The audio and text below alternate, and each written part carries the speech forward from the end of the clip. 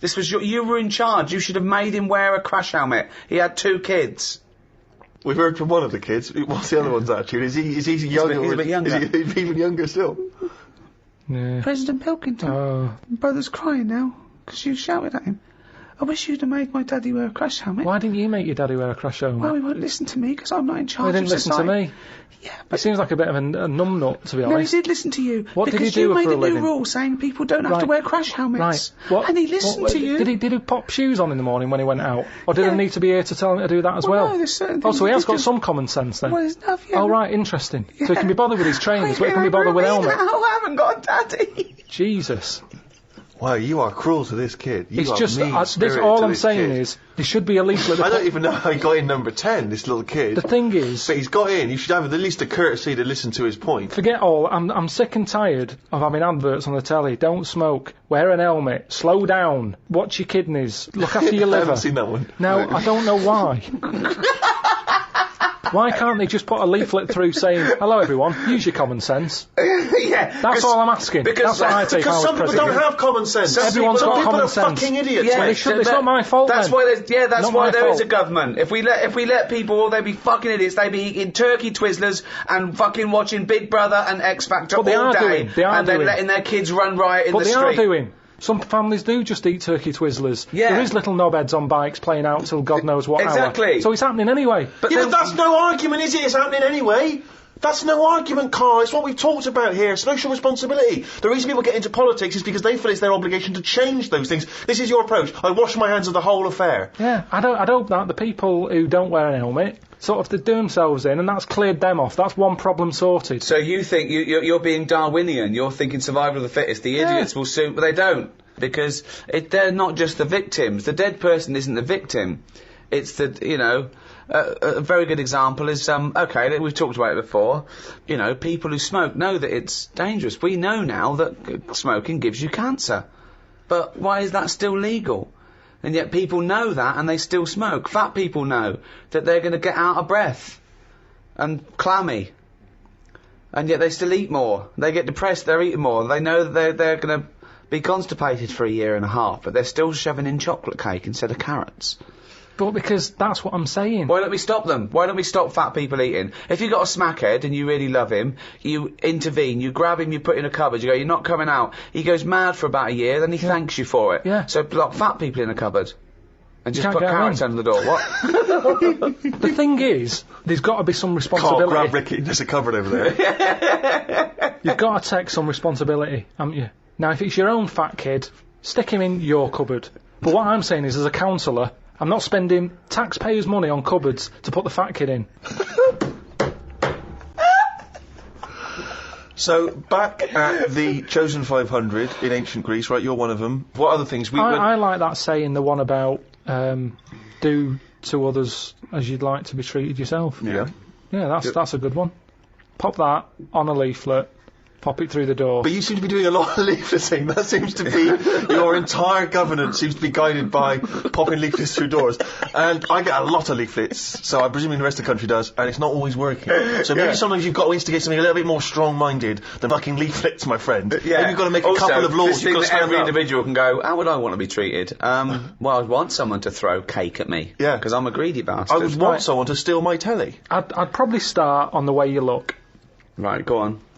I'd just say, right, make an effort, tidy up your house, and I'd have some sort of. I'm poor. It doesn't matter. You can still tidy up. Can we get better houses then? Because Well, look after the one that we've let you. Yeah, Get it's rid fallen of that down. old mattress that's in your garden there. Clean the windows, and then we might give you a nicer one. At the moment, you don't deserve anything nicer. And that's what I'm saying. You've got to be honest with these people. Wake them up. I like that. Sure, you've got to be honest with them. You've got to wake them up through the heavy leafleting campaign. yeah. But do you see the problem with some of what you're saying, Carl, is that it's very hard to enforce that in Yeah. law because it seems unjust and unfair. You can't really start legislating against people's looks or whether they want. I mean, you have to keep your house tidy. I mean, who decides how tidy it has to be? It's the tidy police. I mean, that's a strange. Well, hold on though. I like wearing sort of these denims. It expresses who I am, and I like wearing a beard because I just think it's natural. I don't really like shaving, and Yeah, I like this sort of smell. I like this smell of BO.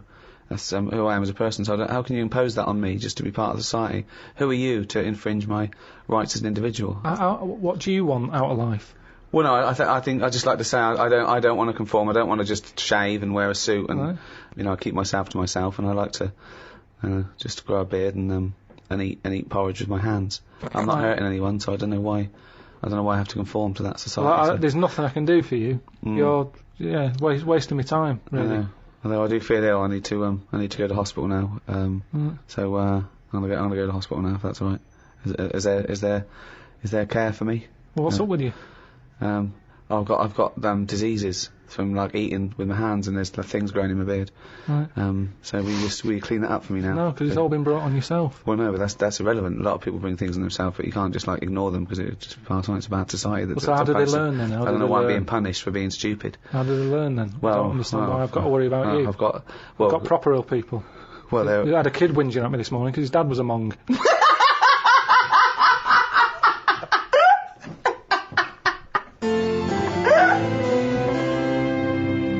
Obviously, in China, you can only have one child, can't you? Is that something you feel we should bring in here? Yeah, I think we've got to. I don't know about one kid. I just sort of concentrate on who can have a kid, as Okay. opposed to if someone's got a load of money and they're good at looking after kids, let Madonna have as many as she wants. But if it's someone who's but then So social engineering you want to do yeah, there. but hold on though. well, what this is- use are they then? If you're bringing them into a poor family, what's the point?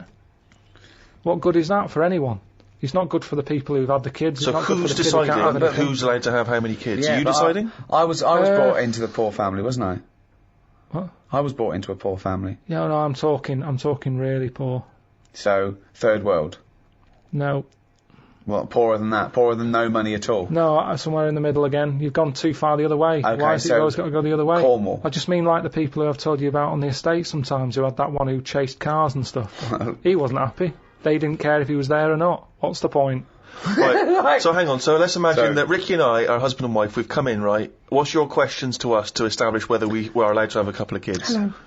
Hello. Thanks for Me and coming. my husband, we can't have children. Why not? Because he's got no sperm at all. Okay. He had one sperm and it was ridiculous. It was awful. It just came out like a dead anchovy. Right. And What's you're meant to have 300 million tiny ones, and he had one big one. It was horrible. I had to pull it out. It was like a leech. And also it was no point. I haven't got a vagina, so there was no place to Completely put it. smooth down there, like an action man. Yeah, it was just that. I don't know. But we love children, and we wondered if we could have a child. what do you do for a living? What do you do? What's your work? I'm a rapist. Right. And I dispose of the bodies. Right. Well, fill out this Sorry, form. I should have clarified. A rapist murderer. Fill out the form. He does it in the wrong order as well, I must Yeah. say. So, no, number of times I've disposed of the body. He said, I hadn't made that one. I just wondered what else you need to know about us. Because even though I That am was a- our little joke, by the way. Yeah, he well, doesn't. of He course doesn't not, rape, of and I course don't. not. I I don't- work in an office. He works in an office in the town. But yeah, I'm a housewife. I She's think a that housewife. I'm making a little nest for when we have when we adopt a little child. we don't earn a great deal of money, but we're good parents. We're we very think. good parents. What's that based on? How have you Well, we're managed to good come up- people, you know. I mean, aside from a few naughty jokes. We're God-fearing people. We believe that God is watching all of us, and we believe in the Old Testament. And sometimes he tells us to kill and rape. yeah, sometimes he does. Yeah, particularly. We've stoned a couple of homosexuals this week alone. So We're joking again. We're of joking course. again. Or We just don't. a joke, just a We silly don't joke. believe in God. We're from an atheist and believe that our time on earth is all we have, and then when we die, we become worms, mate. Right. Well, you filled out. But the we've already painted the back bedroom. That's ready for the little We child. painted it black Yeah. because we want our child to be a Satanist. Right. Joking again. Little joke Joking from again. us. We want, Little him to be, we want him to be an accountant, Right. Yeah. gay accountant. Some would say the same thing. Only joking, of course. I think there's too much in society where people are pressured to be heterosexual, so we're going to try and make ours a homosexual. So encouraging that. we don't care whether you get a homosexual or a heterosexual, but I tell you, by the time he's 14, he will be as queer as the Ace of Spades. Right. So you filled out the form. Fill out the form. Yeah. We'll put that in, get it processed. Right. Okay, but what kind of questions are you going to ask us? None really. No. So Just my job. You're happy. You're My happy with job us. to pass the forms on. We've passed the interview. Because that's the sort of world we live in now. God. We don't want a child. We don't want a child, actually. But do you know where we could buy a knife and a sack?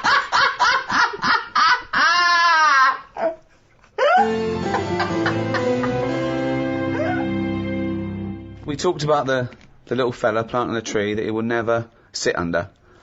He's given that to the next generation. Okay? Now, big discussion about donor cards. Of course, there's no reason not to give your kidneys away after your death, to all your organs. They're no good to you, and you'll be helping life. It's perverse to me that you wouldn't want to donate your body to a worthy cause after your death. Medical research, whatever. You agree with that, don't you? Well, you know how I feel about it a little bit. I don't like the idea of certain bits. Why not? What does it matter? Just because there's certain bits that are really personal to you, aren't they? No, there's not. What bit is more personal than another bit to you? Well, like I've said, my eyes. They're my eyes. I've seen stuff I like. Yeah, Now, but what happens if someone else has them and they start looking at stuff I don't like? I But don't you- like the idea of that. But that's ridiculous, because your eyes they're just bits of tissue. Then they haven't got No, your but we cognitive- don't know, because they found do out know. there's something called cellular something or other that I've told you about the person who had Right. some sort of operation and ended up Right. like in Yellow Biscuits. I've Yeah, told but- you about Yeah, them. but that's bollocks. It's the same you thing told with us the about eyes. it, but I dismissed it as bollocks Well, immediately. but the other- Not just because you said No. it, because it was intrinsically bollocks. No. But it could work the other way anyway, where No. the person who has my eyes starts like looking at ants and insects and stuff. I Right, might it's all carry on. bollocks. Again, this is all bollocks. Got none of your memories, none of your thoughts, none of your reasoning, nothing of you, none of your personality. They're just a collection of cells that now have light going through them and making this new person see. They're a lens. They're a lens. That's all they are. So there's no reason why, this was the crazy thing, isn't it, when people started saying that they wanted their organs to go to a particular race of person, and obviously that's illegal. Also, it shouldn't be the choice, really. I think you should have that opting out, that you have to say that you don't want your organs given after, and if you die, then they assume that those organs are up for grabs, because there's a shortage. So what do you think of that? Like I say, they can have certain bits. They're not having the eyes. I think that's Nice. fair. What can they have, the cock and balls? I'd prefer it if they didn't. You're saying no one's going to have my eyes or my cock and bollocks. What if ever. the tables were turned? Yeah. What if someone said, Carl, you've lost your cock and bollocks in a terrible accident. It's all right, we put some flowers at the scene of it. It's brighten the area up. But we've found a donor who's happy to give you his cock and bollocks. He's dead, but his cock and bollocks we kept on Would ice. you accept them?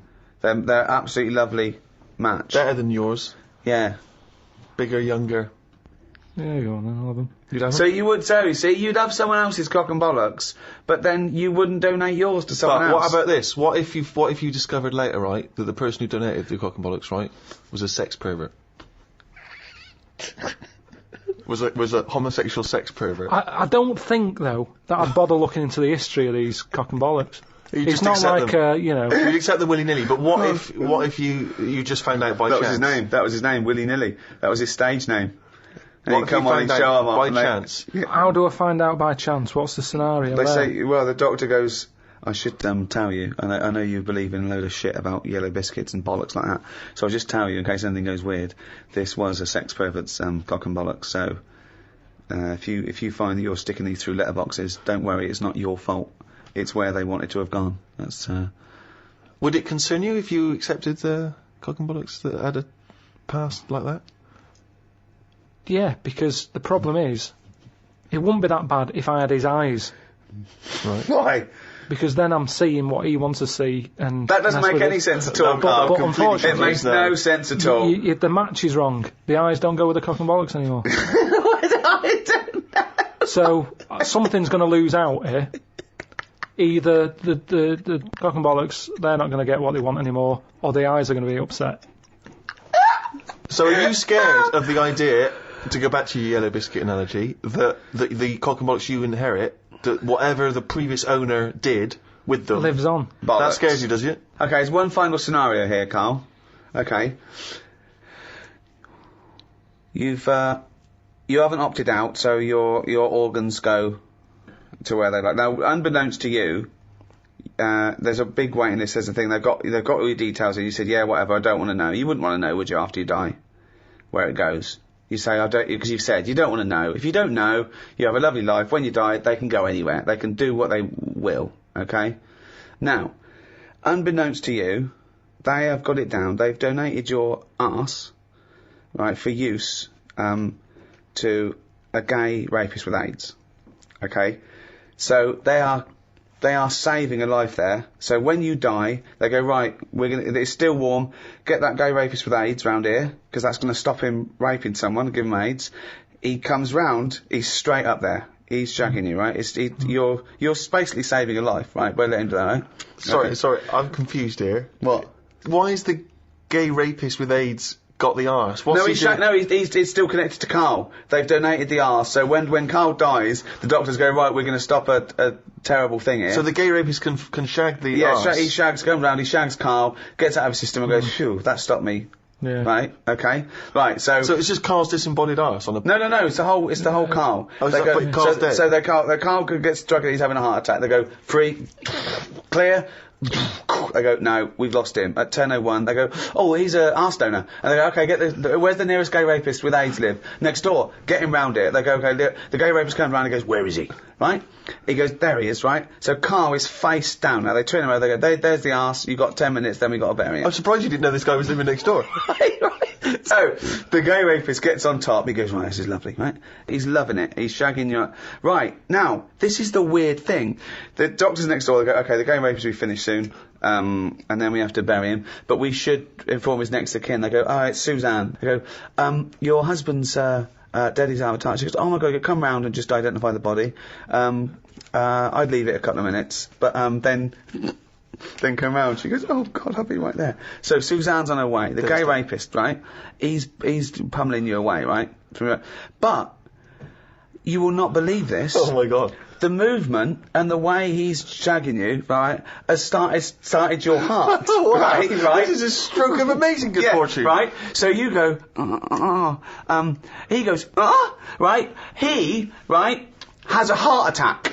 Right? And he flops down on you. He just like headbutts the back of your head. So now, you're both naked, this gay rapist is up your arse, he's dead, right? The shock is you go, fuck me, how can I get out of this, right? You wriggle, you fall onto the floor. So now, he's on the bottom, face up, you're on top of him, he's still in you. His cock is up your arse, you're sat on him, wriggling, Suzanne walks in, goes, Carl, what the fuck are you doing?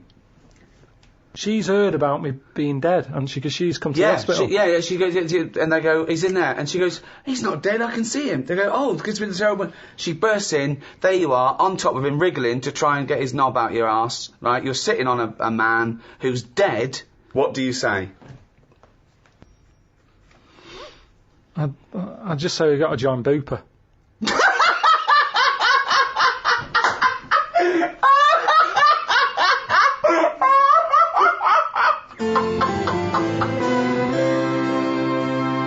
Very hard, isn't it, to imagine yourself a different period in time and how you would have reacted.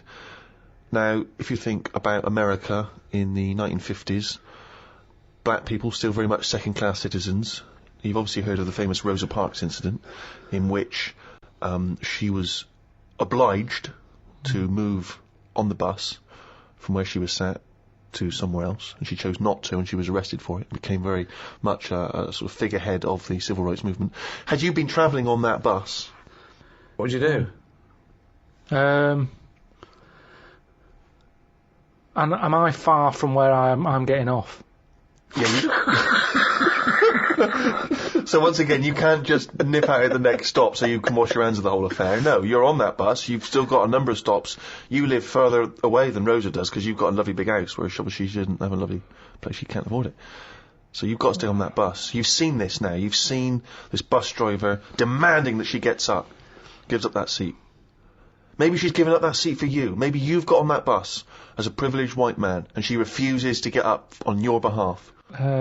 I'd probably go, it's alright, I'm standing, I'm alright. But why would you say that? Because you're thinking of the modern day car, you're not thinking of the man from the 1950s. Well, we don't have to go back in time, or we can go to a country now where you'd see an injustice, where you were outnumbered by the law of the land.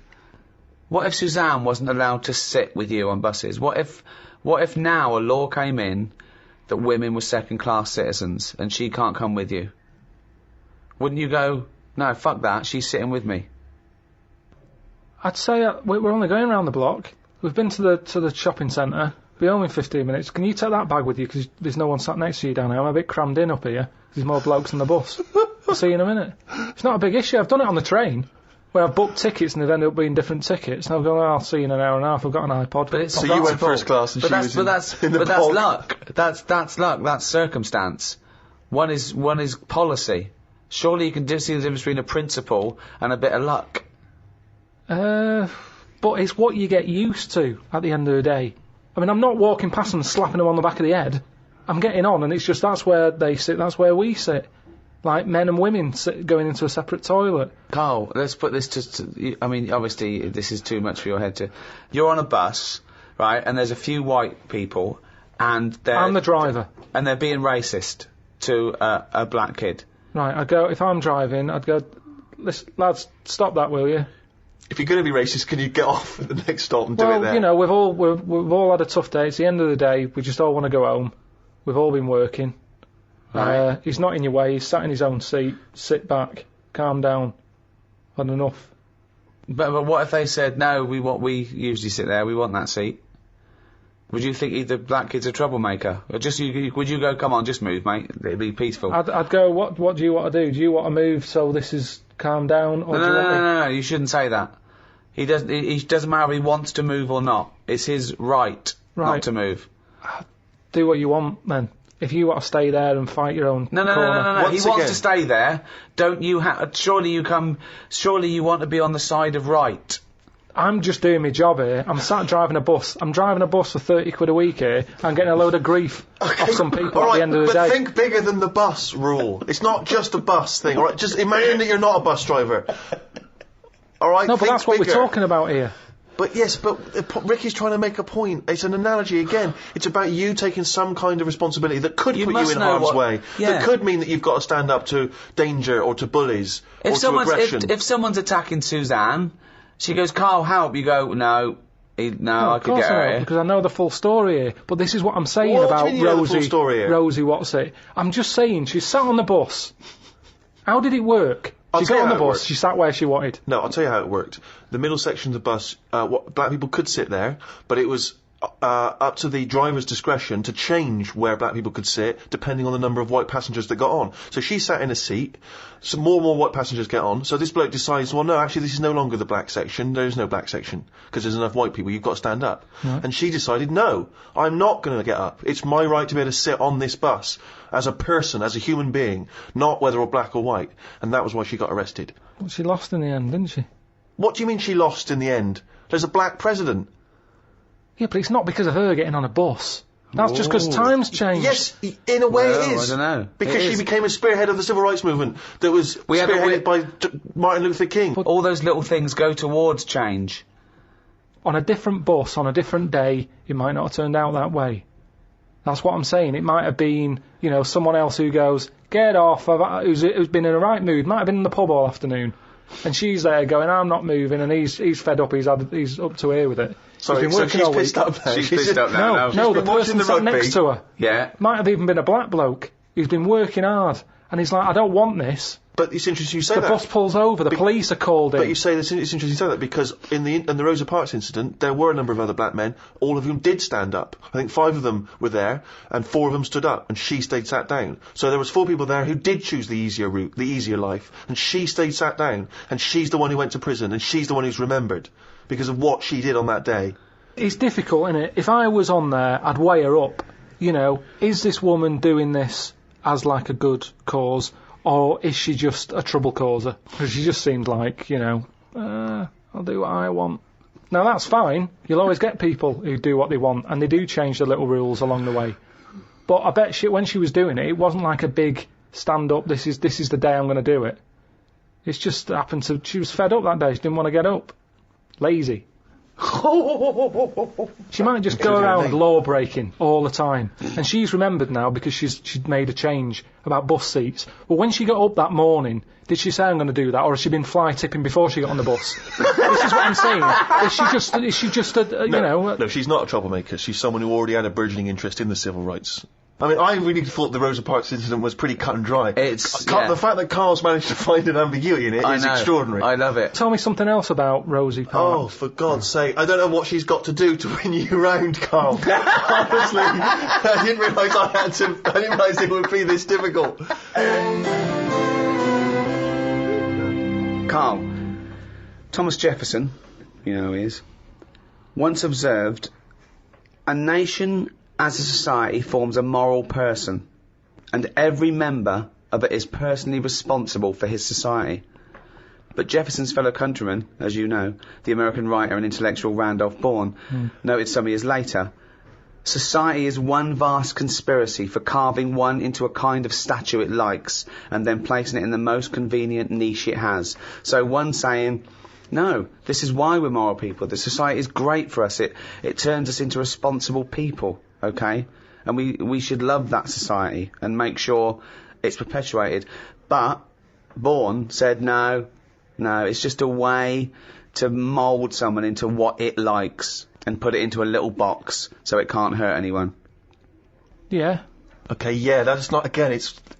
No, Which one are you both of them are right. Both of them are right, but they're contradictory. They're both opinions. They're certainly opinions. But I mean, I don't know why I am the way I am. It just happens, doesn't it? You know, I don't like killing a fly. No one would stop me if I did. But there's something in me that goes, don't do that. Right, so this is a very important theory, because you're basically saying, well, you could be saying one of two things. You could be saying that goodness is innate. Not likely. But No. Or he could be saying that there's a morality that transcends rules and society pressure. Whether or something's legal or not doesn't mean that you have to do it because it's legal, and That's it doesn't what mean I you meant. don't... Yeah? Yeah. Is that the one you meant? That's what I meant. There was a bit of trouble in our yard the other day Right. between a wasp and a cricket. No, the thing is there any point to this at all, or are you just going to tell us you saw... Are you going to extrapolate some analogy from this? I think so. Okay, Yeah, well, let's let's see. see. So there's a wasp. Yeah, well, so look at the whole scenario. It's the whole scenario, right? As you said, sorry, just to clarify, as you said, it was kicking off. Right, okay. Old scenario. So you're looking I'm out there. your window. No, Right. I'm in the kitchen by Right. the sink. Yeah. Washing up. We've got a new sink. We've got a dishwasher as well. But I said, well, I'll use a sink. We've paid for it. Let's Yeah. give it a go. So you're like a Luddite threatened by the technology. You're thinking your worth will be taken away, your reason in the world will be taken away by the dishwasher. So A you're going, little no, bit. Suzanne, we've got a dishwasher, but I am going to carry on. You're going to need me. I want to show I'm needed. I wanted to use it. It's like, I don't understand it if someone's got a really nice car but they have a chauffeur. Drive it. It's yours. Enjoy it. Enjoy your car. Well, I Feel use a gear car- change. Yeah, I but you use- don't drive. No, I know. Yeah, so that's all right. But what I'm saying is, I've got a sink, I've got a dishwasher. What am I doing? If I put the dishwasher on, what am I going to do? I'm just going to sit down and do nothing. Probably. Wash up then. Do something useful. I do a better job than the machine does. Well, get rid of the machine altogether then. No, because Why? sometimes I might want to go for a walk or something. Well, why don't you go for a walk all the time? It's good for you. I'd had a walk in the morning. Anyway, so I'm washing up. That was all the prelude to the wasp and the cricket story. It better be fucking good to top that. His life's so complicated. For a man who does nothing at all, right? His life is so complicated. No, because it's the same thing. The kitchen's fairly new. All so right, I you're just washing wanna, up for Okay, Christ's right, sake. wanna you're give using it a a new go. sink, the dishwasher's there, it's not doing anything, it's not even plugged in, it's pointless. What's going on? I'm washing up the few plates. Right, The kitchen door's open. right. Suzanne says, "Oh my God, look at that! What? There's a wasp and a cricket having a wrestle." I've never seen it before. Right, right. Wait! Are you sure this wasn't Mexican television and it actually was a sporting people event? dressed up. Yeah, yeah. So they're there wrestling, and I was like, "Well, stop them then." So Stop! Whoa, whoa, whoa, whoa! You don't interfere with fucking Rosa Parks. Why are you interfering with a wasp and a cricket? because one, I didn't even know they didn't get on. To be honest, So this is much bigger metaphor than black and white. because listen- this is more important than apartheid and segregation, Tim. I didn't even know they didn't get on, to be honest. Because they were sort of wrestling. I said, and my hands were wet, so I couldn't do anything. I always overdo it with the fairy liquid. Yeah, sure. So she's there. I say, separate them. Poor Suzanne. So she uses a tea towel, flicks them. Flick. Clever. Right. Good Right. thinking. The wasp goes its own way.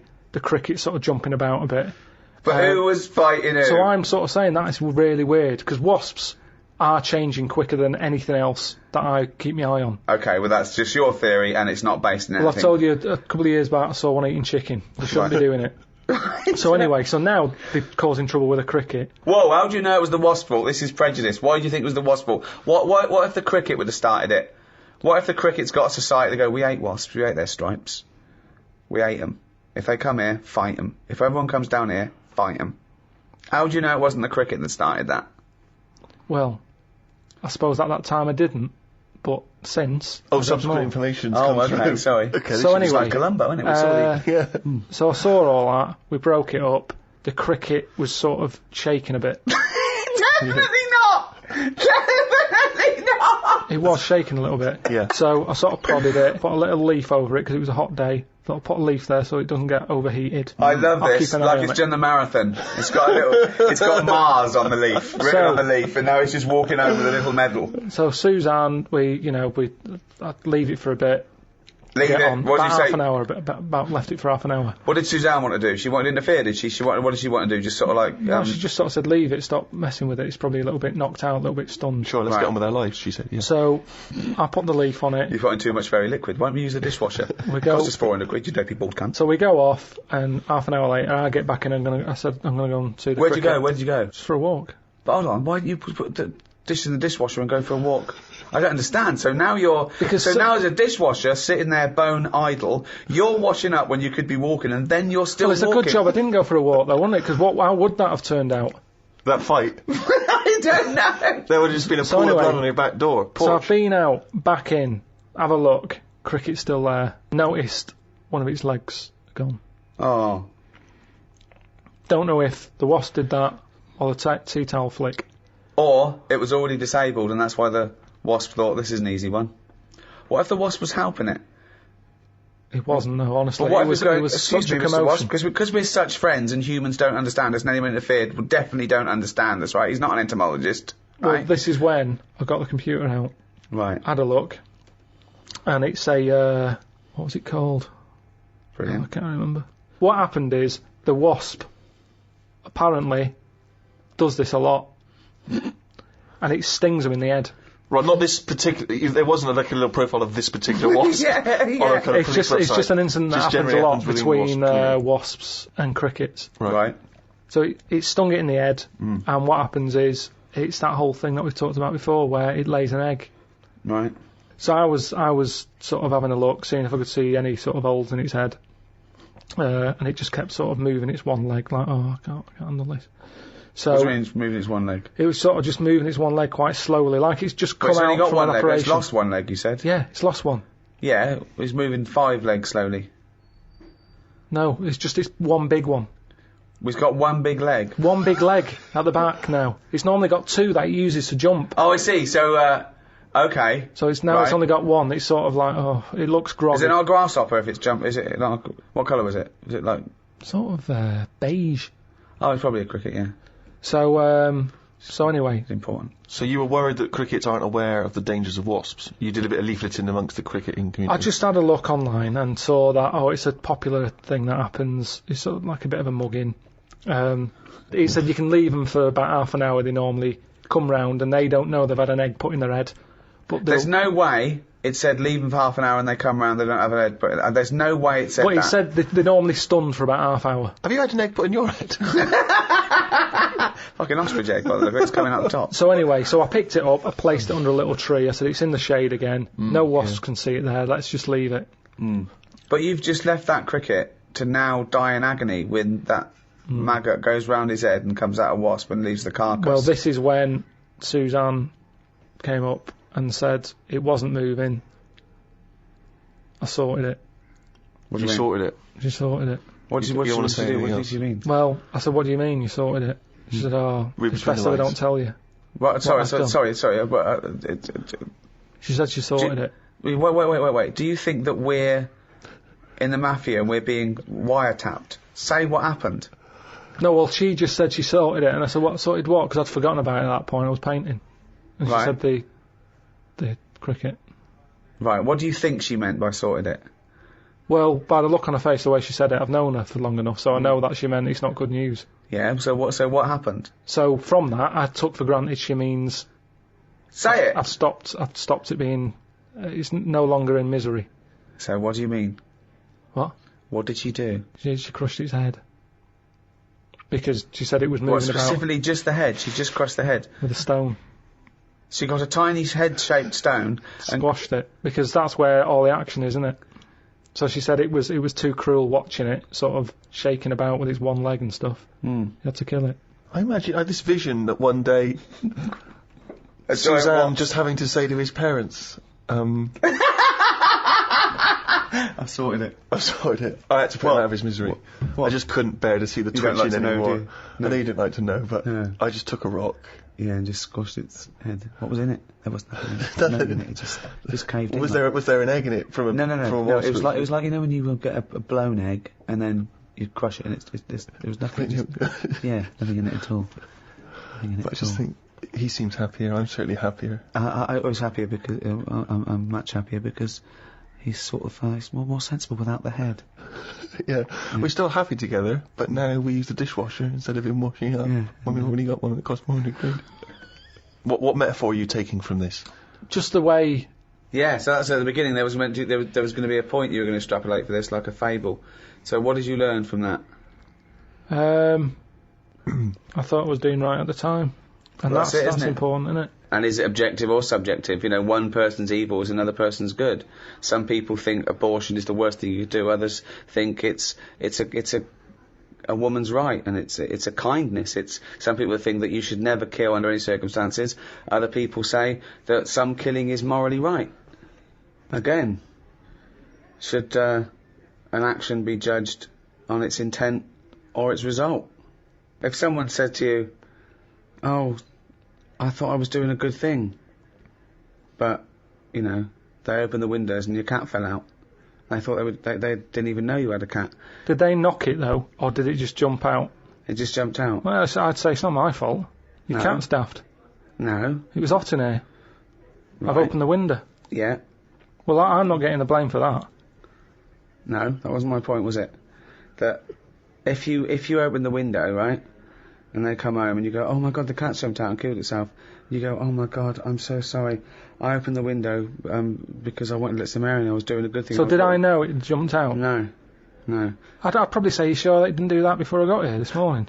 Did you have the window open? Right. I don't think looks like it's been there a while. So That's a bit already, hard. you instantly don't want to be culpable for your own actions. I mean, it is Hang your on a fault. minute, it wasn't It me is- who did it. It is your fault the cat's dead.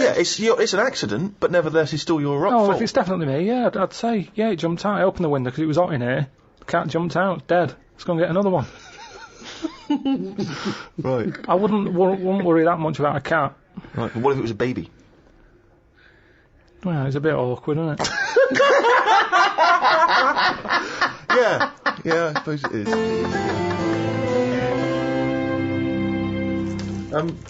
Carl, I'd like to ask you, if I may, stop twiddling that. Now, this is interesting. You were fiddling with a bit of plastic there, and it was annoying me. And I know that a lot of things annoy Ricky, get very infuriating for him. Social etiquette. Now, that's a very that's not obviously inscribed by law. These are just things which have built up in society. So, for instance, it's impolite to sneeze and then shake someone's hand. Yeah. It's Or sneeze straight in their face and go, "Oh, sorry, I've got swine flu." Now, those things are obviously good practice in terms of avoiding the spread of disease, so that makes sense. But other things Also, are it more might just be arbitrary. disgusting. If someone hasn't got a disease, I don't like to see someone sneeze on the pavement or sniff or scratch their arse. So social etiquette, I mean, how do you decide... I mean, what prevents you from being truthful and honest at all times? I don't know, there's something in you, and sometimes you can just pop it out, can't you? I've been in a situation when I've said stuff and I've thought, why did I say that? Go on. But it's not always... in the dentist. Last time I went to the dentist, I was sat in the reception bit, Big fat woman comes up the stairs. Massive she was. Had a right sweat on. Right. She gets there and... Out of breath. Yeah, she was, again, you know, I mean, she was friendly, dead friendly, but kind of like, you know, leggings on, sort of, you know, shoes but not on properly. She was stood on the heel. Yeah. You know, like she couldn't be bothered. Yeah. It's like greasy hair. And she went up and she's been all happy and everything. And I think that's what annoyed me. So when she sort of said, oh yeah, I've lost weight, she was talking to the woman behind the counter. And she sort of said, yeah, I find it really difficult, especially living where I live and having to come down this high street because there's so many cake shops and everything. And she sort of said, you know, today I've walked past, normally I always have a coffee and a donut, but today, you know, I didn't have a coffee and a donut. And I just said, why was it shut? Right? No, you didn't. I did, honestly. Honest to God, on my mum's life. I said, why was it shut? She said, oh, Hold you on, know. why did you butt in? She wasn't even talking Honestly, to you. I know, it's really, really weird. It's Wait, really did you have weird. to shout across the dentist waiting room, or were you No, stood it was next to just, it? it was it's a small waiting room, so you got the stairs, you go in, you've got about 4 chairs, and then this old desk, and I get on with the woman behind the counter, and I always sit close to it, and it was just me there, and I was talking to her about going to Corfu or something. She comes in sweating like some bison up the stairs, and she's there, and because she was showing off, it was like, well, you should have done it a long time ago. I think she annoyed me that she wanted some sort of pat on a big hefty fat back. That she hadn't bothered having a donut that day. Now, maybe it's the inner me that just came out, because I remember saying it and actually getting home saying to Suzanne, oh, I said this, and I didn't even think I don't know I know where what it you mean, came though. from. Sometimes you want to go around with people, and they're going, "Oh, I need." You want to put them down. You want to go. I'm stocking out with you because you're going to go straight back to that. You can do this, that. You know, I know you've had a lot. Just inject them in the head. Absolutely pointless. Get rid of it. Yeah, I know what you mean. But talking about social etiquette, I was in a flying to Edinburgh, and I was with Matt, my assistant, and there was a bloke on a mobile phone across the way. Right, he's going, yeah, I'm just going to get on the plane now. And he kept talking that loudly to people, right? And I was fuming. Then he stopped and made another call, and I was giving him dirty looks, and Matt was going, no, sit down, son. And then he was going, hiya, in the airport. And I shouted, he's in the airport. He didn't notice. I was shouting over. I was fuming, and Matt was just getting so embarrassed. But they don't see it, though. And people were looking at me like I was the mental case. Yeah. But it was so fucking loud, and I moved through to another place. But I wanted to get someone. I wanted to be policed. I want to go, right, there's a cunt over there swigging beer, thinks he's a fucking Gordon Gekko player, and he's not. He's some cunt who's got his first mobile phone.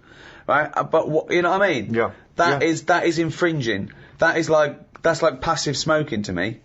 Yeah. It annoys me when you hear these awful middle-class parents talking to their kid loudly enough to let everyone know what their kid knows. Do you know what I mean? Yeah. They bring up conversations because they're showing off about the kid. Toby, what's that you were saying earlier about you preferred Beethoven to... Right, okay, if that kid talks about Beethoven and Chopin, right? Do you know what I mean, though? Yeah. It's like people showing off, thinking that the world is interested in everything they fucking say. That thing about everyone's got access, which is fine, but it's those fat fucking morons on docu-soaps that go, I speak as I fucking think, you useless fucking blob of shit. Yes. Have an education, research, think, discuss, then offer your opinion. And stop your kids chewing on a fucking big ball of fat. Your leg. Got someone specific in mind there?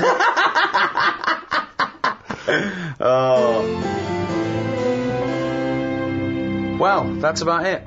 Hope you enjoyed the Ricky Gervais Guide to Society. I think we've sorted everything out there, Steve. Yeah, not many questions left unanswered. No, that's a pretty in-depth analysis of what society is and how to improve it, I think, in many ways. Let's hope some of the big people are listening. Brown, Obama. And they go, okay, what's Pilton got to say? Keep out of it. Unless it's an insect. So it's goodbye from me, Ricky Gervais, Stephen Merchant. Goodbye. And from the little round-headed simian type thing we call Carl Pilkington. All right. The next audiobook in this series is the Ricky Gervais Guide to Law and Order, and that will be available from the 1st of December. Easy date to remember. World AIDS Day. I knew it wouldn't take off like Christmas.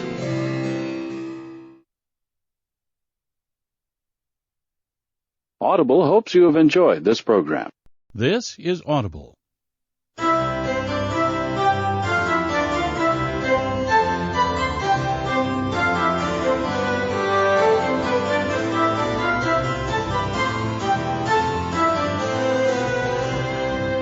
Aristotle once observed, law is order, and good law is good order. A seemingly simple concept, but the realities of making those good laws and enforcing them have troubled society since time immemorial. From community service to capital punishment, everyone has a view on how we protect the innocent and punish the guilty. Is one man's law another man's tyranny? Is justice available to all? Does prison work? Should we lock up lawbreakers and throw away the key, or does that fail to address the root causes of crime? To discuss these questions and more, I'm joined by Stephen Merchant, award-winning writer and graduate of the University of Warwick. Hello. And Carl Pilkington. Look at that fucking head. Right. So, Carl, law and order. Not that interested in it, to be honest. What do you mean? I've got no interest in law and order whatsoever. It's not part of my life. That's the problem. You keep picking topics that don't buzz me. Of course they They do. don't. Well, let's I'm talk not about this. interested. Let's talk about this. You're a man quite obsessed with law and order. Based on what? Well, law and order is basically to protect the innocent, isn't it? I mean, when we think of law and order, we usually think of crime and punishment, but it's all about protect our person. We have the right to walk the streets without getting mugged. When someone wrongs us, we want justice. It's fundamental. And you do. You were sitting in your old flat in London, phoning me every day that you wanted to go downstairs and smack their heads in for being late and shouting around and being drunk, and you could hear it. You wanted some justice. Yeah, but nothing would have happened if I'd have called someone up and said there's people doing noise pollution. Even though there's a law for noise pollution now, it's not really taken seriously, is it? Well, So it you isn't. are, but you are concerned with law and order. No, but you there's wanted no your point. rights, and you Quiet, ended up quiet. moving. He's moved in now. He's moved to lovely sunny Hampstead, just down the road from us. So you're having a better life. Yeah, So but I shouldn't have to move because of some noisy people. no, you shouldn't. But I'm saying you were So no one stressed, cares, though. and you wanted justice, but you thought you couldn't get justice, so you moved away. Yeah, so which I is, dealt with it in my way. Yeah, I right. hated them. Right. Because they didn't care about anyone else. Exactly. But the police wouldn't get involved. There's other people who live round there who had to put up with it.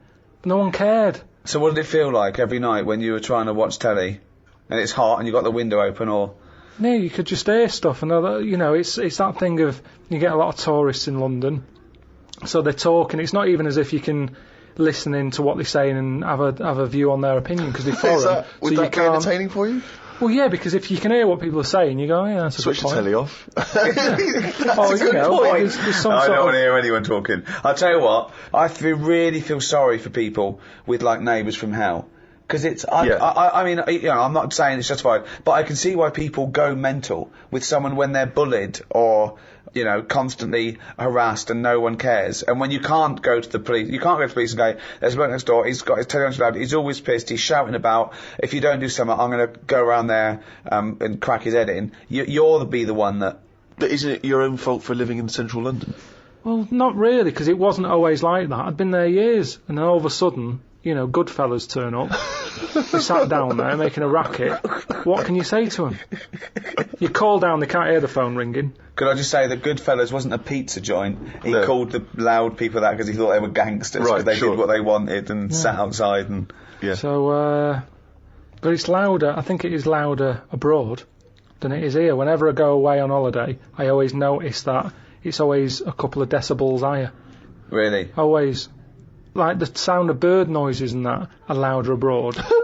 Because they're trying to get a nut above the noise of the noisy people. No, that's not true. They are. When I was where was I?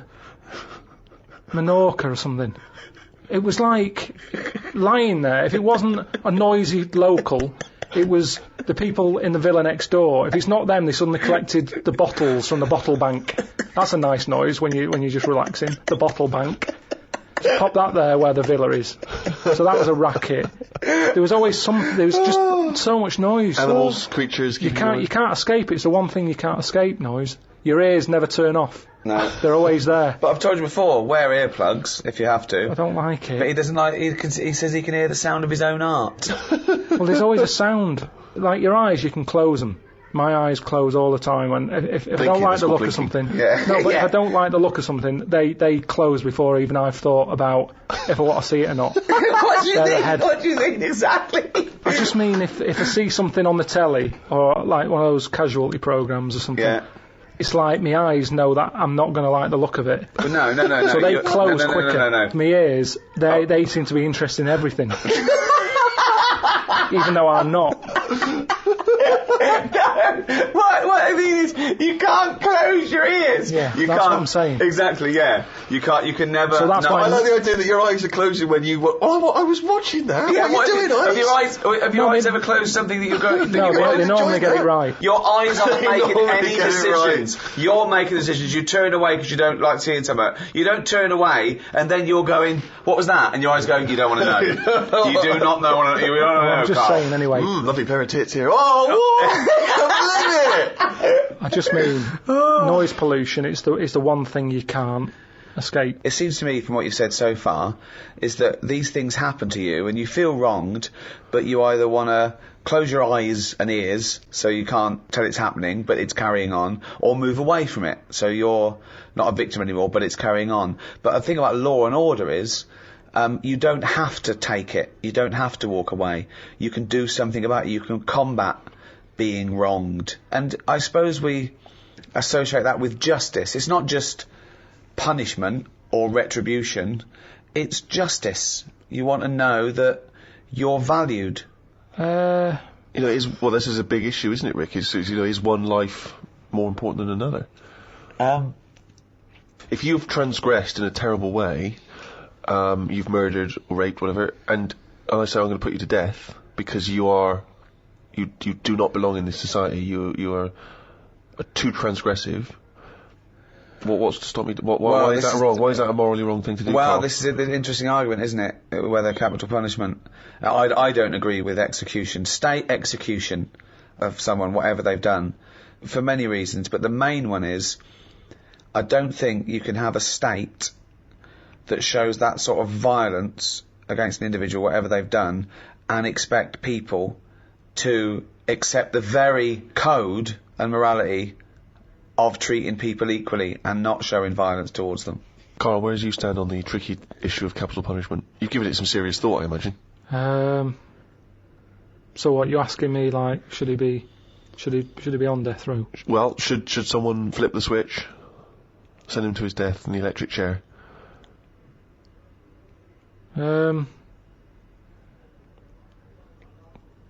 Yeah. That was the least considered. Yeah. I mean, I saw a little bit of flicker behind the eyes. I don't know what. Well, just take us through the mental process that you arrived at the yes with there. So you've been. No, I remember that because there was quite a brief gap there. I just was thinking, it's not a nice job if you work in there and you've got to flick the switch. Right. But I was wondering if it's possible to just do it so it's linked up to someone's switch What do you mean? when they put the lights on or something.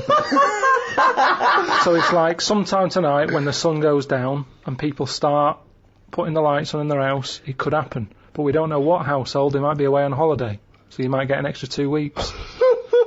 But at least that way, because for me, the worst. Well, funny you should say that. This is not the question I asked was whether we were talking about the morality of whether you put someone to death. But he was thinking He about was thinking about literally the practicality of flipping the switch. Well, no, I think that aren't you talking about the integrity of the person who knows or knows not that they've put someone to death, like a firing squad, like Yeah. what they used to do sometimes in the First World War when they had 6 riflemen, but Only one 5 had a were bullet. blanks and one Right. had and no one knew. If they were the person that killed them. Yeah.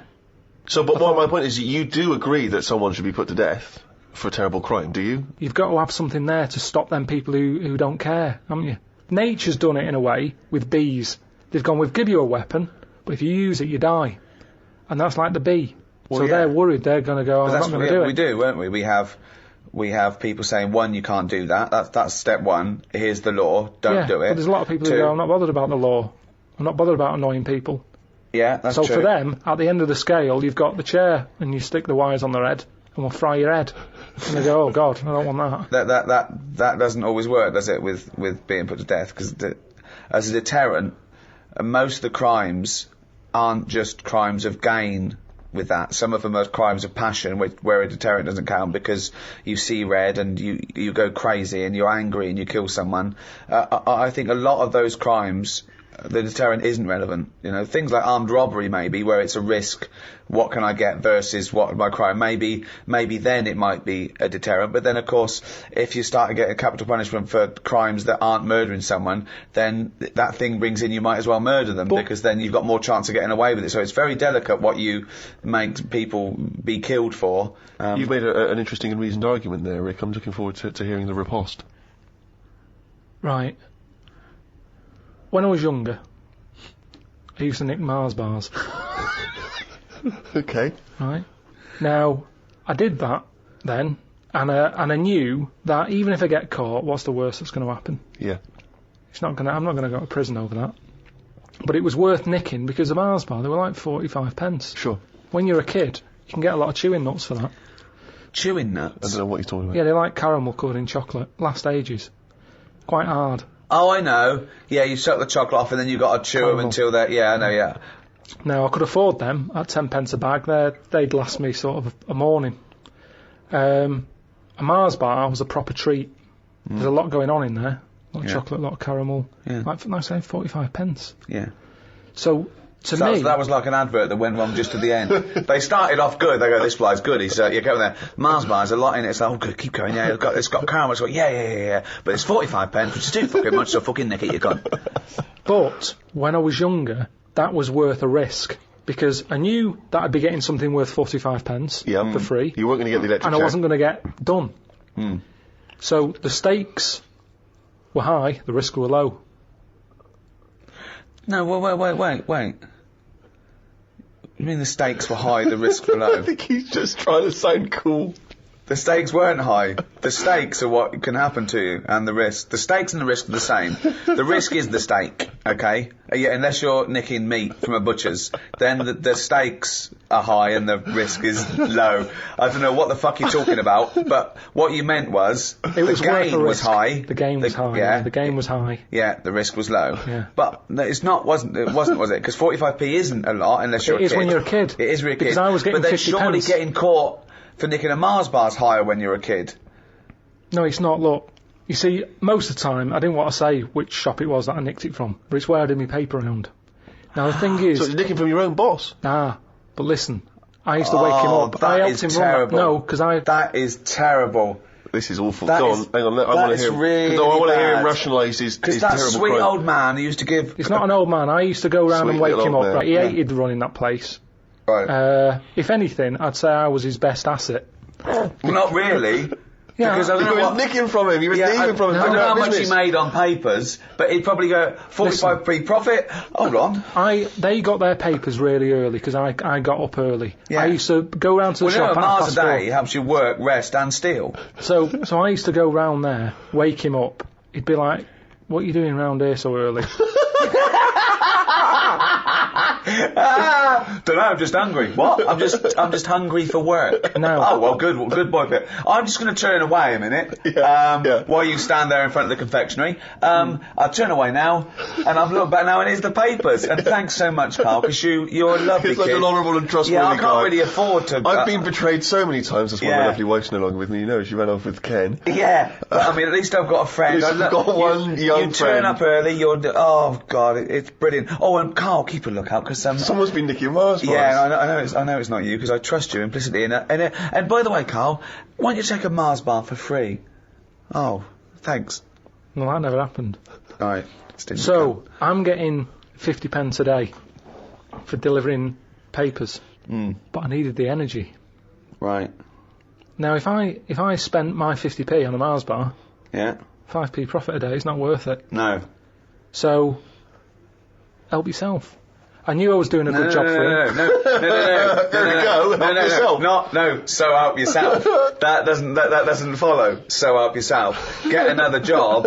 Leave that job. Negotiate a pay rise. Not help myself. That doesn't go. That's ridiculous. Where does it stop? If you worked in a nuclear power plant, well, they're not paying me much. Have a little bit of uranium. A lovely little bit of uranium. Yeah. I do. That's a strange analogy, Rick. Some left straight from a bloke nicking stuff from work. So he works in a power plant, he's having himself a bit of uranium. What's he doing with the uranium? Well, you know, Mars a day and all that, and that's for energy, and so's uranium. But more energy than a Mars bar. Yeah. I never nicked because I couldn't bear the shame. Even as a kid, I knew that was shameful. I want a clear conscience. I want to go to bed and sleep at night. And I do, Carl. I haven't got restless leg syndrome or people shouting out my window. So I sleep at night because I've got a clear conscience. And that, to me, is what guides me. Well, it's like when I first moved to London and I was travelling, when I was living in Oval, I was travelling across London all the way to Shepherd's Bush every day. That's a big, long, 45-minute, hour-long journey. And there were not barriers at either end in those days. So I could get on the tube at one end and get off the other end and no one ever checked my ticket. And I was buying tickets every day for months and months and months, and it was starting to seem to me weird. I was like, well, no one's ever checking this. So, of course, you know, got a little bit lazy. Maybe I stopped buying tickets occasionally, taking the trip back and forth, boom, boom, boom, boom. And then for maybe a month, travelled without a ticket. And then I was coming up, kind of got a bit blasé, obviously, coming up in an Oval station. Someone steps up and says, excuse me, can I see your ticket?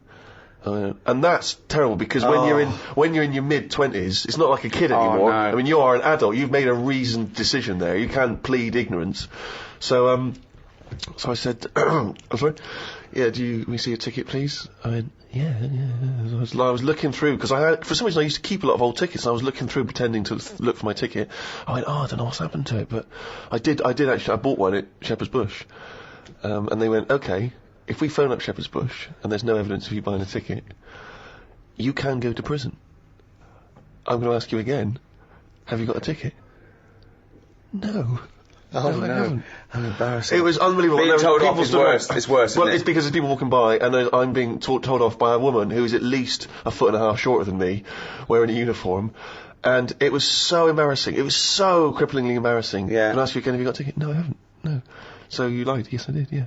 Okay, we're going to have to take your details. But honestly, being told, and that's it, there's the shame. Maybe it's a good bit of upbringing, unlike Carl, obviously, who's a man who's got no guilty conscience at all about the whole Mars bar incident. But whereas you and I, Rick, have raised obviously by better parents, and we are, it's been drummed into us, you know. How much was that train journey? We do feel that guilt, and that's maybe one of the reasons why we don't transgress. Like, this is an interesting, we were talking earlier about the murder thing. Well, of course, there's that sort of idea which has often been used in films. In a godless universe, and if you do not feel guilt, what's to prevent you from committing a murder? If you can get away with it, if you could commit a murder, let's say you wanted to, and you could get away with it, there is no one to judge you in a godless universe, and you can live with the guilt. What's to stop you doing it? Well, I'd just like to say now, it is a godless universe. As an atheist, there is no God, and I'm a good person, not because I'm going to get rewarded for it in heaven, because that's the way I want to live my life in a society that treats people like that. So, a lot of the laws of the land, not just in the country, in many countries, are from the Bible. I mean, that kicked it off. I mean, there was laws before, obviously, and there were different gods before this one. Was invented, but let's have a look at the Ten Commandments. I think that lays down most of the. A lot of them are good rules of thumb. We've got to go along with them. They certainly didn't invent those rules of thumb. I think that mankind were adhering to most of them before it was handed down. So let's have a look at them. There's a website here, a Baptist Christian website forum, and this guy. Maybe I shouldn't say his name. I mean, he's put it up there for public, but I don't want to embarrass him. He says, brethren and sistren. What? Yeah, so never heard that before. I've learned a word. Yeah. Brothers and sisters. Could have said that, but he's not. He's just the classic. He could have said people. Could have said people, could have said folks, say folks. It has come to my attention that not only are many of our members unable to correctly recite all the 10 Commandments, it's probably a big problem. I don't know, he goes around testing them going, number 3, get out. Go and learn it. But those who can remember, even a few, invariably get the sequence wrong. Is that important? Oh, well it is. He says, let me set the record straight. The commandments do not come in a random sequence. with the exception of 7th commandment, an obvious anomaly. Why? Well, he reckons that thou shalt not commit adultery at number 7 should really be 6th in terms of severity. Let me explain. The commandments appear in order of severity. Right. The harsher the punishment, the closer to the top. I hope this handy colour chart will make the intrinsic beauty of God's word more comprehensible to all. So this is it. He's laid it out. Commandment. Number 1. Thou shalt have no other gods before me. Okay? Alert level. Severe. Punishment, genocide. Whoa. Entire cities with men, women, children and animals must be killed. So that's a lovely, nice Christian view there. So if you worship another god before the right God, he doesn't name him by name, he just uses the term God. Sure. But there's only one according to this Genocide. Yeah. Anyone who worships another god, genocide. Entire cities with men, women, children and animals must be killed. I don't know what the animals have ever done, but So why they're getting okay, so that's number 1. That's the most severe, worshipping the wrong god. Sure. Okay? Number 2. Thou shalt not make unto thee any graven image. Okay, no graven images. That's I assume, so druids, devil worshippers, anything like that, isn't it? Well, I think it's also just, I suppose it's kind of images that mock or degrade the Almighty. Okay. Severe. What's the punishment there? Genocide. Genocide again, wow.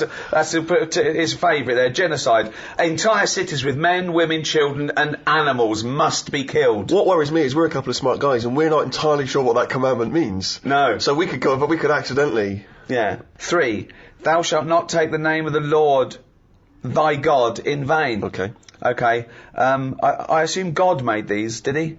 Lord. He's used the first 3 talking about himself here. Alert level high. Capital punishment. Capital punishment, so you're not genocide, thank God. No, you're just going to be... Thank God. Yeah, you're just going to be put to death there, not all your friends and family and dogs. Sure. Leave the budgie? No. Number 4. Remember the Sabbath day. Keep it holy. High. So alert level high. High, yeah. Capital punishment. Death. Capital punishment again, if you forget the holy day. Well, what makes me laugh is that sometimes you can be walking along and you go, all right, all right, I'm just going to I keep thinking it's Monday. You what? You forgot it's Sunday? No, I just forgot, death. Number 5. Honour thy father and thy mother. High.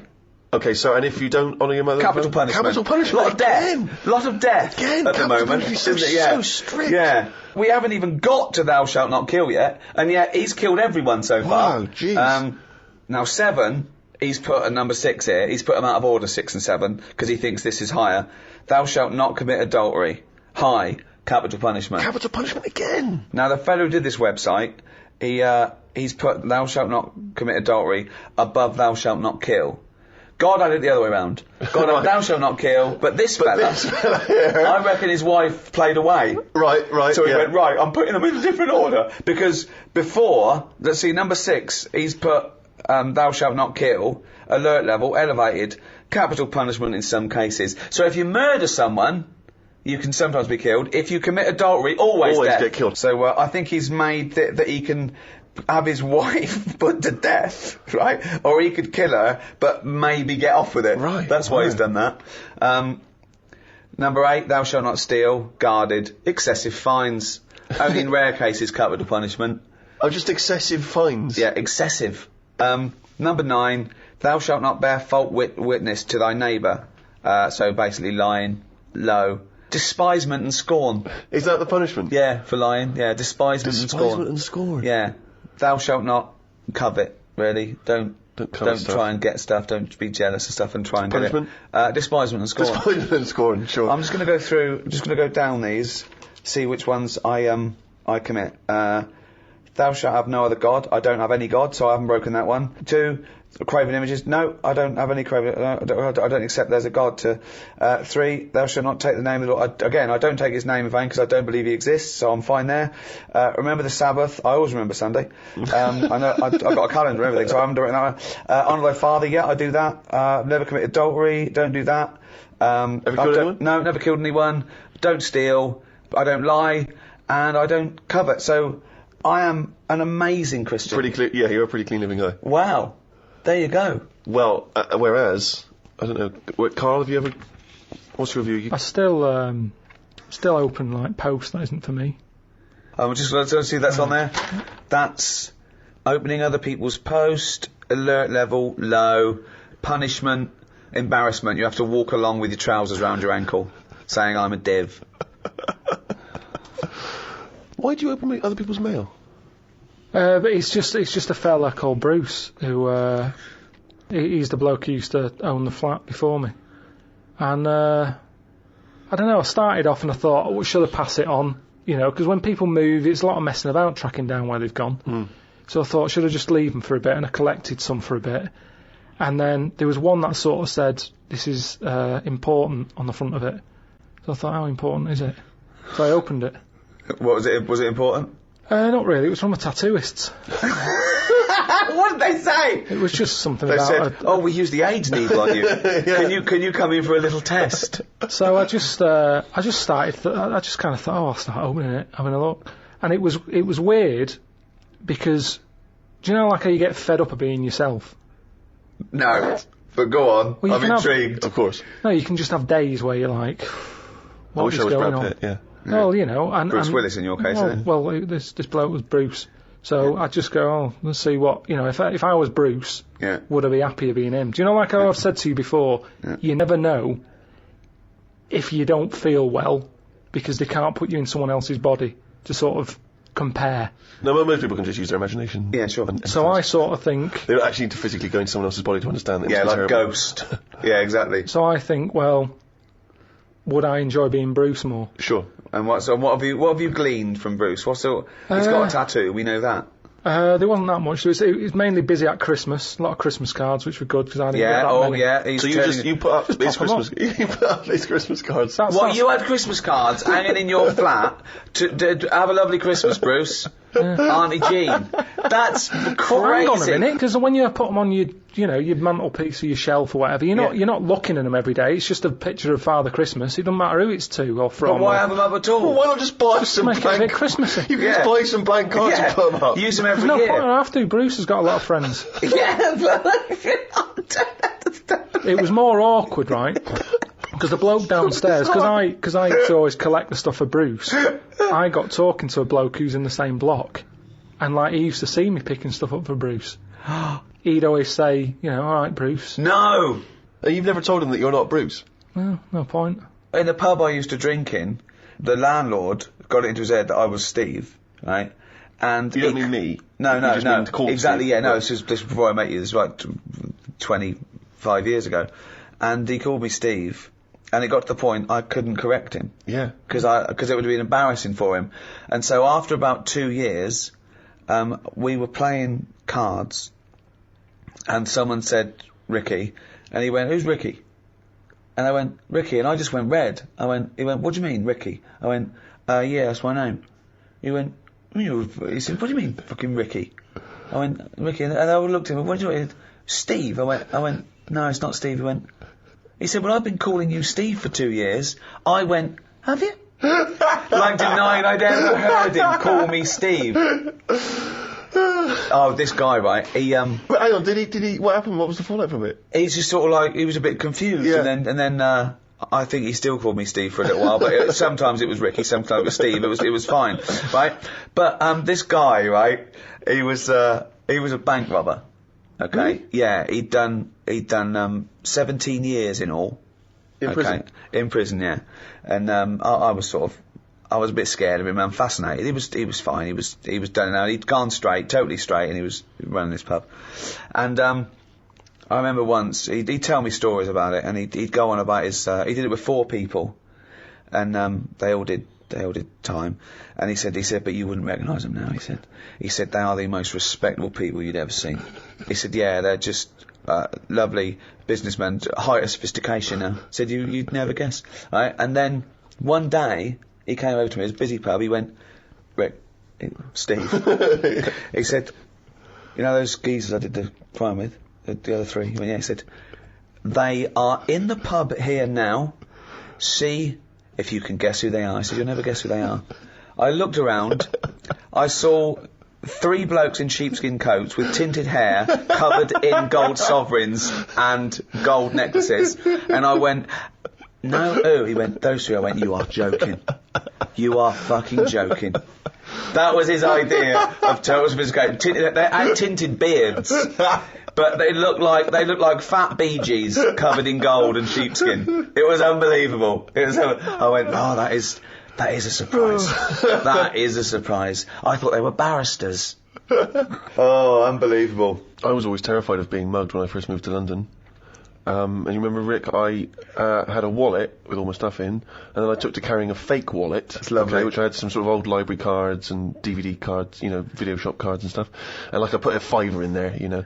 And then I got really anxious because I thought, what if I hand over my fake wallet, and he goes, well, it's a fake wallet. Okay, then I got to hand over the real wallet, but maybe he also punishes me, you know, takes it out on me because he's angry. So then I took to carrying a second fake wallet.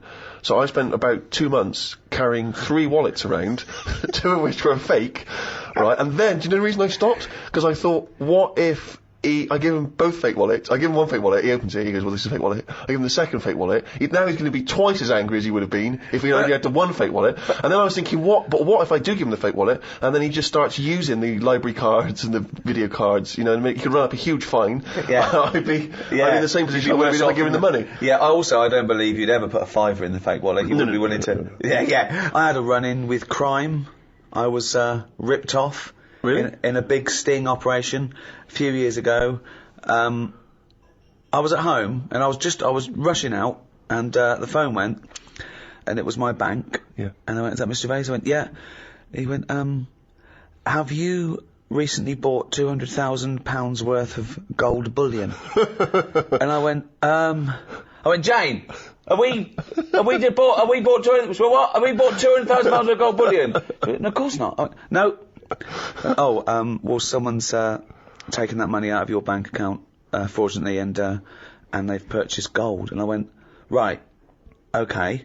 They went, we'd like your permission to get the CID involved. I went, well, yeah. I said, of course. I said, but hold on, you know it wasn't me then.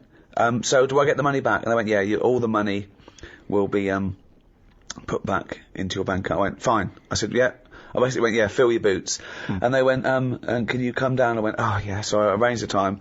I went down to the bank. There was the CID there waiting. And, it turned out it was sort of an inside job. Someone who did some sort of random checking of facts, you know, where they phone you up and say you're happy with the service. They put down the phone and went, oh, you never guess who I spoke to? That Ricky Gervais. Right. And someone overheard. They were involved. They'd got a payoff from Mr. Big somewhere. It was out of the country. And isn't there more? I mean, you can't just, even if you work in a bank, you can't just walk off with cash, can you? There must have been a more elaborate. Yeah, they did a transaction, didn't they? They okayed the transaction like it was me for these people, and then these people bought gold with it, and now all they have to do is go and collect the gold. Now this is the tricky bit. So what they don't know is now the bank know that it's not me collecting it. Right. So whoever turns up for the gold, they said they'll probably just be, they might even be innocent couriers. Yes. But then we get, you know, the go-betweens or whatever. And where is gold bullion kept? I don't know. It's just I suppose you go and get it from a vault somewhere, right.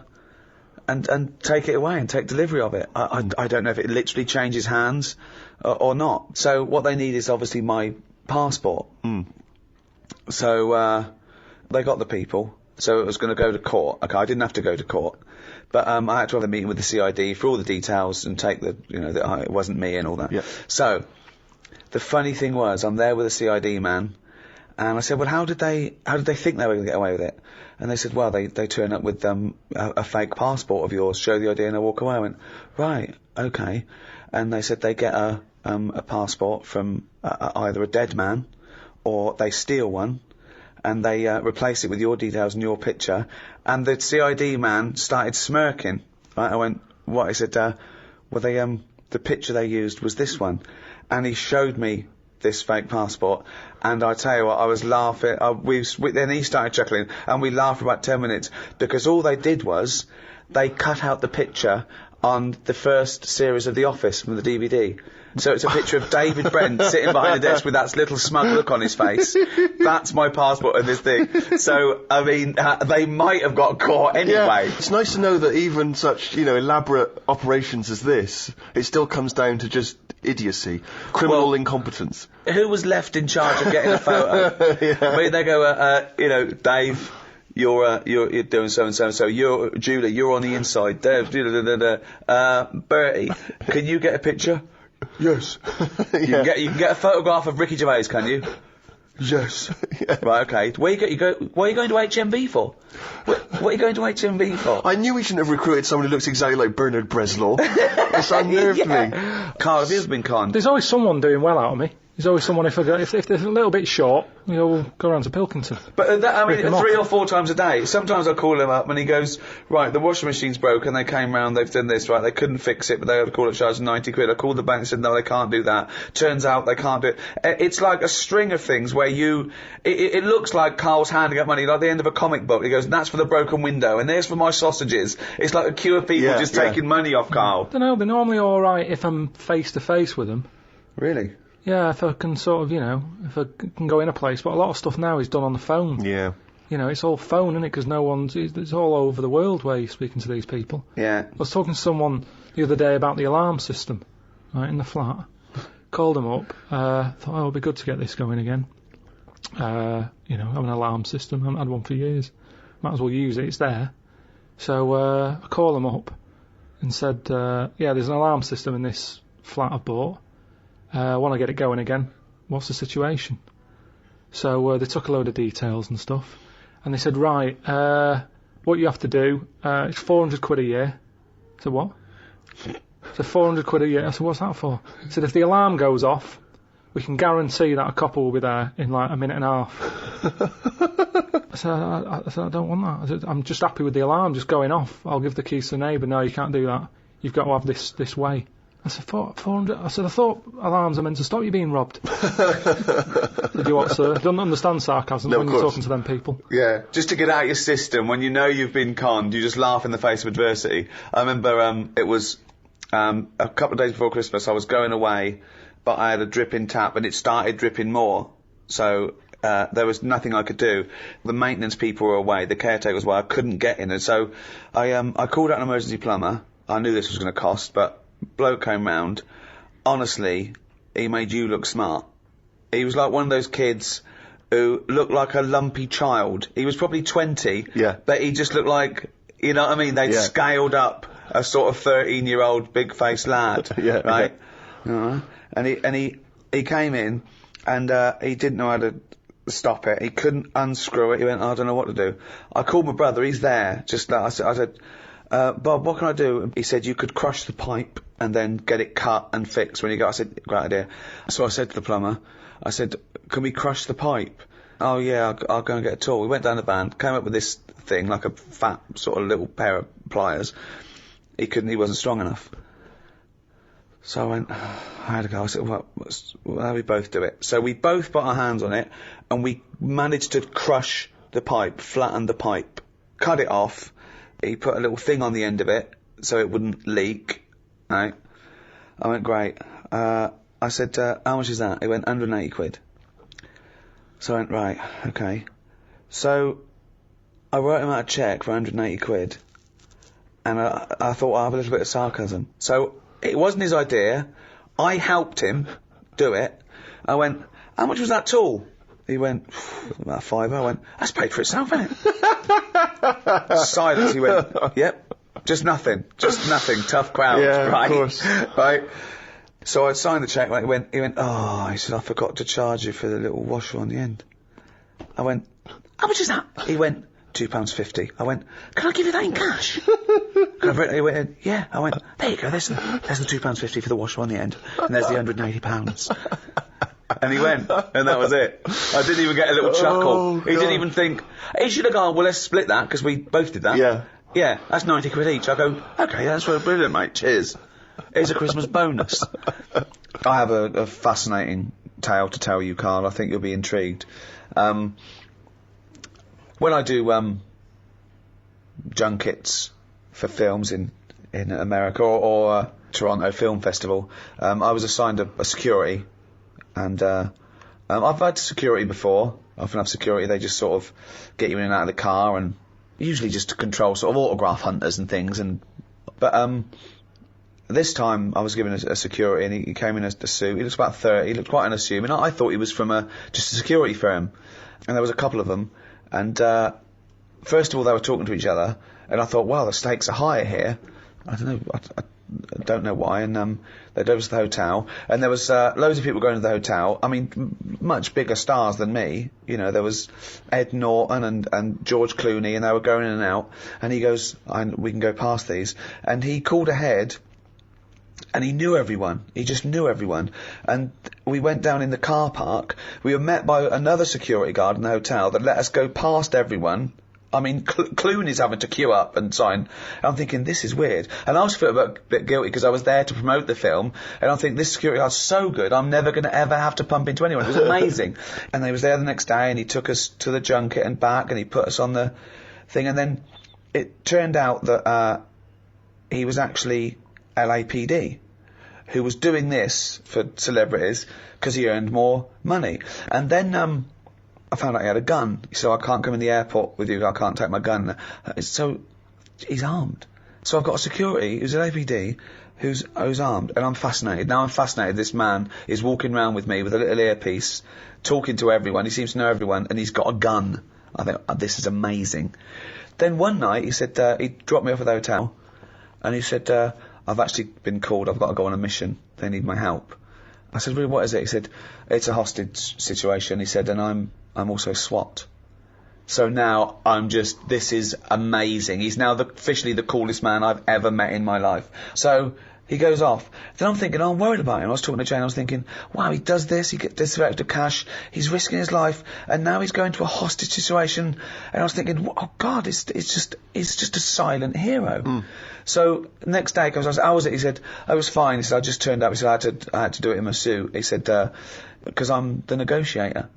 What? So now he's an armed security guard who's an LAPD, who's special SWAT, and he's one of 9 negotiators in LA. We're in LA now. We'd come from Toronto, went via New York and LA. So I went, oh my God.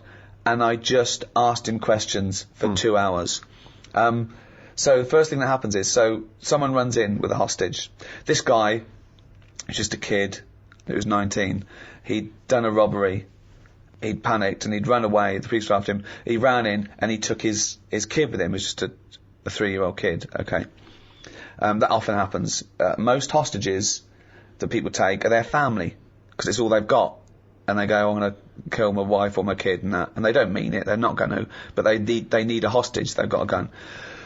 So he talks to them and he says things to them like, you didn't mean this to happen, did you? They went, no, he said they got out of hand. It just got out of hand. And he has to let them trust him, because they've got a hatred for the police, of course. They don't trust the police. And the first thing he does is call the phone company and say, what's the number of this address? He goes, change it by 1 digit. So now only he can call that number, because of course you can't have an engaged signal. If they haven't got a phone, they have to throw a phone through a window. So they've got to have contact with this guy. I said, what happens if this guy says, you're never going to get me out, I'm going to kill all the hostages? He said, then my sole purpose is to get him to stand near a window. And I went, wow. Now apparently there's a police marksman ready, of course, if they think they've lost him. The important thing is you've got to take him out, because you've got to protect the innocent. So how they shoot him is they shoot him in the top lip, and it takes out the brainstem, so there's no reflex. And I'm just being absolutely... I'm captivated. What do you think of that, Carl, as a job? It's amazing, isn't it?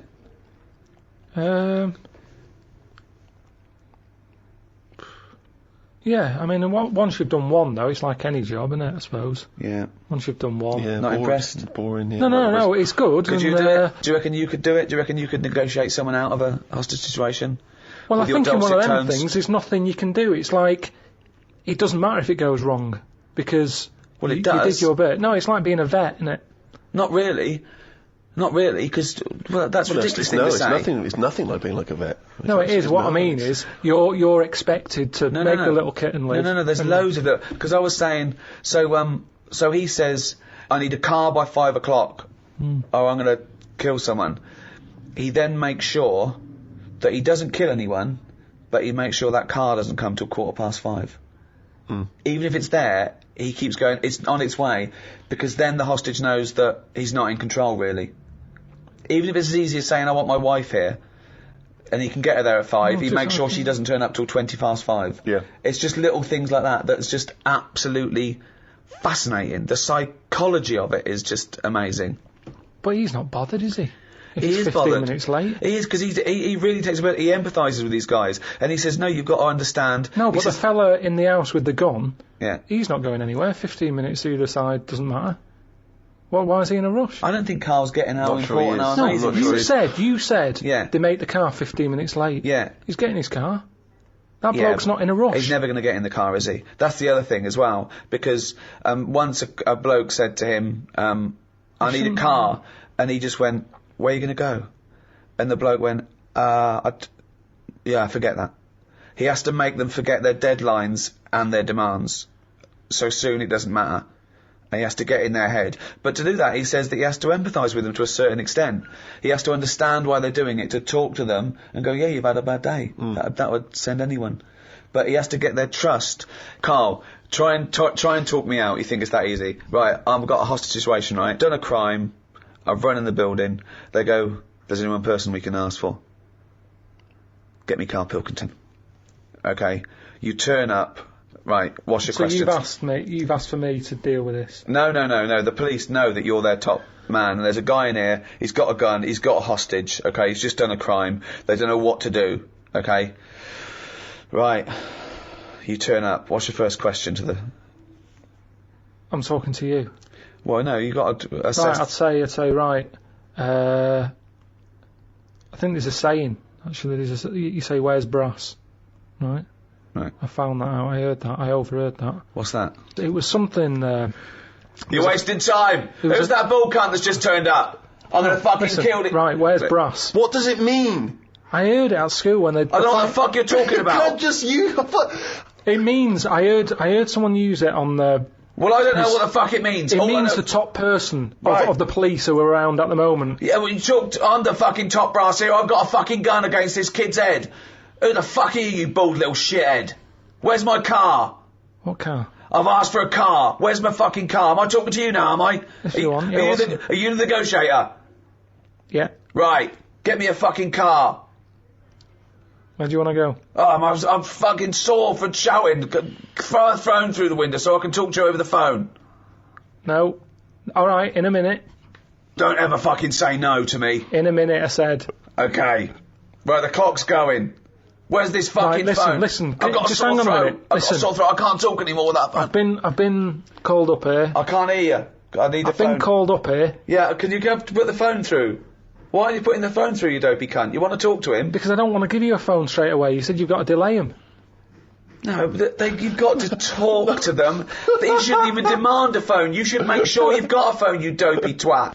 Give him a phone. Right, thanks. Alright, how's it going? That's better. Right. Right. Who are you, by the way? Who are you? Bruce. I can't give you them details. Well, you can, because I've got to trust you, dopey sod. Are you police, or just some fucking cunt walking by? I'm a policeman. Right, I don't trust policemen. No, but I'm a bit higher than that. So listen. Or don't you tell me I'm laying down the law here. No, I'm listen. going to shoot someone unless I get a fast car. I've done a robbery. It's all gone wrong. You're after me now, but I want a car to the airport. I want a plane standing by. You don't know me, but I do this a lot. Right? And I can tell you that it never works out right. Do you know anyone who's done what you're doing and is now living a happy life? Well, I don't care. I don't care about living anyway. I don't care about living out. I don't care if this goes wrong, because I'm going to shoot the hostage. What's your problem? I'm just... I think you've got the wrong attitude, mate. I think you've got the wrong attitude here. No, but this is, to be honest with you, this was my last week. Why are you telling him that? Because I want to bring him down to my level. Right. What's that got to do with it? Well, you know, I've done this job for a long time. Right. And sometimes I felt like you. I've Right. been, you know, even though I'm on this side, Mm. you know, sometimes I feel like, oh, I've had enough of this. Right, well, I have had enough. But I'll tell you, I don't care about living or dying here. So if I don't get a car to the airport, all bets are off. I'm killing everyone and then myself. So you'll be a big loser. You will be a big loser, son. There you go. I've given you the clue now, Carl. He doesn't care about getting away with it. Now you've got to get him to stand near a window. You've got to take him out because I've got a gun to someone's head. You can't burst in, right? You've got what? Come on. How do you get him to stand near a window? Oh, I bet you're hot in there. Keep going. I am hot. Yeah, that's why I've just drawn the curtains and keep away from the window because the sun's blazing in. It's not too bad away from the window. It's, the sun's gone round the back now. Just come and have a look. It's a lovely, lovely evening. Why do you want me to stand near a window? I think just because when you see how nice an evening it is, Worst load of dribble ever. When you see how, keep going. I'm interested. When you see how lovely no, evening is. it's What the that fuck thing. are you talking I've heard that if you smile, you feel better. So have a little smile. Think of a happy moment in your life. I'll tell you what a happy moment in my life would be. Putting a bullet through your little round head, you cunt. Keep thinking about that image, Right. and you can see that round head. Just come to the window. I'll show you the round head. That would probably work, actually. What? No, I'm not going to come near the window. You come near the window. You come near my window. Are you coming near the window? No, not yet. Where? Delaying it again. Right, I'm coming near the window. Well, I'm going to shoot you if you come near the window, you dopey prat. Well, why? I thought we were getting somewhere here. No, I'm going to shoot you. I've conned you. I've negotiated you to come near the window, and I'm going to shoot you in the head, you prat. I'll just leave then.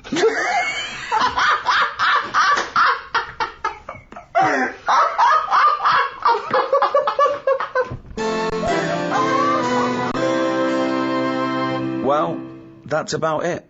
I hope you enjoyed the Ricky Gervais Guide to Law and Order. The next one in the series is the Ricky Gervais Guide to the Future, which is out on the 29th of December. So look forward to that. Anyway, it's goodbye from me, Ricky Gervais, Stephen Merchant, Goodbye. and Carl Pilkington.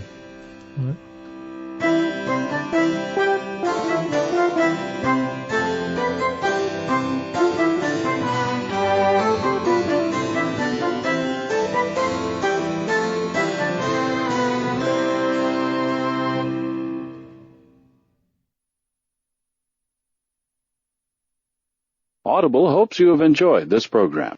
This is Audible.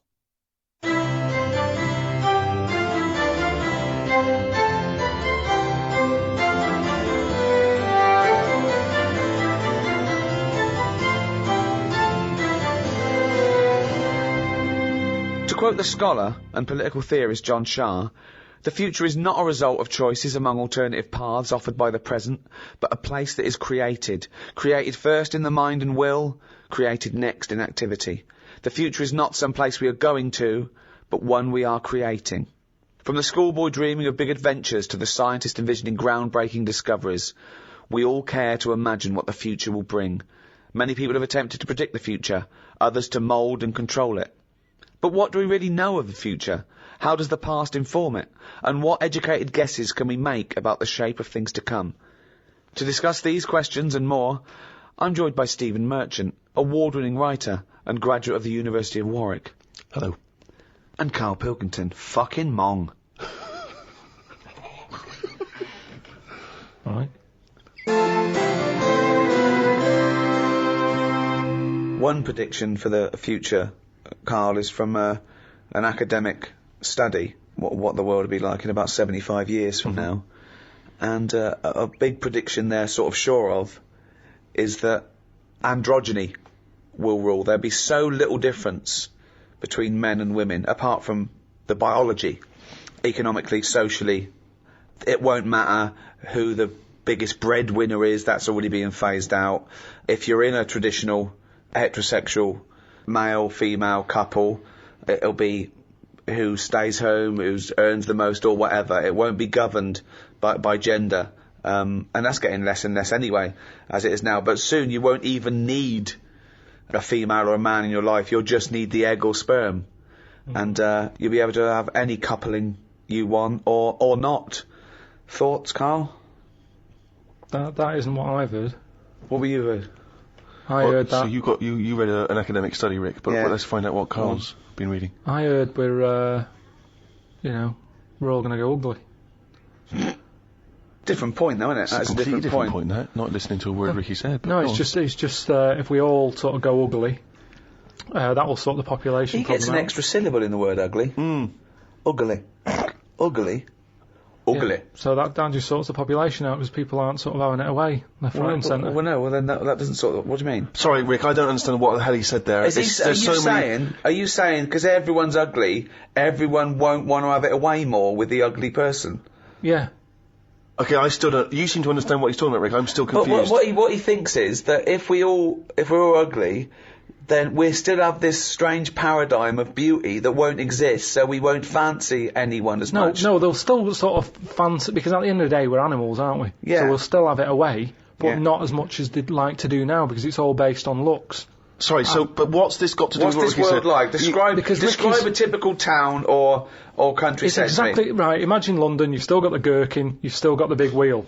Right. It's just everyone's ugly.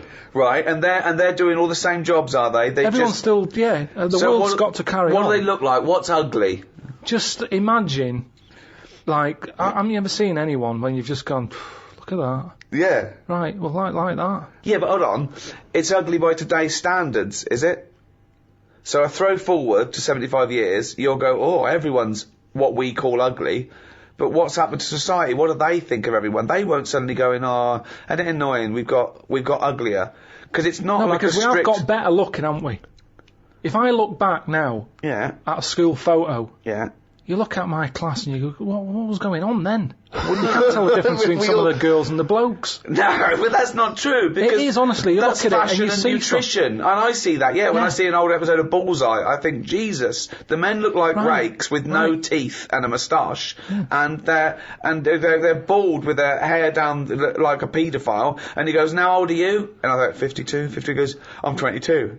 What? Yeah, but that's more because of the sort of people that used to go on Bullseye. I mean, Paul Exactly. Newman was never going to pop on Bullseye. No, exactly. Because he was And actually then- a plumber from, Yeah, Essex. and then think of the people that he grew up with, Well- some of them live in holes now. Yeah. So, I don't think the class of Pilkey 1982 doesn't really count.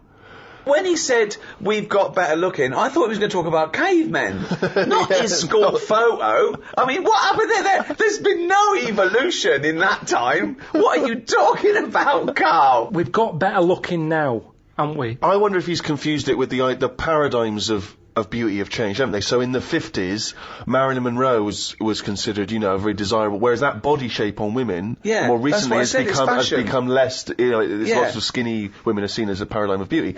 But, so that has maybe changed. But we will change. Yeah, we'll Probably not in change. There's little 75 things. years. I mentioned before about your little finger.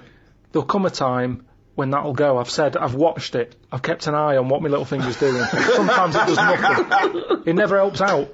All the others are grabbing older stuff. That one just sort of sits there watching. So you could get rid of that, and I think that will go in evolution. Think of the books he could have read when he was doing that, when he was monitoring his little finger. I've been watching my little finger. But again, it's what you mean. 75 years is nothing.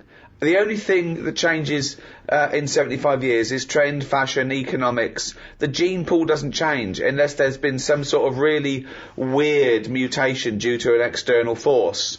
That I don't know. For things of science fiction where we all accidentally drank plutonium and got 3 eyes and 1 leg. It doesn't happen that fast. I've told you before, if you shaved a caveman, he's basically us. He's basically us. Well, he's basically Carl. yeah. But, the little finger will be, let me tell you, millions of years. I think what's more interesting about the future, Carl, is the fact that technology integrated with humans will be fascinating. So, for instance, they're talking, about the fact that in the future we may even be able to have chips in our head that allow us to access the internet or an equivalent of it directly, mentally. Not so imagine so that. to say, not French fries. It doesn't But mean hang that. on though, at what point are we us then? Yeah, this is good. Go on, go on. Go on. No, because if I can go on the internet at any time, then that's going to know more than me. What does that mean? Okay. When I don't know an answer to something now, which is a lot of stuff, Really? Go on. you Yeah. watch University Challenge, Yeah. and the stuff them kids on that know. I was just thinking, where have they stored that? Where's that gone in their head?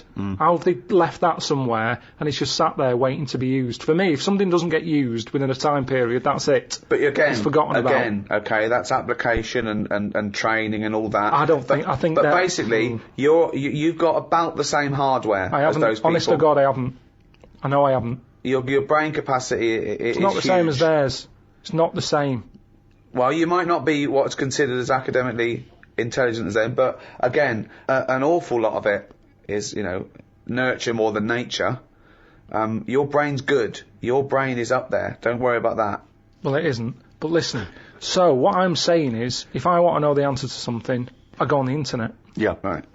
Now, if I've got a chip in my head with Google on it, Yeah. I'm never going to use my head. I'll just be forever on Google. I'm never going to use my head. Well, I'm not, because what do you what's think the your point? head is, though? Because I'm going to get it wrong. The chances are I'll get it wrong, so divert that.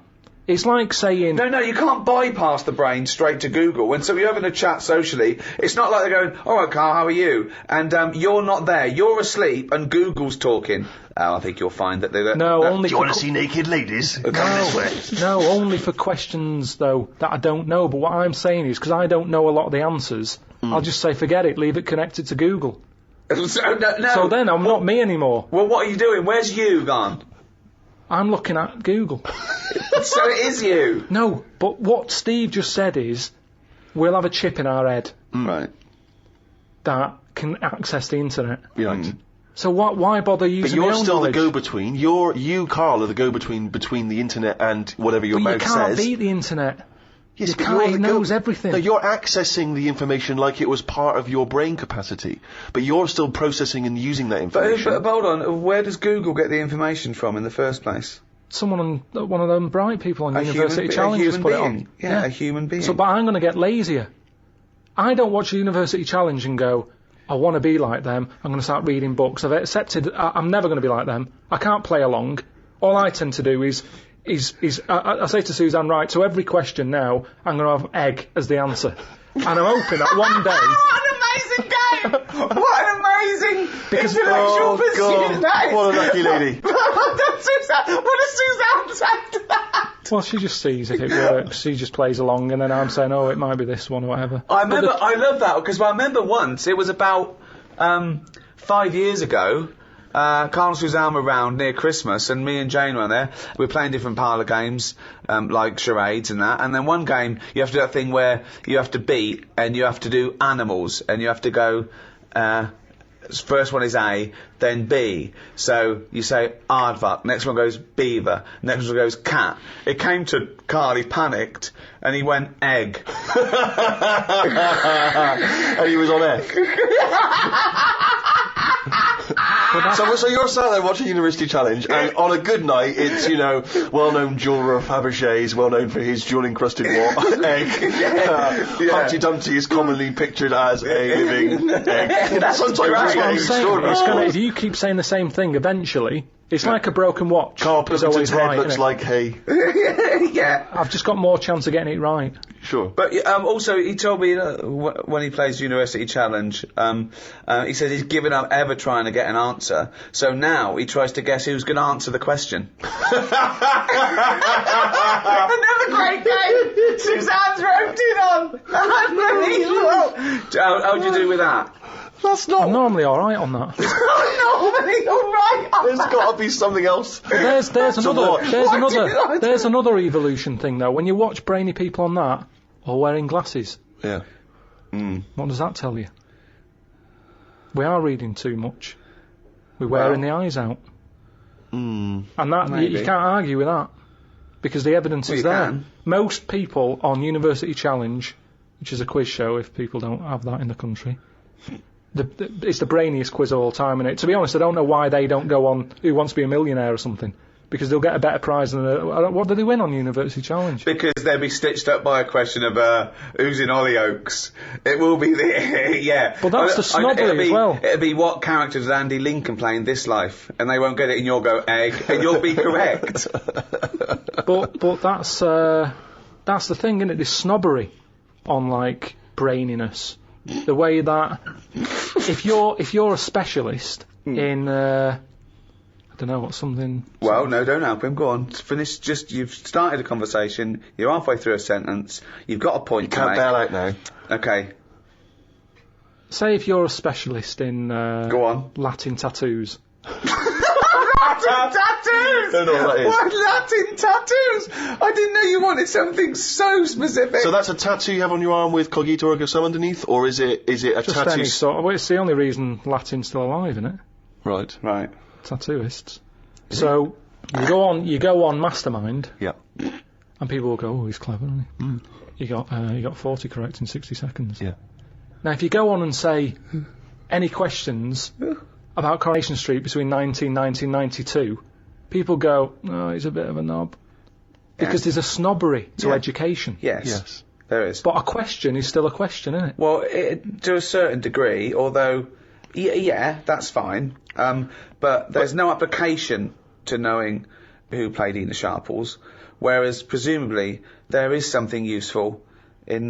Well, not perhaps Latin tattoos, because No, not Latin none of us tattoos, understand no, exactly what no. that is. But if you have knowledge of astrophysics, obviously that's going to be, as Ricky says, it's going to take more application to become an expert on that than watching Coronation Street twice a week. But it's still information that you've had to learn. You've not learned it, though, have you? You've just sat down in front of the telly and it's just piped into your brain very directly and very easily and enjoyably. Let's say the people working on that microchip that one day you'll have in your brain, are they not doing something more interesting and valuable for society than the Coronation Street fella? No, because Coronation Street that fella who knows a lot about it. He's enjoying his time watching that. I'm not saying he's not enjoying it. So he's enjoying it, but a brain in a jar can be enjoying it if it doesn't know it's a brain in a jar.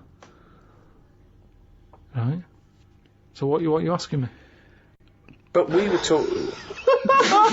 Didn't seem a difficult point what we were saying. What I mean is, Okay, one more go. What do Right. you mean? the chip in the brain isn't part of filling your head with stuff. The journey of filling it with that stuff. What do you mean? Whereas if you had a baby, the baby pops out, it cries a bit, they go, right, what do you want your baby to be interested in? And you say, I want it to be a plumber. You go, right, when it's 2, we're going to stick a plumber chip in its head. Right. Yeah. It's not right, is it? No.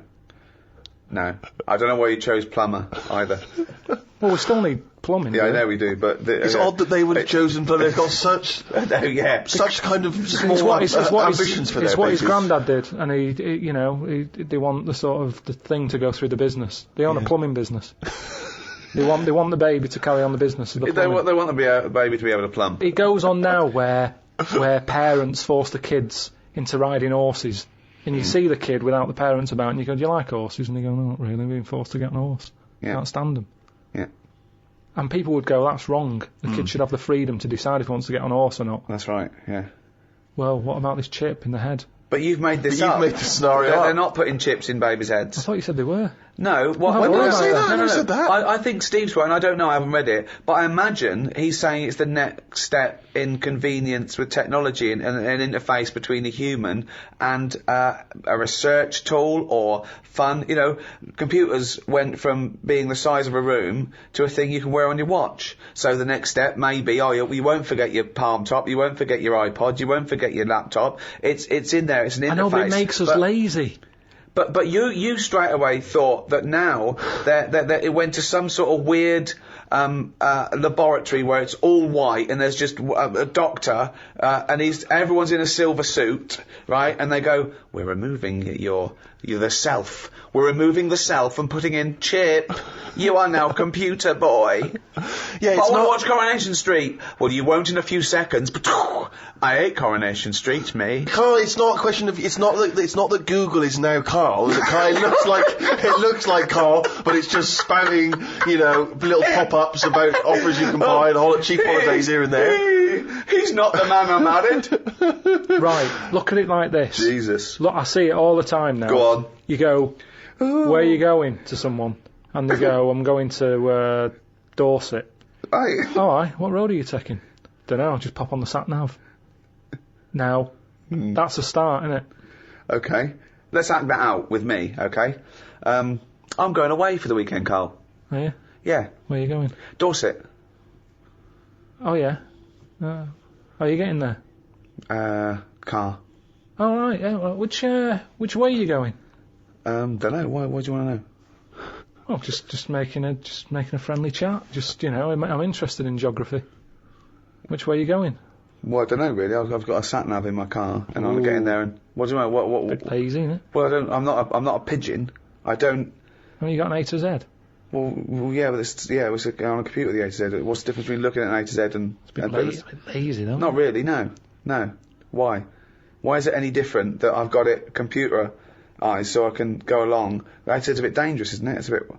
Don't go to A to Z when you're driving along. Clive, who are you talking to? Because we need to hit the road. We need to get going. Well, it's this fucking idiot who wants to know what road I'm taking, which is a fucking boring thing to ask anyway. Sorry, who is this twat? Because we really got to get going. He's a fucking dickhead. I think he's an A to Z salesman by the I mean, just tell him we're using the sat nav because it's the quickest, most efficient way of doing it. It's the quickest, most efficient way of doing it. No, but look what's happened. Who the fuck are you? Would Columbus found America if he'd had a sat nav? Yes! No, he wouldn't. He'd have put in America and he would have taken it to America. He only found it because he got lost. Now, if everybody just goes... Hold on. How would an undiscovered country be on a sat-nav? No. Go on. But I just What's the difference between the sat-nav and the map in that regard? Because I've found some lovely little cafes on roads I've never been on. Gone from finding a continent to a little cafe. I love that. Little greasy swim. I am off to discover the unknown world. Where are you going?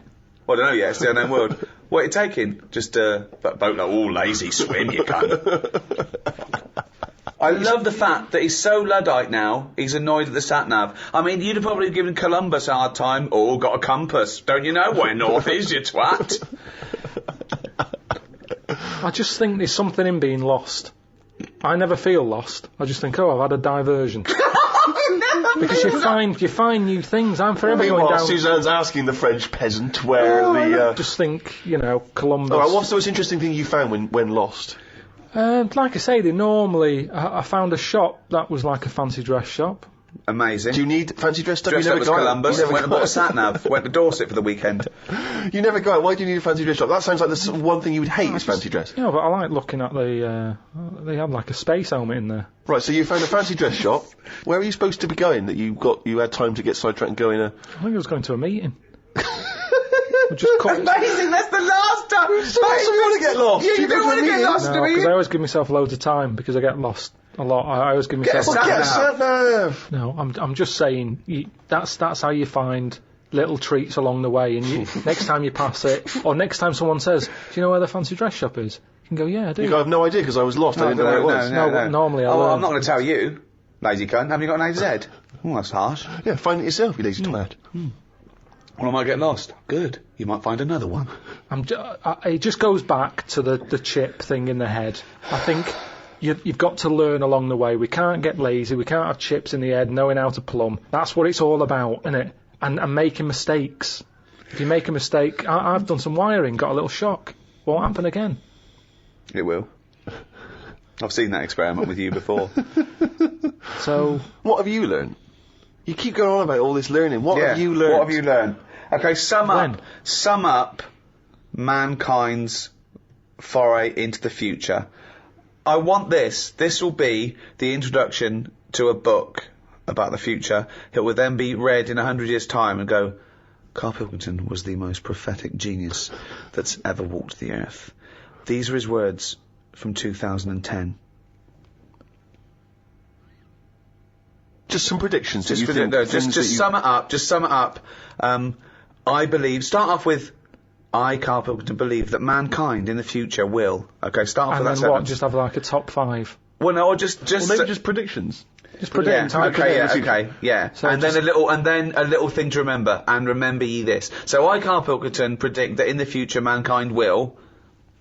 Start off with that sentence. I've given you that one. Alright, I'm Carl, and the future.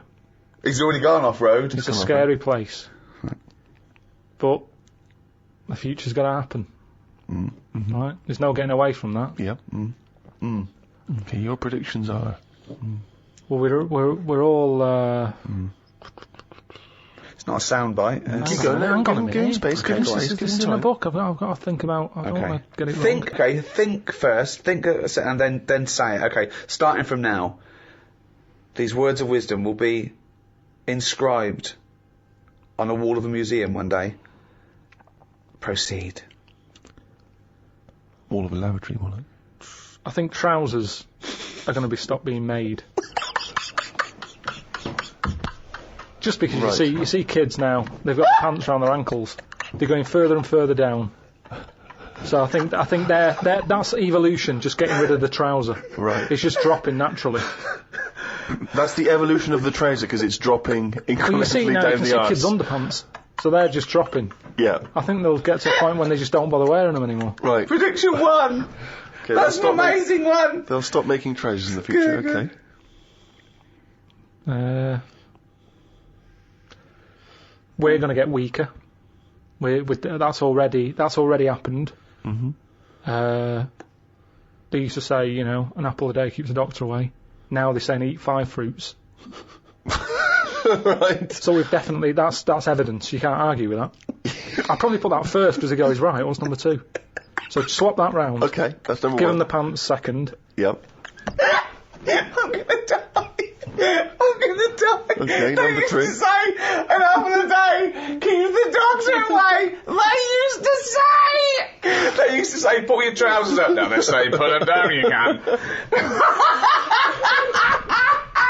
I've never heard such fucking dribble.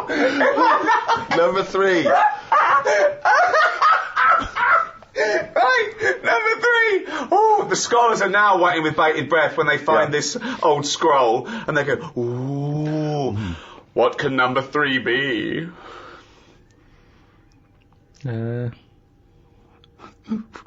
I reckon we'll blend all our food. Oh God! No, because He was going to make a point about race. I never thought it would be. We'll blend all our food. like they do for babies, you mean? I just think when you think about all the stuff we eat now, cavemen chewing on big lumps of meat. Yeah. We had wisdom teeth. Yeah. Now they say, "Well, take them out. You're not using them." Yeah. Why not using them? Because your food's soft. Yeah. Sorbet, Yeah. soups. Yeah. Everything's softer, Just isn't it? When those you get two, an avocado, they say, "Is it soft?" Everyone's squeezing the food before they buy it. Yeah. No one wants anything tough. Yeah. So I think chewing is a sort of It's a thing of the past. We haven't got the time to chew. Everyone's like, "Hurry up, eat that." You don't have to go out for dinner with Ricky. He's like, "Hurry up." Like, I'm still eating Well, he it. does blend his food, I think. Okay, so blending food. Great. I reckon. What else do we do now? So I've done teeth. Done trousers. I've come up with this idea. These sort of like glasses, but you can live wherever you want to live. What do you mean? Everything that's real, you're not looking at that anymore. This is really the future. I'd put this at number 10. This is like... We're only doing 5. Fuck me. So what you mean is that you look through the glasses and instead of seeing what real world, you see a tropical what you want to paradise. see. So if you're a young kid and you like the idea of living in the urban ghetto Yeah. with all graffiti on the walls and that, you can see that. Yeah, but hold on. Are you walking round? Because you'll be bumping into stuff, won't you? No. Why not? No, what you mean is that the stuff that's there in the real world is being digitally reimagined in your glasses. So what was a nice country lane is suddenly now an It's urban got loads ghetto. of graffiti on it. Sure. Absolutely mental point. This will But- never work. Absolutely But one of the older- maddest things you've ever said. Really weird, that one. Yeah, It could be done. I reckon it could be easily Why done. would it be? Okay, that Because- last one, that's number 4. That's a load of bollocks. So what's number 5? There'll be more letters in the alphabet. Why? Why? Because we're running out of words now, aren't we? No, we're not running out of No, we words. are. We are definitely running out of words. Just using the letters we've already got and Yeah. making new words. Yeah, we're making, yeah. No, but we haven't got enough now. Of course we have. Have you any idea? You could have a word with 9 L's Yes. before you run out. Yeah, and they do in Wales and what have you. That's because their alphabet is shorter than ours. They've only got something like 24 letters over there. Right. But they go mental with the L. now, what we do is we've got 26 letters, but we are now struggling. We're We're not struggling. struggling at all. We are. We're not. Let me say stupid. Boswallocks in shampoo. Now there's a word where they've gone, well, we've invented something here. We've got something we're putting in shampoo. Boswallocks? Boswallocks. Have you just made that up? No, it's not. They go, I knew with Boswellots and ceramide R. Yeah, but that's a new word because they have to, they come with a new word. But it's a terrible word. Why? Boswallocks. It's another word. Is that real? You've missed Yeah. that out, No, have you? I haven't. That's a real word. Boswellocks, yeah. Now this is what I'm saying. So years ago when they came up with all the sensible ingredients, Go on. sodium. That sounds that sounds all right. He likes sodium. He doesn't happy like with that. Because it Boswellots. sounds like something in it, like an ingredient. Well, yeah, but that's because you're used to it. Is this a load of Boswellocks? Are you winding me up? No, the two of it's you? real. It's real, and that's because 26 letters. We've wasted them. Years ago, we went mental with the, pneumonia, sticking a P on it, and there's loads of words where you go, "What's that letter doing in there?" Whereas now, they can't do that. They've gone, "Whoa, pull that back. Why is that letter there?" And now you've got stuff like abbreviations and stuff. Yeah. Let's not waste letters. Let's just control it a little bit. Cars are called things like, GTI or something, because they're going, well, I can't think of a word to call this. So they're giving them letters. Think of a word now. Think of a word that hasn't been made up. What do you mean? Well, All tell me a words have word been that made hasn't up. been made up. All words have been made up. No, one that hasn't. That could be used. Say if I invent Oh. something now to put in shampoo, what can I call it? Quick. Cranberry. No, it's too close to that. No, we can't get that past the advertising person. Scrimpton. Scrimpton. Yeah. It took Ricky 2 goes and you accepted his second one. Well, I think we've sorted out the future. Wow. Since, obviously, the days of Nostradamus, there's been many people who've tried to foresee the future. Carl, I'm not sure if you're familiar, but there's endless, predictions. Apparently there are other planets that may collide with ours. There's some scientific basis on this. And obviously, I don't know if you've seen the posters for that recent film 2012. Well, that's based on this notion of some kind of Mayan calendar, which supposedly predicts the end of the world as being 2012. But if you knew with certainty that today was the end of the world, how would you spend that final day? I mean, this seems weird to me, but I think I'd like to experience a lot of the extremes of existence. So, for instance, I've always wanted to smash up a bar. Do you know what I mean? It's strange, but I've always wanted the exhilaration of just smashing all those bottles, like you see in a film. But would you enjoy it as much knowing that you're going to die in 8 hours? I don't know, I suppose it's the sense of abandon, I mean, maybe I'd murder a person. Wow. Just to see, I don't know, but I think I'd probably go mental. Because that's I've a wor- always been a very reserved person, I've never got into a fight, I've never caused a rumpus. Yeah, but that's a worrying thought because we don't have to have the end of the world for it to be the end of your world, because a lot of people know that they're terminally ill, so they don't go around smashing up bars and killing people. But I suppose I know there'll be no repercussions ultimately, because They're the gonna die next day anyway. everyone's gone, so Yeah, there's so- not going to be mourning families. But then how dare you deprive that person of his last 8 hours or 10 hours of life? I don't care, because it's the last day on Earth. Well, so that's true. I know the moral guilt that I'll feel is over in a few hours. Morality isn't relative just to repercussion, is it? Because No, but you the can, point you is can do things without repercussion. But often people say, what would you do if you never got caught, or would you do it if there is repercussions for that person, as grave as they might be, just because you feel that it's no big deal either way, that they're only going to live another 8 hours, they might feel differently. And you're saying, well, you won't care because you won't be around. But then, why do people care about their loved ones? when they won't be around? Why do people get a will ready? Because my point is that they know that those people will continue to live for an indeterminate amount So of time. you do care about the other person's Of course I feelings, do. then? Oh, no, of course I do. But my point is, knowing that everyone is going to be wiped off the face of the earth the following day, all of those repercussions are no longer quite the same. I'd find it hard to divorce myself from my morality that's ingrained just because it doesn't matter anymore. Yeah, but I mean, I honestly, to me, it seems that we're approaching just the end of all things, and so I'm saying that there's something about the fact that we're all going to end that somehow seems very liberating. What would you do? I've always wanted to kick a duck up the arse.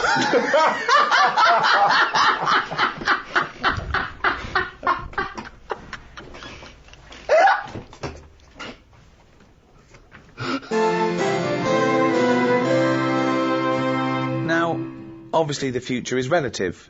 Us talking now, the future is one thing, the past is another. But to someone in the past, we are in the future.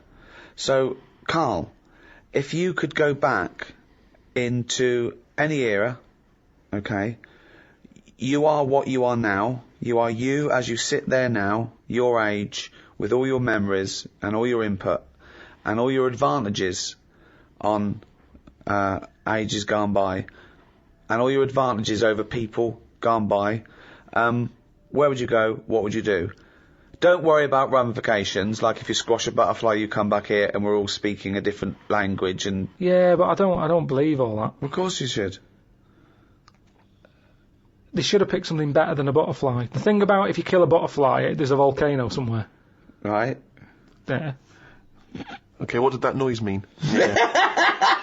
It's just passing the buck, isn't it? It's kind of like blaming a butterfly. Like, they only live about a day, so you blame it and it's dead anyway and there's no evidence left. It's a stupid argument. Is that the theory? Is that the theory that you're it's- blaming a butterfly for a volcano? I'm not sure that's it, is it?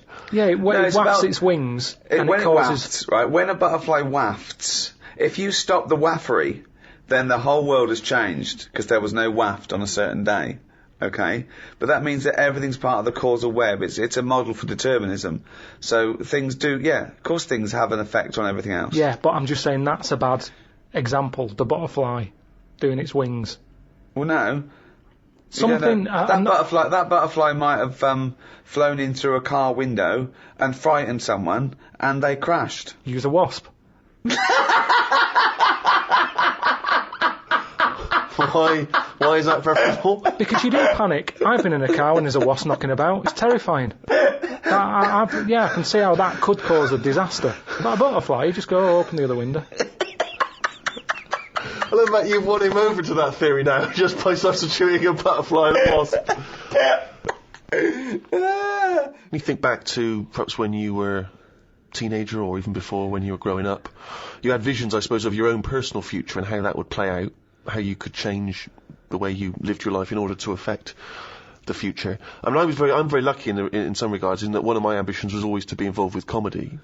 Yeah. And I was It's funny very though, isn't excited it? about that, and I was lucky that I've managed to achieve that. A lot of people don't even know what they want from their future. Well, the other thing is that when you dream of where you'll be in 20 years' time, you don't change the future. You don't change the buildings, and No.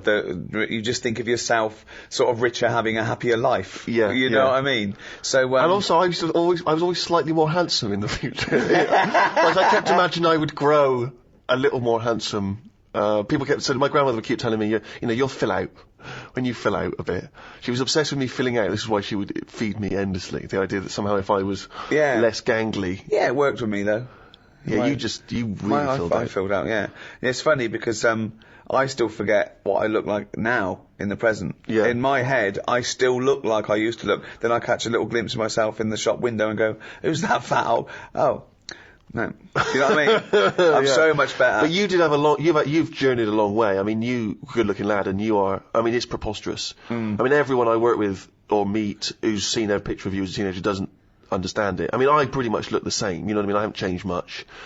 I'm still a constant disappointment to myself in a way, you know. I mean, I put on a tuxedo, that's the best I'm ever going to look, and I don't look like James Bond. Yeah. Whereas you at least had a moment where you looked around. I mean, honestly, it's Jane I feel sorry for. God, Because I mean, she did not sign up for this. Well, we've all No, changed. I've seen pictures of her in the past. She ain't changed much. No, I don't mean that. Whereas I mean, we've all changed. We all changed. Carl used to have hair. Yeah, but he hadn't, you, by your own admission, had it for long. You didn't have hair for long, did you? You No, started it going wasn't. bald It pretty wasn't. early on. Didn't want to hang around my hair. It was never. I've told you, it didn't feel needed, so it went. I never did anything with it. It was hair of a Chinaman, wasn't it? Even the hairdresser said. He said, Yeah. you can do nothing with this. So what do you mean? He said, it's just it's sort of limsy. Limsy! Sorry, was that's a... Limp or flimsy, I reckon. Well, no, that Limsy is a Chinaman that gave his name to the limp hair of the Chinese. So you race. think your hair bailed on you because it was not getting treated well enough? I think that's true. I think that's Right. how it works. But yeah, I know what you mean. I sort of think about if I've changed and that, but I don't think I have that much. I still have the same sort of thoughts. I like olives now, which I didn't like probably 3 years ago. Right, wow. But you can, if you eat 4 in a row, you get a taste for them. And I thought, go on, then I'll have 5. And Right. I thought, yeah, they're all right, these. So that's different. But other than that, I mean, these. So what were your dreams and ambitions when you were young? Didn't have any. Right. It was kind of. 5 years old. What do you want to be? What was your thoughts for the future? I didn't worry. At 5 years old, you're not worrying about work Okay. and that. 10. What's your hopes and fears of all these years? I met in thee tonight. I wasn't worrying about work till about 13, 14. I was thinking, right, you know, people who were new had left school. They weren't getting work. And I was thinking, I don't want to be like that. That's when I did boxing. You know, I could have gone down that route. Got into boxing, didn't I? How many fights do you have? Don't know, about 3 or 4. Yeah. How only when does brain damage kick in? I guess it can. I guess it Really? can happen almost instantly. I mean, that must be Must have been. part of it. Were you really? Did you really get a bad beating on one of those fights? Yeah, Leroy gave us a right good clackering. Clackering. Yeah, the thing is, your jab was a bit limsy, but Leroy's was clackering. Then there was the dancing. I don't remember this. What, breakdancing? Well, I did that. I did a bit of body popping. Yeah. But did you ever really think that you might do this in the future? You never know, do you? But did you, at the time, do you remember thinking, I wouldn't mind doing Well, this professionally? I must have thought that for me to go. Well, let's try and join, you know, Twiggy's dance club and all that. And my mum and dad always sort of, you know, if you want to give it a go, give it a go. With the boxing, you know, my dad was saying, right, I'll get you the proper shoes and that. And my mum's like, don't bother getting him them yet. Let's see if he sticks at it for like 4 months, because they were about 30 quid for Let the him shoes. carry on in my furry slippers. Then with the dancing, it was the same thing. I said, I need some leg warmers and that. And These tights are just as good. Come on. No, my pop dad- on your nan's tights. my dad gave me like his he cut like the sleeves off his shirt. Amazing. And that were your leg warmers. Yeah, Amazing. but it's funny when you're a kid, it don't bother you. But surely cut them off a jumper. No, Yeah. I don't know why. I know it looked daft. I had cuffs on leg warmers. That's amazing! But when you're That's a kid, amazing! What did they you think roll those them up. Twiggies? It must have looked Lawrence Llewellyn Bowen doing a handstand. But then, you know, that didn't last long. And then my dad, you know, I was getting older now, and he's like, Dad needed his shirt back for a wedding. Yeah, as long as he didn't take his jacket off, it was fine. yeah. Dad, I'm losing my hat. I need a hat. Dad, I don't need a bloody hat. Pop my pants on, Fed. but then you've got to make sure you try and get a job. And school was sort of saying, So 15 now. But hang on, everybody. why did Twiggies? Why did you stop going down Twiggies? well, it was shut, wasn't it? Amazing. Oh, it closed down. Closed down. It had a load of toilet rolls in there. It'd been turned into like a storage unit. I've never really had like a dream. I've just bumbled along. Because, like I've said, it's Bumbled. that thing of Clackered, sort of. bumbled, limsy. It's like, call my fucking bluff. There's no point sort of wishing for too much, because if you don't get it, you'll be fed up. So it's better just to sort of go, well, let's see what's around the corner. This is what I've said to you about a sat-nav system. Right. Isn't it? It's the same thing. Yeah, sure, have the sat-nav. Type in where you want to go, and it'll take you straight there. But what I say is, use the back streets. Have a look around. Turn off. Don't go straight ahead. Turn right. The little dead ends. Yeah, Have a where you look. might get mugged. Have a look. Don't go down the dead ends. Why not? You've got to reverse back There's out. nothing there. It's dead end. No, but have a look. Well, there's nothing there. It's dead end. What's the road doing there then? Well, it's a dead end. Yeah, but there must be something down there. There's nothing. It's dead. It's just ends. Just a wall. Right, so it's not a problem. Reverse. Well, don't go down in the first place if you know it's a dead end. Don't tell people to go down a dead end. They've got to reverse out. Difficult. Well, I'd say just have a look. You see, that's the difference between me and you. I'd Right. have a look down the dead It's end. dead end. No, don't worry. It's What's dead down end. there? Dead nothing, mate. It's dead end. Rubbish? Just Yeah, no, rubbish? nothing. Dead Nothing end. at all? Yeah, no point going there. Dead end. Right, so I'll go, well, I'll just have a look for myself because I don't believe you. Okay, well, go on then. Right, I'll have a look. Yeah. Oh, look at this I've found. What have you found? Box of money that you didn't know about. All I'm saying is it could be He has anything. still got the brain of a 10-year-old, hasn't he? of money. He's still got the brain of a 10-year-old. I'm just, set your stall out. Right. So where's the store? Where are you setting the store? Not in the dead end. Dead end, 'cause there's no through traffic. thoroughfare. Yeah, you want to be on This a is sort of crazy. public highway. Where are you setting the stall out? What are you selling? What are you selling? Well, this is what I'm saying to you. What are you selling I'm first? selling a mixture of stuff. What? Like what? All sorts. What have you bought it with? A bag of money you found in the dead end? Leg warmers. Right, you got new leg warmers with do you want cufflinks with them? What? Do you want cufflinks with them leg warmers? Well, no. Why would I do that? Well, you got to fucking look smart, ain't you? You cunt. So you're selling, what are you selling? So, Yeah. you set your stall out. Yeah. Right. Now, Yes. isn't it dangerous to sell all the same product in that shop? Right. Okay, I don't know what you're talking where's the about. analogy going? This is Yeah. a metaphor. I think it's a metaphor. Yeah. Or simile. It's a What, simile. what are you selling? What are you selling first? Bang. Two, hang on. three, four. No, but Quick, this is it's what The I'm saying Apprentice. to you. What This is what I'm saying Go to on. you, though. I Right. just said to you, Yeah. well, Yeah. I don't know what you wanted to do. You haven't told me. But Right. I'm Do you want me saying, to tell you what I wanted to do when I wanted to be... Well, at 5 years old, I wanted to own a sweet shop until my mum said, you know, you got to buy the sweets first. Right. From 10, I wanted to be like a scientist. 15, a vet kicked in. But at Carry some on. point you jettisoned all of that to try and pursue a pop career. 20, I wanted to be a pop star. 25, I thought I'd better get a job. well, At 30, I did. me saying turn off the main road and do a right Yes. is saying just have a look around in the same way that if you go into a It was shop, a metaphor, wasn't it? yeah, Right. it was, yeah. Yeah. In the same way that if you go into a shop, you're thinking I'm getting a quarter of bonbons. Right, bum-bums. Bum-bums. Well, by the time you get to the counter, You're clackered. and you get some licorice all sorts instead because you thought, actually, I forgot about them. Sorry, no, this isn't a metaphor, is it? This is a real shop now, isn't it? I just mean you're gonna be let down. You're gonna be very, very disappointed with life if you know But I haven't been disappointed with them. If what? If what? the thing you're aiming for Yeah. doesn't happen. But what if it does happen?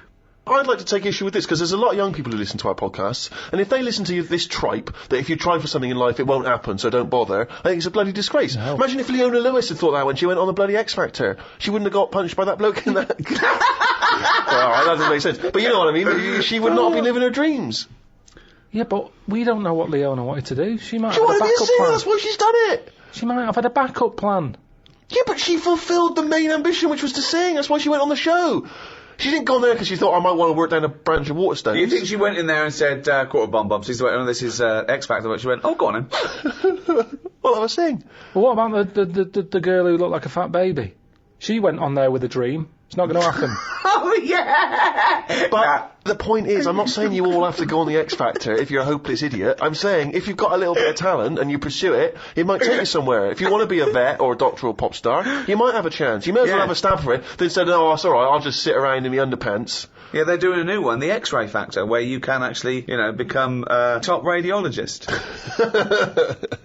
But I've said this for an idea. I think Go on. they should do that. Because how many singers do we need in the world? You see, that's the thing. We're talking Yeah. about the future. Yeah. I think we're not going to talk anymore. I think it's going to be like living in an opera. The way Yeah. things are going on now, everyone wants to sing. Yeah. Whereas, if you did a TV programme to try and get a doctor, X-ray Factor. It's Yeah. all about, getting in young kids, do live surgery. There's big queues anyway. People are queuing up to have operations done. Yeah. So you say, look, Hilda, you have got a problem with your left bunion. You can either wait for your proper doctor and hospital, but it's going to be a 2-year waiting list. Or you can have Jedward do it are for you you. free Saturday night, live? Because we've got two 17-year-olds who are going to do it. Hilda! She comes out. They He's a little voice. I've never heard him do a little voice before. So hang on, wait, Okay. So this is what is this? This is a talent show where people can have a go at being a doctor. Right? Well, this They is need- like something from the Middle Ages. But they need volunteers who would rather have an apprentice, someone have a go. Well, it's not even an apprentice, it's someone with no training at all. Yeah. They learn how to do major operations in a week. But no, not major ones. That's for the final. You do a heart, Oh, of course, yeah, you do a you've got to heart build up to that, transplant, sure. but you're A building heart up. transplant for the final. That's So anyway, amazing. so it's Hilda, and Hilda's not the person, she's not operating, she's just the person who needs a No, bunion she's removed. the foot problem. Yeah. So she comes in, they have a quick chat with Have her. a chat with her. How's your life been? Bit of Coldplay under her. She's Yeah. going, oh, it's terrible. I can hardly walk and all that. And they go, right. Here's a fowl who looks like a baby. And then And you think this is a good, you don't see any problems with this so far? You've not identified any concerns yet? if it means you get younger people into other jobs other than singing, I agree with you. I think it's crazy that everyone now just wants to be famous, a singer or something, and we don't need them. They're just contriving sick it. of- I'm sick All they're of doing singers. is knocking the last one off the top number one spot. It's just a factory. But I'm not talking about everyone should try and be a singer, am I? What I'm saying is sometimes you're allowed to pursue your dreams, and they might be, you may fulfil those dreams. There's nothing Steve, wrong with that. Steve. It may be that you want to operate on a woman called Hilda or a bunion. Steve. Pursue that Go dream. on. But according to your negative views, we shouldn't even try and do that either. what Go I'm on. saying is, Go on. What's he saying? Leona was an example. I'm not saying everyone should try and be like Leona. no, but No, listen, listen to his point, Stephen, because he's got a very good point coming up. Here it now. comes. This is it. Okay. He hasn't said a normal word yet, but he's going to say some now, and they're all going to be profound. people's dreams aren't their own dreams. Oh, hold on. What do you mean by that? Okay, Is keep that- going. No, keep going. Keep going. No. He'll explain. You don't need to ask any questions. He'll explain. Because they think they know what they want because they see it on the telly. They see, someone singing a song and they go, I want to do that. So all I'm saying is, change the dreams. Change the dreams. Yeah. Surgery. They're watching that. They're seeing Hilda happy with a better foot. The doctor's getting all the praise. They go, I want a bit of that action. That's what it's about. They don't want to be singers. They want to be known. They want to be famous. Yeah. So, fine, have a bit of fame, but do some good. Fix Hilda's foot. Sorry, was that the end of the point? Yeah, because all we've done, we've changed the dreams. Dreams are... Well, you've hit on a good point there, because what is astounding is that when people are inundated with praise for people who are just clothes horses, they are just skinny nobodies who don't do anything except have their picture taken, and they're role models for, I'm not talking about, anyone in particular, but it's just these people who want to be seen with other celebrities and marry celebrities and be a celebrity. People think that's an easy life because they're getting rewarded for it. And yet, someone who's stuck in a laboratory trying to come up with a cure for AIDS, they don't know or care about them. And Okay. Can I just point out, though, that if we're going to have a go at people being successful, making money, and being well known for doing nothing of any value, I point you to the man sat opposite me here. And that's, hey, I tell you, there's times when I, lie awake at night thinking, what was my dreams? Yeah, but I'd love to be a little I've got doctor. a new boiler hold on, and 2 houses. I'd love to be a little doctor. Yeah, I mean, it's past me now. There's no way I can go back. Well, But it would have been you're brilliant. wrong. Carl Pilkington. Hilda! What is it? What now, Hilda? What's up with you? I've got terrible piles. There's some sort of blockage up there. I haven't gone to the haven't gone to the toilet for a week. Well, Carl, can you unblock Hilda's arse? Now live, unblocking Hilda's arse, Carl Pilkington. I thought she had bad feet. No, her feet. No, Jedward fixed her feet. There's a lovely job. That's why they stayed in last week. Her arse is worse than her feet. It's because she's been off her feet for so long, because she couldn't walk. Her arse took the brunt of it, and it's just terrible. Piles have burst, and it's blocked up there where all she just eats is cheese because she's so depressed. I'd probably knock it on the head there. Why? I'd just say, like going back to the street thing, I've gone down the wrong avenue. I go, Right. this isn't for me. I didn't know I'd be, eye to eye with this. What's that? It's not for me, and that's how you find out that it's not for you, by doing it. Right. But at least I gave it a go. So this the same as you had one fight with Leroy, you went along to a dance studio that was shut, you've seen Hilda's arse, and it's turned you off proctology. Once again, you've just abandoned it. Yeah, well, there's Have no a point. go! Have a go! Just feel inside Hilda's back passage. Feel the blockage. No, because the audience have already decided. They've seen a weakness in me. They're going to vote me out. No, There's no point me getting dirty fingers for this.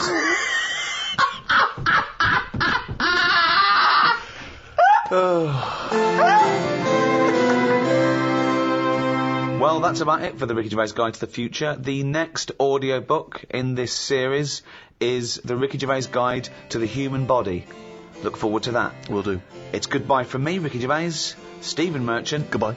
and the little round-headed shaven chimp that is forever Carl Pilkington. All right.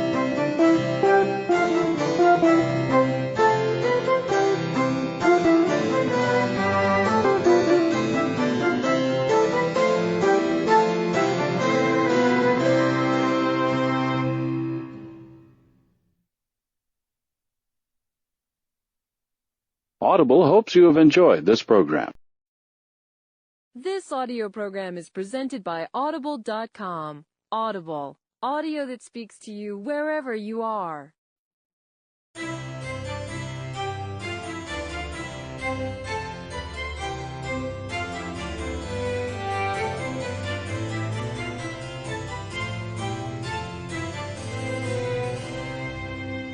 As Aldous Huxley once said, man is an intelligence in servitude to his organs. Made from the same stuff as algae, the human body has evolved into the most complex organism in the universe. An animal with power of introspection, conceiving complex metaphysical notions of morality, beauty, and love, while at the same time battling time, illness, and even death with even more sophisticated scientific weaponry. While we may still marvel at its complexity, what do we know about the human body? What are its wonders and limitations? And with scientific and medical technology moving ever forward, how will the human body evolve over the centuries to come? To discuss these questions and more, I'm joined by Stephen Merchant, award-winning writer and graduate of the University of Warwick. Hello. And Carl Pilkington, a man without formal academic qualifications or any awards to speak of, but he's good at other things. Cleaning windows, for example, with his fucking tongue, Gump. That's a bit harsh, isn't it? Alright. All your cells die and are replaced many times over in your life. Except the brain cells, you only lose them. You lose hundreds and millions and trillions, right? And you've still got plenty left, don't worry. Or most people have. So only a small percentage of the cells you're born with remain yours, the brain cells. So supposing you're 99% different, all the time you're changing, is that the same person? Well, you'd say, yeah, because you've got the important ones, the brain cells, which keeps your memory, your personality, your input, the you. But then, as we talked before, if you took your brain and put it in someone else, would you be the same person? You know, Well, that's then, it. yeah, What defines the person? yeah, It's the this- brain, isn't it? It is the brain, but then if you look different, you'd be treated differently and you have a different personality. You could still the same person, but people change anyway. People's personalities change. And if you're in a car accident and you lose all your memories, you've got the same hardware. People have had complete personality changes. Particularly through car. I knew someone whose girlfriend was in a terrible accident and she lost a lot of her memory, and so the person she was with, her boyfriend or fiance, she no longer related to them in the same way. And equally, he obviously that wasn't the same woman that Yeah, he but was fallen it in his love fault? with. Was it his It wasn't fault? his What's fault. that No, got to do no. with it? What's that got to do with it? No, was it his fault? Was the accident his Well, what's fault? that got to do with it? Because you would be fed up, wouldn't you? That's a completely different point that he was making. No, it wasn't. He said Yeah. a woman had an accident. Yeah, but we were talking about, are you the same person? Well, hang on, let's hear what Carl's point Go on. is. You said, Yeah. you know, this woman was in an accident. Yeah. It's terrible, that. It's sad. Yeah.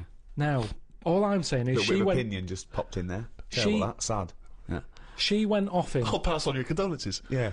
She went off the fella. Yeah. All I'm saying is, you're saying, oh, it's because a brain had a knock and went, oh, I'm not into him anymore. But all I'm saying is, if it was his fault who was driving the car and it happened because of him, you would sort of go, Yeah, but "You that's idiot." not the point I was making at all. It's not, it wasn't. is it? It's A, not, he it's wasn't not. involved, but B, it was because she got a form of amnesia, so she didn't relate to him in the same way because the life they'd spent together, she no longer had a memory of, and equally, when he was talking to her, she was no longer the person that he'd first met. Do you see what I mean? So that's what my point was. Not because he was in. Yeah, no, I can understand that. That doesn't surprise me that much, I suppose. At the end of the day, it is what you go through, isn't it? Yeah. You can art back. You can talk about stuff. I Arp back. You can arp back. Is that what a good relationship's based on? If there's a lot of young people out there listening, they're wondering what to look for. I think that's the best thing about getting old, isn't it? You can sit down and do nothing but think about a lot. If you're a baby, you've done now, you're lying there, you can't walk. I can't remember being a baby, and I put that down to it being boring. Because you only remember the good things. Remember your birthday. No, it's you remember the good things in life, don't you? I'm quite happy. I can sit down for a good hour or so and just think back and go, oh, that was good. When was the last time you reminisced? Well, my mum and dad have been round, haven't they? So been reminiscing a lot. Yeah. What were you thinking about? We're just chatting about Tic Tacs. One of the great memories, yeah. The happy memories. No, because you see, here's the thing. You're saying how that woman changed when she had her head caved in. He never said that. What did you? Well, the brain accident. Yeah. Brain accident. Yeah. The Tic Tacs. Now, I used to love them Yeah. when I was younger. Yeah. My dad got a load of them.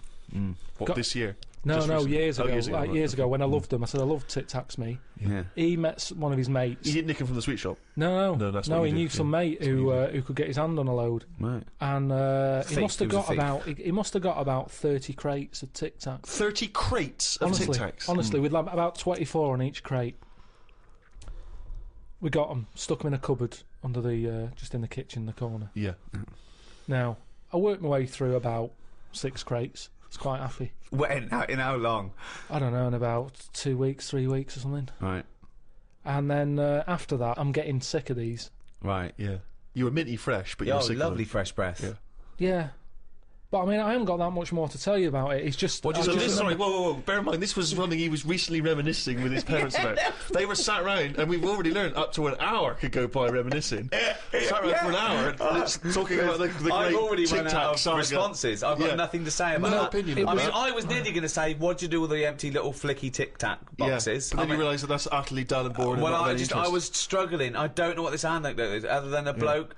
Other than you said your dad, I like Tic Tacs, mate. He went, all right. I talked to Albert. Albert, you got Tic Tacs? I've got 30 crates. If that'll do, yeah, yeah. Bring him round. Put him under cupboard. He's got through 12 crates. What's his breath like? Fucking lovely, but he's been sick all over the cunting place. Oh, do you want some more? No, of course we fucking don't. You'll talk about that in a few years' time. Of course we will for about a fucking hour. No. Then we bring it up in an audio book. But I think that's how we got onto it, because even though I tried to get rid of a load, I used to give them to mates, take them to school, say, have some Tic Tacs. You can have them for free.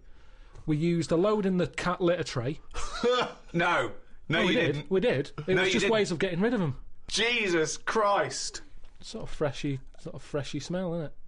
That's it's the same amazing. sort of condensity in that, isn't it? Condensity. It is the same condensity. condensity. Yeah, so I got rid of them like that. And then the weird thing was, even though I'd got shut of them all, you'd be backing up and you'd always hear one ting its way up the tube.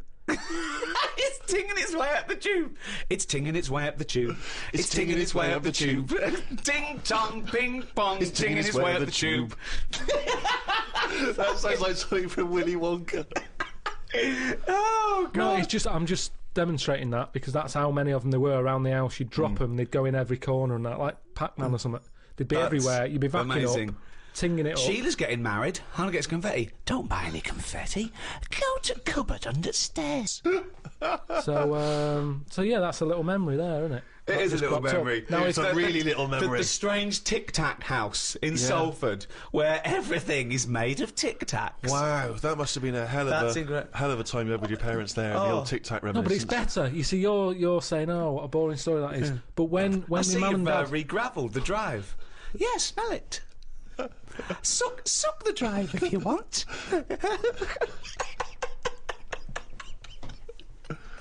Fucking hell. no, but it's different. When my mum and dad are there and they can remember that, and they're going, oh yeah, the Tic Tac incidents and stuff. What's known as the Tic Tac incident? The Tic Tac Let us incident. never speak of the Tic Tac incident. Yeah, I just imagine the clock ticking. There, it's Christmas Day. I go, what are you smiling at? Oh, remember it used to ting up the tube. You should think about selling this to Hollywood. Listen, what do you remember then? What do do I you remember? That's Wow. an amazing thing to That's say. a difficult question to answer. Yeah, I don't. Nothing at all. Why, out of interest though, and this will sound naive, why don't we remember the very early moments of our lives? Why is it? Is it because it would be too harrowing to remember the point at which we sort of born? Because I don't really remember anything from those first few years. Why is it? Is it just because the brain's not fully formed at that moment? I don't know. The memory's not sufficiently developed? I honestly It's got to be trauma, hasn't it? It's the things. Again, we were talking about me being younger, and the youngest I could remember back to was 1978. How old were you then? Uh, When were you born? 72. And it What, was you, summer holidays. you couldn't remember earlier than 6? You Um, can remember back to about 2 or 3, most people. What, you, no way. No way. My mum and dad don't even remember me then. Because you're not doing anything.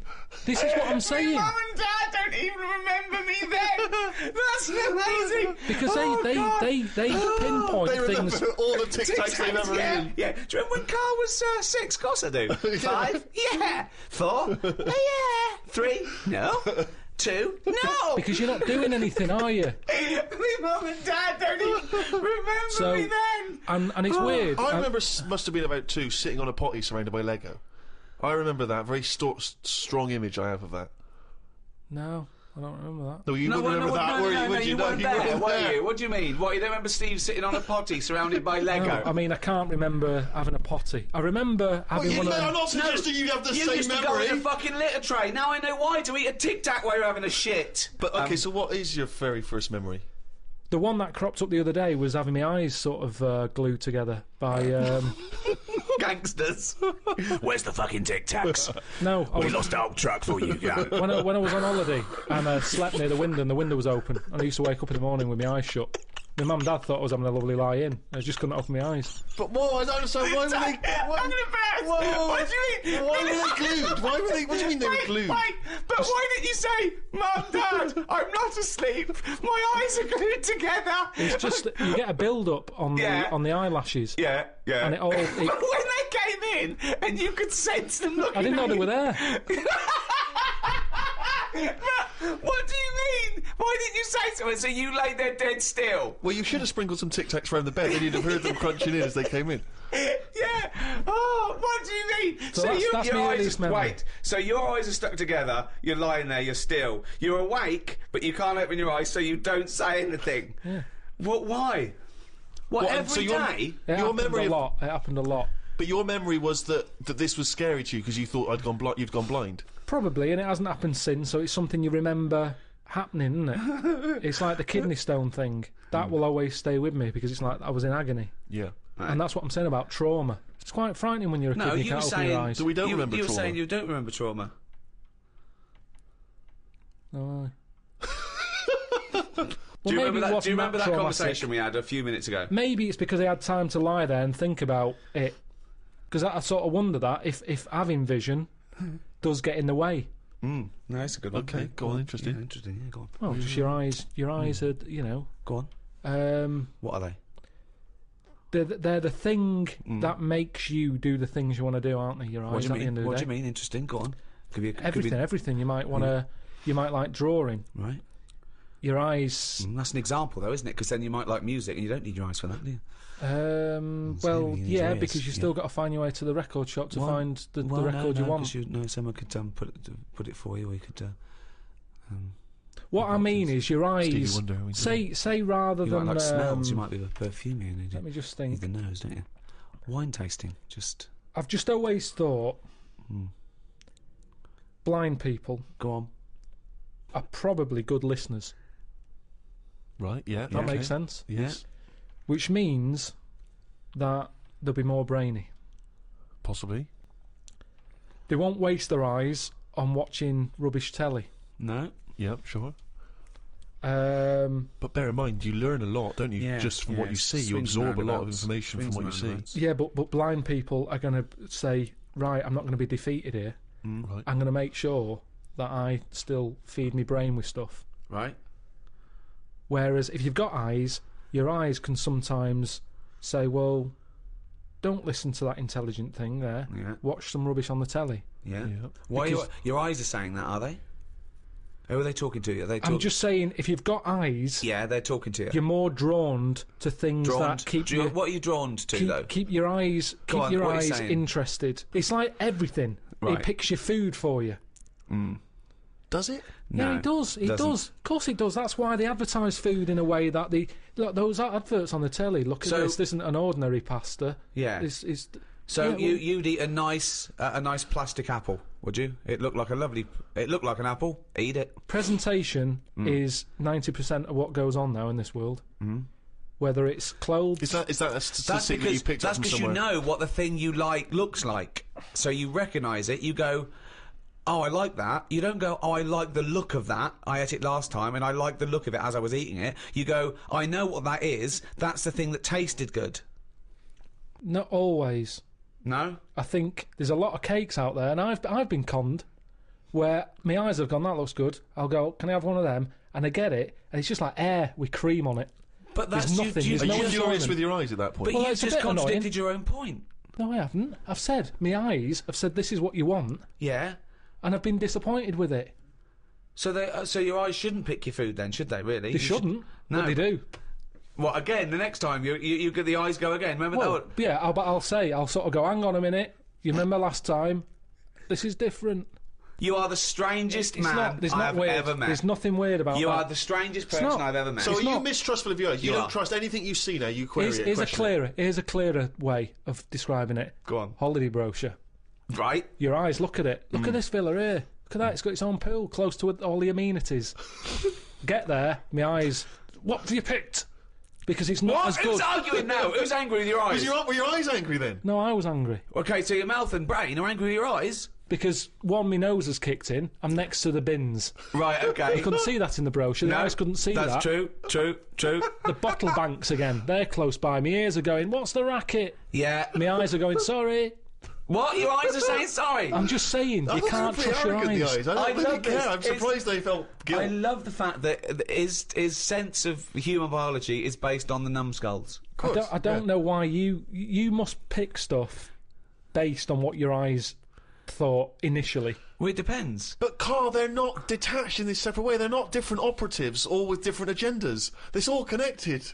They should be. If I look at a picture in a brochure, a magazine, and I think, oh, that looks nice, my brain instantly says, be careful though, because that's a publicity tool in order to try and sell me this particular ideal. Chances are it doesn't look exactly in real life like it does in the brochure. I'm instantly thinking that. I'm not going, hey, I'll book that. And then 2 weeks later I get there, I can't believe I'm fucking disappointed. Ears, what do you make of it? Well, I'm livid because I can hear some fucking racket. All I'm saying is you don't see that many disappointed blind people. You don't not- see they're that not many disappointed blind people. They're not let down that much. They're not let down. Spurious. You've got no information for that, no evidence for that at all. You've just made that You up. don't see many disappointed blind people. I've always been fascinated in biology in general, and I remember when I was about 13 or 14, I got this book, Man's Body, an Owner's Manual. I was fascinated by it. It's like a sort of textbook, is it? About the human body? It's great though because it's got absolutely everything from life and death, and then I was worried that you could chart when you die from sort of things like where you were born, socioeconomic group, have you had fill-ins and all that. Oh, I'd worry it, and you give yourself point system. But it's a fascinating book. It's got everything, and of course all the stuff about male sex organs. I can't think of the number of men that went home and got a ruler after reading about averages. Yeah. There's a nice little chapter here. What is the average percentage? You have to push really hard with the ruler until it's sort of like going right into your stomach, and then you can get it up to like 2 or 3 inches. Lovely chapter here on sexuality. I want to read one. This is under the homosexual activities. It goes into what they like. Anal sex. It explains what that is. It's anal sex. This is inserting the penis into the partner's anus. Normally with the aid of an artificial lubricant, so it gives you all the details there. Now, in addition to anal intercourse, many homosexuals have practiced fisting, inserting a hand or fist or other objects into the anus as a form of sexual stimulation. Experience has shown, however, that this practice should be avoided, since it can cause gay bowel syndrome. Now, I'd never heard of that. Wow. Yeah, Gay bowel syndrome. Gay bowel syndrome. Fissures, like lesions and stuff, and other damage to the walls of the rectum. So you'd go to the doctor and go, oh, I've got a problem. He goes, well, you've got gay bowel syndrome. Are you gay? Yes, I am, yeah. All right, Have you been sticking another man's fist up your anus? Yeah, we like that. Okay, well, my advice to you is to stop that because it's causing damage. Oh, thank you, doctor. I'm not going to stop it, by the way. I'm not going to stop it. I'm going to carry on doing that, and then just keep coming back here with a sore arse, if that's all right, and you can just fix it, can you? Because in fact, I'm going to go home now and do it, even though you've told me that I probably shouldn't. And I'm going to gay bowel syndrome, you say? Carl, what do you think about that? Sticking a fist up your arse? Wasn't meant to be, was it? I mean, it's not. You know, it's going to do damage, isn't it? It's like you've got to know when to stop putting stuff in a carrier bag, and it's the same as that, isn't it? Because it rips. Yeah. Someone told me this recently at a party. Fascinating fact. See what you think of it, Carl. He told me that apparently, if you've got time on your hands, you can put your fist inside someone else's arse, and then you can work your hand very slowly up through the person's body. It takes about 2 hours, apparently, and eventually, it's what he told me, you can touch that person's heart. Right. And it's like the most intimate thing you could ever do with someone else. That's bollocks. That's what he said. That's what Well, our how bloke could you said. touch their heart? One, the alimentary canal is about 30 foot long, so you'd have to either have 30. You have to be Mr. Tickle, right? Or you'd have to be rolling up the alimentary canal as you go, like a stocking on a pole, right? And then when you get up there, how can you touch the heart? You'd have to rip through the esophagus, which would kill them. Okay, if the arm going all the way up their alimentary canal the wrong way didn't kill them. But I like the idea of someone saying that to a loved one. All right, love. Love, little surprise for you. The kids are at your mother's. Yeah. I've put They're out the for 2 phone's off the hours. hook. They're Yeah. out for 2 hours. They better be out for 4 because I'm going to need to get it back out again. Yeah, where's the Marge? It's like, imagine the doorbell goes. You got to sign for a package. Who told you that at a party? A psychopath. I don't know. And then he was convinced it was true because he went online to try and even when we were at a party, he found a computer and he Also- started typing in fist, heart stuff. And I said, you better delete that in case Yeah. the person whose computer I it know, is finds fist that. heart. Fist Yeah. heart. Also, if the aim is to touch the heart, right, go via the mouth, it's shorter. Let's pop it down the mouth. Yeah. Kyle, thoughts? I mean, there's getting to know people. I mean, do you know how people say, "Oh, you shouldn't use a toilet with the door open and all that because it ruins What the like, mystique? you knowing too much and everything." But that, for me, where do you go from there? Yeah. But you know me. I mean, I've got nothing against gays and that, but No. they puzzle me to this day. There's still things that happen when I go, "What is all that about?" Like what? I went to what's her name, Harley Street. I went for a checkup, and like a medical. Posh, you know Harley Street. It's like Yeah. it's the top doctors, isn't it? I've never been before. yeah. All posh buildings and that. Went up to the counter. I said, "Hey, see the doctor." They said, "Name, yeah. Give us 10 minutes. Go and wait in the waiting room." Dead posh waiting room, dead fancy, big leather furniture and that. Yep. Loads of magazines. I mean, like a newsagent's Yeah. in the middle of the room on a table, loads of them. So I'm looking through, and there's the top quality ones. Your Esquire, GQ, Classy, Yacht Weekly, all that, Country Life, Boys. Boys. There's one there, yeah. Boys. What's that? Right, lifted up like the one on top of it, and it's like Boys with a Z. Two fellas stood there, looking sort of Italian looking. Yeah. Right. Remember Brother Beyond? That sort of look, Right. Yeah. sort of greasy hair. It's a going cracking back. reference there. Dungarees on. No shirt though. No shirt, just dungarees sort of unbuttoned, hanging down a little bit. Sure. So no one else is about. I'm never going to buy a magazine like that. You're going to tell us you looked through a You gay took another magazine? I had a little look just because I thought, like I say, it's one You're always chance. looking to learn, aren't you? You're always looking to learn. Yeah. Always open. There might have been something in there that I go, right, I get it now. I understand why they like doing that or whatever. Yeah. Right. So she said I was going to, 10-minute wait. I can have a quick flick through. Picked it up, had a look. Still none the wiser. Why? Well, what did you see when you opened it up? Just loads of. Like I've said to you before about, I don't know why they like looking at knobs when they've got one of their own. Right. There's no right. surprises there. You're not going to go, oh, so Sure, that's yeah. nice. Lots of that. Yeah, they can't get to it, can they? They can't get to their own. Who can't? Well, if they want a little chew, a little nosh, they can't get to their own, can they? They'll break their back. But they can't get to this, fellas, in the magazine. It's only a picture. They're just looking at it. They might as well look at their own. That's In what the I mean. mirror, Yeah, just have a look at it. They just stood there. They're not up to anything. They were just sort of stood there. Some had, like, car oil on the face.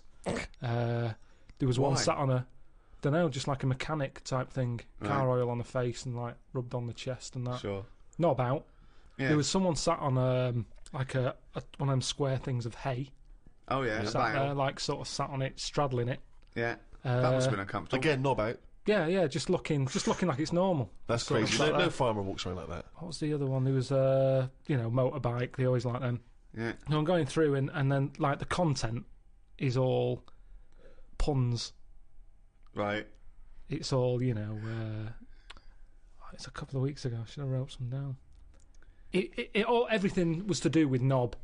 Right. That's the only bit they're interested in the his- male body. Look at this bloke It's straddling not- this huge throbbing thing. The bike's not bad either. Yeah, Yeah, all that, yeah. loads of them. It was just all, just cock, just 100%. Like let's just talk about the knob. That's a good name for a gay magazine. 100% cock. 100% cock. Did it not at any moment sort of maybe slightly unnerve you that the doctor might come in and see you reading boys? No, Or- because I or wasn't. What about if I walked through? Because I remember once when you were in hospital about to have a tube going down your knob, and you were sitting in your pants with stockings on, and I walked through, and you were horrified. So what if I'd have walked in then and went, Yeah, "God, I what are you would doing?" have just said, "Look at this. Look at this. It's free." And I said, "Why did you bring that with you?" No, I would have just said, "Look, does it look like I brought it with me?" Look Yeah, at this. yes, it does. Well, Because what- I've never, what? So you because look I at- would never see, you would never see a gay magazine in a doctor's waiting room. So I think you bought that and pretended that it was That's there. the thing. I was amazed by that because there was no there was no Mayfair or anything. They just catered for like if you wanted a bit of. It was really. I mean, really, I could have complained. So if you're gonna have this, where's a bit of the other? Yeah. Yeah, you had a bit of this. Where's a bit of the other? I know one of the things that they had, and I thought they're really struggling with like ideas. They had a Sukoko. As in Sudoku. Yeah. Sukoko. Sukoko. Surely Sadiko is better. No, because it was like Sukoko. Yeah, but it's Dick as well. Sukdeko. Yeah. What? And it was still a Sudoku style puzzle, but it just had that name. Yeah. It's just So everything. It It's was all just Sudoku, but called Coco. That's amazing. That is amazing. Now, That- if I was gay, do you know like Let's they have a say? game of Lubo. Let's have a game of Knobopoly. Noberation. Operation. Let's have a game of chess. Cock.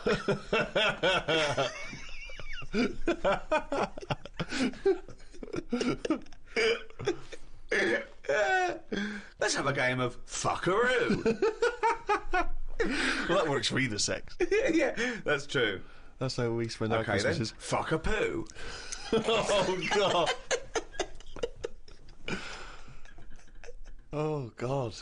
Human intimacy is a very strange thing because kissing is a bizarre thing, isn't it? Really. I mean, I don't know what the evolutionary origin of kissing is.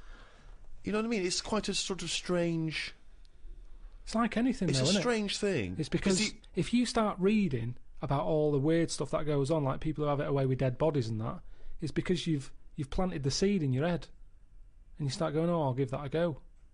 Like food, you either want an olive or you don't. Some people will go, "I'll try it." Some will go, "They're not for me." Do you want an olive? No, but you can shove your hand up my arse so far that touch me heart. You haven't got any olives. I have got some olives, but if you are fed up with olives, I've got an arse here going begging, and 30 foot along the elevator now is a little heart I'd like you to Yeah, touch. but the thing is, if you give that a go and you enjoy it, then you want to do it again. Right, And you've created do not stuff. try and do that. Do not try and stick your hand so far at someone's arse you can touch their heart. There is no point to it. It is a myth that it could happen. You would end up murdering It's a someone. sorry state of affairs where you've got to put that message out there. yeah. But that's it, isn't it? That's the other thing, isn't it? That you don't hear of animal fetishes and animal phobias. You know, you don't get a lion who's a little bit nervous of antelope. I don't like antelope meat. And yet you have people here who are all those weird things of people who can only have sex with a pavement, which is a good thing to, you'll never be lonely unless someone suddenly drops you on a desert island and you go, I'll never see a pavement again. What do you think of that? Those people that just think, Well, they're just idiots, aren't they? There are some weird. You've got some clever ones, you've got a lot of divs. There's more divs on the world than better ones. Wow, that's a brave sentence to say. Yeah, he's right though. He's right. As gobbledygook as that was, he's absolutely right. I think Carl isn't a div. I think he's a better one, but doesn't know it. I think it's strange because I think that he's got all the other evolution of the human being, but he doesn't know which side his bread's buttered. He doesn't realise he's cleverer than he is. The number of times I find a theory that he said in gobbledygook, but it's true. I think that I think he's been dealt a bad hand in the brain department. Do you know what I mean? Yeah. Thoughts, Carl? Well, your brain's in 2 bits, isn't it? Yeah. And I wonder if one half is really good, the other half's messing it up. Yeah. That's how I That feel could be sometimes. the case. Yeah. Well, it is split into 2. Yeah, and they are responsible for different things. Yeah. It's like these sort of families where there's a kind of really bright kid and then a sort of wayward child who just gets into drugs and stuff. Sort of like that up there Yeah. in your head. Because you have quite sort of out there nebulous thoughts, and you've got a lot of common sense, haven't you? And just having that other sense of like, this is dodgy. What spider sense? Just that sense where you just go, I don't know why, but something's telling me we shouldn't be here. And you go, all right, let's go. And you move from it, and you don't know what that is. Yeah. You don't know what's decided that. It's like when you're lost. A part of my brain's got me lost, but then there's another bit that I don't know what it is, where they go left. And you do, and then you go, remember that time when you called me and I said I don't know where I am, and I couldn't concentrate. Think of that! I called him. I went, Carl, what are you doing? He went, I don't know where I am. What do you mean you didn't know where you were? I got lost. I went in London wandering. you got lost? Yeah. And I went wandering, and then I It's was when like, he first moved into his new place. He was walking back from his old place to his new place, and he didn't know where he was. He tried How can to you take a ever short. really get lost in London though? I'm just asking Cabby. well, yeah, I don't want to do that because I feel bad pulling one over and then saying, where am I? Yeah, they don't appreciate that, do they? But I found my way back, didn't I? Yeah. But you told me 20 one minutes. time that you much prefer getting lost. You love wandering around and getting lost. You Yeah, said that's much better. going Yeah, down the it was a cold cul-de-sac. day. It was a cold day. I just wanted to be at home. I had things to do. There's a time and place to be lost. Well, go on. Well, a place What's you the don't place? know. What's and the place to be lost? Somewhere you don't know. Right, good. Okay, And the specific. time? The time. Time when you're not in a rush. Right.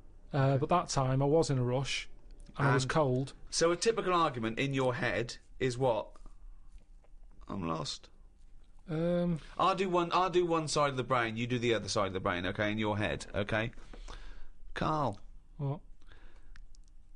this isn't where we should be. You want to go home, didn't you? This isn't your house, because it's a field. You live in a house, don't you?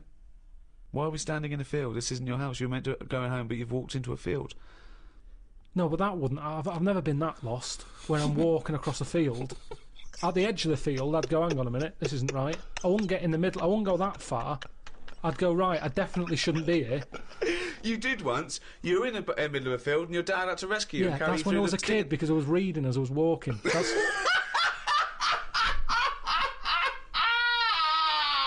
And he never read again. but there's another sense. I was in the middle of nettles there. Yeah. I'd walked. It was at my brother's wedding in Cornwall, and I was walking near a cliff edge. Reading a book. And okay, so okay. Walking. Carl, I know you're enjoying this book. Can I have a word with you? Just look past the book a minute. It's a big drop. Yeah. Well, that's what happened, and then Right. that's when my other senses went, hang on a minute, I'm being stung. Load of nettles and stuff. And I just had to wait there for ages until my dad sort of thought, where's Carl? I was there for about an hour and a half. You showed a book.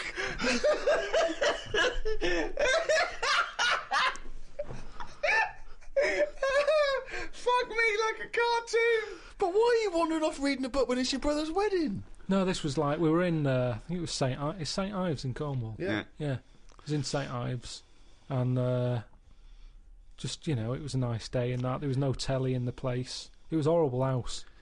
It was haunted, actually. No, honestly. No, not honestly. It wasn't haunted. There's no such thing as ghosts. So, It's the so you saying honestly it was haunted means fuck all. It's the weirdest place and weirdest sensation I've ever had. I spoke to a woman called Mrs. Battersby, Right. who sat on my bed keeping me up all night. My mum came up, she said, "You look shattered." I said, "Yeah, I haven't had a kip all night." She said, "Why?" I said, "I've been talking to Mrs. Battersby." She said, "Who's that?" I said, "No, some old woman." Now, I can't remember it now, but that's what I did then. And then, Sorry. So Mrs. Battersby didn't exist. Is that what you're saying? She was the ghost. yeah. Wasn't the landlady. No, there's no landlady. It's a big house, Right. about 12 bedrooms in it. Right. Dead cheap to stay there because it was a wreck. My Were mum you and dad ill? went out Were you one ill? night. Did you have flu at the No, time? I had nothing like that. I just... So you were sitting up, but you were awake, and you were having a conversation with Mrs. Battersby. What did she look like? I can't remember. I can't even remember having the chat now. Right, But so- at the time, I was like, oh, she just doesn't shut up. Chatting all night. So you don't remember this happening? Or you do remember it happening? No, I remember that, like, if I see my mum now and I mention St. Ives, she'll go, "Oh, yeah, Mrs. Battersby." She remembers coming in, because she was older than me, wasn't she? So, to Who? her, my mum. Was she? Yeah. How old was Mrs. Battersby? She was older than both She of you. was old because I'm calling her Mrs. Battersby. If she was my age, I'd probably say, "Oh, it's Susan" or whatever. Right, sure, You Miss call older Miss people Battersby. by the surname, don't you? Yeah. Anyway, so she kept me How up old all were you? night. Don't know. I'm thinking of pictures at the wedding. Why do you have to go through other things to just have a memory? How old do you reckon you were? I don't understand why you haven't got direct access to your memories. How old do you reckon you were? Your mum was older, though, yeah? You must have a vague idea of when this I'm event thinking was. about it now. I'm thinking. I'm Okay. picturing the picture of myself at this wedding. Okay. And how old are you? What are you doing? How tall were I'd say you? I look about. How were you? I say I look about 7 or 8. Looking at the picture. Right, okay.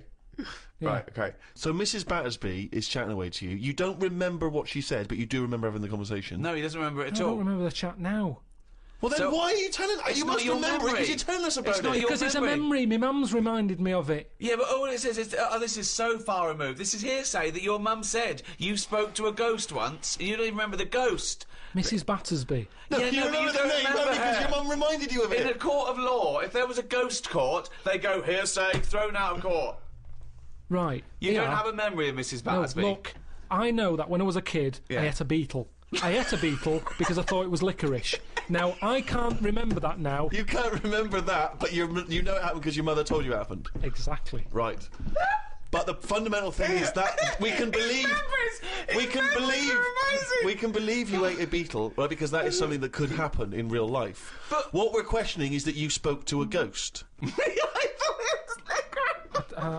What sort of beetle was it? Just one of them standard beetles, just a little black shiny one. Thing is, right, a couple of years ago, we were in the Ivy, and the food came, and there's a big blob of wasabi, right? It was like called an Oriental hors d'oeuvre, right? And I looked over at Carl, and he started going, drinking water. I said, "What have you done?" He said, "I had that." I said, "That was a blob of wasabi." He said, "I thought it was one mushy pea." That's a classy restaurant that they're serving one mushy pea. Well, they do that, don't they? Wow. Small portions. It's all trendy, isn't it? I love the fact that it's exactly the same thing. They've swapped beetle for wasabi Yeah. and licorice for pea. You see things, you see something, you It's a think... good job you remembered that anecdote, though, because he doesn't. Exactly, yeah. In years to come, we'll be going... Ate some wasabi once, did you? Yeah. Oh, according to Ricky, I did. Yeah, I was in the Ivy. I thought it were mushy pea. So hang on, I just want to go back to Mrs. Battersby because What you other- confidently said it was most haunted. haunted. It was the most haunted place. Yeah. But you've got no real evidence for it because even you claim you had this encounter, you don't even remember it. But you don't remember everything in life, But you do you? supposedly had a conversation with a ghost. I know, but I didn't know. When I was younger, I But you didn't think remember that the was a specifics ghost. of an ant walking around. Yeah, so you thought, so I see. If you'd have had the memory, it would just be a nice old lady on the end of your bed all night. Right. And then... Then, when I mentioned it, my mum was saying, "What do you mean, Mrs. Battersby? Who's Mrs. Battersby?" Right? When you're a kid, you're not terrified, are you? No. Nothing scares I mean, you. I'm beginning to think, who the fuck is Mrs. Battersby? I must admit. But So, yeah, that was, but it was a weird place. I mean, there was no telly. All they had for sort of company was a calculator. Carl, you're Wow. the strangest little That's man that's ever extraordinary. lived. Company had to company. No. There goes Carl with his friend. What's his friend? Oh, it's a little... It's a Sanyo 4197G. I love that. That's amazing. Oh, calculator, do that boobs thing again. My mum and dad used to go out. I stayed in there. Just shots of him with his calculator on the beach. Like that. It's sunlit. Maybe beautiful and 4 plus 16, what will it be? My only friend was the calculator. Oh, God. Just imagine the shots of him in Vietnam just carrying Tommy. When the battery's died, they had to have a funeral for him. His batteries roll over the floor. Oh, fucking hell. The only company was a calculator. Before that, I used to knock around with a brick. Oh, God. Oh, fuck me. Carl, the human body is one of the things that you're actually genuinely fascinated in. This is one of the things that you admit is quite amazing. And I think we all agree with that.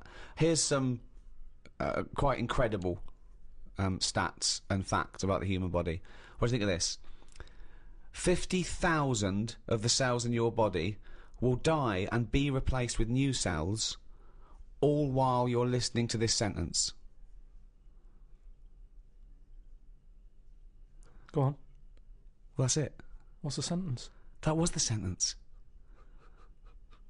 What was the sentence again? Well, it doesn't matter. The sentence doesn't matter. 50,000 just dying and being replaced in that time. But what are they doing? Different cells do different things. Some are taste buds. Some carry hemoglobin and oxygen to other cells. Yeah. Some are skin. Some are liver.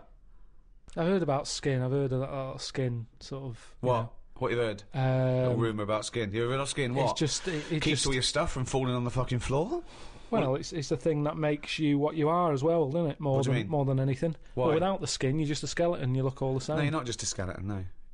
Other than your lungs and your heart and your kidneys and stuff. What Well, I'm saying is, I know, went to and that, all the flesh yeah, on top and all the blood vessels and all I the... went to that bodies exhibition. Yeah. Oh, here we are. This is it. He knows all about the human body and science because he went to the bodies exhibition. Do you know with the German fella cuts bodies up? Yes. Now, he had a load of people on show.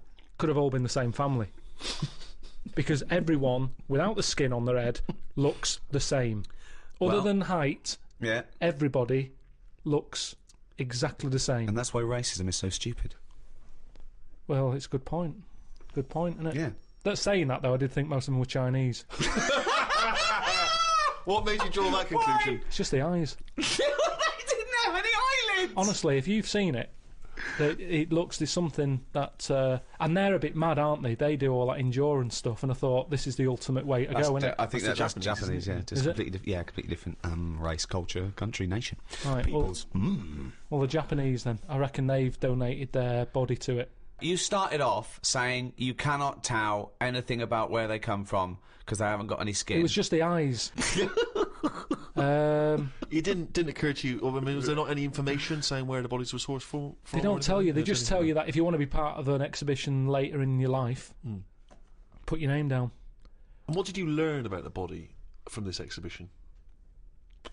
Well, I told you. You know, we all look similar. At the end of the day, your skin is what makes people... Look different. Yeah, that's the bit that makes you look like you, doesn't it? Yeah. That's the bit that you can tell how old somebody is. Yeah, like that's what you recognise. You don't That's what- recognise someone's skeleton and their brain.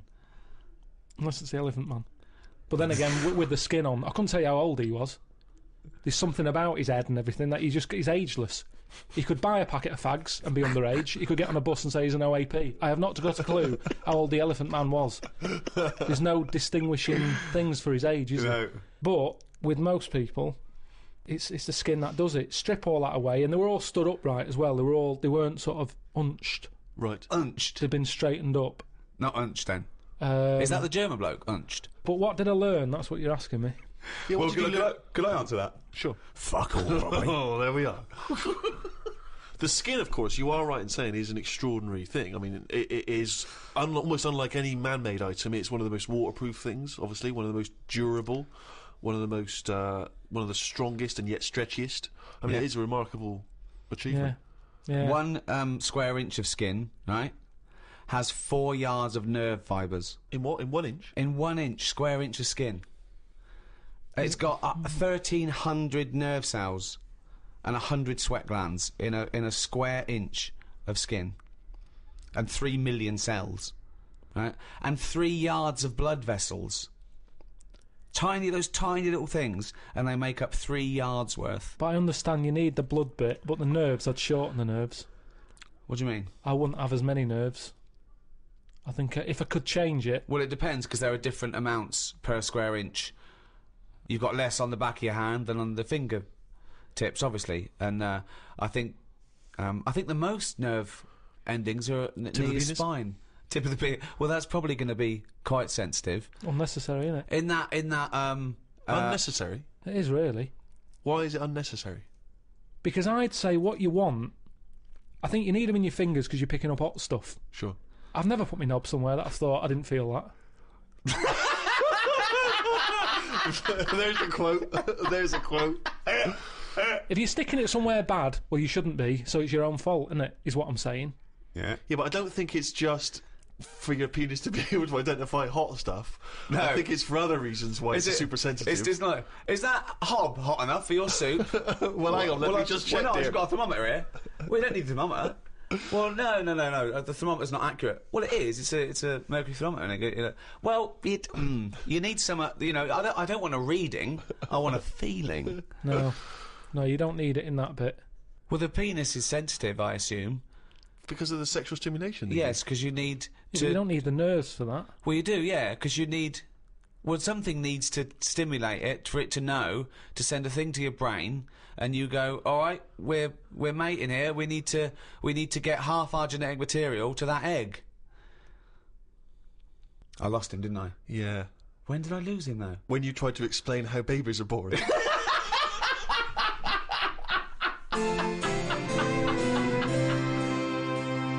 Carl, every human being spent about half an hour as a single cell. I've heard about that.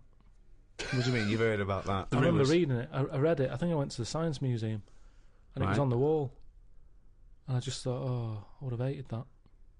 What, being a single cell? For half an hour. But then when was there ever a chance of a single cell knowing anything? Yeah, if you look at it like that, it's not a problem, yeah. It never was a problem. Why are they telling us then? Oh, for God's sake!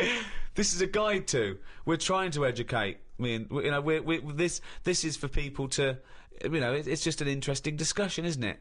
So we are going to come up with some facts. There are going to be some things that we don't know the answer to. There's going to be many things you don't know the answer to. Sometimes you're right. Sometimes you're wrong. Sometimes we learn something. Sometimes we don't. It's just adding to the debate, really. I just thought it was quite an interesting fact. What do you think when you read that? What goes on in your head? I think it's incredible that that's how it starts. That you One go cell, from there that to then it divides and divides again. A cognizant being. Yeah. That every cell knows what it's got to do. It's remarkable. It's remarkable. DNA. Stunning. Yeah, I'm surprised there's not more weird stuff knocking around. I've always said that. But what's weird? Just something that doesn't look like the rest of us. Nothing looks like the rest of us. There's nothing. What's weirder than people-wise? I mean, how many people are in the world? 6 billion. 6 billion. 6 billion people. Yeah, you don't walk down the street, and I'd expect every 5th person to be like, "What is that? Look at his head. He's got 3 legs. Why? Why is the arm on the back of his head? Why isn't there more defects in it?" Well, there has been. Not Don't forget. that many. Do you know, like that Total Recall? Yeah. Like that. Where everyone's a little bit weirder. I mean, there's only so much you can do. I mean, even in that film, there was a woman with 3 tits. I'm not talking about having like a shoe for a head. I'm just talking about He's the like weirdness. A surrealist. He's amazing, isn't he? I just mean, You'd like to see more. You'd like to see more 3-titted women. Is what you're saying? Oh, one. We'd all like I mean, to see it doesn't that. matter. Mix it up. At least then it's a bit more of a surprise. What you're going to get. One giant boob. And it's a shame because it does make the world more interesting. But what's more interesting than the world, than the You're natural endlessly diversity? bored. You're endlessly bored by the world as it is. We're amazed. We sit here amazed by these facts. By thinking about the cosmos. You're endlessly bored by Just it. a Always discussion. looking for something new and weird and alien. Do you know they've estimated that there might be about 5 million species of animal, right? But they think there might be another 20 million all insects. So they've stuck it about 1, but they wouldn't be surprised if there's another 20 million species of insect. I wouldn't. Right, okay. Well, thanks very much. No, because you start off with the big stuff, don't you? If someone comes along... I mean, I'm still surprised when they say things like, we found a new duck. And I think, well, that's not hard to find. If you're talking about bacteria, I'd go, well done. Where did you find it? No, that's the other way round. A new elephant? Wow, really? No. Where was that hiding? No, I'd be A new- annoyed that someone's not found it. If it's not my job to find new stuff. Right. So it's not my problem. Right. But if someone's on the payroll Right. and they're out there trying to find new species, There's and they no- go, there's no we one on the found a new payroll." llama, I'd go, Right. well, where's it? Why have you missed this? Right. Annoyed. Yeah. Not, wow, there's a new llama. No, but it's harder to find. Attenborough, he's been out doing his job for years, hasn't he? Yeah. He was excited that he found a small frog. He found a frog, he stuck it on his finger. He said, I've been looking for that for ages. And you could see Did he he was, check under the microwave, down the back of the couch? he was delighted. Yes. He was chuffed. I was chuffed for him. He'd been Yeah. looking for it for ages. Right. Now, the thing is, respect due to him there. His eyes aren't as good as they used to be. Right. He found a small He's frog. been looking for it. He kept looking. I'd have given up if I was him. But he kept looking. He found it. There it was, a little frog on the end of his finger. Right. It wasn't on his finger all along, was it? I've got more respect for him finding that, Yeah. something so small, than someone else whose job it is to also be rooting around for new stuff, coming round the corner with an elephant, saying, look what I've got. I've been looking for this. Yeah, but that's not They what haven't been happened. looking hard enough. Then no one's looking for an elephant and has failed to find it. They don't You're know what they're annoyed looking for. with these people Yeah. who are on the payroll Yeah. looking for elephants By and failed to find definition, them. they're not looking for new species because they don't know they exist. It's a surprise. No one goes out and goes, what are you looking for today? I don't know, say a letter. D, duck then. Let's look for a new duck. Where are you going to look? Pond. All right. I know, but sometimes it's the slightest thing. I mean, we've done Yes, a lot it on is. insects. Yes, it is, But yeah. they go, I found a spider with like an orange leg, or a fish that swims upside down. It's like, put it the right way up. I mean, it's not worth noting. I'd say it's got to be a dramatic difference. Right. Right, how You're such a dramatic. bag of contradictions. You'd be annoyed with someone who found a new elephant. You'd think that was a sizable discovery, but no, that would piss you off because they should have found it before. They find a fish that's swimming around upside down, put it out the right way. How, right, how isn't that- different does the elephant need to be? It comes around the corner, you go, that's just like another elephant. How does it have to be different, right? What to you has to be different? To the point that I don't know it's an elephant. That Well, I then- go, like our hippos related What to would a it whale. look like then? Well, we're all related. We're all related. No, we're not. Yes, we That's are, a yeah. daft thing to say that. No, we are all No, we're not related. all It's just a related. matter of degrees. You understand what it means to be related to your brother, don't you? Yeah. So you understand what it means to be related to your cousin. Yeah, it starts getting a little bit... Really? Already at cousin? Already yeah, at cousin? There's cousins I don't It- talk to. I haven't seen cousins. Right, well, so let's forget Chimp then. My dad said over Christmas that who do you think you are was on. He said, oh, why don't you do that? I said, because it's looking up dead people. There's cousins who I don't even talk to. Yeah, true. I've no idea. It who annoys these- me when they cry about their great-great-grandmother Who they didn't even they're know. like, yeah. Don't even know them. Don't even know them. And all it's going to do is dig up problems, innit? You're going Yeah. to find someone out who did something wrong and you're going to get the blame for it. I don't want to know. If my cousin was Einstein, very nice. Yeah. But at the end of the day, that's If going to your add cousin extra was pressure. Einstein, then you really are an underachiever. No, but do you know what? If he was, I'd know about it. I don't reckon you would know about it. I reckon I don't I would. reckon your family would be that impressed with Einstein. They He would was have a- stayed in touch. He wouldn't was they? always the weird one with the scruffy hair and his tongue out. Yeah. No, I reckon the stuff we know is enough now, and all we tend to do is find problems. All the mysteries still in the world. The What a prick. mind-body problem. What a prick. How to save the world. Yeah, but we're not, are we? We know it's dying. We don't know how to fix it. Not yet, we don't. Turn your lights off. But then we You didn't. turn yours off. Just get sick of it. Leaflets through the door all the time.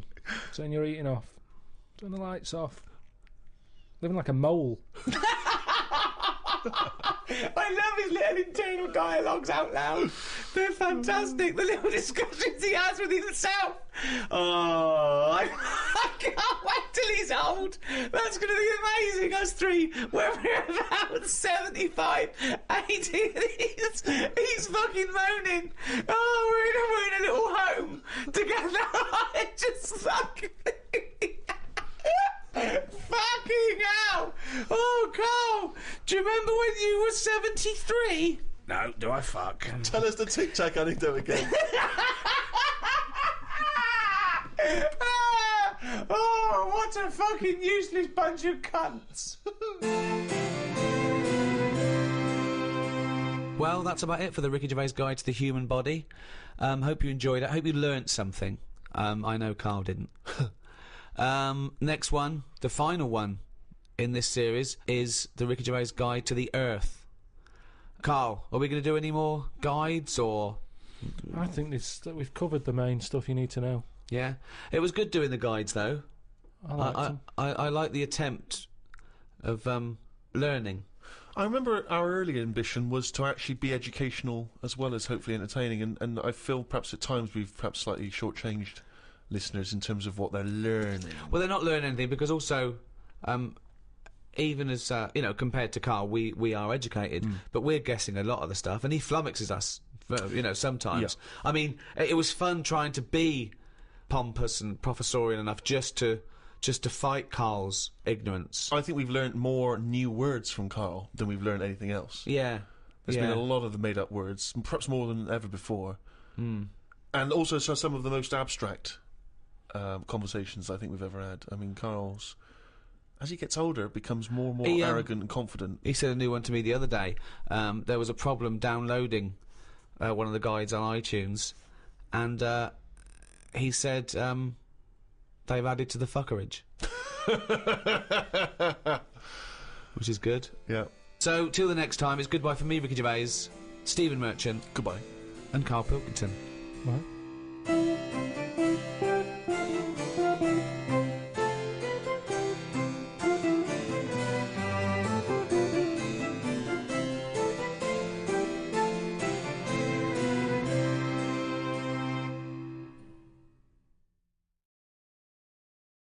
This audio program is presented by Audible.com. Audible. Audio that speaks to you wherever.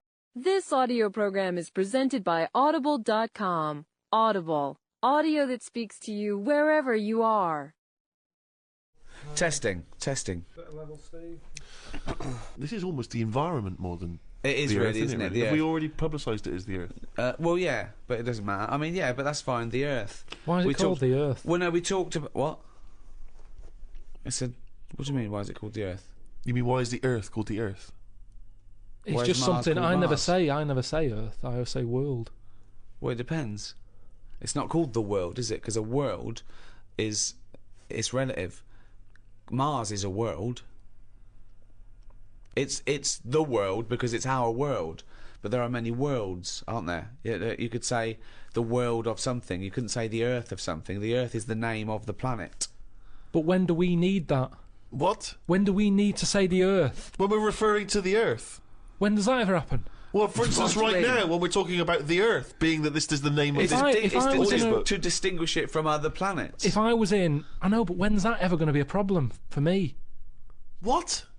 Well, it's not all about you. If I was in a rocket, Yeah, right, here we go. I'm sat at the front.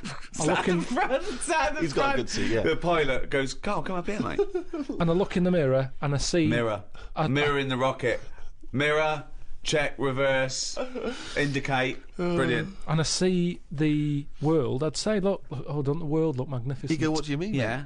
Yeah, that's how I'd say it. I wouldn't say Earth. I wouldn't dream of using the word Earth. But then you're in a you could say, well, this is our world now for the next year. This is our world. This spaceship. I say, no, not really. It I'll is, always be mate. looking back over there. I'm looking at, there's our world, there's England there. Not anymore, mate. We're moving to Mars. We're going to start a whole new world. Oh, which world are you talking about, Carl? Let's call it the Earth and Mars, like we always have, you dopey cunt. That's the name of this planet But we're on. that's what I'm saying, though. It's not our problem. We're never going to leave it. So it's our world. So leave it as world. It's a bit of information. You don't write so-and-so road, London, England, Earth. You don't need it. What other words are you annoyed by? What other words are out there you're thinking, why is that there? Because we do not need it. It's one of them where I come across something. They're not always in my head. It's just... I'm trying to think of something that I've seen recently that's a word. I'll say some words, Carl. You tell me whether you like them or not. Okay? Yeah? Route. What sort of route are we talking about? Good question. What about a pre-planned journey? No, I don't need it. You just go, which way are you going? I thought you meant beetroot. A That's root all right. vegetable. What, you like? You don't mind beetroot? Depends what I'm having. He doesn't mean the food, he means you don't mind the word existing. This is because you have such a limited vocabulary that it annoys you and intimidates you that people are using words, correct words, the correct English language. Are you happy with chair? Should we keep chair? It works. It's fine. Are you happy with the chair you sit on, or the chair who's in charge of like a forum or a meeting? What would we call a bloke who's in charge of a meeting? Chief. Chief? Okay, what about bloke who's in charge of a some group Native of Americans. Native Americans? I don't know any. Again, not going to affect my life. No, but what would you call him? He's a bloke who's in charge of all the Indian... all the... Seriously, not a problem Yes, to but me. it's a problem for someone, so Yeah, you've got to have a who's word for Head it. chief. Head chief. Oh, so he's... that means he's the bloke in charge of people who are in charge of meetings. That's No, confusing. you've got- I'm confused. I don't know who Yeah, you're I'm talking confused, about, mate. actually. I'm confused here. I mean, some words I know you're not happy with. Are there certain numbers you're not keen on? What about number 7? Would you get rid of that? I've heard about that tribe where it is just like they have 3. They say that's all they need in their life. 1, 2, 3. Really? Yeah, give us 3 of them. And then actually gives another 2 with them 3. It's all like just easy. I love the fact that they're still saying they're talking like that. Still down the market. Yeah. We should have a word for this 3 and this 2. Nah, fuck it. I very rarely want 3 then 2. Keep it 3 then 2. How many do you need now? Just 1 and another one. Or say 2. Oh yeah, I could say 2. Yeah. Do you want one more? If I wanted 3, I'd say 3. Do you want one more? Yeah, go on, give us 3 and 1.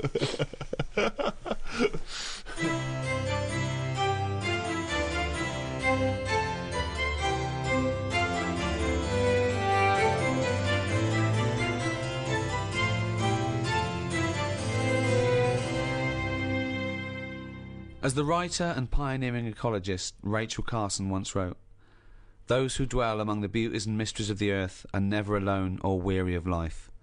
Earth, third rock from the sun, and the only known planet in the universe to accommodate life, was formed about 5 billion years ago. Extensively covered by saltwater oceans, it supports a myriad of organisms, the most evolved of which is man. Yet how we humans interact with our world could be sowing the seeds of our own destruction. With environmental concerns still high on the political agenda, what is the future of life on Earth? How are we coping with the threat of global warming? And is our newfound ecological concern too little too late?" To discuss the past, present and future of the Earth, I'm joined by Stephen Merchant, award-winning writer and graduate of the University of Warwick. Hello. And Carl Pilkington. Oh, look at his round-headed cat! All right.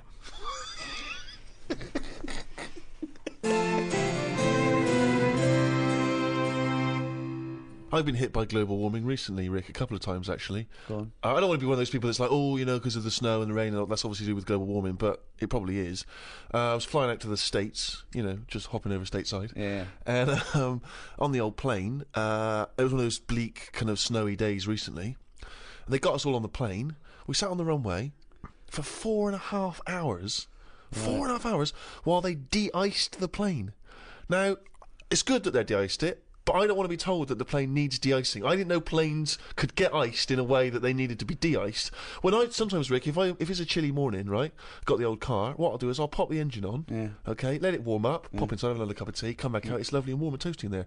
That's what I'd like to have seen them do with the old plane. The pilot goes, "Don't you get on yet, let me run it Let me around the warm it block." up. Yeah, exactly, Yeah. But also, when it's up at 30,000 feet, it's like minus 50, This is 60 it. degrees. This must get iced up anyway. So- There's not some guy on the wing It doesn't scraping get with one of those out, little no. plastic things. Yeah, You don't see if you've got a window seat. We got to put in here.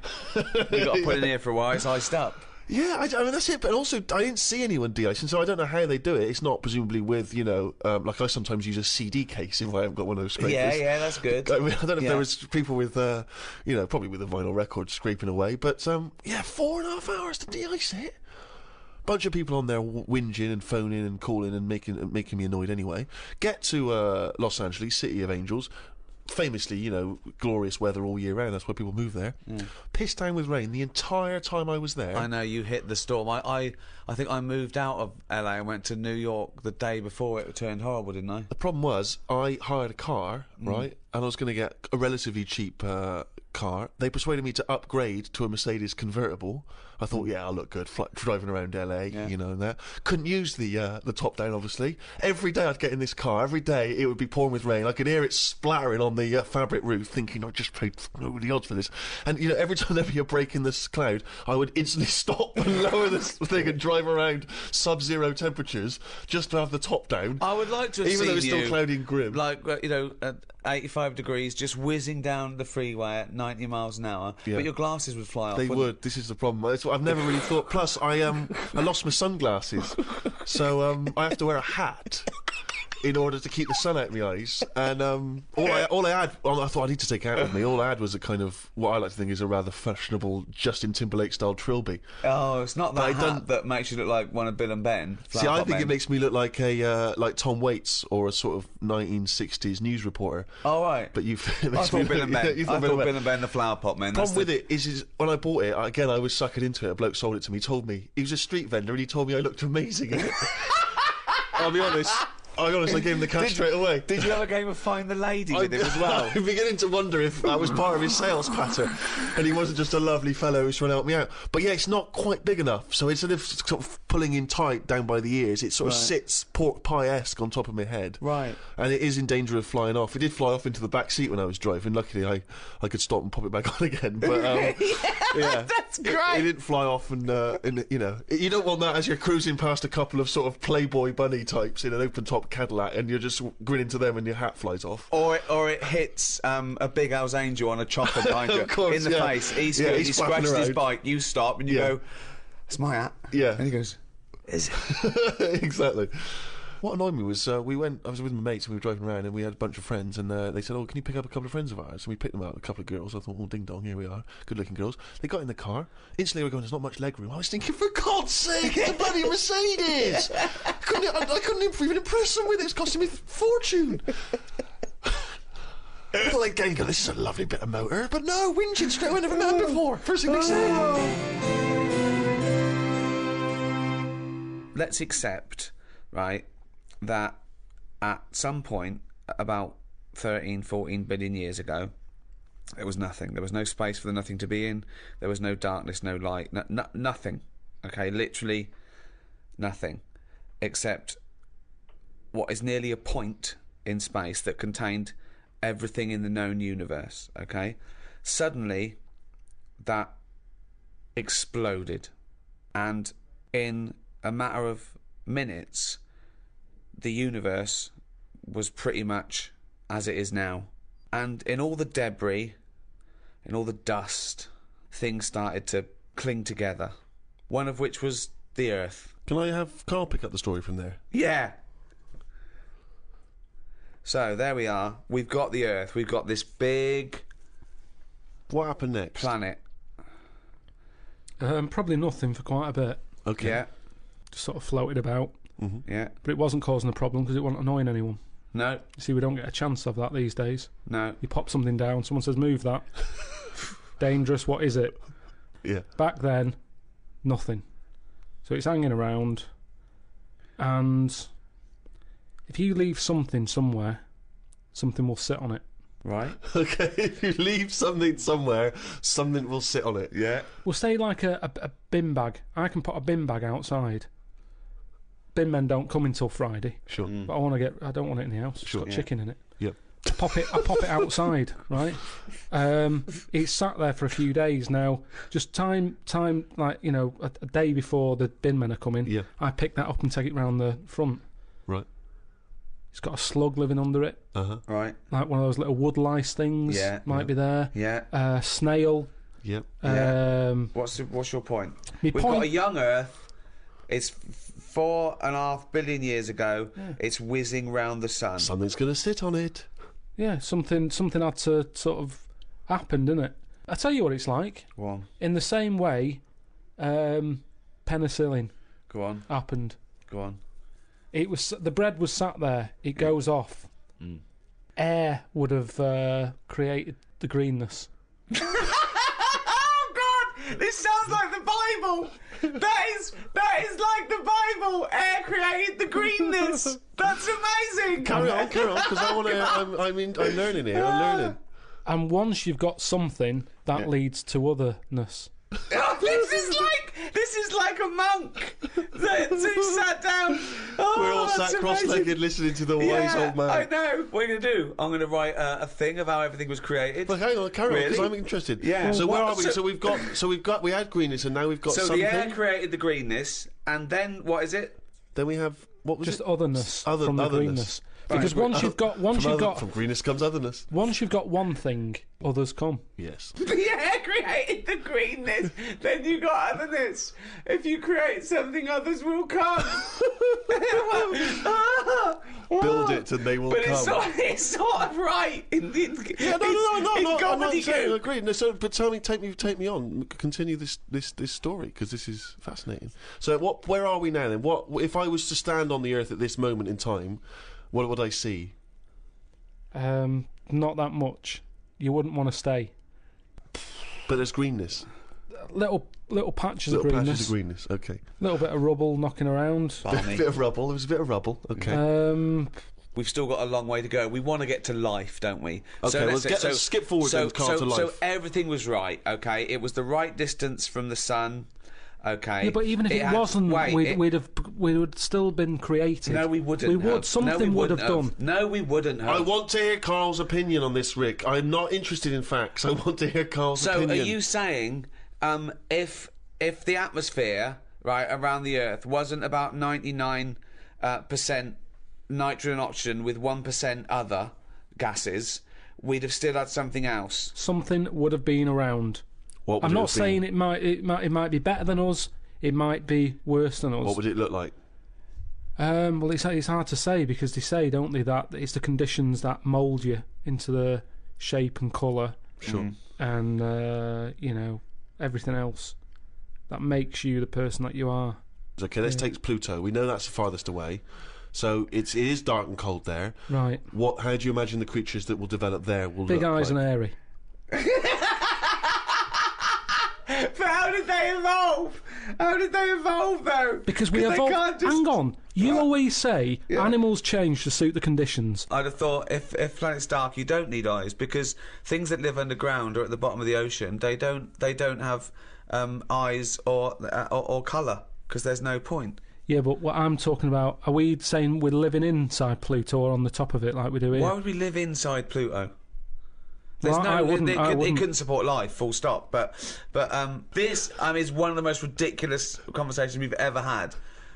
He's seriously Because considering whether we everything live is based inside or outside. on a ridiculously false premise. No, Carl, we're listen. saying now Right. that the world's overcrowded. Right, There's too many people on it. right. We're running out of houses. People are living in basements. Now that's only one step away from being molish. We're already going underground because we're running out of space. Being molish. Okay, Yeah, right. that's Come like- on, let him. I want to hear his point. Is Here that we are. like being Amish? So Go what see you're the saying? Polish people, they don't acknowledge the crust of the earth. So you're saying within 5 years there's going to be sort of mole-like people living in basement flats with no eyes. But hold on though, according to you, the lower they go, the colder and darker they go, the hairier and better eyes they'll have. Well, it depends now. I was only saying they'd have better eyes if they were on a dark planet where they're outside, so they still have to look out for things that they could trip over. If we're going underground, walking around. They're so concerned. That's the whole evolution. Is that what we don't want to trip over? I don't want to graze my knees. You've got knees. They got them on Earth. Coincidence, isn't it? Hub, hub. what I'm saying is, right, and I've always said this, Go on. we are not the same as the first man that nature made. No, we're not. No. And that's where we went wrong. And if we didn't interfere, we might have been more suited to the conditions now. Antinora, Right. I'm cold. She doesn't want double glazing. Why not?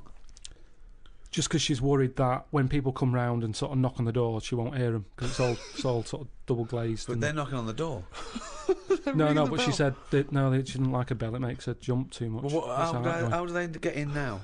Well, it's the thin door and thin glass. You hear it. It's not like soundproof like double glazing is. What? So they have to knock. They knock like that on the door, and she can hear that because But it's why like are they a going wooden to double door. glaze the door? Is it a glass door? No, they want to put that PVC door in with Hang the on, thicker so glass. she's scared by... You don't want a doorbell because that alarms her, but the knocking is fine. The knocking's fine because you get to know knocks. Why don't they have a bell that when you press it, it makes that noise? Because they haven't done that yet. well, Maybe that's an idea. you could do a sample of a like that. So when they press the doorbell, she hears. That's easy. That's done. You could sort that out for her.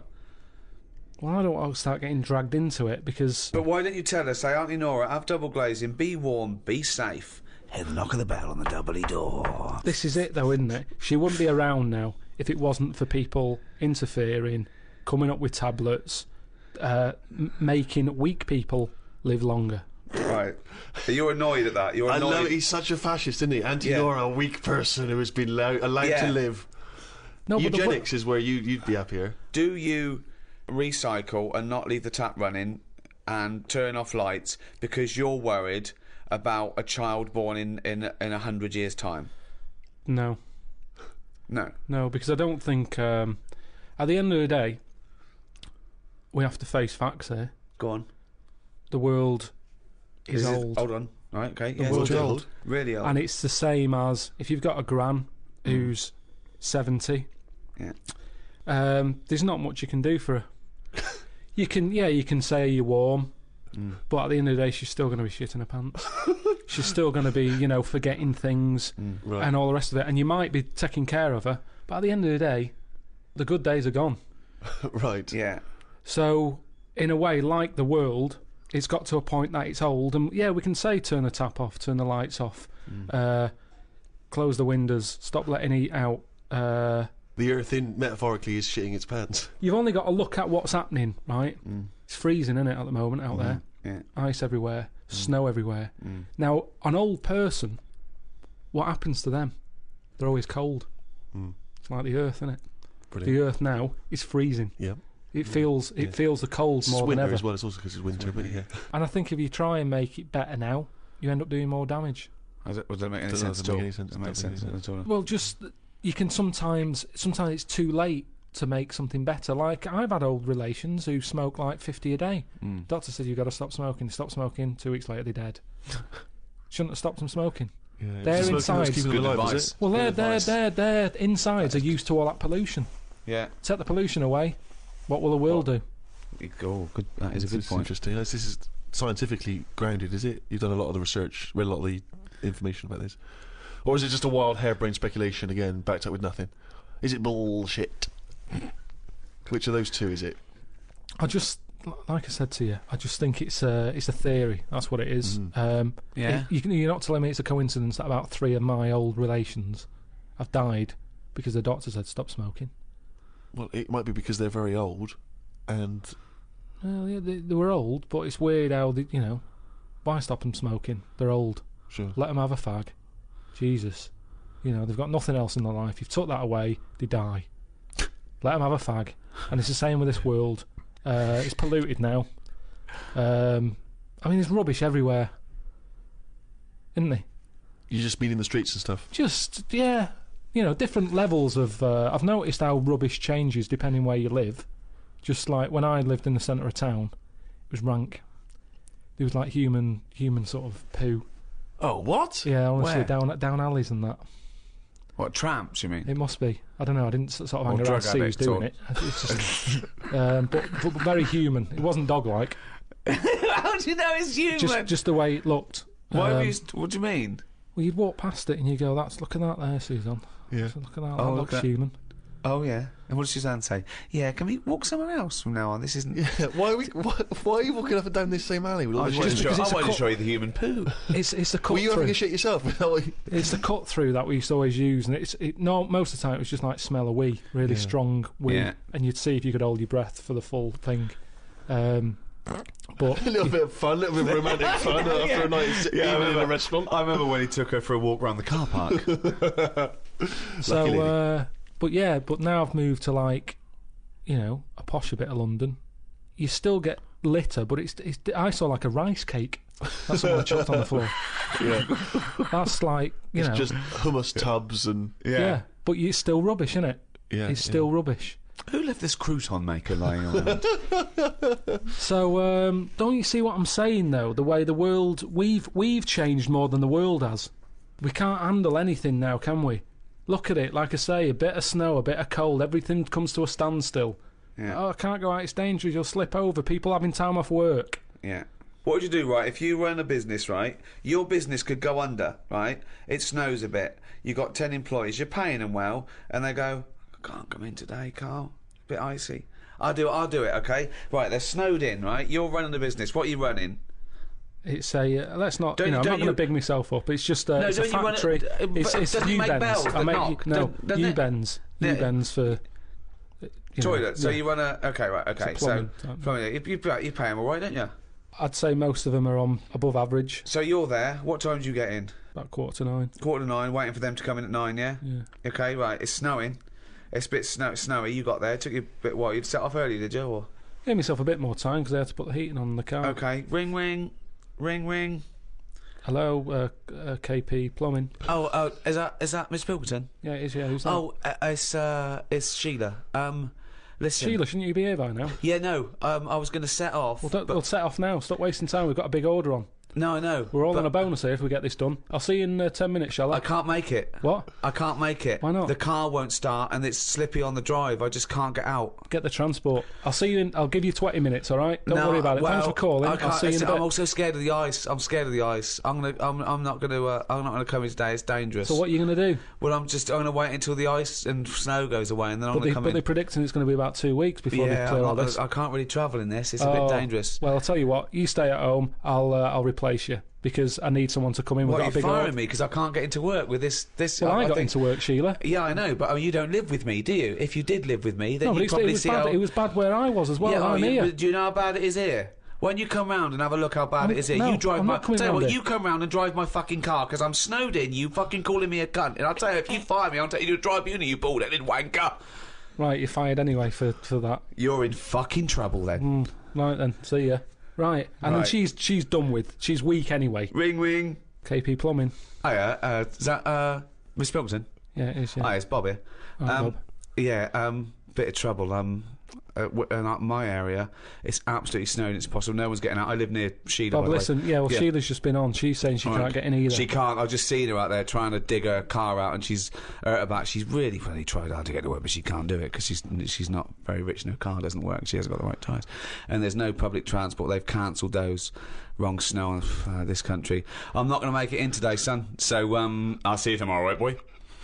Well, no, you're saying you'll see me tomorrow, Yeah. but you'll probably call up tomorrow with the same thing. Well, only if Now- it's snowing still. Now, It listen. might not- Well, I can't run a business like this, Bob. Yeah, it's not my fault, is it? Really? So go round to Sheila's and like slag me off if you want. But I'll tell you I'm not what, slagging you're you not off, coming just- back here. Fuck off. One chance. Give them one chance. Well, you didn't even give him one chance. No, because they've done it before.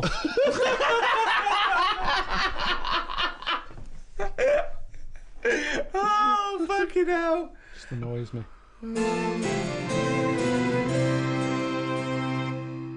Do you recycle? I give a lot of stuff to Oxfam. Well, yeah, that's the sort of recycling, yeah. Hand-me-downs and passing on things. Well, it's probably a better form of recycling, isn't it? You're not destroying anything and remaking it. You're just letting someone else wear a jumper that you don't wear anymore. So Yeah. that's, yeah. Don't really do all the. I don't separate stuff. I don't sort of put there's the cans, there's the paper. You don't there's do the- that? You just throw it away, do you? Yeah. Because Oh, that's not bad. recycling, That and they annoys can't me. do anything with that. That annoys me when you're just putting it in landfill, mate. Come on. Yeah. But I haven't got That all the annoys bins. me, There that. isn't enough room for all the bins. Yeah, we have to do... You've got yeah, a recycle box you stick outside. Yeah, What are you on about? recycle box, yeah. I haven't got one. Well, no, you got to ask for one. I tried to get rid of a sofa, right? I was getting a new sofa, had the old one.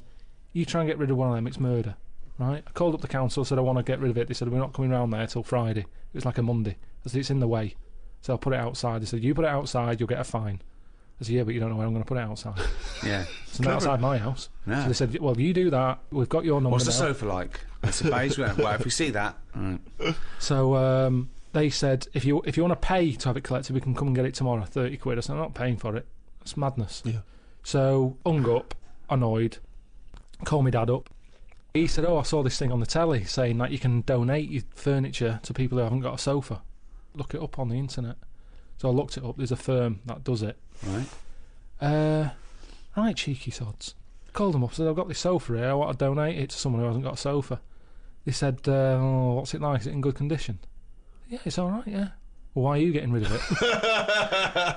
I said, because we've moved into a bit of a bigger place and the sofa looks daft in the corner. It's too small, so I'm getting a bigger one. There's nothing wrong with it. How big is it? How many people does it sit? So it depends how big you are. You can sit 2 people on it, but it's not the comfiest. But it's in good condition. It's none of your nonsense like stuff. It was expensive when I bought it. He said, right. He said, is it safe? So I said, what do you mean? He said, is it fag proof? So I said, I don't smoke. He said, well, go and get the lift the thing up. He's got me running around looking at my sofa when I'm giving it away.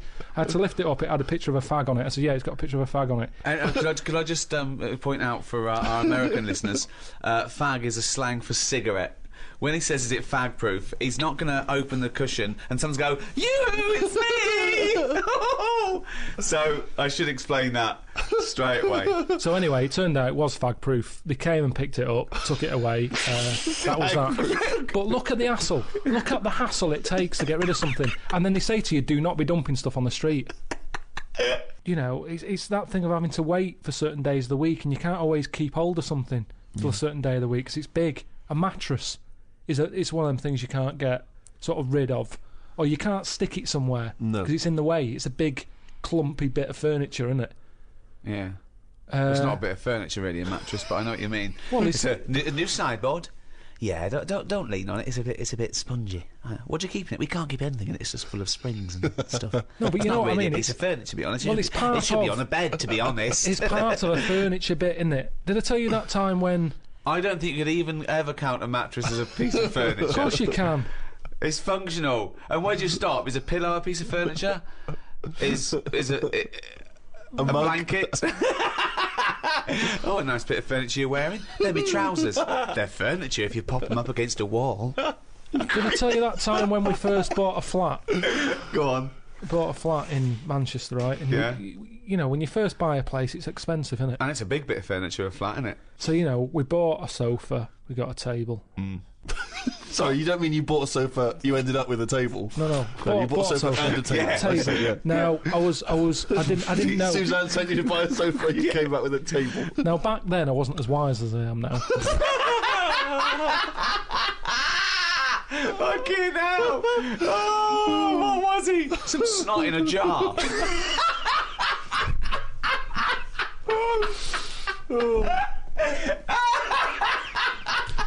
Can I just apologise to any snot in a jar that's listening and was offended by that comment? All right. So I ordered a bed.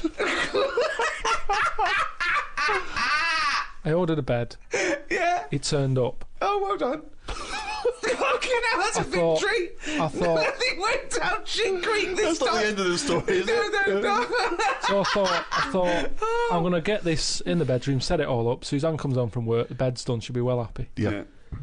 So I get it all up there in the lift and what have you. I think it seems like I'm missing something here. Put it together, no mattress. How would you not notice there was no mattress? No, just because it's like, you know, I'm thinking, yeah, I've got all the screws, I've got the slats for that at the bottom, there's the post and that. So I put it together. Where's going, the right. softy, spongy bit of furniture that usually sits on top of the more rigid bit of furniture? So I called them up. I said, "There's no mattress with it." They said, "No, it's not part of it." I said, "What do you mean it's not part of it? A bed isn't a bed without a mattress. It's a climbing frame, right?" So they said, you know, you can buy one. We have got them in for that thing, but it was like 400 odd quid. And I don't know why you're telling me this. I know this. I've walked beds. I understand this is how it works. The mattress isn't a bed. No, the bed is something else. Yeah, but that's wrong. You cannot use a bed without a mattress, is what I'm saying. So don't sell it without it. No, but some people replace the bed frame That's with fine. and keep the old mattress or the That's other way fine. around. Once you've invested in it and you go, oh, will I buy a new bed or will I just buy a new mattress? Fine. Well, they're not going to keep selling beds with new mattresses in case you've already got a mattress. What? A bed and a mattress without any pillows and blankets is no good, but you don't expect that to come with it. At least you can sleep on that. You can sleep on a spongy bit. You can chuck a coat over you. You can use a cushion off a sofa. They're not thinking some fuckwit might buy it without the mattress. We better include it. So anyway, I was like, oh, I didn't think of this. I didn't think of this? So I called my dad up. I didn't think. So I called my dad up. Dad, it's your foot quits on again. All right, son, how's it going? What have you done? Bought a bed without a mattress? Oh. So I said, listen, I bought that bed. There's no mattress on it. Can you get us one? So he said, I'll have a word. I'll call around, right? So he calls back like an hour and a half later. He said, got your mattress. Go round to Alf's. Alf is me sort of uncle who isn't an uncle. All right. He's the one who I've told you about who had 2 tellies. We've talked about it on the podcast. He had 2 tellies. One that worked picture-wise, one that worked on the sound. Perfect. Slept in a rubber dinghy, right? Now the thing is, I remember Alf, yeah. he said, yeah, I've got a mattress, come and get it. So I go round there. Why does he sleep on the fucking mattress if he's got said one? it's Why does he not sleep in a fucking boat if he's got a mattress? He's terrified of flooding. Yeah. So anyway, I get there and it's in his van. Right. Drag the He's mattress driving off. around with a mattress in the back of a van. What is he, a fucking serial killer? Fucking hell. So I thought Suzanne's going to be happy. Dragged it out of the van, chucked it in the car. Thought she won't even know. Do you know what I mean? Right. So I dragged that back. And am I going to make its rush hour by this point? Thinking, she's going to get home. Anyway, get home, drag it into the lift and what have you.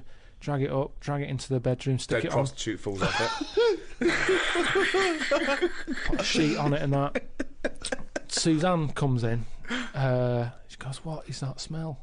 So I said, "What?" She said, "It's like oil and diesel." But hold on, why didn't you smell it? No, it doesn't make sense. I think I just sort of got used to, maybe because I got in the back of the van, smelt that, thought that's in the van, then I got used to that smell. Yeah. It's in the back of my car, folded up. I'm concentrating on trying to get this bed made before she gets in. Sure. Plus, he used to wear a blindfold instead of sunglasses in those days.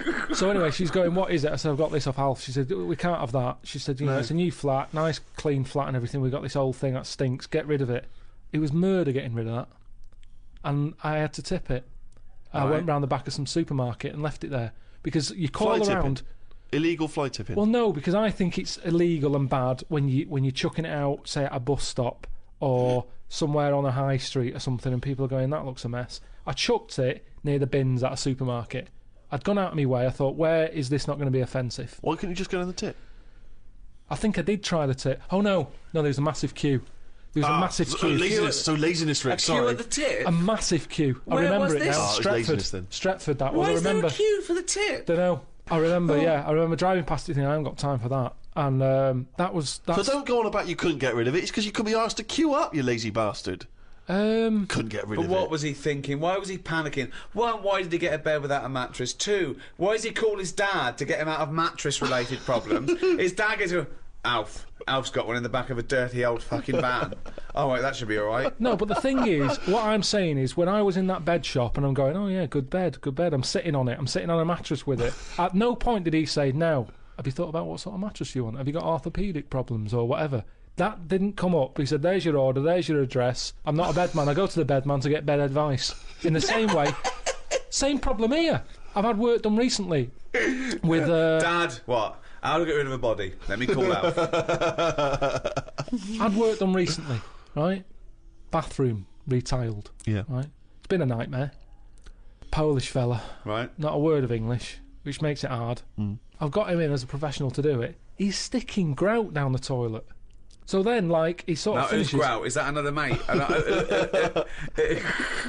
You know, when after they put, like, the grout in the tiles to finish it off, Yeah. anything that's left, he didn't put it in the bin and dispose of it properly. He stuck it down the toilet. Yeah. And now it's there, the grout's there at the bottom of the toilet. Is it really? Yeah, with a screw in it. Well, you can drain it, can't you? You can turn the water off, get rid of it, drain the water No, off. it won't seem to go around the U-bend. Well, no, It's stuck you'd there. get it out there, you'd dry it off, wouldn't you, so there's no water in there. Well, just stick your hand Pushed in. a lot Get of... your hand in there. Why don't you put a Well, last Marigold time I glove? did that, last time you called up when I had my hand down a grid and you were going, "What are you doing? Get someone out to do that." Yeah, but it's putting a Marigold on and taking the screw out, isn't it? Oh yeah, the screw's not a problem. I'm not that bothered about that. Still I'm worried down there, about the though, is grout. Yeah, the screw's there, yeah. So you could have taken that out, no problem. Yeah, but it's half a job, that, isn't it? I want to get rid of the grout first and I'll get rid of the screw. Yeah. But I will, I'm not scared about you called up here, I was up to my shoulder, Steve, in like glunge. No, what annoys me, Rick, is he makes up his own words. Well, I'm going to use that for Flanimals, mate. Yeah, So you're I'll up get to your out arm of in glunge, Yeah. Yeah, and Ricky called, and it was in Kent. The bloke had done the kitchen, been pouring down cement into the grid outside. I'm sort of washing up, look outside, loads of water all over the place. I mean, what's going on here? Yeah. I go out there, all the water's because it runs to a grid outside, you know, that sort of system. Yeah. Yeah.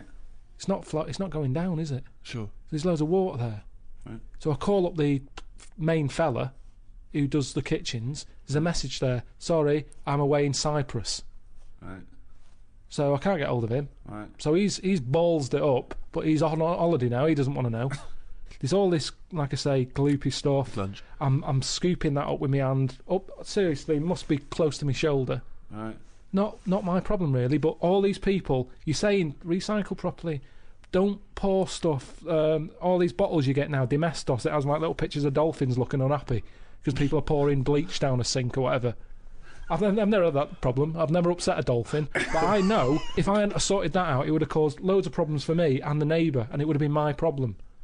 And that's what I'm saying. I'm not that selfish, really, when it comes to the environment of the people around me. using reliable tradesmen, And please. also, He do was. start caring about the dolphins, please. Because they're all we've got on this planet.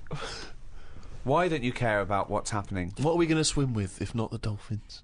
I'm Yeah. never going to swim with one. It's never going to happen. Never Well- going to happen. What if you had a little div, right? Didn't have long to live. What do you want to do? And he went, swim with dolphins. So you don't want to do that. I go, oh, Uncle Carl killed them all with Domestos. They're all bleached There'd and be blind. some other animal. Anyway, it's not about the dolphins, it's about the ocean, isn't it, that the dolphins are in. I told you, if dolphins were in the Thames, they wouldn't be that keen jumping in there saying, oh, let's swim with a dolphin. Right. Says you want to swim with a carrier bag in the Caribbean. Oh, yeah, I'd love to. It makes no difference. I'd love to see that on Noel Edmonds. We've got a little kid here. What's your name? Andrew. And you want to go swimming? Yeah. What with? Dolphin.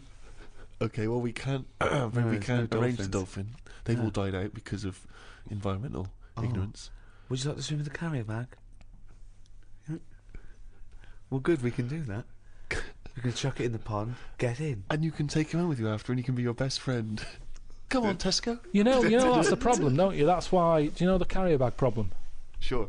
I was in the supermarket, and it's that point when they turned round and said, "Do you want a carrier bag?" And I said, "Yeah." I'd bought like milk, loaf.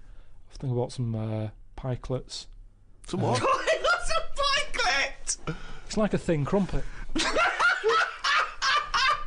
I think you told me that before. I've heard it. There's a word I'd get rid of. Pikelet. There's a word I would get rid of. Thin crumpet. I've got time to say thin crumpet. I do not Yeah. need a specific Thin word. crumpet. But then, These, that's not a crumpet. Why? Too thin. Call it a The thing pikelet or is, fuck off. I'd spent over a tenner anyway, right? Right. I get to the till. What? Can you make a pikelet by squashing a crumpet thin? It's tough What? to. I've tried What that. if you cut one in half? No, it doesn't. It's not the same. No? I've But tried how squashing a thick and crumpet. dense is a crumpet that you need a thin Depends one? where you go. They've got thicker. I'm not enjoying the thicker crumpet at the moment Why? because the outside burns and the inside does nothing. It's like eating dough. I've cut them out of my diet. Have you? Yeah, Well, no, you I'm go straight to pikelets now. Is It's that also because it's not the 1950s anymore. yeah.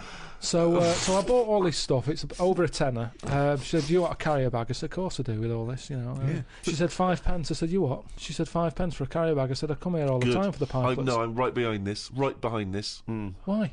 Charging for carrier bags, Yeah, it makes you absolutely. think, like- Lazy bastards. I take carrier bags down to the supermarket every time I go down there. Yeah, we've got a drawer full of carrier bags. I use Hello, reuse them. Steve, can I just put a question in? Go on. I do normally. I reuse them. Oh. But I didn't know I was on my way home from work that day. Fine, but Suzanne this is the called problem. up. So be it. said, That's "Come you bought come paid on." with the nose. 5p, otherwise you carry Yeah. one with And you. you got another one. And you got Right, remember. so I said, how's that going to help? How's my 5 pence going to help the environment? Typical. That is the attitude. That sums it up. Yeah. Then it Well, sums at it least up. it goes What can I towards do? something else, doesn't it? It's It's just the making you think. turtles. It's the turtles. she Right? said. Yeah. Turtles. That's right. They get caught up in them. Yeah. Terrible. No, she said. They think they're a jellyfish, and they Yeah. go, they swallow it. Yeah, and then choke. So I said, right. So it's all right. I can kill a turtle, can I, for 5 pence? You're not that bothered then? Why do you want to kill a What? turtle at all? Because if carrier bags shouldn't be out there, Yeah. ban them. But don't say you're killing turtles with free carrier bags. If you want to kill a turtle, 5 pence. Oh, there you go. There's 5 pence. I'll go and kill a turtle. That's what's annoying me. It's not compulsory though, is it? But what they're saying is that 5 pence goes towards something, doesn't it? What? If they're the What's it going towards? Well, we don't know. Why are they She charging just 5 told me. pence? She said we can't give you carry bags anymore because you're killing turtles. There's no way. She said we can't give you. Carl Pilkington, stop killing fucking turtles. 5 pence. All I'm saying is, if carrier bags are killing turtles, stop making carrier bags. Because the thing is, I can afford 2 carrier bags. 2 turtles are dead since I've been going in there. So Flash. what? So does it matter? Does it matter that much or not enough or what? What's the point here? There could be, for that 5p, you could get a little fella out there, when he sees a turtle going, he goes and sticks his finger down his throat. But what taste are they getting out of a jellyfish anyway? Wow. Will they? Carrier bag's better, innit? It gets, it's pikelet. Someone threw a perfectly good pikelet away.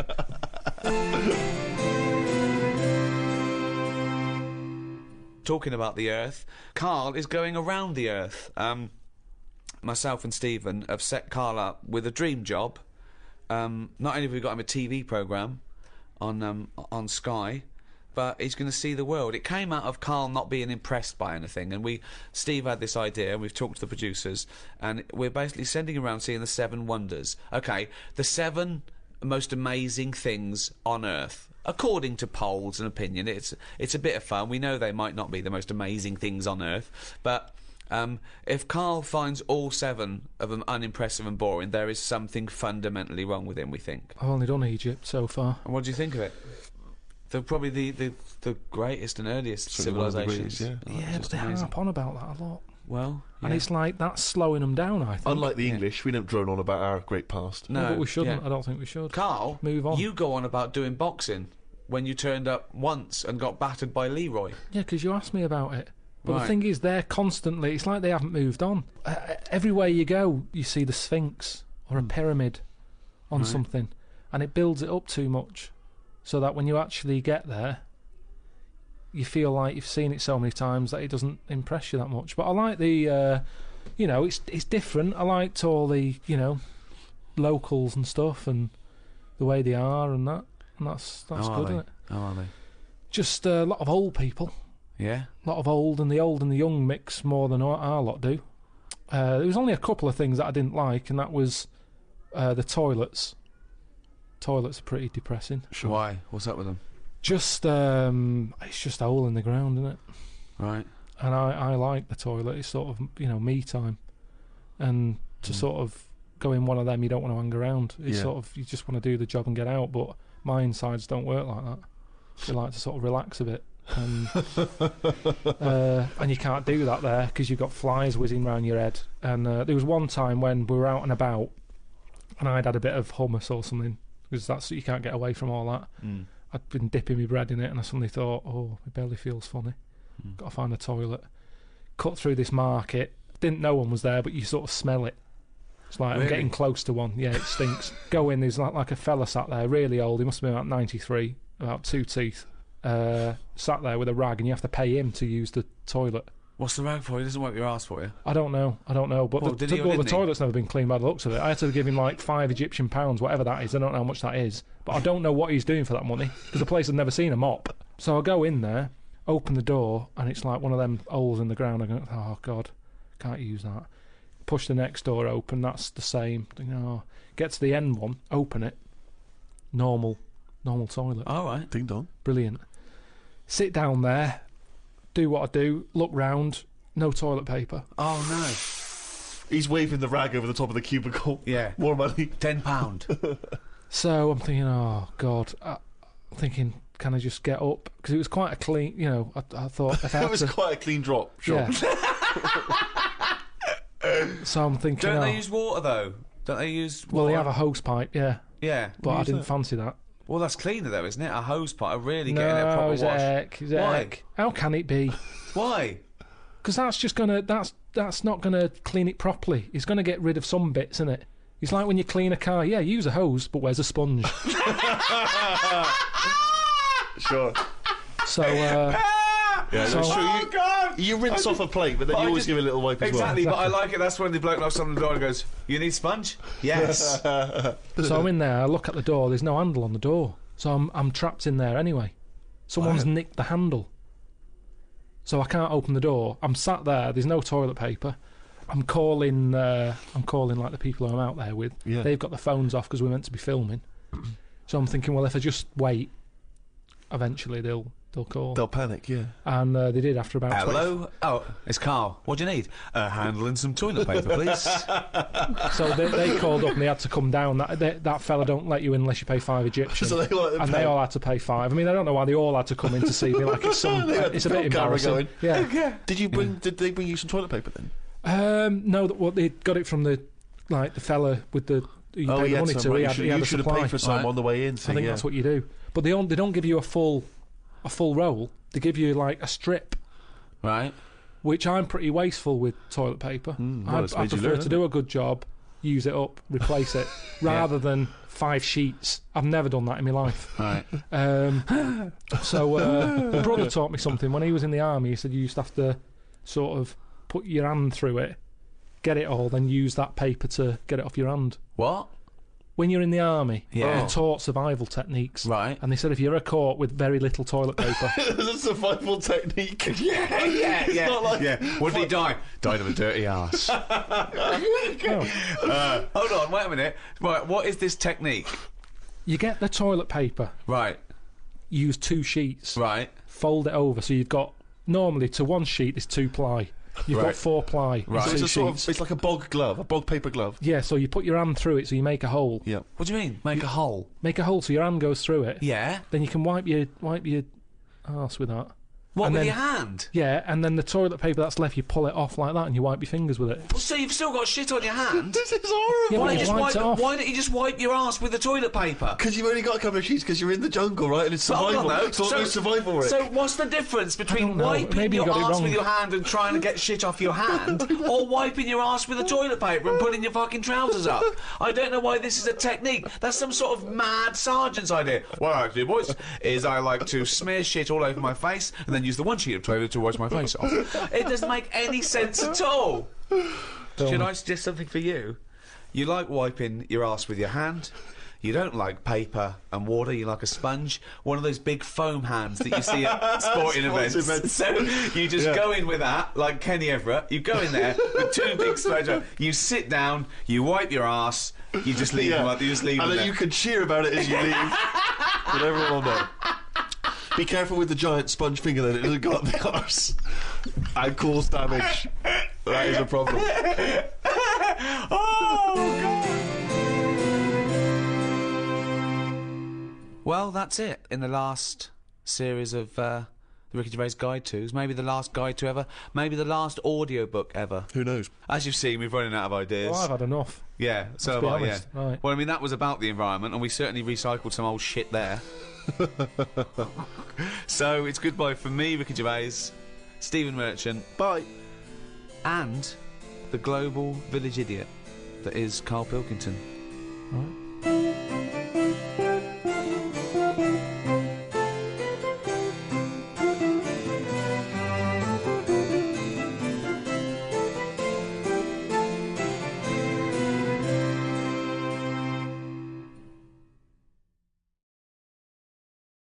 This audio program is presented by Audible.com. Audible, audio that speaks to you wherever you are.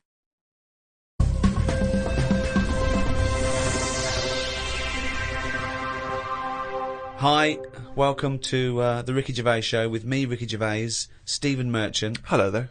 and the shaven monkey with a head like a fucking orange, that is Carl Pilkington. Right. Well, this is a special edition, a giveaway podcast that people who came to see my show Fame in London got put on their seat gratis. Thanks for coming. Well, unless you didn't even come and still got this free. Unless someone went and said, I don't want it, it was rubbish, and gave it to you, you're listening to it for free. Or you've sort of downloaded it illegally. It was free anyway. Oh, forget it. We've been away for a while. Now we're back together. The old team. The old team back together in a little room in central London. Carl, looking back on the year, what's happened?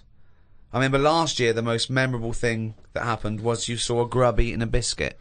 So That was a highlight. I made it into his diary. yeah. So what's the big thing of this year? What's the big thing so far of 2007 that, if I say 2007, you'll go, oh yeah, that was the year that. You know, in 10 years' In time. years to come, Yeah, you'd say. I go, remember 2007? You go, of course I do. It was the year that... I haven't really been following what's going on because of other like personal. Well, yeah, issues. what's the big... Okay, what's the Just big thing? my boiler's playing up still. Sick of it. Your what? My boiler. Your boiler. The boiler that heats the water up and stuff. Which it doesn't. You know what I'd do in that situation? I'd instantly get a repairman out to sort it out. Done that twice. It was 80 quid for him just to say, it looks like you need a new one. Why don't you get a new one then? Call out. Because then you wondered, are you meant to believe him or is he out to sort of... Well, try he's and the get more money? expert. Yeah, but is he? It's Well, I like you're dunno. meant to get a second opinion, aren't you? Like, So that was the first time then. So what was the second time? Who came out the second time? same fella. And what did he say? Well, I What thought did you he were going to call get a me? second opinion. I know, Yeah, but and I also- called up the company and they just sent him again because it. Well, I call a think- different What was, company. what was, No, what was no. his second opinion? 80 quid? I undercharged you. It's 150. No, because they must look in the book and sort of go, oh, you know, Harry went round there or whatever, and they must think, well, he went there last time, so he knows the situation, Yeah.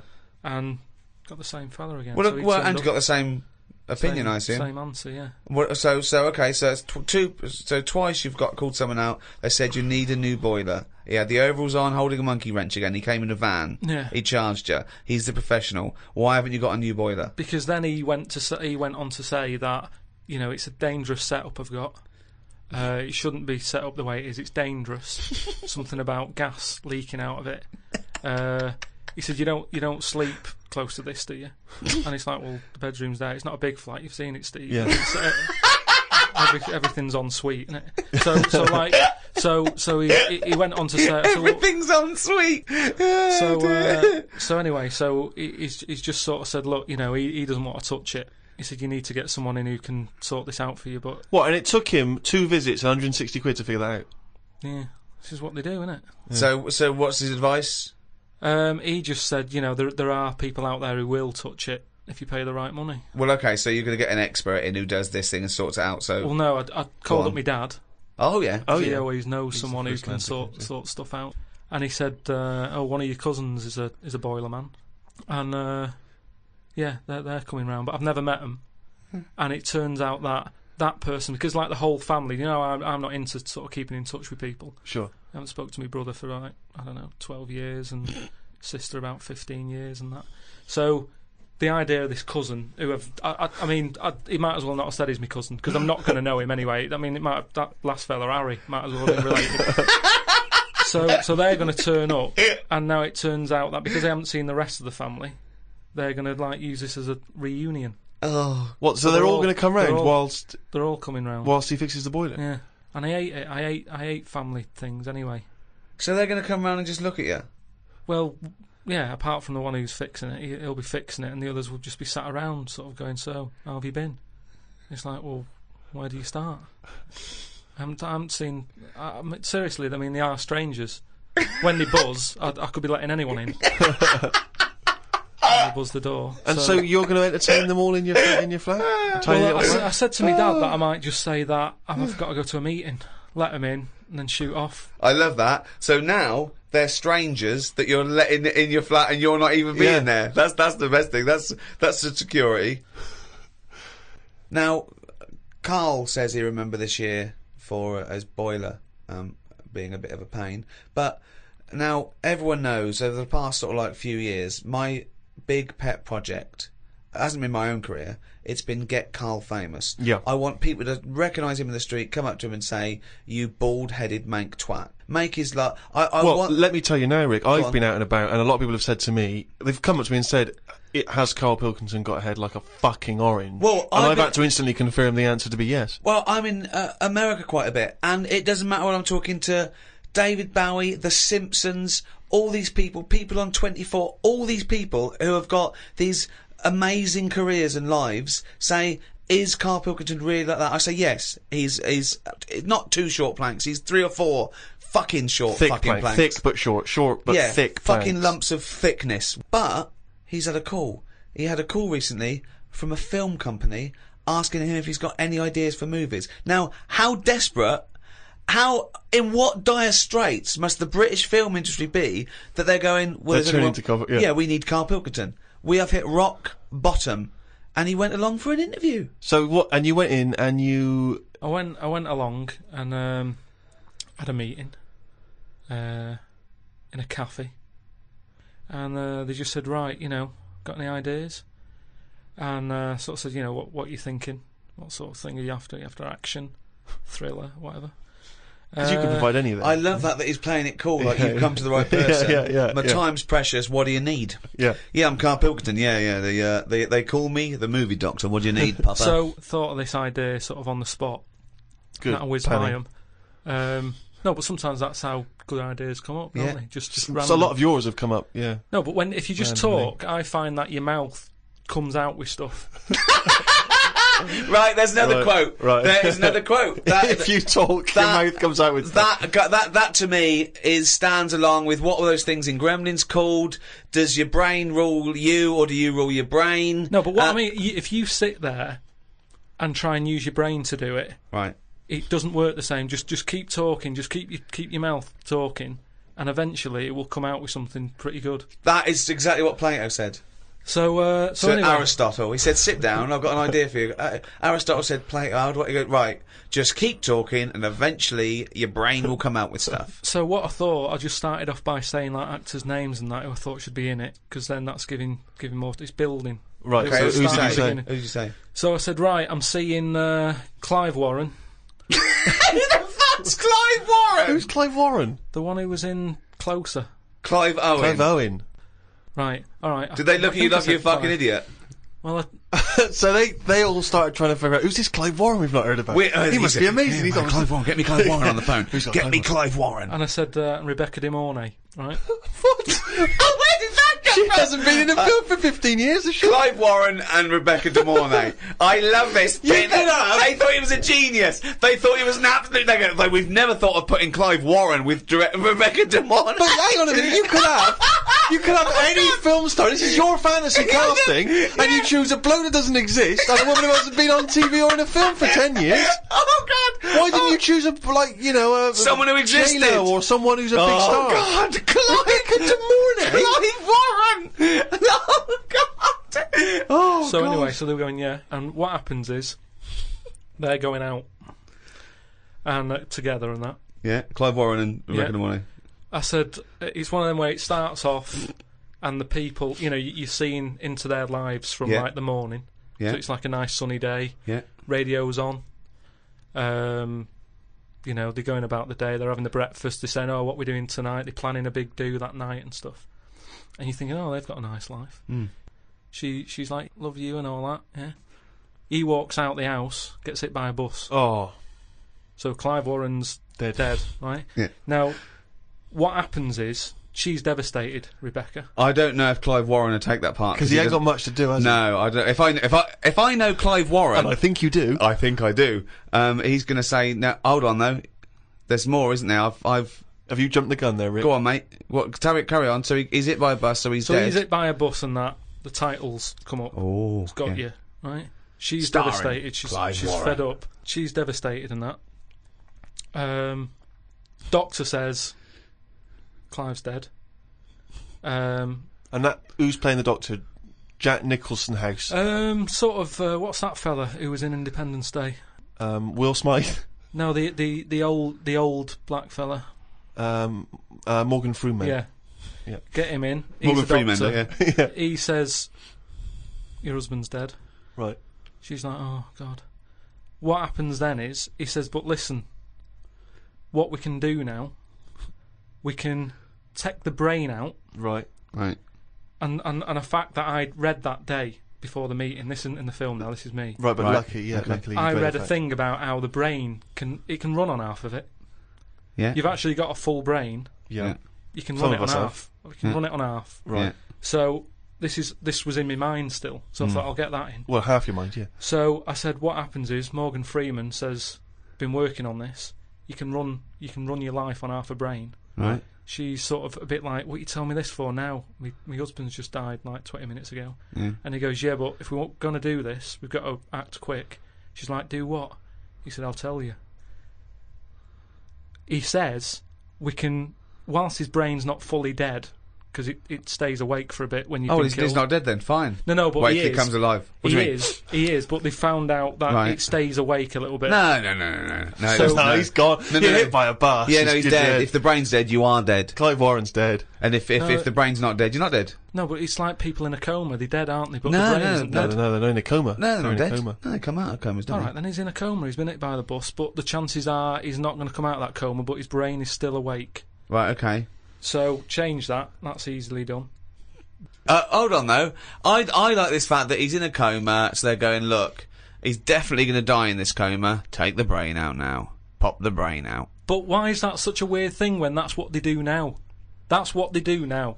What is? That's what they do. What? They do that. What? A brain transplant? No, but when, like, how I've signed that donor card, Yeah. like, if anything happens to me... No. they've There's got the no lot. such thing as a brain donor. Oh, we've explained to you before. Yeah, but they're working on it. They've said something about Einstein. They messed about with his brain for ages, trying to work out if it was full of stuff. That's what they're doing. They're working on that. There's loads of things that doctors are doing that we don't know about. I've seen some weird stuff on the internet. Yeah, I know you have. Yeah. I saw a programme on Channel 5 where a monkey brain was still alive and it was stuck on a stick. And they You were poked watching it. the Magic Roundabout. They poked it and it reacted. Right. So it's still alive. It's being kept alive, and it's only a matter of time. What's the brain linked up to? As long as you can link it up to the eyes, and somehow so it can tell the arms and legs what to do, you're laughing. I love that. Imagine a team full of doctors going, well, we're going to try and do a brain transplant. Carl, right, okay, I'm going to be quick because I've got to get back. My cousin's fixing my boiler. As long as you can link this up to the eyes and tell the arms and legs what to do, we're laughing. Cheers, Carl. See you later. Then what happens is, they say, do you want half of his brain in your head? Half of his brain in her head. She says, definitely not. I'm having you struck off. She starts screaming. She calls the police. He gets Yeah, arrested. but you'd have said that years ago when people can have, like, someone else's arm put on their body and stuff. Yeah, but he's only in a coma. Yeah. No, but he's not going to come out of that coma. Right. So it's like this or nothing. It's Right. like, look, you know, what we're going to do here? We can either turn the switch off, Yeah. or we can put his head in your head. But why would But you... so why, what he does? So what they do then? They're going to take half his brain. Half of his brain, take Put it- out half of hers, pop it in place Why would she do that? because she loves him. But hold on. Well, no. Wait. What would she then be? Because this is what I'm trying to tell you. Okay. Sorry. What happens is, he explains all this. So I mean, this would probably cover about 20 minutes in the film, but I'm just rushing I just rushing switched it up off, now. but yeah. No, you wouldn't. This bit would have you. So what? Well, what- I'd have actually left when I wouldn't have even gone in to see a film starring Clive Warren and Rebecca De Mornay, unless it was 1985. So the thing is, she's the same as you. She says the same thing. She goes, "Why would I do that, Doctor?" And he goes, "Well, what will happen is, he's gone, but you'll have his thoughts. So in the morning when you say, 'Oh, I don't know what to have,' well, I have cornflakes. His bit of the brain will sort of say, Have a Weetabix. have shredded wheat or Yeah. whatever." And she's like, "Oh yeah, good idea." Sorry. So the point of this film is that the dead man can remind her what breakfast cereal she likes. Yeah. So the thought. When What do you she- mean? Yes. So that's it, is it? No. That's not the only Wait, thing. wait a minute. This is only Act That's 1. that's just the first bit. Everything's going well. She has it done. So who is she? Is she herself? She's Rebecca De Mornay. Yeah. But now With and again with him chipping in with a bit of voiceover. So the idea is it's all going well at the beginning. And she's So she can't decide what So dress to wear. she's got. he So just she's sort had of- half of her brain taken out and put in a bin. Yeah. Okay, and Clive Warren's half has been put in there. So now she's walking round. Okay. So Yeah. she's she's schizophrenic. No, it's okay though because the bit they put in of Clive Warren's brain is actually he remembers doing a coma. So there's yeah. nothing happening anyway. Don't worry about it. No, so no. all she's got is half a brain. no, like I say, the brain is alive. So it's all going well when she leaves hospital. Yeah. And she gets a first taste of it, and it's a bit weird to get hold of because she's sort of. I think when she signs herself out, he's sort of fighting right in his name and stuff. So there's a few sort of technical things that Yeah. she has to get used to. And does Clive's brain What does know he that think? he's now inside her brain? Does that matter?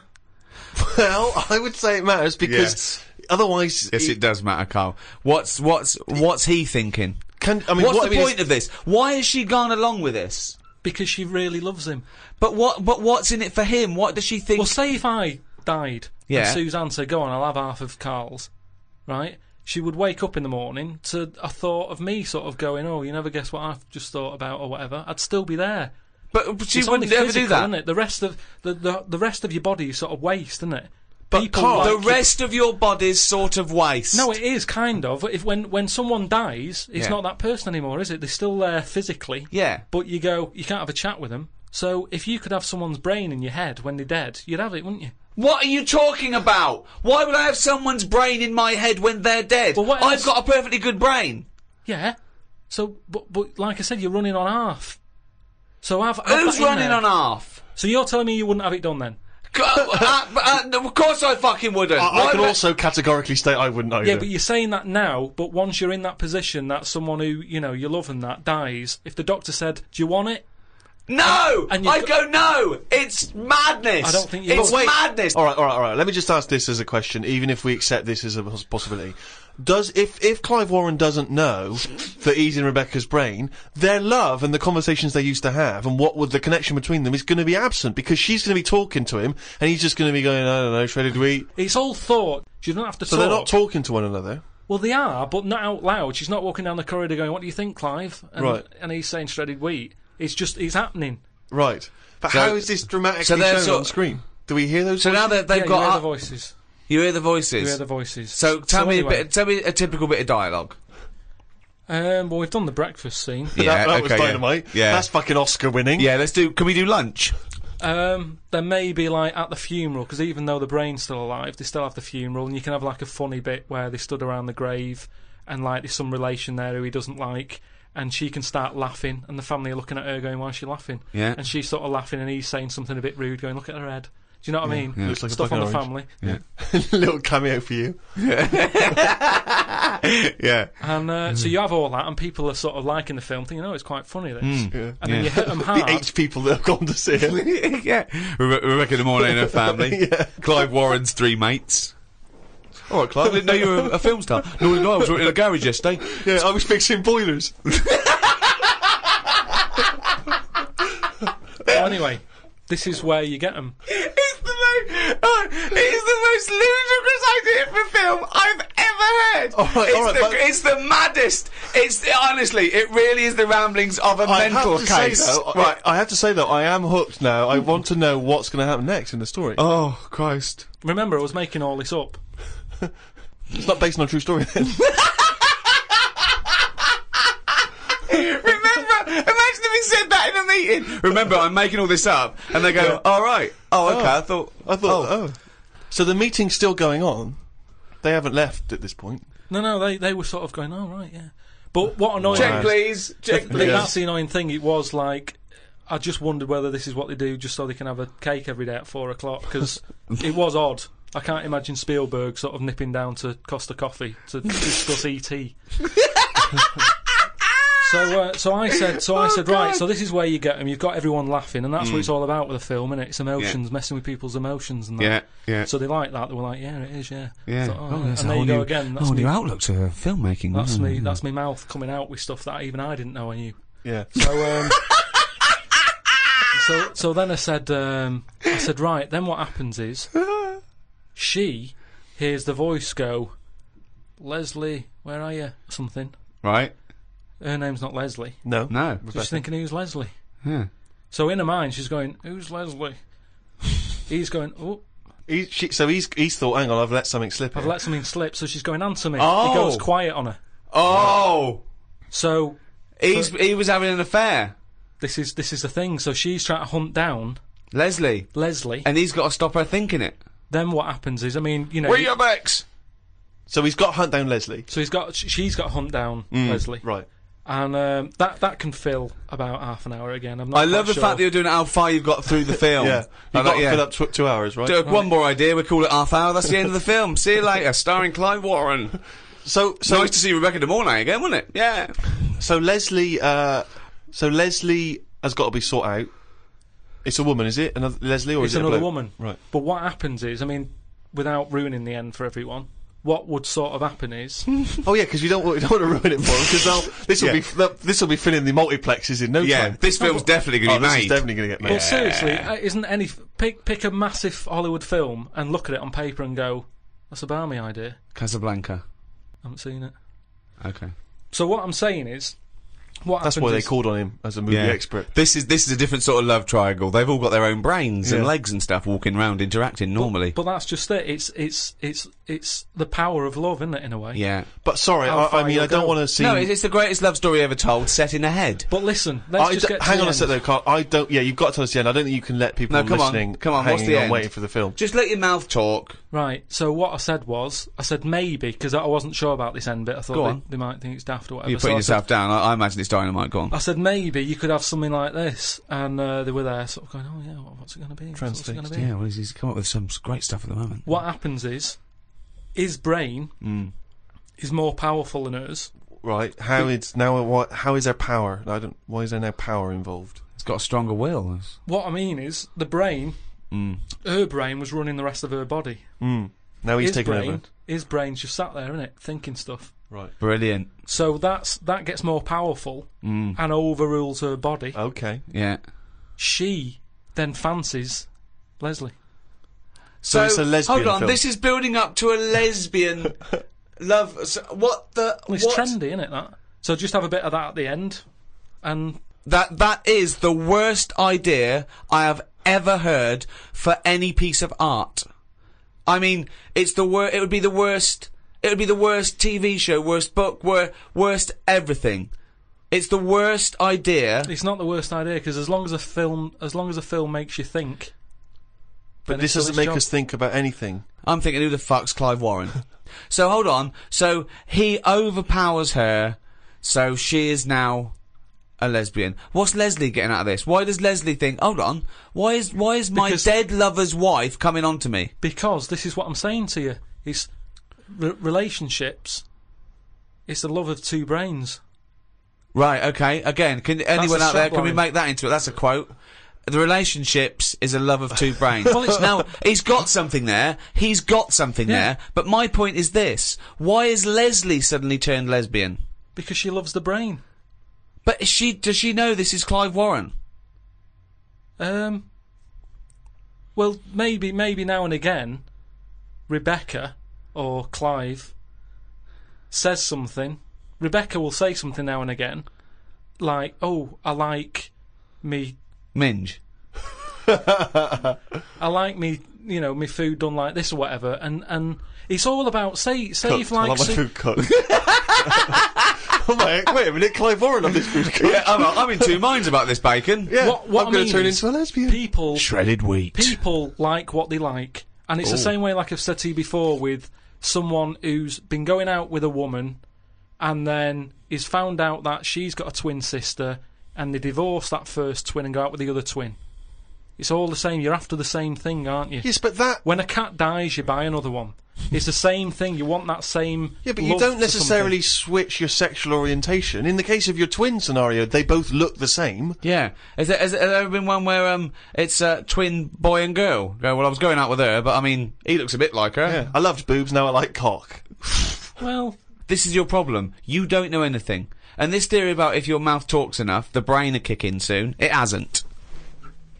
Rick, you may be interested to know that Carl Pilkington, basically thanks to the efforts of your good self in making him into a household name, has got a book deal.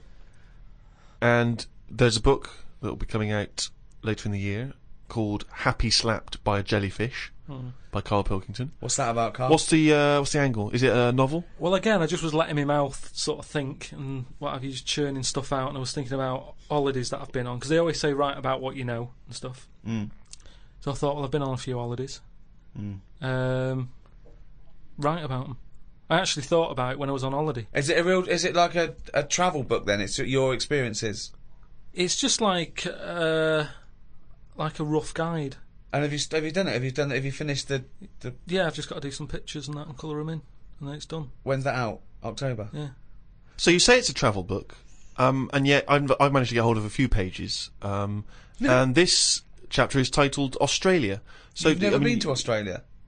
No, I know. But Well, it's but not. How is it a travel guide? No, it's not. It's not like Wish You Were Here type thing. It's just saying, if you're going away, think about it.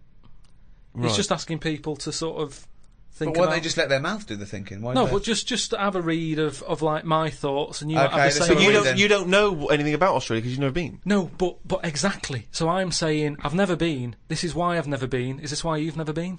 Well, that makes no sense at all. It makes no sense at all. It's the point of this book. It's not a pointless book. Well, that's- let's Sorry, okay. whereas you thought it was going to be what? Right, can we read a bit of it then? So this is the chapter entitled Australia. Box jellyfish, crocodiles, snakes, blue ring octopus, red-black spiders, funnel web spiders, great white sharks. Just some of the reasons that put me off going to Australia. Every creature is bigger and angrier than anywhere else on the world. I put it down to two things. One, it could either be because spiders and snakes and the like normally hide under rocks. The Earth is one big rock. Australia's at the bottom of the big rock, and they're trying to hide under it. Carl, valid, you isn't are it? a maniac. It's just thinking about it, thinking about where spiders go, and that works, doesn't it? No.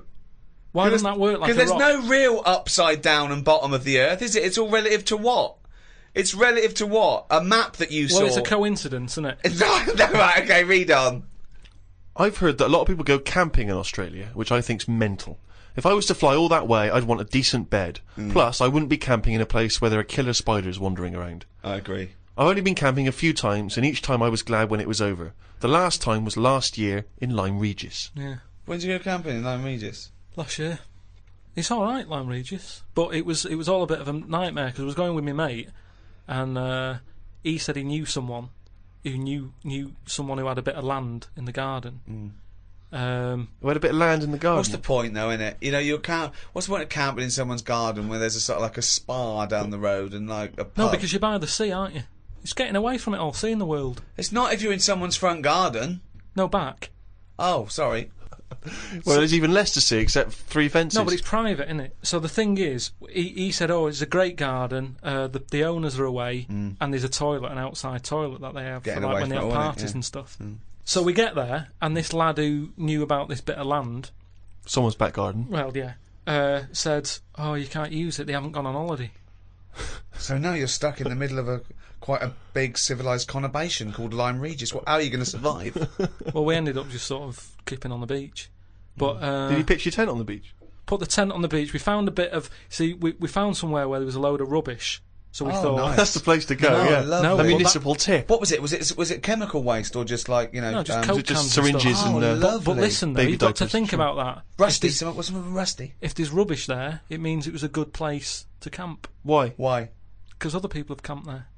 Right. So that's how you've got to look at it. It's a way. That's like a little tip of... I would love this to be a real guide. So you could have slept first in a thing- public lavatory. Yeah. This one's nice. What? It's covered in shit. Means other people have had a shit here. Welcome to our 5-star hotel. You'll notice vomit over all the fucking walls. So that means people have had a good time here. They got right pissed up and threw their lungs up.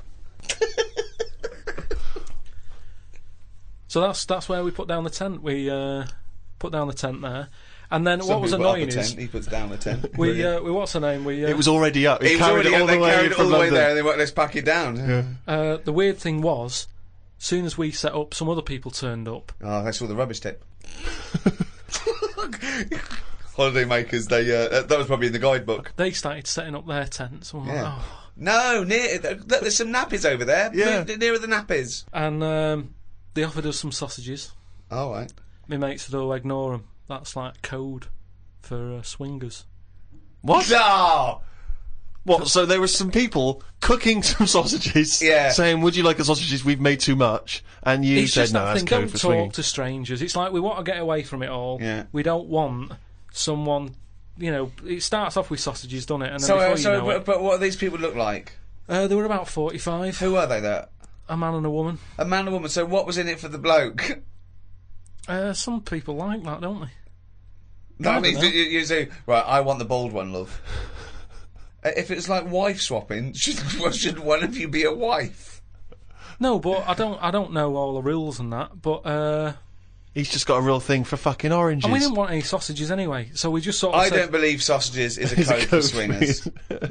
Because eventually, how many times do they give someone sausages and they go, "Well, get your pants off," and they go, "Wait a minute, we just had some sausages." They go, "Oh, this isn't working, this code. But why we need would a better they be, code." Why would we be being offered sausages? Because they're nice people and they're making sausages. Makes you wonder. Let's not trust these people. Let's move our tent nearer to the corpse.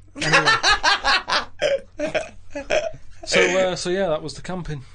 I think I'd quite like to meet some proper Aborigines. It amazes me the way that these people still live like cavemen did years ago. They waste nothing.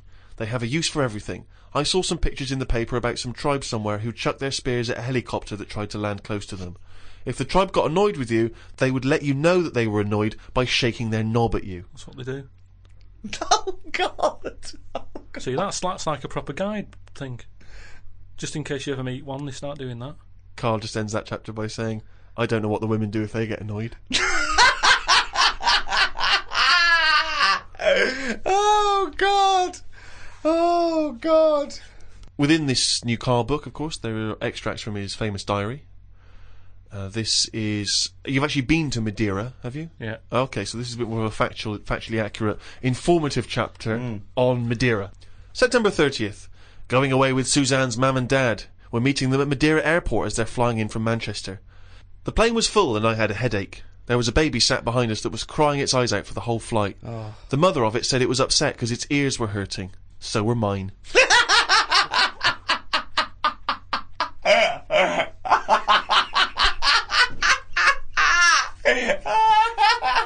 Oh God! Oh.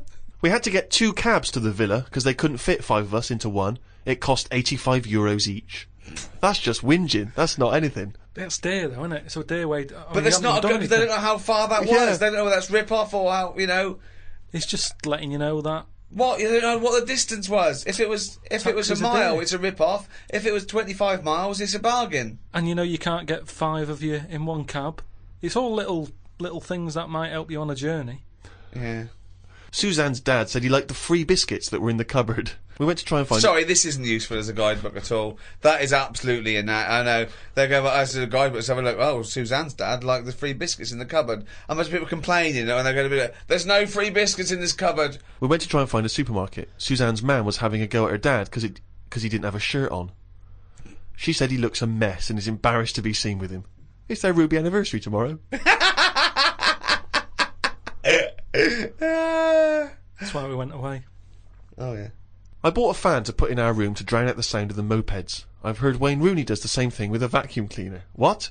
To drown out the sound of vacuum cleaners, or he puts a vacuum cleaner in his room to drown out the sound of the mopeds? If you've just got a noise that's constant, it makes you nod off.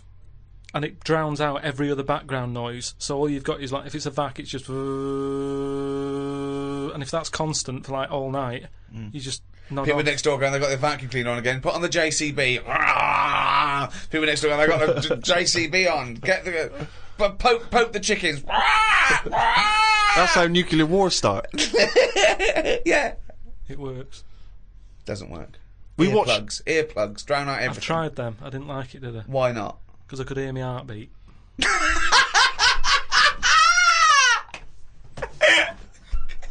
Oh, you're such a strange little creature. Oh. We watched Jerry Maguire in Spanish. Suzanne wanted to go to bed, but I just said I wanted to hear the "show me the money" line in Spanish to see if it's as catchy. It wasn't. October 3rd. Sorry, it's Portuguese or Spanish? I don't know what they're speaking in this country. Madeira. So it's Spanish and Portuguese, is it? It's Portuguese, isn't it? I think there's a mix. I think you get people going on Portuguese, holiday. I think. Yeah, but you get Spanish people going there.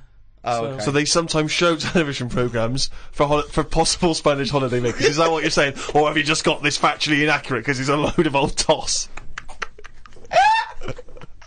Oh, God. Amazing. Oh. October 3rd. Didn't do much this morning. Just think about this. Just think about this. Why would you put it in? As a holiday. Just think about this next line. Judith Chalmers. What happened? Not a lot. Think about this, Rick, as a description of a holiday. Right, okay. Okay, as Carl said, he loves to go travelling, it broadens the mind and everything. This is what he did. He's there with his family, he's in Madeira. Didn't do much this morning. Just sat by the pool, saving insects that flew into it. I'm gonna die! like fucking Noah. That's right. You see nothing go. How were you saving them? Did you wait for them to hit the water, then fish them out, or you grab them in the air? Just see the legs going. Oh God! Stuck my finger on the top. They grabbed on, lifted it off. And what, when some sort of insect lifeguard, you'd see someone land and you'd go, right, that's me, and you'd go in there. But it's hard to turn a sort of a blind eye to stuff like that, because you know that's something, you know, you're witnessing death. And if you can save something, you do, don't you? You do your bit. And at night, I'd sort of think, have they learnt the lesson, or will they be back, and will they be dead in here tomorrow? But if they can get an extra day, I've done my bit. I can't do more than that. I'm on holiday, do your bit. I'm lucky enough to see the world, do your bit. I love it. I did my bit. I love it. I love it. I love the fact that he was running around saving flies and things. Is there something? There's something so sort of. Meanwhile, an old lady drowned Yeah. while he was saving a beetle. There's something so kind of, I don't know, desperately existential about your diary. That's what's so Yeah, extraordinary about yeah. it. As he says, I just sat by the pool saving insects that flew into it. It was full of death. It's just so, God! it's so depressing, isn't it? Alright. We walked round the shops. Suzanne's dad bought 2 packets of the biscuits he'd like to take back home with him. Suzanne's mam bought a tin of corned beef. It was a bit of a boring day today. Jesus. There was a dead bird out the back. Oh, no. Where were you, Carl? Suzanne's dad said it looked like it had flown into a wall and killed itself. No, I think it caught a few insects, but they were covered in chlorine, so it poisoned it. Loads of ants were eating it. Oh, God. I dug a hole under a tree and buried it.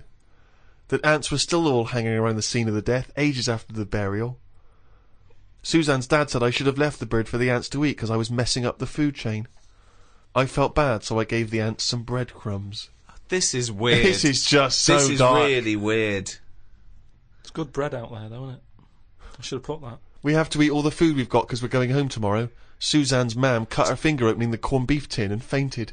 But sorry, this is really weird. Why do you have to eat all the food? Isn't this like, what was it, what's that film, the Amityville Horror, where there's like a haunted house and there's dead insects and ghostly children walking through the corridors, old people fainting, insects. I'm just saving the insects, mother. But you always eat all the food that's in the fridge before you go home, don't you? It's all there to be eaten. She bought some pikelets, which I've never had them. They're like squash crumpets. Right, okay. Start again. Start the whole thing again. She bought some what? Some pikelets. Pikelets? Yeah. And I didn't like them because they're not as fat as crumpets. Oh, God! It's like a different Didn't language. eat them, and it was a big upheaval because, like, I was going home and her dad kept trying to sneak them into our bags. Because it's like, they were for you, you take them, we don't Smuggling. want your stuff in our house once, because he gets a bit funny about stuff being left over. There's bins that you can't put certain stuff in. There's a bin in the lounge and I put a tangerine peel in it. He goes, that sort of stuff does not go in that bin. So it's rubbish, yeah, but it's not the right sort of rubbish. Someone will camp next to it. We want to get a better class of camper. Oh. That's the book. It's called Happy Slapped by a Jellyfish Yeah, that's from one of the chapters in it. by Carl Pilkington. Get that soon. Particularly if you're thinking of visiting Madeira or Australia. Yeah. Well, that's about it. Thanks for listening to this. If you enjoyed this and you haven't heard the others, we've got the whole all 3 series on iTunes. You can go and download those. The Ricky Gervais Show, is that what it's called? It's called The Ricky Gervais Show. Yeah. Carl's also made a programme for me, Steve, on my Fame DVD, out in November. It's called Fame. So I thought of a little title, Fame, I'm Gonna Live Forever. Remember that guy we met who's gonna live forever? Oh, yeah. Called Howard? Yeah. That was a meeting of mine, and it's Carl meeting Howard, and it's Got on with him. It's really good, isn't it? It's really good, and they do. He really gets on with him, and we're probably gonna do a new series of the podcast maybe next year. What do you think, Carl? If you're not too busy making this film with Clive Warren, We'll see how it goes. Go- Don't plan anything. yeah, just check out rickygervais.com. I am Ricky Gervais. With me, Stephen Merchant. Goodbye. And Carl. Right.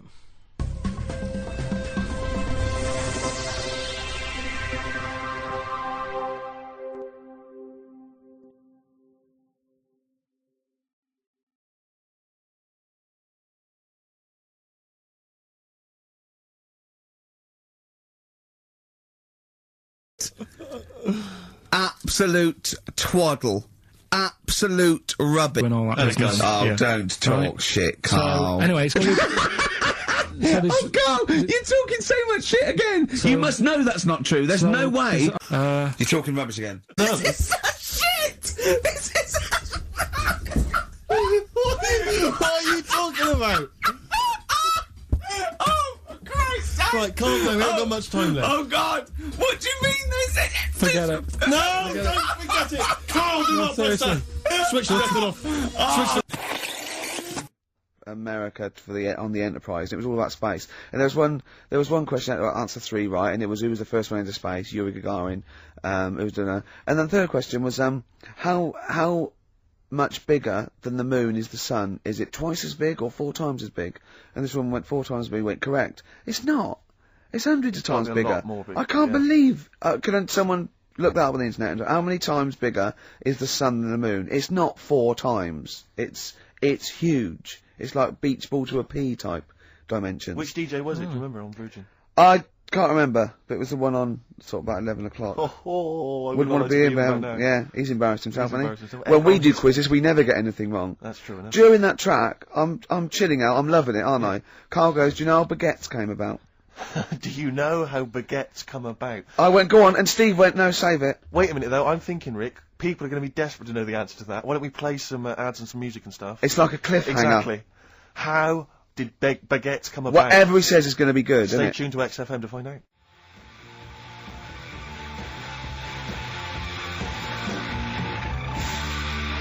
Hives, hate to say I told you so, so I love that sort of stuff. That and the Strokes. Well, so much better than this new metal rubbish, isn't it? Definitely. Now, most people think we talk rubbish on air. Yep. If they could hear the conversations Off that air. go on, I know, but someone just emailed in saying the sun is indeed about 400 times bigger than the moon. Thanks for that. That DJ must have looked it up and said 400 times. That can't be right. It's probably a printing error. 4 times. Yeah. Nothing can be 400 times bigger than the moon. Carl went, yeah, but the sun's only got 1 million years, isn't it? I went, what? He went, on that space program, it said that in 1 million years the sun will be destroyed, and he said, and then we're all shafted. Right? I went, I laughed. Steve went, no, it's okay. By then we'll be on another planet. No, I think that's Yeah. true. We'll have colonised other Right? planets. Carl went, yeah, but there'll be no sun. Steve went, well, there's other suns, which is true. Carl went, well, I went, well, yeah, every star is a sun. Carl went, well, not really.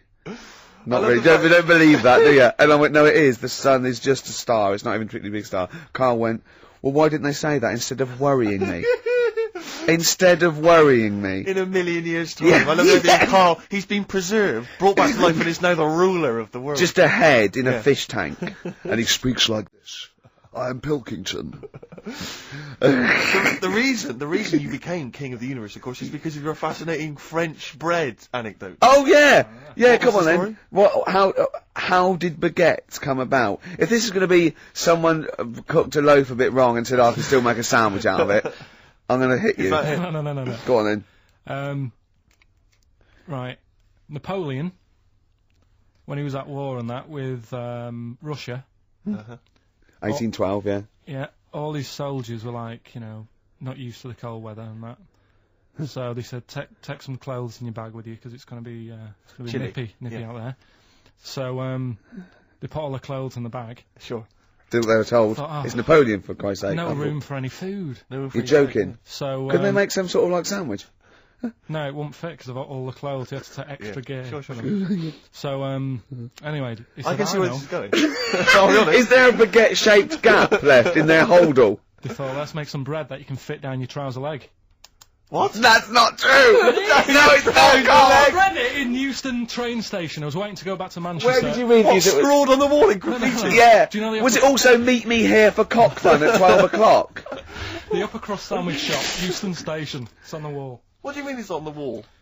Do you know it says like sail on at Dixon's, whatever? Yeah. Next to that, there was like a bit of information. Once you've read the stuff on Dixon's, Baguette information. there was a big thing about the history of the baguette. I read it and I thought, No, we got to make a sandwich we can spit down our trouser leg.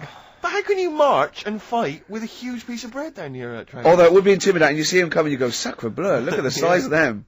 They're big fellas.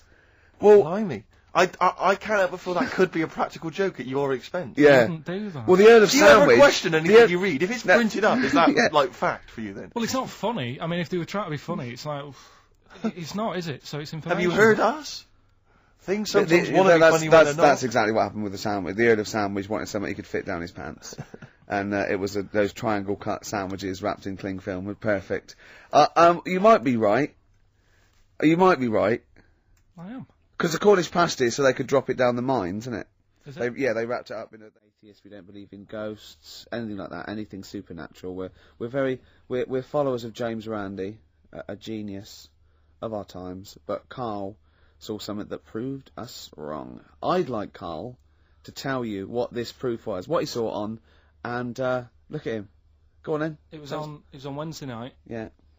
I was watching. You see, the problem is I didn't get the full story, so you could pick holes out of it. Sure. But I was Unlike your usual investigations into the supernatural. Which are It was thorough. called. Can I just say what the programme was called? Mr. Exorcist.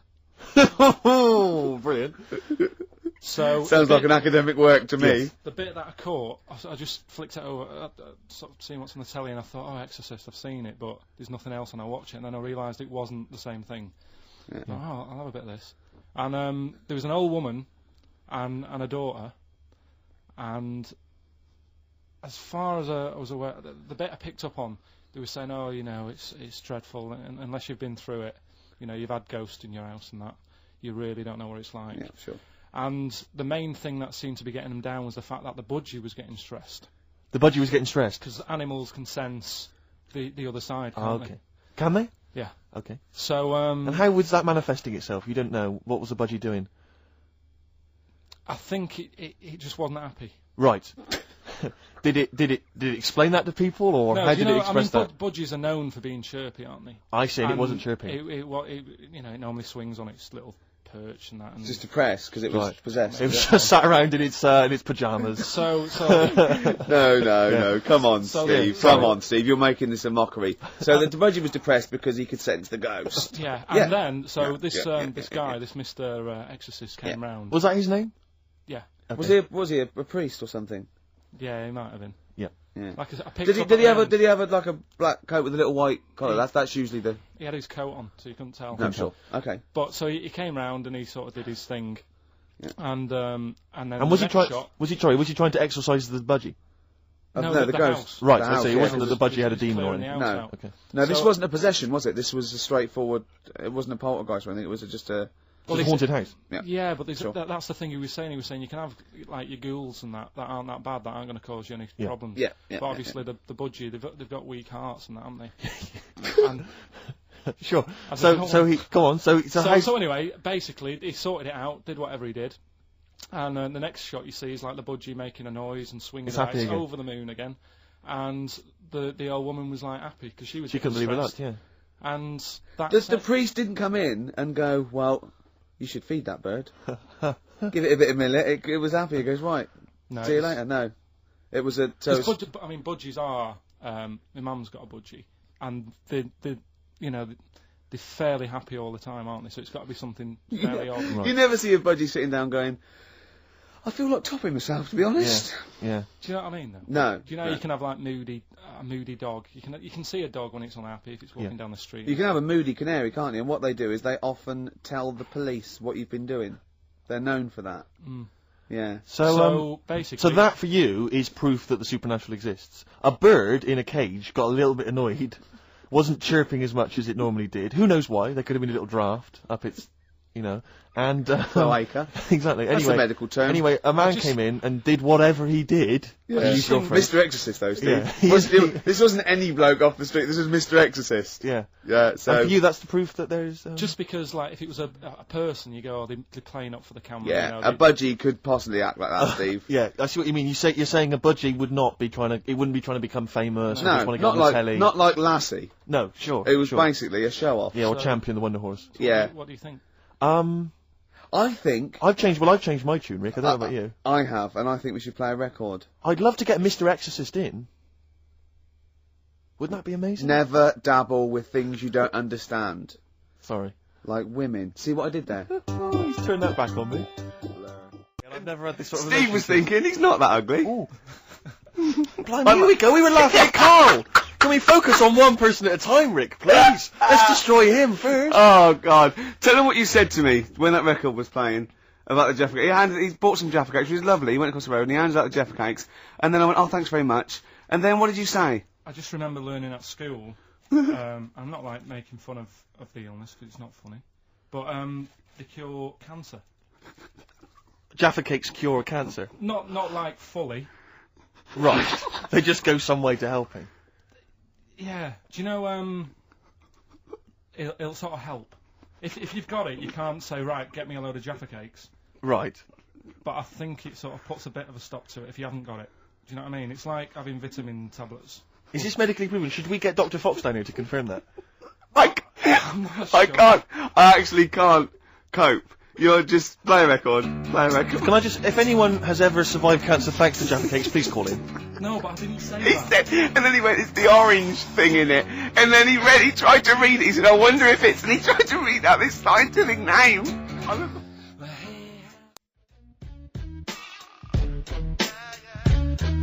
Farrah Munch, got ya. XFM 104.9. Well, as we promised, some feng shui. What do you want to know? Ratio of windows. It's one of those little books that you see at the sort of like the front desk of like Waterstones or Dillon's or one of those. And it's just it's a little guide. It's should I say what it is? I'm allowed, aren't I? Lillian Two's little book of feng shui. And obviously you can't go into it in depth, but it's some little, you know. Just some little sort of nuggets, I suppose. Yeah, ratio of windows. The ratio of windows to doors in your rooms should not exceed 3-1. Too many windows calls all your luck to seep away. Obviously. Hello. It is also better not to have windows on the wall opposite the door. Is that the case in your place, Carl? Because you may need to brick that up when you get back later. I always remember I used to work nights. Yeah. Right. And it was when my brother just sort of got kicked out of the army. Yeah. And my mum and dad went away on holiday, so he was staying with us. He's got to write a book, this bloke. And, You have got to write a book, Carl. Go I on. came back, Yeah. and there was women everywhere. There's women in every bed in the house. I thought, where am I going to sleep? Had he set up a brothel? What? So no, it's just a bit of a one. That's so- impressive, though. A girl in every single bed. Oh, I mean, he was mad. So I slept on the sofa downstairs, and I didn't sleep that well. yeah, But I slept on it before when it was facing a different way, sure. and I had a good sleep.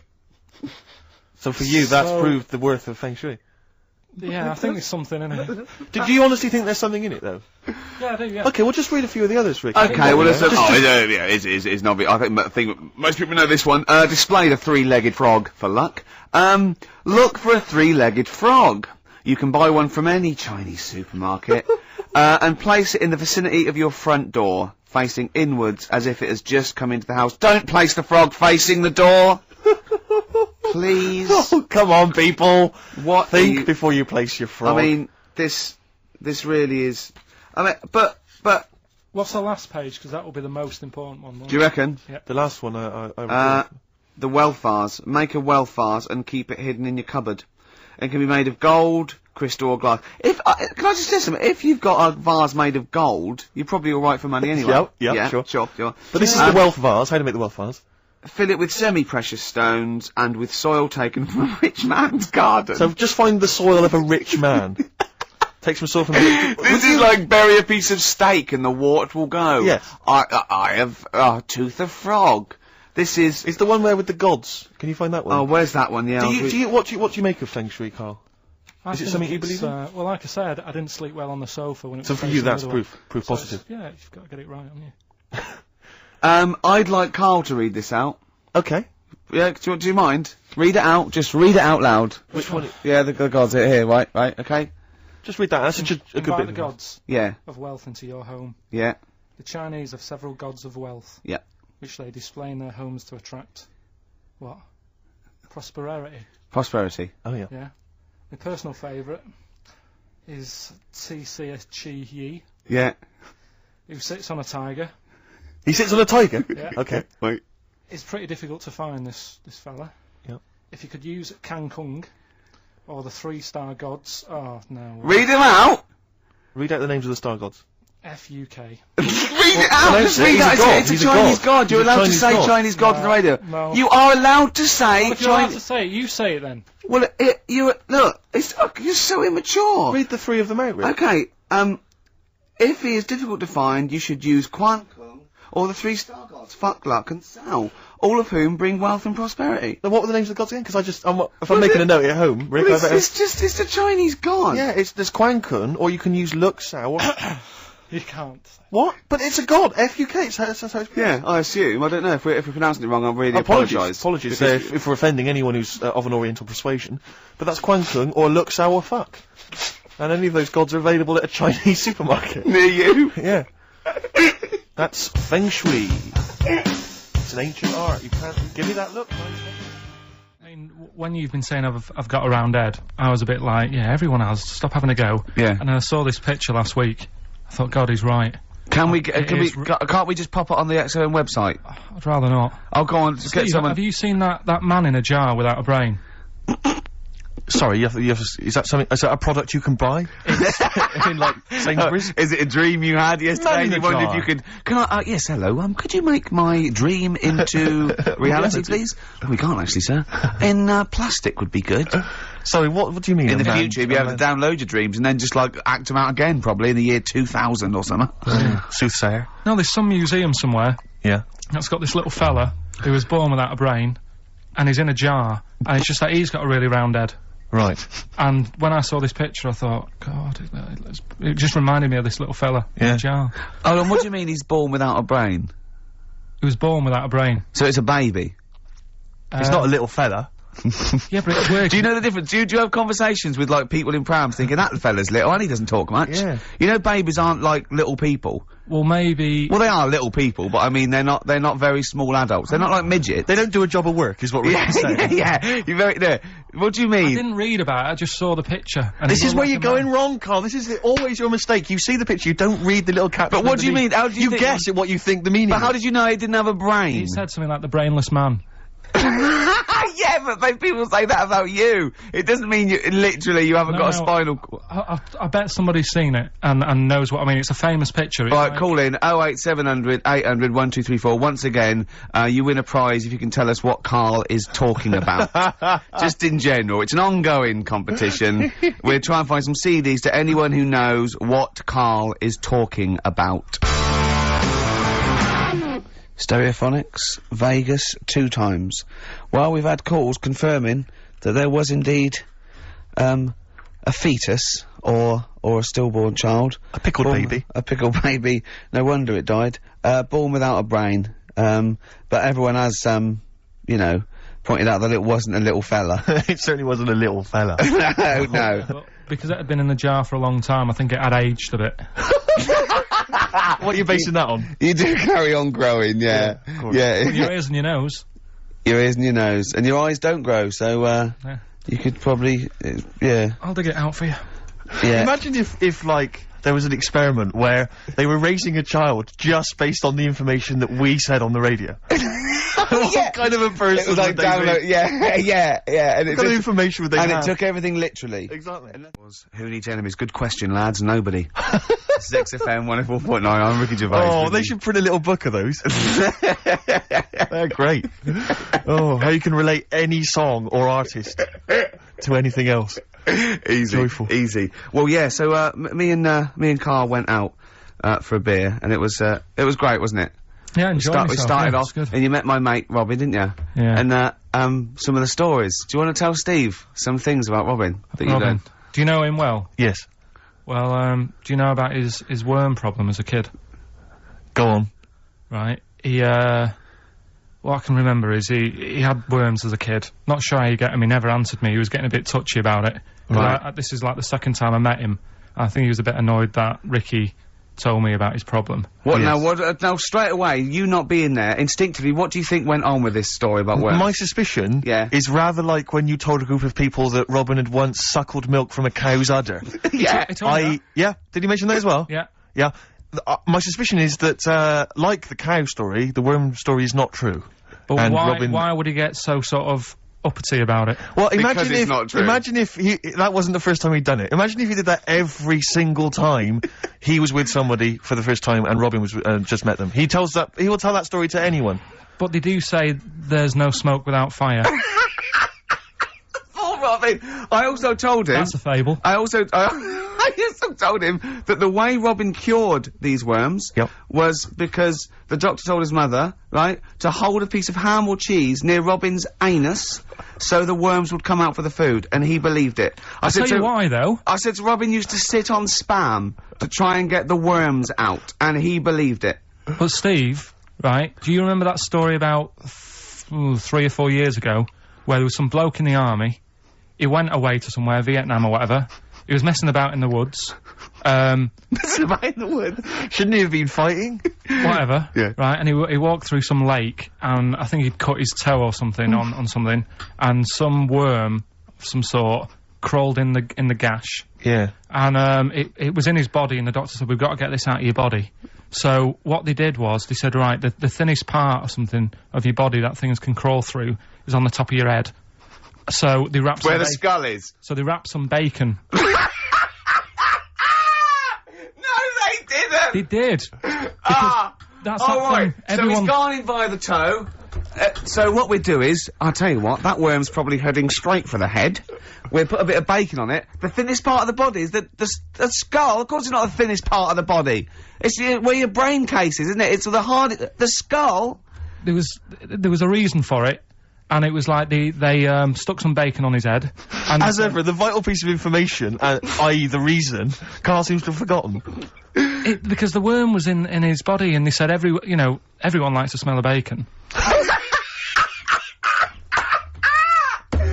Oh, including even a worms. worm. Again. Even a Vietnamese lake worm. They Oh, they love Remember bacon. Remember last week when I said about the little fella with the bone with no brain, and you were proved wrong? No, Please. no. We were saying it wasn't a little fella. We were saying it was a stillborn child. It wasn't a little You're fella. changing it now. You weren't having any of it last Right, week. hang on a minute. I'm getting confused. There was a Vietnamese snake that went inside of a No, soldier. worm. A little, like, maggot or some sort that you have to get out of your body because it causes problems. Yes, and so in order to get it out of the He runs body, amok. they strapped bacon to his head. Yeah. That is great. This doctor. And did that work? I think so. They had a picture of him smiling.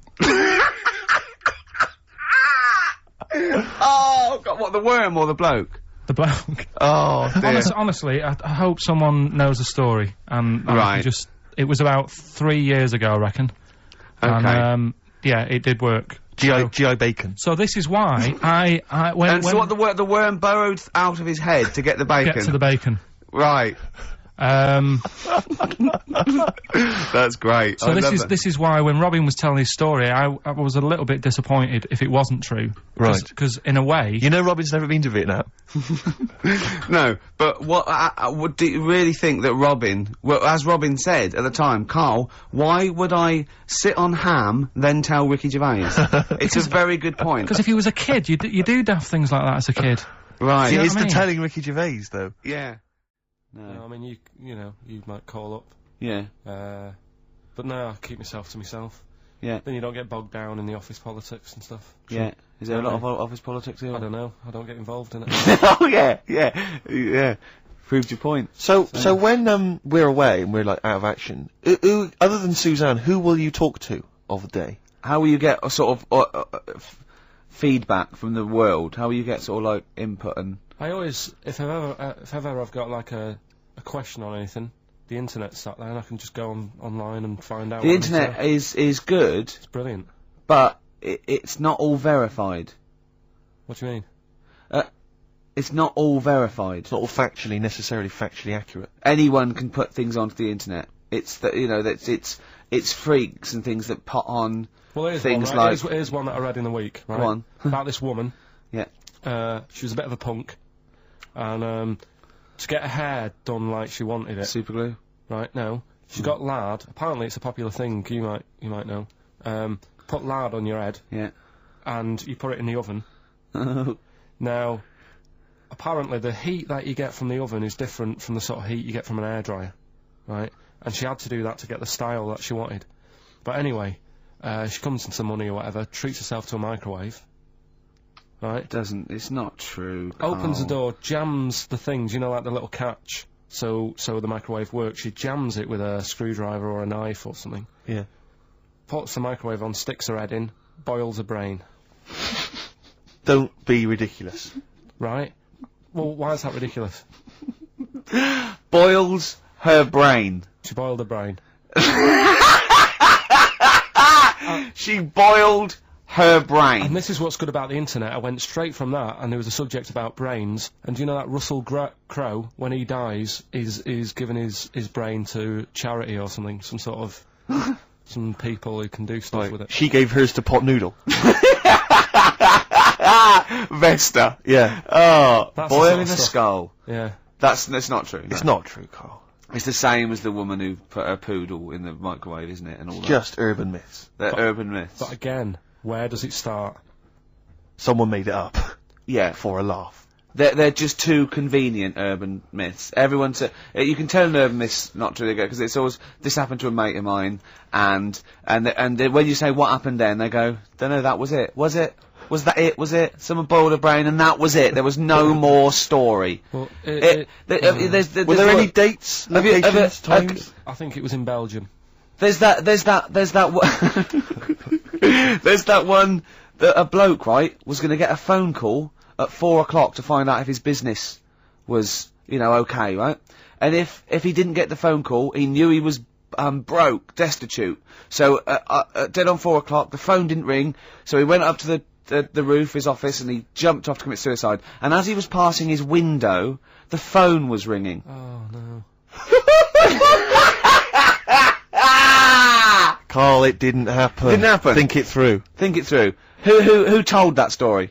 Who told that story? As he hit the pavement at 120 miles an hour. He's the only person who could have known that series of incidents. Also, why didn't And he he's wait? dead. As his life's at stake, why didn't he wait till 5 past? Actually, I'm going to give it 5 minutes just in Just in case. case the lines are busy. Yeah. And what sort of bloke goes out? I'll call you at 4. Okay, if your business. Well, call me anyway. No. If I don't call exactly 4, then you commit suicide. Commit suicide. I would, because if I don't call at 4, that's the end of it. Well, call me anyway. No, that's not the way I work. Why can't you just call me and tell me the other way? Well, I'm telling you how I do it. If you're bust, I don't call. Can't you just call to verify in case something goes wrong? What if it's engaged? It won't be engaged. Just commit suicide at 4, please. It didn't happen, Carl. The other one, right? A bloke, right? He's on a train station, and I'll tell you how I heard it. He's waiting for a cruise station, waiting for, and he shits himself. As you do. And so he goes, my train's in 5 minutes, so he runs across to Millets and goes, quick, Levi's, 36. The bloke just puts it in a bag, he runs onto the train, he goes into the toilet, takes his, trousers and pants off. He's soiled. trousers Yes. and pants. Throws them out of the window. I won't be needing those again. Cleans himself off, open the bags, it's a jacket! Oh. No, it didn't happen, Carl! At what point did he go into it and go, quick, Levi's 36, and the bloke went, sorry, Levi's 36, what, a pair? No, shall I wrap them? Them? It, shall I wrap? Just wrap, whatever it is. Do you want to look? No, I'm not looking when you're putting it in the bag, please. Right? 36 waist story, so, don't say anything. I've told you 36 Levi's. They put it in a bag and charged me for it. Yeah. I don't want to discuss it further. Yeah. There was one. Here we go. There was one about a woman whose husband died, and she had him cremated. Yeah. And made like a little egg timer out of him. Right. And she said, I did that so it can still help around the kitchen. Well, that might be true. That might be a joke. That's quite sweet. That might be That true. is true story again. It was all No, not right. again, because the ones I just told weren't. Nor is the boiling the brains in a bag curry microwave. Head story, true. Yeah. They're too convenient. Will you be buried or cremated? What? Will you be buried or cremated? I don't know. Cremated. I imagine. Like you see. I don't know, it's out of my hands. Yeah, I haven't thought about I've it. not thought it through, and No, to be I don't honest. care either way. Have you heard the one So about... we've... Sorry. I'm just worried that we're getting into a macabre world now of ashes, boiled heads. I think we should play some music, let people just calm down. Levi's. Just think about some of the urban myths they've maybe heard, assess them, maybe they are absolute bollocks. Yeah. And they can move on from it. Well, it's just that the death thing, right? Yeah. There was an argument on there about, do you know that Twilight Zone or whatever it was, Tales of the Unexpected? Oh, yeah. Where the woman got buried alive. Yeah. They were saying how, like, years ago, they'd bury people thinking they're dead. Yeah. And they've recently, like, dug coffins up, and then the people who were in the coffin weren't dead, they might have just been, like, in some sort of deep sleep or whatever. Catatonic. And they've lifted the lid off, Yeah. and there's scratch marks on the thing. Yeah. And that's pretty scary. And Makes you think. I mean, I hope they check these days. That's all. I'd like to play a beautiful song now by Cat Stevens. On the how did you enjoy Edinburgh, by the way, anyway? Because I saw you up there briefly with you and Nick Frost, your new mates, Nick Frost and Simon Pegg. You know, he prefers them to us now. I know, apparently, I could tell that from just talking to him earlier. It was just, the way he was sort of looking at them, everything, he was just smiling at Nick Frost. It's his new best chum. You love Nick Frost, don't Would you have preferred it, right, if I went to Edinburgh and had to sit with some people that I really didn't like? Would you have been happier for me? No, do you know, but right, so I had a great time with Simon and Nick, and they're nice people. But he kept going to, oi, Nick, tell Ricky that story. And Nick and Simon, well, all it was, right, and their ghost stories, he loves them because they believe in ghosts. Oh. It's not just they're that. great blokes with great sense of humour, just because they believe in ghosts. You go and tell him that, he goes, how do you explain that? I was going, well, I wasn't there. What was that one you told me and it was completely wrong? About the... It was, oh yeah, right, it's years ago. Oh yeah. Some in olden days. Oh sure. When ghosts roamed the earth. Once upon a time, you mean? Yeah. Some doctor or something who was into, like, the way bodies work. They got their head cut off. Who did? The doctor? Yeah, he was doing a bit of an experiment. And he cut his own head off? Yeah. Okay. And it was about, he said, when my head's in the basket, I'm going to blink my eyes. Right. Okay, sorry, hang on, let him finish. And, so the doctor has chopped his own head off, and he's told everyone, I'm going to blink my eyes to prove that he's in the basket, and he goes like, right, I'm going to blink my eyes about, as many times as I can. So quick, count them. And they count, and he got to, like, 15 before he Right. died. Now, this is how Carl told me that. Till Nick Frost explained that, Carl told me, he said, right, well, a bloke, right, he had his head cut off, and when his head was in the basket, he went, count how many times I can blink. And I went, well, that's rubbish. He went, no. And Nick went, well, no, he actually said, when my head's in the basket. He went, and Carl went, oh, I said, Carl, do you know the subtle difference? Do you see the subtle difference? I have to say, though, guys, I still don't really understand what went on there. You've both lost me. The story is that a bloke who'd been found doing, You mean that Carl just explained it and that was a clear version? Because I still don't know what you're talking about, Carl. Well, this bloke had his head cut off for experiments against God. He was a doctor in the, in olden times. Yeah. And when they cut his head off...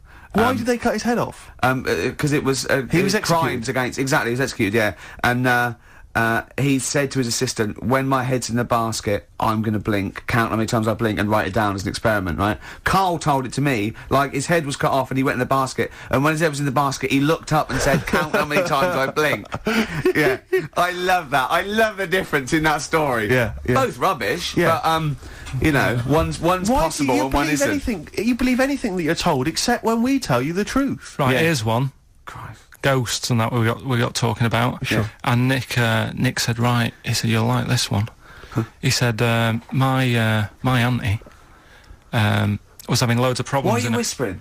It's not illegal to talk about ghosts on the radio. No, but it's eerie. So the auntie's in the house and that, and furniture's moving about all the time. Oh God.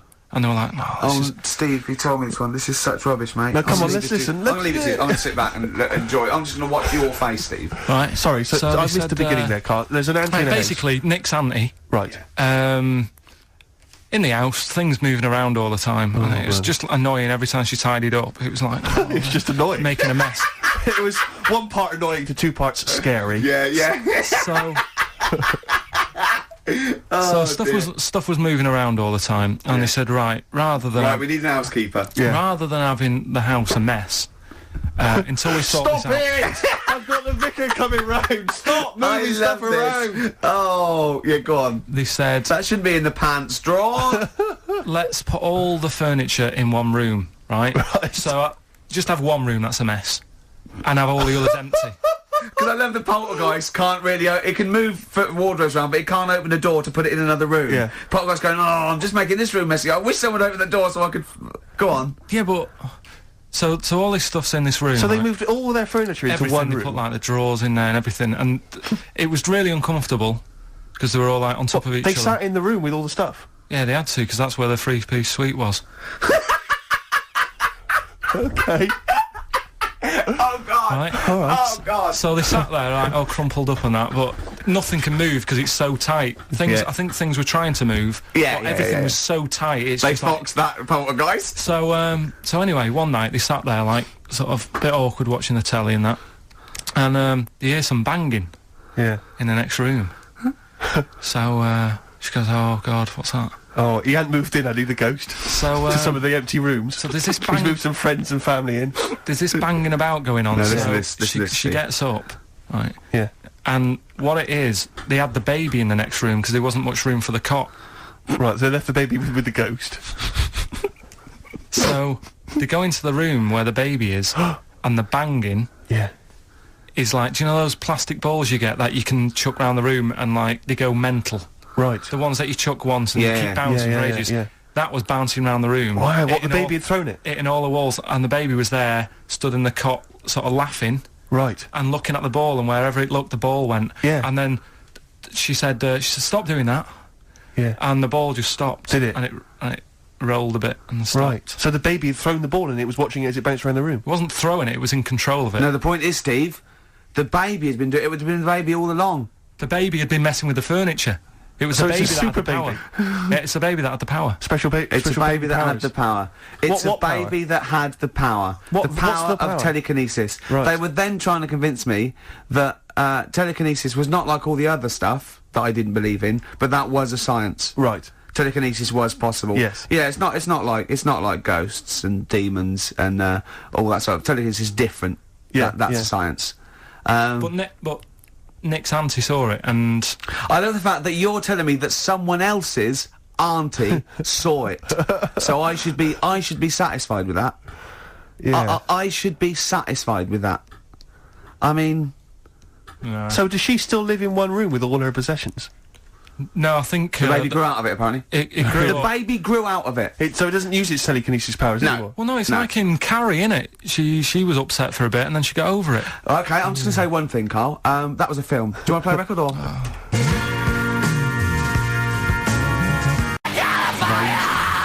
Get free. Alright, on XFM Absolutely. 104.9. Can I just tell you a story that Carl told me a couple of weeks ago? Is this another ghost story? Another Yeah, spooky it is, story? yeah. I called him out. I was, what are you doing? He said, I said, I've just been reading ghost stories again. He went, he said, right, he said, you don't believe in them, but how do you explain this? Right, I went, go on. He said, I'll tell you as he told me it. He went, bloke, right, just sitting at home, doing, watching telly with his cat. And, the phone rings, and it's a bloke going, is that fire, in your oven okay now? 'Cause your wife called. And he went, Carl went, well, one, there was no fire in the oven. Two, he wasn't married. I went, right. Go on, he went, well. Then, right, there was a knock at the door and there was two sort of people in sort of white coats and they came and said, oh, we've come about that fire. Your wife called us. He went, one, there isn't a fire in my oven, and two, I'm not even married. Right? And he said, and they saw the cat, and they looked at the cat, it looked a bit weird at the cat came out, nothing. And he said, and then he went back, sat down, phone rings, and they said, did they sort out the fire in the oven that your wife told us about? Oh. He went, one, there is no fire in my oven, two, I haven't got a wife. And Carl went, what do you think of that? I went, that's not it. He went, yeah, I went, That's the end of the I went, story. What? He went, well, how'd you explain that? I went, explain what? I thought he was going to say, a year later we got married, but she died in an oven fire. Right? I thought it was going to be that. And I went, That's what? people winding him up. Yeah, or, someone did report a fire oven, and their name was Johnson, and they looked up Johnson, they got the wrong thing, it was the gas board, and they sent it round to the wrong person, right? You know, he went, yeah. I said, I explained it to him, he went, yeah. Why did they look at the cat funny? Oh, man alive, Carl. This is really weird, right? I was, I was in my house once, right, and the doorbell rang. Yeah. Right, I opened the door, there was no one there. Yeah. Right, and then I looked across the street, There's some right, kids and there were some running- kids running away. Yeah. Now, how do you explain that? Yeah. There was another time, right, where, like, I opened the door and there was a bloke goes, "You've ordered pizza." I went, "I haven't ordered pizza." And I heard my mate upstairs giggling and putting the phone down. Yeah. How do you explain that? Carl, seriously, why did you tell me that story? What did you think that was weird about that? The fact that it was 3 different people. Is this all the information? Is that the entire story? It was 3 different people. Did you fall hassling asleep him and not read about the end? A fire that didn't happen, about a wife that didn't exist, and a cat that didn't look happy.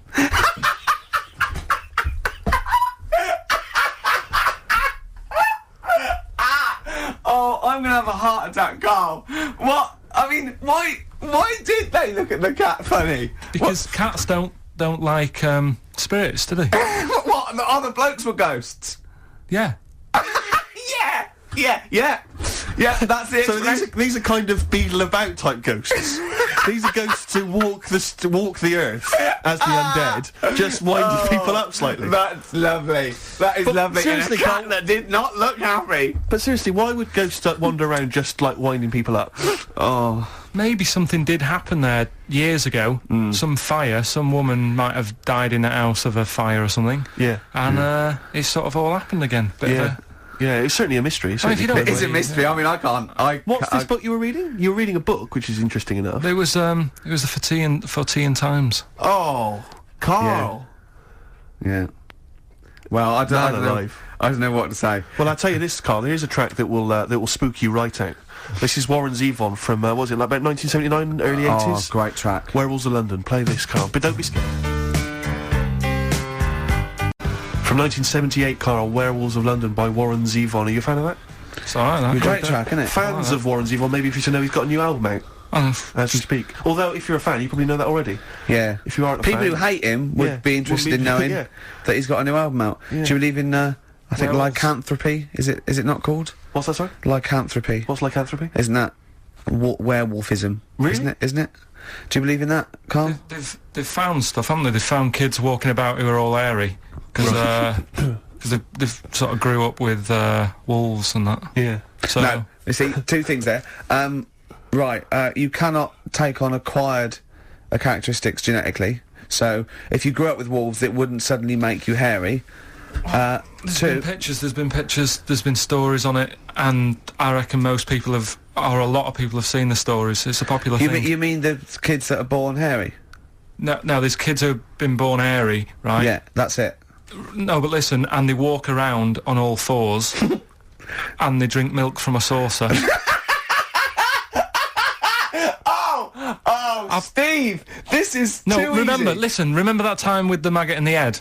Yeah. Getting out with bacon, and you were like laughing, and then people called up and said, "Yeah, I've seen that. I've read about that." Yeah, this but is the same thing. Have you seen an XFM listener up close? Have you ever looked? They studied? drink milk from a saucer. Yeah, they've got to be kept on leads. People who listen to this show. There's no point me telling you about stuff. There is. It's comedy You see, gold. when you were at school, did you keep arguing with the teacher saying you're talking rubbish there? Teachers didn't teach us about werewolf boys and ghosts. They taught us maths. God, right. Tell the story about the manhole cover. Right, in the same magazine as the one with the cat and the fire and that. Don't tell me that story again, it gives me the shivers. Yeah, a cat that's got a weird expression on its face is against God. Anyway, this isn't a scary story. This was just like unexplained. physics. Yeah. It was going on about the nuclear bomb and how powerful it is. And they put a manhole cover on top of one. Okay. Blew it up. Yeah. Never saw the manhole cover again.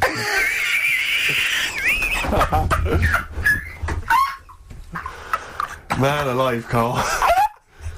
Unexplained. What's going on there? Something weird is happening there. Oh. If anyone has ever seen that manhole cover, please get in touch. We'd love to know where it is. Oh, that's fantastic. What sort of experiment is that? I imagine all these scientists on multi-billion-pound research budgets, they're going, we test everything.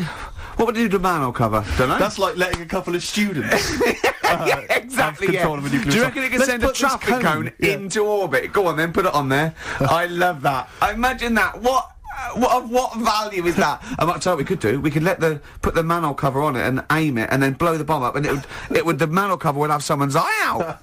Fire it. See if you can fire manhole covers off the nuclear bomb. Whatever. Tie bangers to a bomb. See if it's louder.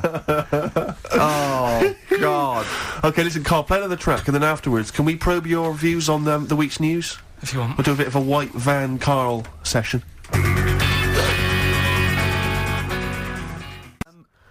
Carl, I've met Carl a couple of times in our sabbatical, and he said to me once, he said,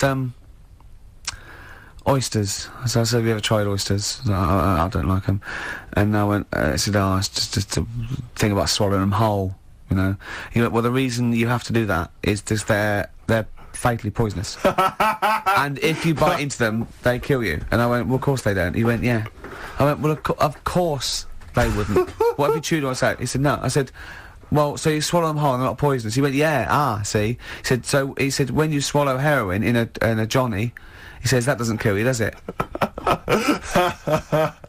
That was it. Oh. And then, about a week later, he went, I was wrong about them. Yeah, I went, well, he said, yeah. And what did you say? It's if you eat them and then you have some whiskey. They turn deadly when whiskey comes into contact with them. Yeah, when they've had a drink. When they have a drink, they get a bit rowdy in your stomach. They start fighting, they can cause get hilarious. So what are you saying now? Are you saying you don't believe that? Am I saying what? Are you saying you don't believe Look, that? he thinks he's got us here. He thinks he's got us here. Yeah, I don't believe that if you eat an oyster, then drink some whiskey, you die. You might not die straight away, but you won't feel... Eventually, 50 years' time. If you've got to keep on drinking whiskey. Yeah, a bottle a day. 50 or 60 years later, he was dead. Yeah. Oyster and a bottle of whiskey a day. Oh, then out of nowhere, 40 years later. Where does this information come from, Carl? If some doctor called up now, yeah, and put you right, would you believe him? If it wasn't Dr. Fox, yeah. What about the airy lads growing up with the werewolves and that?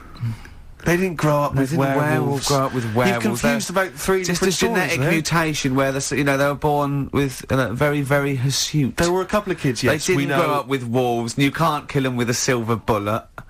I mean, you're confusing two things. There were some kids who were very, very hairy, yes. Yeah. They're in folklore. There were some kids who grew up with wolves, yes. I don't think the two are connected. Yeah.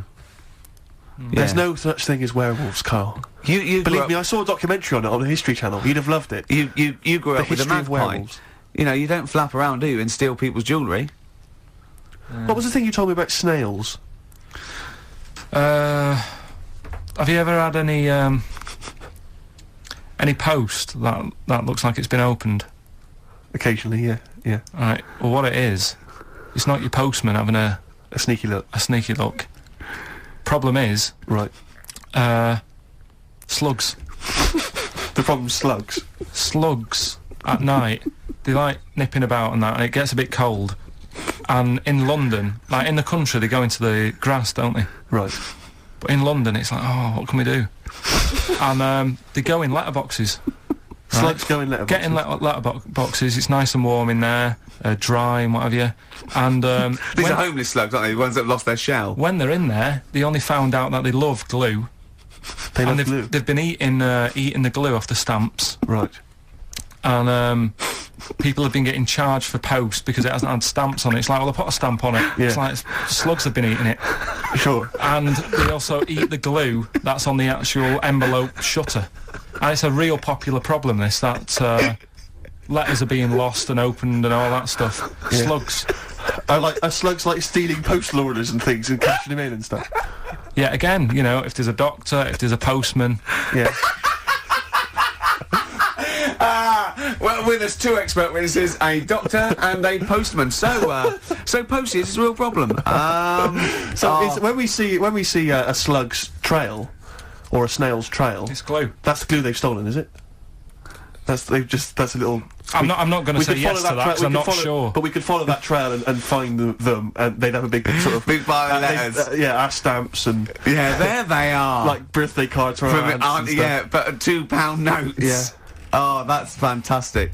Wow. Slugs. Wow. So, oysters and whiskey kill you, and slugs Be very make you careful if you're going to go out this evening. You're thinking of having a whiskey, maybe some oysters. Be very, very careful. Yeah, and Likewise, if you are going to post a letter, please do please, not use please. tasty glue. I met Carl in the week again. I Steve. told you shouldn't do I this. know, You know, you should but wait then till when the weekend. he starts saying things like, "Oh, is this lad with a pig?" I go, "No, save it," and we just sit there. and I'm scared to talk in case he comes up. But you did tell me a couple of little things, didn't you? True stories that you know that I mean I enjoy. Can you tell Steve about the doctor? Right. Oh God. Where Is this something that happened to a friend of yours, or is this? No, I read about it. You read about it? Okay. There's this little lad, right?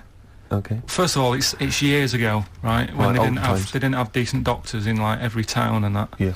And this little kid is dead ill, right? Yeah.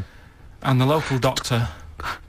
Well, there's a phone call involved, so I don't Yeah, really well, let get the me get impression to it. that it's like Medieval times. Yeah. Yeah.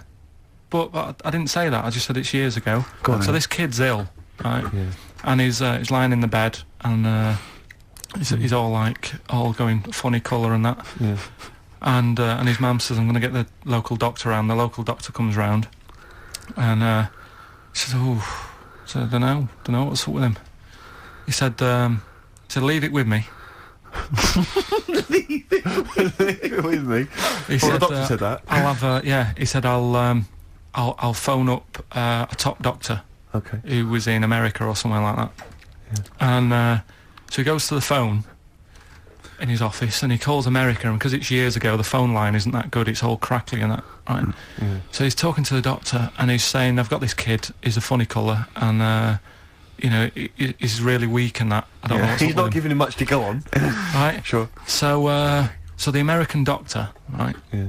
He goes, "Yeah, what you want to do?" And it's all breaking up, right? Yeah. He goes, "What you got to do? You got to it's all breaking up. You've got to give him some parrot's blood, right?"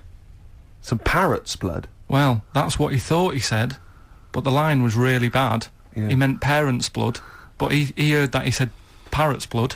He said, "Right, I'll do that. Leave it with me." I can see where this is going. He goes to a pet shop. Yeah. He says, "Give us like half a dozen parrots." Sure. Takes them round to the kid's house, takes the blood from the parrots, puts it into the kid. Kid's fine. The kid's fine. I've never It worked. heard such a load of shite in my life. I've never heard such twaddle, such just made up, enhanced, exaggerated bollocks in my a life. load of old rubbish, Carl. I mean, when he told me this, he said, the doctor said, "What do I do?" And the doctor on the other end said, "Give him some blood." And the doctor went, "Where do I get blood from?" So hang on, wait. I just need to. Where do I get blood from? Give him some parents' blood. Give him some parents' blood. Give him some parents' blood. Yeah.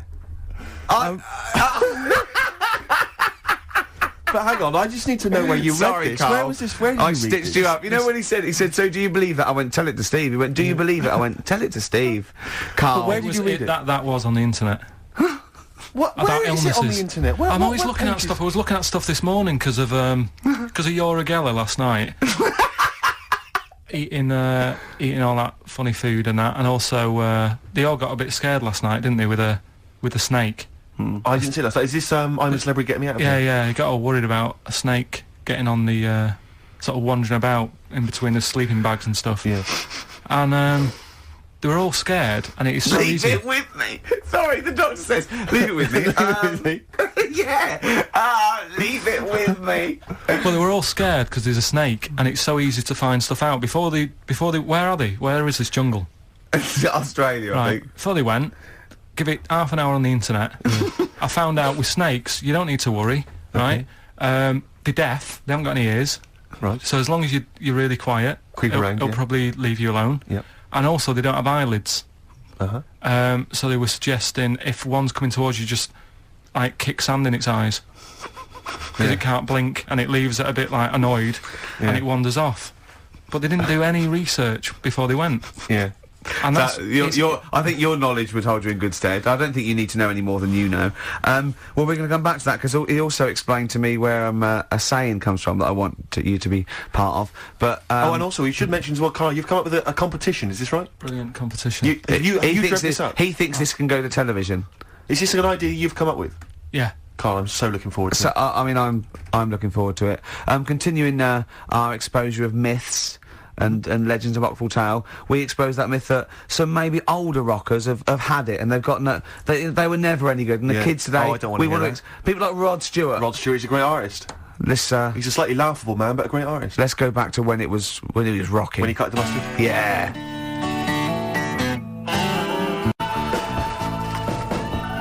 Rod Stewart, You Wear It Well. Great tune. On XFM 104.9.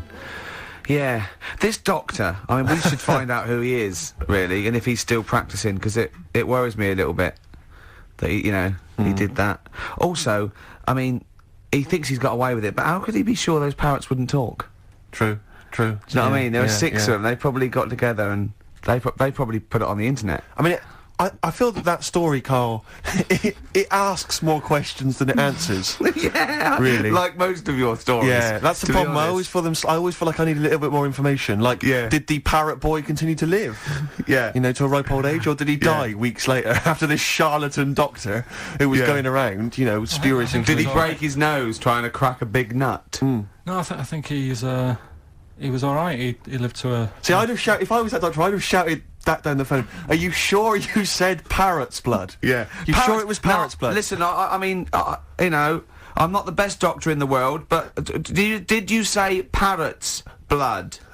Yeah, but what you're forgetting is you're going back to the time where, like, they used leeches to do, like... No, we're not. We're going back to the late 70s if there's a phone call to America Direct. Come on, Carl. They weren't calling America, like, in the medieval times or in the Victorian age. Come on, think about it, Carl. Yeah. This has got to be like the 30s or 40s, the earliest. Right.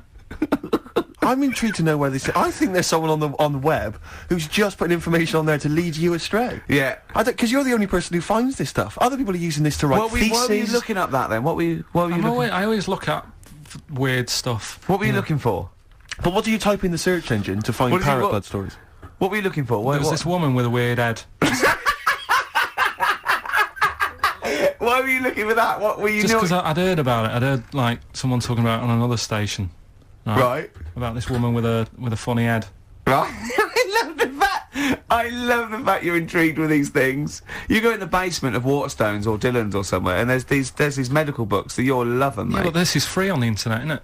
It's all there. Yeah. So what you typed in? Weird head woman or? I think it lady with head. Yeah. Weird people or something I put in. Sure. Yeah. Did you come up? 7,000 hits, Carl Pilkington. But it's all there, isn't it? It's interesting. The one that I was telling you before about, what's the name? The lost letter. The lost letter? What's the lost postcard that's just turned up. Some woman sent a postcard years and years ago to a niece or something, right? And her niece was like 3 years old back then. And just now, like I think like yesterday or the day before, it turned up. The postcard turned up 74 years late. 74 years late. It took 74 years. years. And that 3-year-old girl's been living in the same house that whole time. Well, yeah. Sure. There's not weird You see about what I mean? There's always a question you can ask to just scratch the credibility of these stories. Yeah. There's always, it's like the apocryphal tale. Was this the slugs? Was this those slugs from last week? Yeah, well, they were hold him stealing... back because they're slow. Because the postman slug is useless. His round takes him 74 years. Then he's got to go back to the beginning. He's got 74 years, and they can't carry the bag. That's why they go. That's why they turn to glue. That's why they turn to glue. Oh. It's pitiful. It is pitiful. So you don't believe that someone sent a postcard years ago and somehow it's been stuck in the bottom of a post bag or something, and it's only just stuck in the bottom of a post bag? Yeah. That means that there's like a 95-year-old postman who's still wandering around. Did she have to pay like the difference on the charges? Because presumably it wouldn't have had Queen Elizabeth's. It was a penny black, presumably, was it? Yeah. What would be on the stamp? It would have been invalid, surely. Don't know. See, these are the questions you should ask yourself. Because if it's the postman's fault, The post office can't turn Who was around. only street at the time himself, wasn't he? He was the... No, he is dead. Yeah, he'll Yeah. be well and truly dead now. Yeah. But the fact is that the post office made an error, right? They lost this letter. Sure. It's only just turned up. They can't turn around and say, sorry about this, I hope it isn't urgent. It's turned up 74 years late, and by the way, you owe us 25 pence. Yeah. Yeah. They wouldn't do that, would No, they? that's true. That's true. So that's there true. you go. You're asking questions, though. See, that's true. You see. So, you're interested in like where sayings come from as well, aren't you?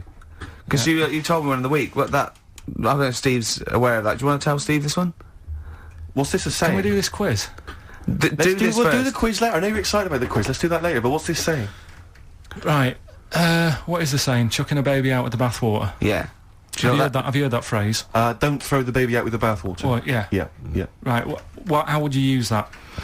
Well, how would I use that? Don't throw the baby out with the bathwater. I suppose if you've been discussing something, you've come up with some plans, but you're slightly worried, and you might abandon the whole plan, whereas there might be some ideas in there which are still worth retaining. Exactly. So you don't want to throw the baby out with the bathwater. There might be something you can just change, and you don't. Yeah. There might be a few ideas you can salvage from an otherwise worthless one. Well, the saying, right, comes from like years ago again, and pre or post phone, and ages and ages ago when like the bloke worked in the house, he was like the coal man, and then you had like No way, it's important. then like the mum is like she stays at home making the dinner, looking after the kids. Yep. And you've got like the little kid who's just growing up, just messing about and stuff. So what happens is, back then they didn't have like fresh flowing warm water every day. So all they could only afford to have like one full big bath of fresh water. So they'd fill up the bath, right? And then the dad would come home and he'd say, I've had I had a tough day at work and that, down the pit. And his wife would say, it's all right, I'm putting the dinner on. You're going to have a nice warm bath. So, because he gets the bath first. Because he gets the bath first, because he's the grafter. And he's right? covered in coal. He's covered in coal, so the water's like minging by the time he's finished. Yeah. Right? And then the wife says, after all my cleaning the house and doing the cooking, I'm a bit sweaty now. She's covered in dust and grime. She has the next one. I'll have a bath, right? Yeah. At the end of the line, there's a little baby. Yeah. It's been playing out all day. Also got like little grubby knees and stuff. Needs to have a bath. Yeah. He goes in the bath, right? But because the water's so dirty, Sure. they go and empty the water out of the window. Can't see the baby in it. Chucking the baby out with the bath water. That's where it comes from. I don't know what to say, Steve. Because I've heard this. I'm just. What do you think, Steve? Steve. So firstly, that sort of, I mean, that doesn't explain Where do you why- start? well, You're struggling, aren't you? You're struggling where to Well, start. firstly, I can't see how we've now applied this to I've been the thinking example of this. that I I've been thinking of this for days, Steve. Waiting for you to hear this one. These coal mining parents Yeah. deeply negligent. Yeah, I love They've the fact left that their baby in the bath, because unattended. That's the way round to do it. The one covered in coal. Yeah. You go first. Sure. You go first. Don't wash the baby and then get in that. Yeah. You one covered in coal goes first. Yeah. That's the best idea. Yeah. Second most dirty one goes second, and then the clean little baby. Yeah. I think we should do him last because he's done nothing towards this family. But more than that, Rick, leave him to his own devices. Yeah. Jack, I'm just going to throw the water out. Yeah. In the bath. Don't check have first. you checked that the baby's not in there? Don't No, check, I'm not don't even going to waste bother. my time You'd checking. see it, you'd see I'd it. be able to see You'd a baby. see a baby if in there. a baby was in here, Yeah. I'd be able to see it. I'm just Yeah. going to throw it out. Yeah, I'm not even going to look, to be honest, Jack. Not We've all even had our gonna look, bath. yeah. If the baby's in there, Yeah. then it should be, Be making careful, something. Jack. We have lost 3 children this way. Don't worry. Where did you read that? With the acid. Right, tell the other story that you totally believe this as a true story, don't you? The fella with the being killed. Right, do you know how the other week we were talking about some fella who had his head cut off, and he said, when my head goes into the basket, I'm going to blink a lot, see how many times I can blink. But if you remember, when Carl first told me that, it was, I think it was Simon or Nick that pointed out. He goes, no, that's not quite right, Carl. Carl told me that he had his head cut off, and when his head was in the basket, it looked up and said, count how many times I blinked. Yeah, but he sure. believed that as well. Yeah, so yeah, he was yeah, happy. He was happy with that. Sure. Do you know what I Sorry, mean? so yeah, Go on. a couple of weeks ago there was a guy, he had his head cut off, and before he had it off, he'd said, I'm going to blink to show that there's life after death, And he he did 32 blinks, Yeah, right? sure. So, you two were sort of putting that down the other Yeah, week. we were sceptical of that. So, I looked again. On the at internet? that's some other website. Yeah. And there's a guy... Sorry, it's the website, just to clarify, the website is the place where you bought that property on the moon, didn't you? Because it was a bargain. Right, so, this guy... Been gazumped. Look, we'll see who's been gazumped when this world ends. I've Yeah. got somewhere to go, Yeah. right? And I know you'll be calling me up, saying, "Oh, can I come with you?" Haven't I you go, got, "No, like, 'cause it 2 doesn't square exist, does it?" foot? No, I've got acres. You're gonna have to I've got about- stand deadly still on the moon in your 2 square foot. I've got about There's 20 no place for acres. Suzanne. It'll just be you. I'm off, love. It's all those people with big heads and web feet that've been buying it all these years. Well, listen, right. Go on. Anyway, Play a record. Tell us the story after. We've been chatting for Sorry, far too long Carl. No, there's no here. Play a record. tune. We'll come back with What this. do you wanna What's play? this? Another ghost story?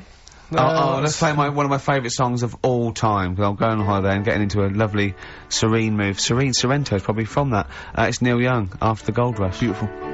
Still to come, that competition as well. Look forward to that. Carl's quiz. Yeah. What an amazing track Beautiful that is. tune, yeah. Neil Young, Dynamite. After the Gold Rush. So go on, Carl. Sorry. Go on, Carl. So take us back a few steps, Carl. What's the story? right, so I did some research, right? Let's just recap again. There was a guy you read about who had his head chopped off. He was guillotined. Yeah. He had said to the people around him, Count my "I am going blinks. to blink once I've had my head cut off to So show the brain that life can still... or the brain Yeah. can continue to work after Yeah. Yeah. death." Okay, so yeah, we queried that. So you weren't having any of it. Well, no, possibly for a few seconds, till the oxygen stops being fed to the cells because the blood has drained away. But, you know, nothing spectacular. So Right, go on. well, along the similar sort of lines, right? This is quite a few years ago. This fella sort of upset the royal family doing something, right? So they said that this isn't good. Wasn't Ben Outman at that Jubilee thing, was it? I can't That remember what it was, and they said, right, That was terrible. we're gonna cut your head off. You know, Oh. you gotta show people that you can't be doing what you've been doing. What was this? The 1970s? When you say a couple of years ago, you mean maybe sort of Was it the olden days when the Ages. phones weren't very good? Ages ago. Yeah. ages ago? Sure. So yeah, fair enough. Yeah. So Very philosophical. Yeah, imagine that when he was near Couldn't take your head off. This Yeah, was fair enough. literally ages ago. Yeah, exactly. Yeah, go Simon on. Sharma's History of Britain. Yeah. Oh, So- and even before that, which is yonks before, when it was all mental and different. Sorry, Carl, go on. So he's having his head cut off, and he's resigned to it. it's a day before. He's kind of got it into his head now that I'm not going to have my head much longer. Sure. So he said, let's make use of this. Yeah. He said, I wonder how long, like, the body can stay alive without my head on it, right? So they were like, oh, I don't know. So, Hoover. so The jailers. whoever he was asking. These jailers with one eye. Yeah. Get out, punk. So he said, look, No, wait a minute. I've got an interesting scientific experiment. Jailer. Well, Yeah. fair enough. What is it? so, he said, what I want to do, right? He said, you know, surely it's my last right. You know, I'm gonna be dead tomorrow. Sure. So, let's He do a didn't draw test. it out this long, did he? Yeah, he said, let's test this out. You know, he said, do us a favour. He said, you know, it's my last day. What I want you to do is, you're going to cut my head off. Let's put a white line on the floor Right. and see if, you know, because there's no point asking how far he can sort of walk without an head if there isn't a line, because you don't know what to count. Do you know what I mean? If he loses his head and he's running around all over the place, you can't really count That's that. not impressive enough. Yeah. So they said, let's make a white line. Sure. Yeah. Who said And- this? He did or they did? I think they started to join in with him and saying, well, let's make this a... you know. You guess it. Go on. So, They got Norris McWhirter down. The Guinness people. Oh. Yeah. so they said, let's get this white line. Yeah. And, Dedication's all he needs. we'll do this tomorrow. And he said, alright, then I'll see you in the morning. So we go- I'll see you in the morning. Night, sleep tight. Bye. I love the fact that Carl knows exactly what was said. Oh, that's beautiful. Yeah, he doesn't know the story Yeah. or what order it is in Yeah, or when but it he was. knows exactly what or was who said. said what, but he knows the intricacies. Alright then, see you in the morning. Bye, little kissy. Oh, I'm not like that. Oh, you joker. Oh, don't let the bed bugs bite. Yeah, anyway. So he gets up, Do you want a paper tomorrow? No, I'm alright. Go on. he gets up, and they say, right, you know, today's the day and that. And he said, well, you know, I've got used to the idea. So here's a white line for you. Got used to the idea. Go on. So they go, right, you ready then? And he said, I go on. And they cut his head off, and the body walked 32 steps without a head. Wow. 32 steps. Incredible. And that's the lesson, really. Did it get as far as it walked along the white line, did it? Yeah, it stayed along the white line, did 32 steps, and then started to stumble a bit, and it just fell over. yeah. But, It you know, will it was do. a test that your body can still keep alive for a little bit. Yeah. when you've lost your head? Absolute twaddle. Absolute twaddle. What do you reckon you can do then without an head? How many steps? Nothing. There'd be muscular spasm, right? Yeah. It would twitch a bit. It would, yeah. You could not distinctly take 32 steps. The body... Well, don't... Yeah. Is the doctor still on the line? Yeah. The fella that bought 6 parrots. Yeah. And, you know, you could Incredible. have got 32 steps. Right, so A you don't beheaded believe man that. doing a bit of line dancing. Right, you don't believe that, but something that you do believe that a cockroach can live a week without an head. It can. Slightly different kettle of fish there. Why? Wow, insect to human is what I'm thinking. Yeah, that but difference. there's not that much difference in Well, of course some there insects. Do you know that a snake has a heart and lungs and kidneys and stuff? Go on. No, well, I'm just saying. So You're making out as if like they're a totally different like being. species. I am making that up. I mean, call me Rick, old-fashioned. Do you know what you're talking about, mate? I don't want you embarrassing yourself, Rick. Yeah, I am suggesting they're totally different beings. Yeah, that is. Yeah. Now, Carl, the cockroach is very. You've got another hour to fit. Have you got anything at all? I've got that feature Educating Ricky, which is a bit of a play on words as well. Right? Do you know the film, Steve? Educating Rita. Yeah. I see what you've done.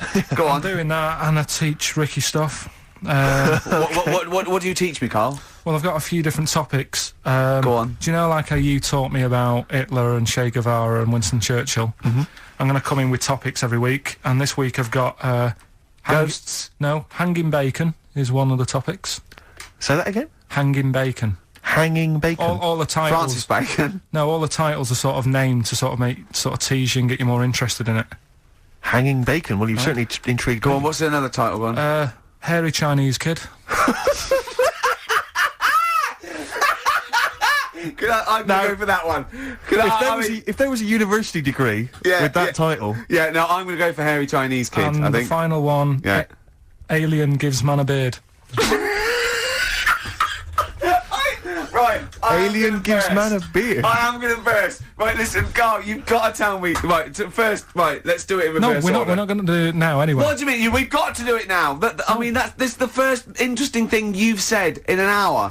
Okay, the listeners have just been subjected to rubbish and mistakes and everything for the last 6 months. Please, we've got to do Alien Gives Man a Beard. What is that? Tell us that. Right.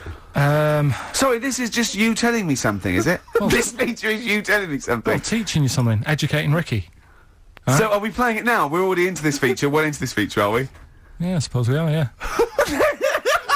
Should there not be a jingle or something? Yeah, can we have a Well, there's jingle? no point, because look, I come up with ideas and you dismiss them straight away, so I'm not wasting my time making stuff. Right. If you don't like well, okay, let's play Educating Ricky. Right. Brilliant. Go. Right. Right, so-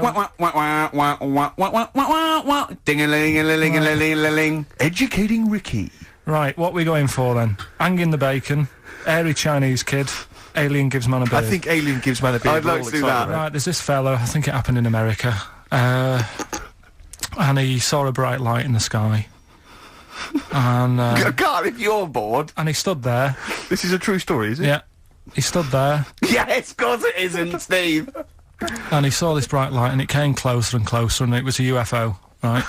Yep. And he looked at it, and it disappeared, right? And he gets back in his car, He looks in the mirror. and he looks in the mirror. Yep. He's only got a beard. He hasn't.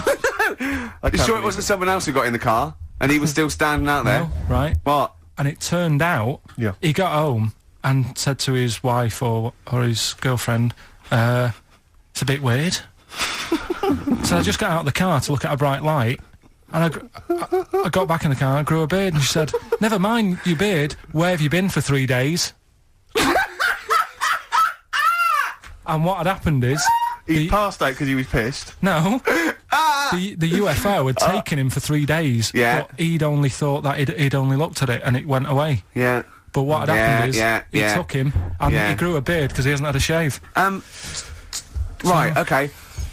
I mean, was Will Smith or Tommy Lee Jones anything to do with this at all? Did you see this on a video maybe and thought it was an educational film? No, it's from a book that some kind person sent in to me. Here. Can I just ask again? Just again, I'm just throwing this right back at you. Do you think there's any other possible answer here? Right? A man is absent for 3 days from home. He's the grown a length beard. of time that it could take to grow a beard, lest we forget. What if he hadn't actually seen a bright light in the sky? What if he he'd was been lying? What if drunk? he was lying? He'd got knocked unconscious. He'd had a car crash. Just any number lying. of other No, things. just lying. Or he was just lying. Yeah, he'd been on a bender, getting pissed for 3 days and that with was his his mates. excuse to his wife. And they went, Dennis, what are you gonna tell your wife? Well, wait a minute. Wait a minute. She's not going to believe I was out with you, lads. Just say you're only away for a minute. No, I wasn't away from it because of the beard. Oh yeah, look, it looks like you've been out for 3 days. Well, we have. That's Exactly. right. Okay, we've got to cover that then. Alien abduction. Great one. Okay, let's try that. Do you see? That's a little scenario there that could have been played out. So, when you say educating Ricky, what have I learnt from this? Never listen to you again. That's all I've learnt so far. Never listen to you. Yeah, we'll add a little bit more in here, right? To Well, spice this no. up. What do you mean? Add a little bit more. We'll add a bit more to this. What I'm educating you about, Go on. right? There's only a law in America that says if you touch a UFO, you're going to get done. Now, why would they make a rule? I don't know that. Do you know, like all their rules have a code? Carl, I genuinely do not know what you're talking about. Right. Do you know, like how here they might have? Do you know I what? have no idea. Right, Okay. Do you know, like over Rick, here? I'm listening to Capital on these headphones. I got Foxy on from yesterday. Right, let's bin that. No, wait, it's great. No, I want to hear about Airy Chinese Kid. let's play a tune. And Okay, let's come play a back tune. with Come back with Airy Airy Chinese Play a Kid, bit- definitely. Some doors. Yeah, I Yeah. just thought I'd go back, take it back to the 60s. This is a tune that a friend of mine sent If me. you touch a UFO, you get done. Soul Kitchen from The Doors. Shambles today. This.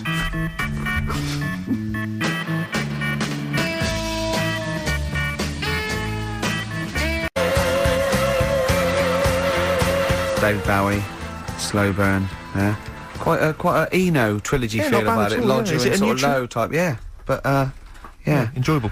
Now, okay. That's stressful, isn't it? I think we've got things working now. We've had people coming in and out, just shaking their head, going, "Shouldn't have bought that desk." But it's all sorted now, I think. And You notice how I'm it took sorry. about What? 25 minutes for them to come down as well, though? Do you feel like we're maybe quite low in the pecking order in the building? Definitely. You know, it's like Capital First, Capital Gold. They can shoot off to other sort of pirate stations. Yeah. People's car radios, then they come back here. Oh dear. Oh, I had a job at Richard Sounds. Yeah. Light fitting was buzzing. Now, but we've got. Thanks for staying, listening. Right, okay. Educating Ricky. What have we got? Airy Chinese Kid. Go on. Right. Yeah. This is the. I didn't want to do this. What do you mean you didn't want to do it? Well, I wanted to give you three, and I gave you one. It was like the alien man gets a beard or whatever. Yeah, And- which was total rubbish. So this one should be better, maybe. Hairy Chinese kid. Right. Well, we've talked about hairy people in the past, True enough. haven't we? Yeah. You know, the little kids who grew up in woods and hung around with wolves and that. Yeah. Again, you're confusing it. Yeah, they're not. There were some people that were born. Very hirsute. They were not the yeah. people who were brought up with wolves. You Yeah. just put that together in your Homer Simpson type mind. Right. Well, this is like a sort of close to that sort of story. Yeah. But the weird thing is, right? Chinese people aren't that hairy as a nation. No, seriously, that's a well-known fact. They don't have that much body hair and stuff. Okay. So this little kid who was born over there, he was like covered in stuff, Was he? and it was only his nose that wasn't hairy. The rest of his body was caked in hair, right? And his hair sort of What grew. sort of hair was it? Was thick hair. No, what I mean is, was it sort of like a pony's mane? So he just looked like an Ewok. You know what I mean? Just like hanging down, sort of straight, dark Well, hair. in the picture, it looked like it grows was it from his downy? eyebrow. It grows from his eyebrows quite thick, and then it just goes all the way over. You his don't think head. it was just really long eyebrows that he'd done a comb over? No, it was all over his body. It had a picture of like his back and that. Yeah. And Had he styled it? Had he styled it at all? Did he have it in a quiff or? no, it was just hanging everywhere. all over him. Yeah. And they were like, you know, this is a bit weird, happening in China, where we're not normally that hairy. That was the scientist speaking there. Yeah. And the local press and that were getting him down, calling him Monkey Boy and all this. Oh, And thinking Chinese press. but the doctor, Yeah. Oh. They're cruel, aren't they? the It's like doctor, those game shows. That's Japanese, isn't it? Yeah. That's cool. Yeah. And the doctor said, I was talking through all that time while we were just like talking to each other then. Because I turned round and I still saw he was talking. Go on. So anyway, the local press came in to see the hairy boy, the monkey yeah, boy. and they were like being tight, taking the mickey out of him, and the doctor said, Showing him nuts. said he's only hairy. Said he's a healthy young kid. The only faults he's got is he's got a little bit of eczema and a boil. And he said everybody should just treat him the same, and I think he grew up a healthy kid. Yeah, so that's the. That's the end of the story. That's not a story. Why? But I've got nothing. I don't know what to say to that. So someone in China was born slightly hairier than the rest, and he was normal apart from eczema and a boil. That to me isn't a story. But if it is, I've got a million. I mean, it's sort of like bloke from Manchester went a bit bolder than the rest, got a job on radio. He was normal. I mean, that's not a story, is it? Some great adverts there on XFM. I enjoyed them. 104.9. Absolutely. We have to give away these 3 pairs. We have to give these away, Rick. Yeah. We've got 3 pairs of I know, DJ but Shadows. turn up with this and is there's just not enough so time. jam-packed. I think we've planned too much for this show. We have indeed. Next week, I think we have a little bit flabbier next week. Rick, do less. Rick, can we chill out next week, please? Yeah. Go on then. So yeah, any ideas, guys? Any questions? Sort of DJ Shadow related questions? Any Shadow, Shadow. or DJ questions? Carl, any ideas? What does the word DJ mean? Yeah, it's too easy. I'll tell you something I do know. Go on. Right. But I can't really get a question out of it. Go on, just tell us. There's a shadow somewhere. It's already good, isn't it? I'm loving it already. No, right. There's a shadow. I think it was in America. Yeah. And it's on a quiet road. I'm guessing somewhere like Boston. That's what I imagine. Okay. Right. No. Somewhere like Boston. And people at night used to see this shadow moving about, and they'd go, "What's that?" Right? And it got known. The town, the little local town, got known for this shadow, but it didn't cause any problems. What are you talking about? Well, it was Just you've lost me. What are you talking No, about? do you know like some places get famous, like Scotland's got the Loch Ness Monster and that, but it doesn't cause any. Yeah. But it doesn't cause any problems. Doesn't exist. Go on. Right. So there's this shadow walking about on the road. And, What do you mean? No, what's he again? Rubbish. Right. So it's walking Nonsense. about. Where did you read this? Where did you It's see walking this? about. This was on the internet, and I'm Oh, sure. sorry. Sorry. Right. I thought it was shite. I didn't know it was on the internet. Right. So this shadow is moving about, and Independently of an object. yeah, and the local mayor and that is like, yeah, it's a bit weird, but it's not harming anyone. The mayor involved. Was he Mayor. elected to that post? Hey, mayor, we got a problem down here. Seems like a shadow. Well, it's not causing any. No, it's Is just. it causing any problems? Yeah, go on. But that's the thing. It was left for years, and then it did start causing problems. I see, that's it. If you leave these shadows to go unchecked, Rick, they go crazy. Yeah. You let them run amok in the Yeah. city. Yeah. You've got to stand What round did it do? on What did it Roman do? shadows. What did the shadow do? It was pushing people off the bikes. It was what? It was pushing people off the bikes. Oh, I'll find out more for that next week. Right, that'll tease oh, them. you're a maniac. We'll do more on that. We haven't had time for Please educating. never have children. Right, listen. You are Just a promise me maniac. now you'll never have kids. Look, We haven't got time. Okay, now listen. for- All right, DJ Shadow, have we got time for to give these tickets away? Yeah, if they just call up, we'll. No, I'll tell you what. I've got a question. Right? Go on. Where does Carl think this may have taken place? If you've been listening to the show, where do you think this evil shadow has been running amok? Let us know. The number, Carl? Good question. 08700 800 1234. So, Excellent. but that's it. We are actually out of time. We are indeed. now. Have I got time for a song for the ladies? It's a bit tight. I was Why? told to finish It's now. 5:02. I know, but we've got to get finished early today. So why? just because we have, and we're wasting more time talking about why we have to. Oh, this is pathetic. So they call up. Where did they see the ghost? Yeah. And you've got to pick the tickets up from reception. You can go tonight, see DJ Shadow. That's Shoddy. it. This right? is shoddy. Right. See you then. Lobe of this. Yeah, get a lobe of this, yeah. Well, that's a story about a girl who she was deaf, right, for 4 years, and it happened quite a bit back this. What year? Or was it? About- I think it was in- ages ago, was it? About yeah, quite a bit back. She was deaf for about 4 years, having an argument with her mum, it said, which I didn't quite understand, because I don't know how they do that. Yeah. But she was having an argument, Well- and a man pushed her against the wall, and she banged her head, and her hearing came back. Okay. Was she wearing a Walkman and it fell out? And she'd realised, oh, that's There's why. no explanation. There's no explanation. Well, why is that teaching me something then? Right, so I knew you'd say this, right? So I thought, right, I'll stick something on it. Do you know that bees are deaf? No, you can't just no. If No. you ask someone something they don't know the answer to, they don't tell you something else. Just I'll tell you something else then. I can't answer that. I'll tell you something else. Imagine that. If you asked a teacher, look, how do birds fly? Wow, if you're going to do that, tallest building is. I mean, what? Well, That was the equivalent, Carl, of running away when we asked you a question. Yeah, the intellectual equivalent of going, look over there, there's a monster. Yeah. Listen, what do you mean? What she? Okay, so. Oh. So her There's hearing no came back. explanation. There's no explanation. Or you don't know. well, there isn't one, is there, really? It's a bit What, weird. did, But the doctors, only did thing the doctors not look into it? No, I think they just said, oh, that's good. But, so again, I don't.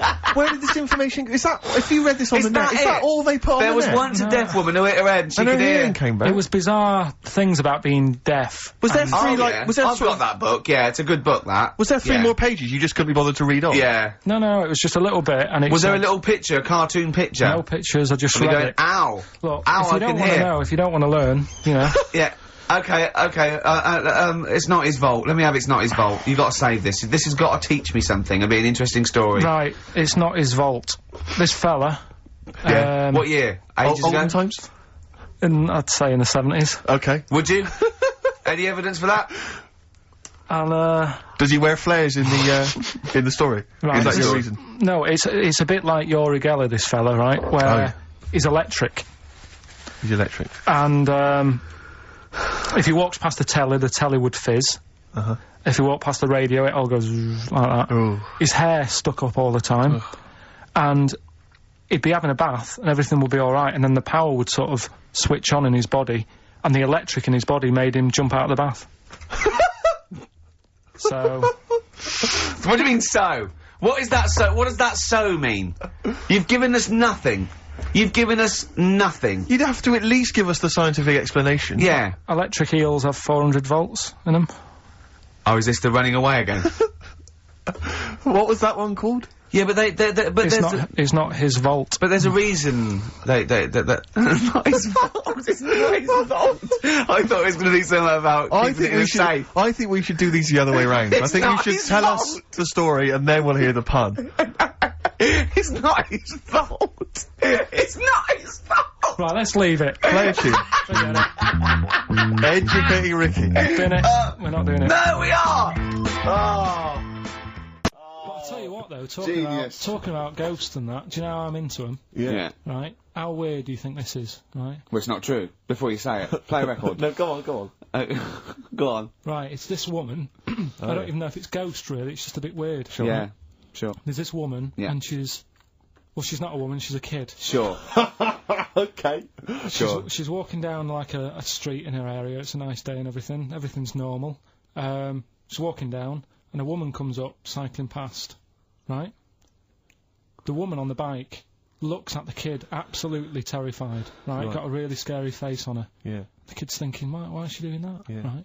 So anyway, she thinks nothing of it, goes, you know, I think she was playing in the park or whatever, goes and has a nice day.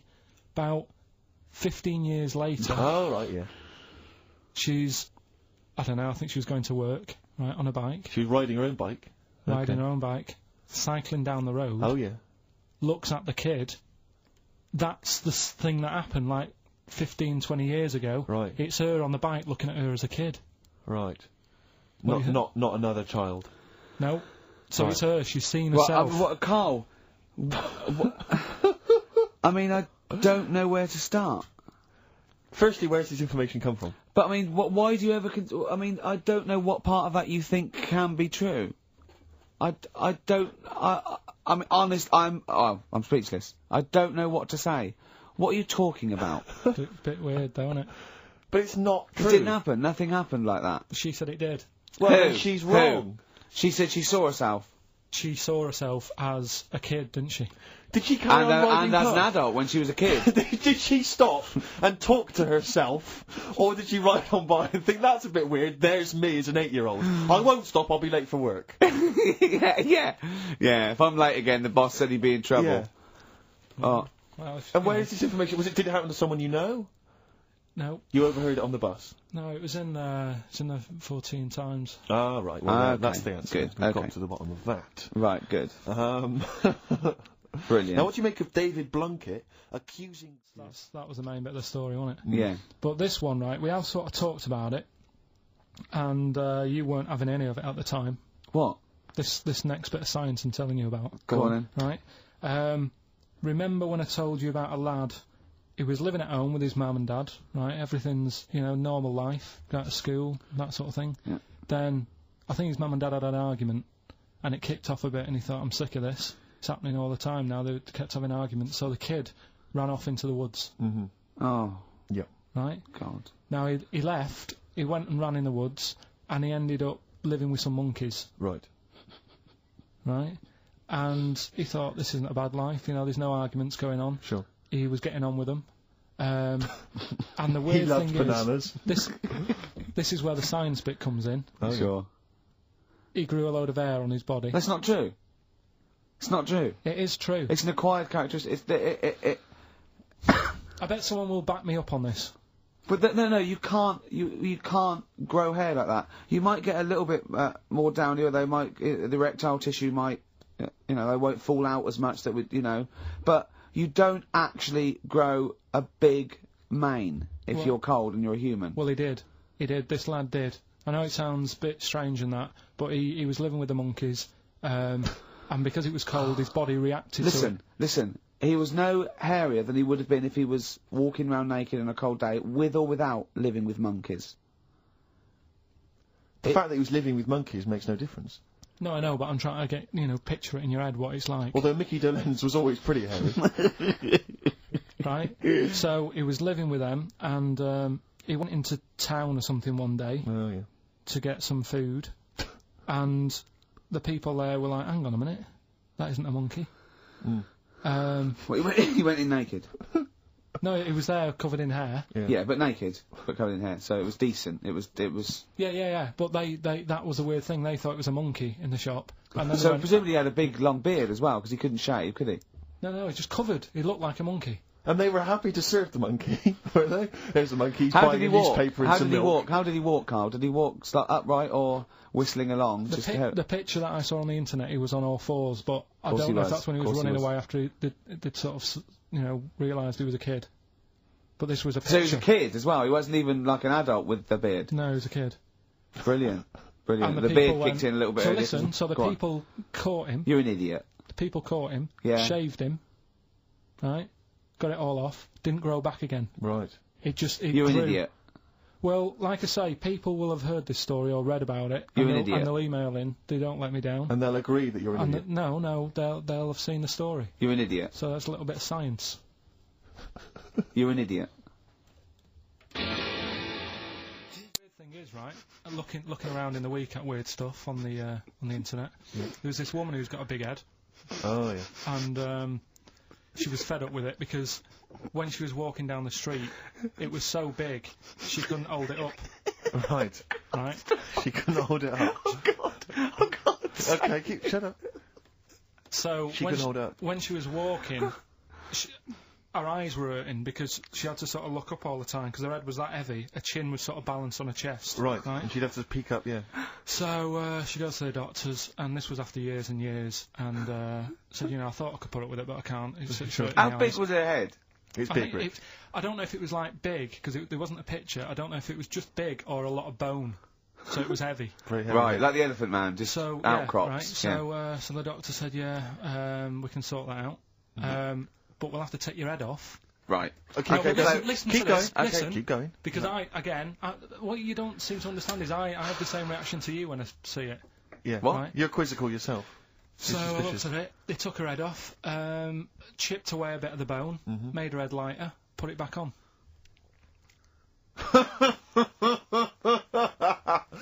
Right. Play the Smiths. This They is Ask. took a woman's head off. Yeah, this is Ask by the Smiths.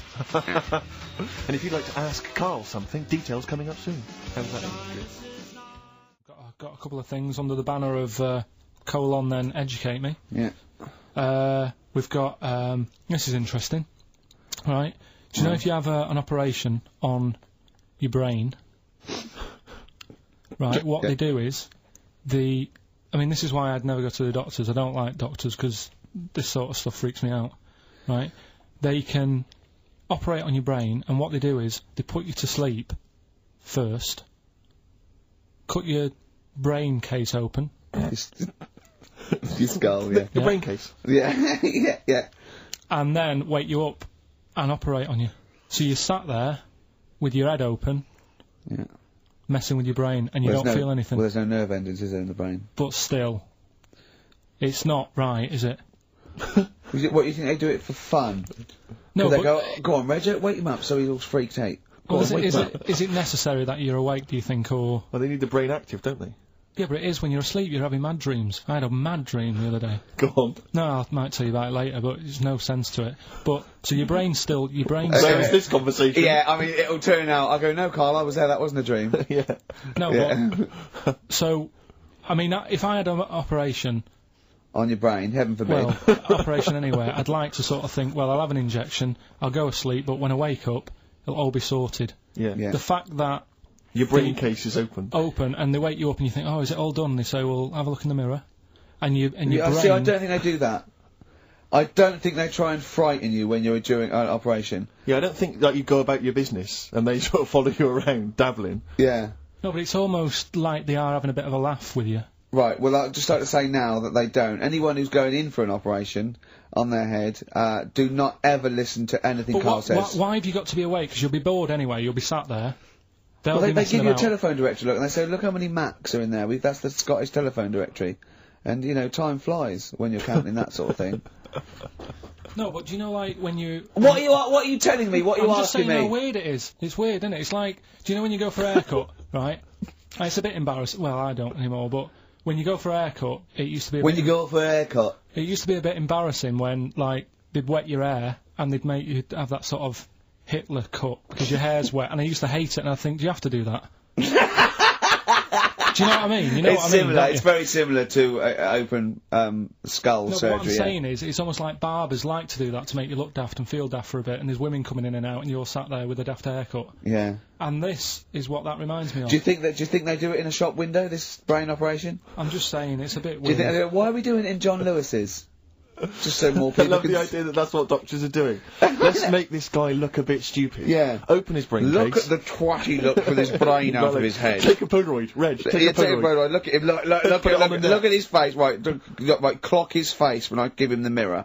Get this on camera. Put Carl- this fake nose and glasses Sorry, on. is that? Did you teach me something then? Was Well, that I've taught educational? you that your brain case can be open with your awake, and you just sat there sort of letting them get on with it. Brilliant. I've learnt that. I'll never forget that. Right, go on. Anything else? You'll love... Let's play a song, because the next one is amazing. What? Even more amazing than that? Yeah. Play a song? Yeah, bit of Bowie. No email still, by the way. No, I don't think it's working. It's not working today, Lady so what we're gonna- Stardust. we'll have to do a phone-in for Rockbusters. Off the Ziggy Stardust album. Alright. Old woman, about 70 years old.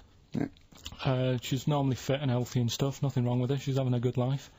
And one day, she goes for a check to the doctors, just to check herself out, 'cause she's getting on a bit. Yeah. Says, take your clothes off and that. So she does, and checks her out, says, yeah, you're looking good, you're looking good. Turn round, he said, oh God. He says, you got a tumour on your buttock. Right? So she goes, oh, what, can you do anything to sort it out? So they go, yeah, we'll book you in for an operation, it's best if we remove this. Books are in for an operation, operation day comes, strip her down and that, they're all stood round, the doctors, start to operate. It only turns out it's a pork chop that she sat on 5 years earlier, and it had stuck to her buttock. Right, Carl. I can forward you... I'm not, honest, right, no, listen, serious. Right, okay, Carl, I'm telling you now, I'm leaving. I'm never doing this show again. No, I'm serious, honestly. You're talking, I've never had such You are. Play a record. Play a record. I couldn't believe it. What do you mean you can't believe it? Stop the record. Stop the record. Stop the record. Right, okay. Right, what do you mean you couldn't believe it? No, when I read it, I said I've got to tell Ricky This that. woman had a pork chop stuck to her arse for 5 years, you mental case. Of course she didn't.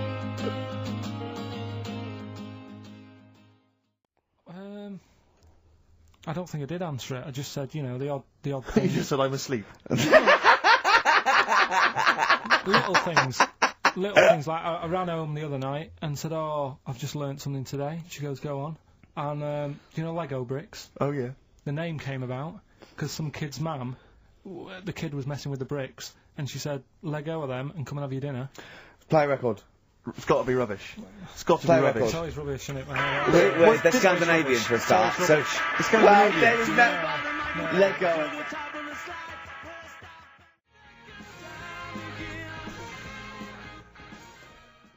Interesting. Thanks for that. Whereas Lego was Yes. invented when a mother had sent someone to get some, though there's no name for them. She went, can you go and get some?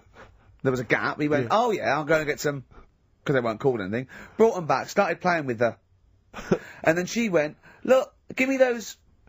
He went, no. She went, Lego, you idiot. Yeah, the actual explanation, various people have emailed us in or phoned in now. The company was set up in 1934. It's a Danish company, obviously. Yeah. Lego comes from the Danish words leg got, which means play well, and it was later discovered that it was also a Latin phrase that meant I study or I put together. Yeah. Didn't they? I mean, whatever. Do you know what I mean? Why? What's the matter with you? What's the matter with you today? I'm just saying. What, you're fed up with people, taking issue with some of the stupid things you say? Lego was invented by a mother going, let go of that. What are we going to do with all the buildings? The earth might collapse. What do you expect people to say? Well, Even our listeners know you're talking rubbish. And some of those aren't allowed to wear socks. I mean... Listen, right, last week... An idea. I can see it in your eyes. He's got a brilliant idea. Wait for it. Go on. No. It's something, when I was looking on the web, found something out. Go on. It's a story about a woman who had a baby. Who had a baby. What are you talking about? What? A woman who had a baby who was having a baby. It was no clearer when you repeated it. No! Go! I don't know what to do. I don't know what to do for the common good, right? Pursue this line of inquiry, right? Because I don't know where it's going, or play a record. I'm actually torn. I don't know what to do. No, I remember seeing it and thinking, I've got to tell Ricky about that. It's brilliant. What should we do? Should we go with it? I mean, it's like, it's entering into the abyss. It's opening Pandora's box.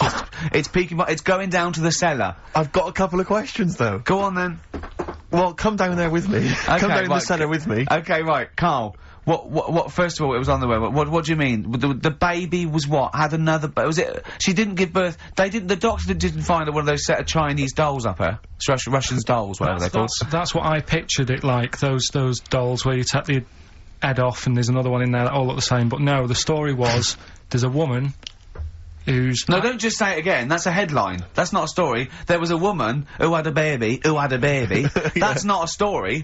Imagine handing that in as a thesis to loads of the BMA. There you go, and read that. That's a children's rhyme. Yeah, there was a woman who had a baby What do you mean? So she had a baby, right? Yeah. And, that bit's fine. We're okay with that. That's normal. That's normal. A woman had a child. Yeah, totally normal. She gave birth. Fine. Yeah. Next. Well, I don't know that much more, apart you don't. from the fact that the baby's, like, roaming about, and then, 12 months later, she's like, oh... Interesting, so the gestation period of that baby was actually 3 months more than an adult. Excellent. It's weird, though, isn't it? So, was the headline, My Baby's 12 months pregnant? What are you talking about? 12 months later it had a... What are you talking about? Forget it. No, you haven't even finished the story. That what you said, and 12 months later, you didn't even finish the sentence. So what do you mean? No, I didn't read any more into it, because I just saw that and I thought, that's weird, and then I just was thinking, oh, like, imagine the kid at school, at parents' evening. Go on. And it's like, well, your kid's pretty good, now let's have a look at your work, sort of thing. Don't you think that'd be weird? But what? Did the child have a baby? Yeah. Of course it didn't! Play record! We shouldn't have gone down in the cellar. We should have just left the cellar door closed. I never learned. Monkeys, Pleasant Valley Sunday, brilliant. XFM 104.9, Carl Pilkington. This show is monkey heavy, isn't it? It is monkey heavy. Carl, if you were president, would you sort of make it compulsory to maybe have a little monkey? Everyone has a little monkey of their own? Little chimps out and out, old age pensioners? It's not a bad little, It's funny, you know, because there was, a story the other day, when I was looking for Monkey News. Right? There's a story about a couple who couldn't have any kids, right? There's something wrong with them, but they really wanted a kid. And they got some, dodgy email address where they could buy a baby online, right? It was someone who would have a kid, and you could buy it for $3,000 or something, right? Yeah. So anyway, they got one, they got picked, and they're like, brilliant, there's the money. Got the baby and everything, they were loving it. You know, playing with it and stuff. As it got older... Feeding it. It got airier. Oh, shut the oh, Carl! Turned out they'd been sold a chimp. You maniac. You stupid mank twat. How Don't on earth? talk shit. That is as if... They didn't know it. Oh, don't talk. Are you mental? You I love the fact stupid. that didn't make it into Monkey News. I know. Yeah. Well, it's a bit sad though. We don't like to bring They the bought. feature down. Yeah. But And how anyway, long was this? It got hairier. They're born hairy. no, it wasn't. They're not born like humans, then develop hair because they go, hold on, we better get the chimp stuff kicking in now because we're in the jungle. School photograph. They were like, hang on a minute. It looks a bit weird. With all the Oh, other kids. you are just Mad, innit? the rubbish. Mad, innit? Mad, innit? Mad, innit? Imagine, oh God. But Just anyway, imagine if he was in charge. We did put him in charge of the country. Go on. talking about this the other day. Yeah. Oh, what was it now?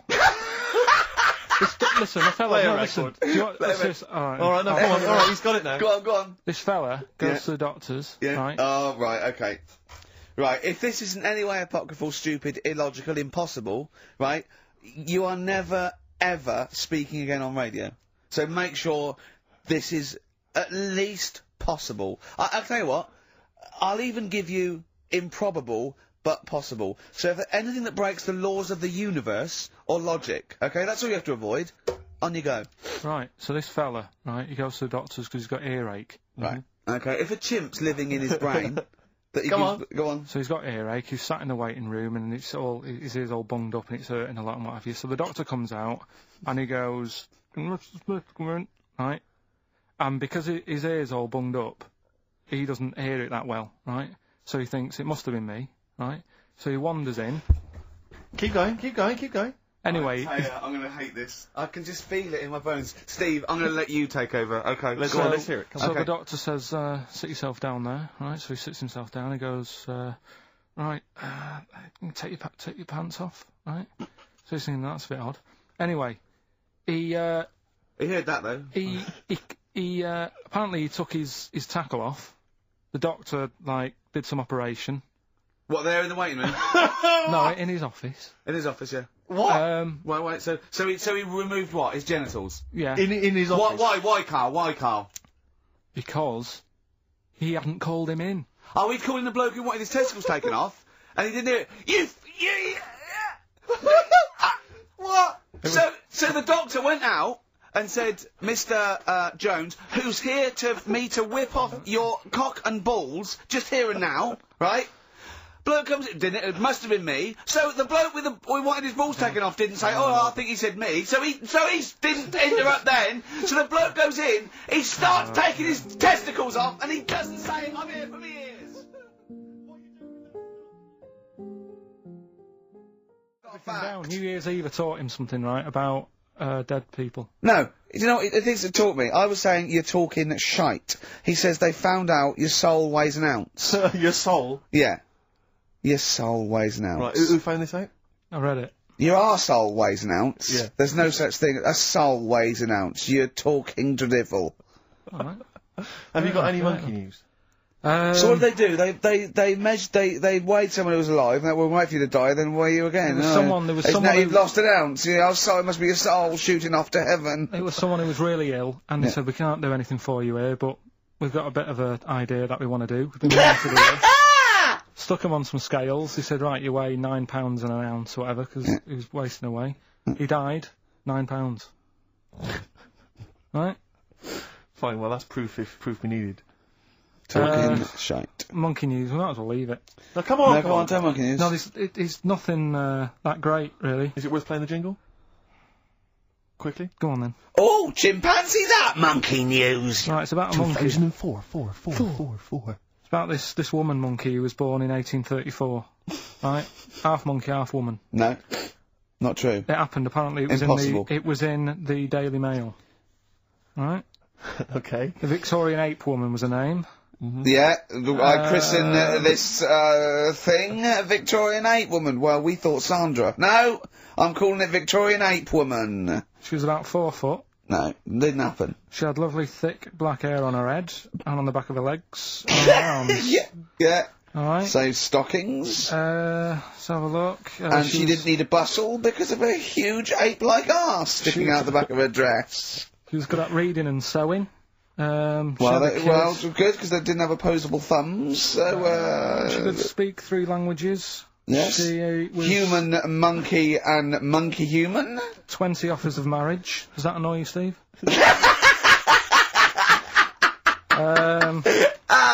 Absolute twaddle. Alright, well, That more rubbish than your soul weighing an ounce. Let's A leave it there. Victorian monkey Let's leave woman. it there, then. See you next week with some more twaddle. I was worried we wouldn't have the old magic in 2004, but we're still talking shit.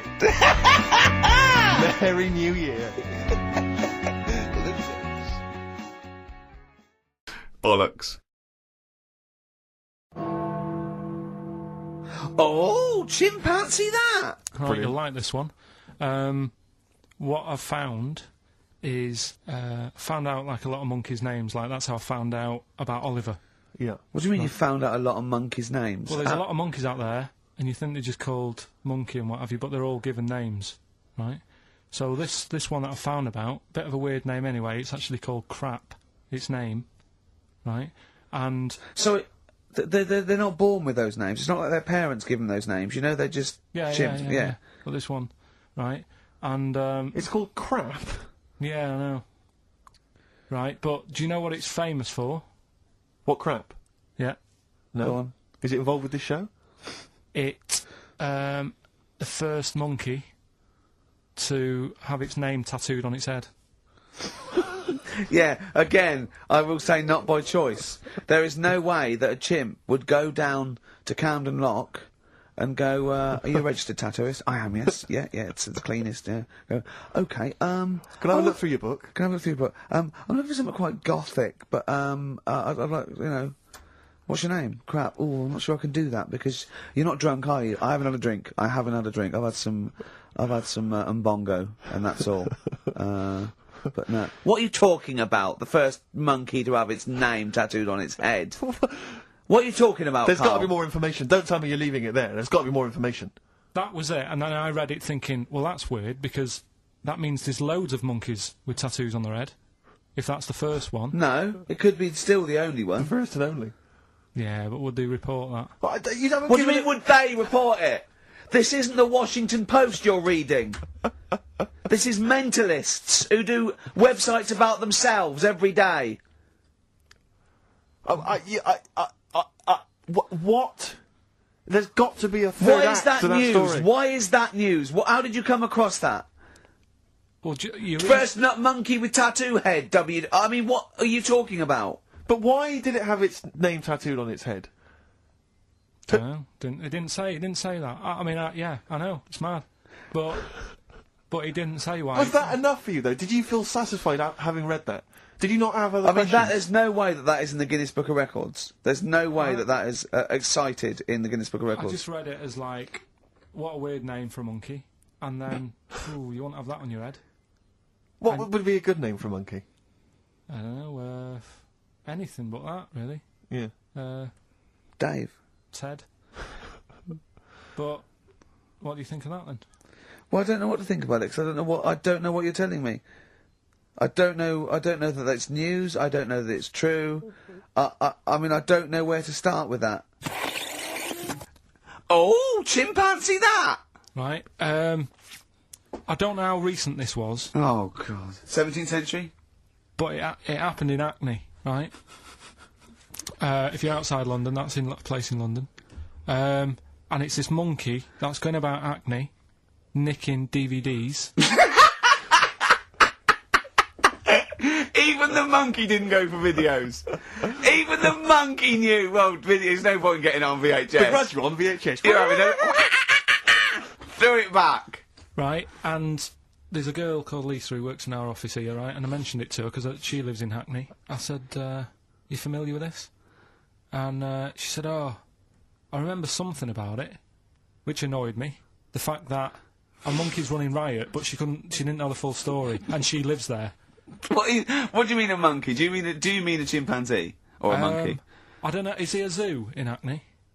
Is there a zoo there? I don't know what sort it was, but it was like... Is there a zoo in Hackney? I don't know, that's what I was asking. Right, get on with the story. So anyway, yeah, it's been robbing stuff, and the other bit that really puzzled me, right, is the fact that... And you're not easily puzzled by monkey news? They took fingerprints. What do you think about that? Well, they took fingerprints, presumably because they didn't know it was a monkey to start with. No, they did. They saw it, nicking stuff, and they said, get fingerprints. So that means there's more than just one doing it. I'm gonna have a heart attack. He had to fax them to Interpol. Yeah. We know that is, yeah. It's Brian the monkey. Yeah. Yeah. So Sorry, I don't understand. He was stealing DVDs, specifically DVDs. DVDs, I think it said watches and stuff. What, breaking into homes? Yeah, in Hackney. Maybe. Are you sure it wasn't a kid with a mask on? No, seriously. How was he breaking into homes? They go Up the drain pipe. They're good, aren't they? They're good, aren't they? But how would they do So that? is that the news? Well, how much do you want Is that monkey news? for this week? Well, I don't know that it's true. Again, I've got nothing to... There was other stuff. There was another story that I found about a monkey, but I would like to know from someone in Hackney if... Do you know what I mean? And I missed that one on Crime Watch, which would have been good. Right? But there was another story about one that kept getting on buses, not paying its fare, and just sat in a corner reading the paper. Reading the paper, Carl! You're an idiot. But that wasn't in London. You're an idiot. That was in America. It wouldn't read the somewhere. paper. Why would it read the paper? Because it was its way of sort of going, oh, well, if I'm reading something, maybe the inspector... The inspector will notice my hairy hands. Oh, Carl, you're such a fool! Well... Pillockton. Carl We've just had a Pillockton. news flash that an infinite number of monkeys in Hackney are nicking an infinite number of typewriters. Yeah. We don't know what for. At this stage, we've got no more information. And they've taken back an infinite amount of graduate on video. So this is rubbish.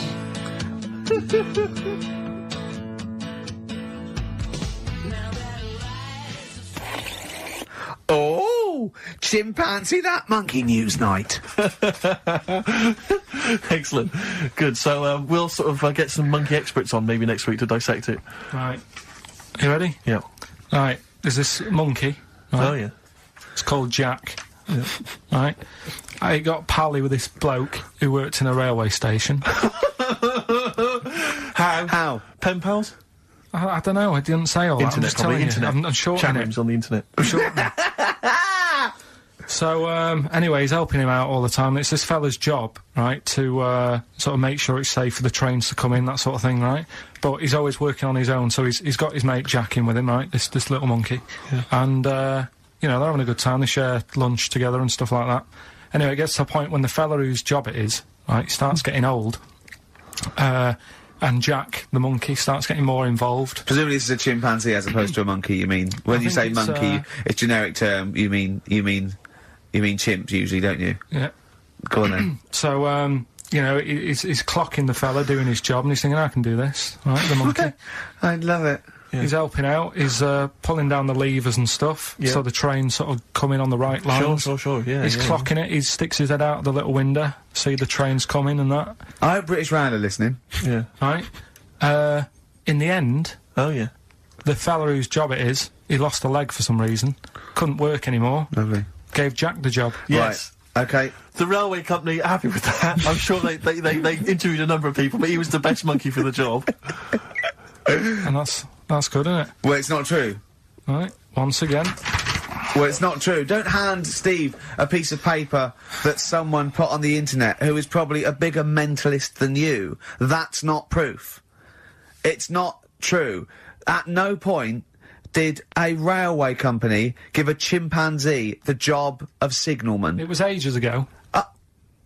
What?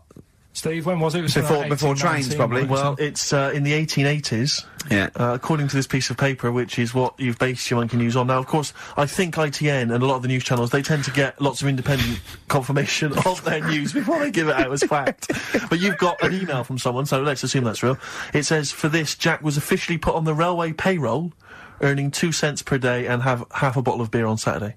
That's what we pay you, isn't it, Carl? He doesn't even get the beer.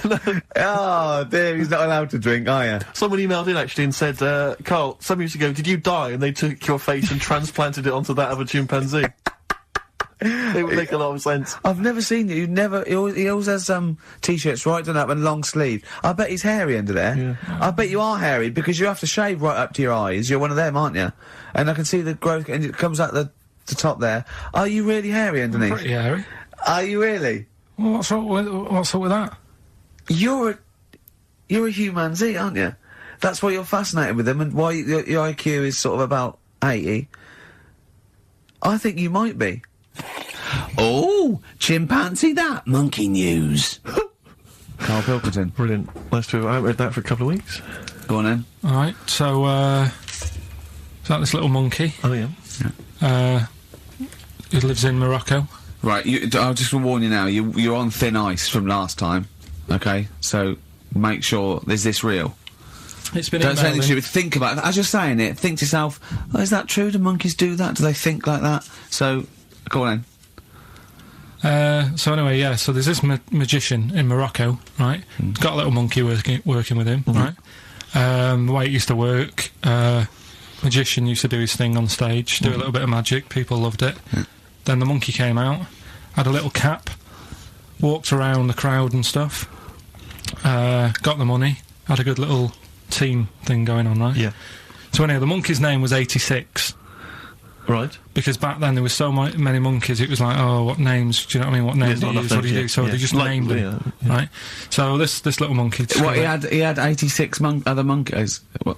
No, it's just that because a lot of monkeys were sort of working back then, helping magicians out, you know, doing bits and pieces, busking, what have you. Just Well, gave it a Rick, name. you know how there's so Well, many... why would there be a confusion with that? If he only had one monkey, where's the confusion? People would go, oh, I'm not going to go and see that, I want to see 86, he's the better monkey. Do you know what I mean? What does it matter? I don't know what you mean. Well, why do they need... where was the confusion? With people going to the circus and going, what monkey are you going to go see tonight? I don't know. It wasn't a billing, was it, with a monkey? But Rick, it's just the same with humans. You know, there's so many humans now that we can't give them names anymore. yeah, They all have to exactly. have numbers. Exactly, yeah. There's so many humans, you know, with 5 billion people. We can't give them names. It's Yeah. impossible. But, you know, with a few monkeys Anyway, number working... 122, go on. So anyway, there he is, 86. 86, With his hat. with his hat, walking around getting the money. Yeah. Anyway, the magician sort of, you know, thinking about moving on. Because in Morocco, he'd sort of done all the tourist traps. Sure. So he had a word with the monkey, said, how about we, See? No, let him continue. Think. Let him continue. He didn't have a word with the monkey. Let him continue. so what do you think about going over to Spain? Yes. Sure. So, the monkey was in agreement?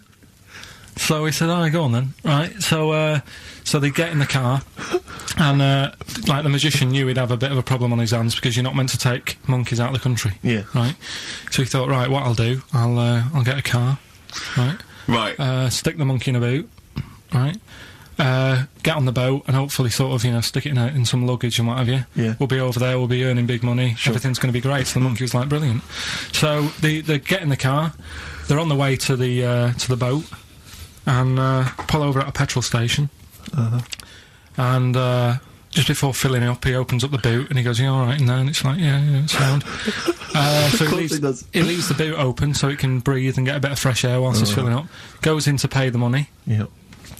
Pays the money, goes, I'm just paying for the... Right, this monkey is not going to drive away in that car, or we're never doing this feature again.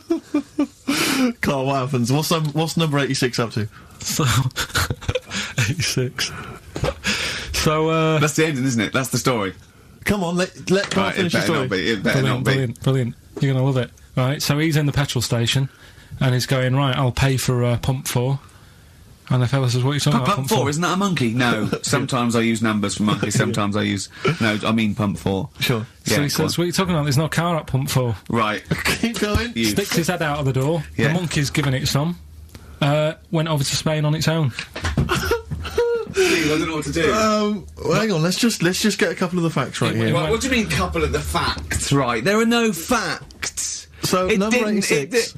Number 86 is a he drove to Spain. You are... honestly, Carl, you must know. It was an automatic. Right. How Carl, did he- you how did must he- know that is shit. There is no way a Mad, monkey... innit? That's the thing with He this gets feature, stopped though. at customs. It's mental. How would he get through customs, Carl? Has he got a passport? No, he was sneaking about because he didn't have a passport. So he parked and then snuck through. Do you want the facts? Let me see it. Right, I'll examine this, Rick, and we'll play a record. Play a and, record, I'll have a because look I at the can't... facts That's nearly as bad as the armed robbery. Right, go on. Play a record. Because we've covered so much in the monkey world, right? The fact that we've done a monkey that was a sort of half man, we've done a monkey that got a decent job in a train station. Can you think of any of the other? Well, that's just some of the great monkey news from the past. That's what I mean. So that's what you got to compete with. So even Go on. though this is quite amazing, Just tell us. another monkey's got married. Oh, not another monkey getting married. What do you mean? It's got another one. You know, it was knocking about with some woman monkey for a bit. A woman monkey. They decided to, you know, get married. Yeah. They did. What do you mean they decided to get married? Was it pressure from her parents? They had a good do, and Good do. I love the spread. I love that. Peanut vol-au-vents. Yeah. celebrated in a pub, and then they both went off to the cage at night. That's what I mean. Even though that is quite impressive, But because it's not true. Or it's a joke. It's nothing. It's not. on a Nova website, official sort of news website. 2 monkeys have married in Romania. After a whirlwind romance. Well, that's... After a whirlwind romance. God, yeah. Yeah, a quick one hanging onto the rope. yeah. Yeah. She was in the tyre. Yeah. He saw it. Yeah. He went, I'll have a go at that. They go, we got to marry her now. Yeah. Her parents came in and said, did you just shove my He was in daughter a zoo tyre?" knocking one off. She went, I can do that for you. Yeah, yeah. Guests say the monkey bridegroom was scared by the number of people attending the wedding and refused to get out of his cage. But his bride was, Not bloody Hello Magazine again. No, it was no. I think it was like last minute nerves. Right, like right, you know, right. Legit, I'm yeah, single second now. thoughts. It's like you know, it's the big step. Yeah. But his bride enjoyed every minute of it. She was loving it. Yeah, she sure, looked lovely, by the sure. way. She looked lovely. Yeah. The Did she look newspaper good? Reports she only appeared to have problems with her veil and dress. Do you see? You know, this is. The guests I hope they didn't ruin it like Anthea Turner and maybe get sort of sponsorship PG tips or something. Totally with strong plum brandy, so they got them drunk as well. So they carried on the celebrations at the pub, and the bride was taken to her new husband's cage at night. I apologise. Play a record. Come on now. Oh, chimpanzee that Monkey news, earlier than usual. I'll have to save this link now. Monkey news.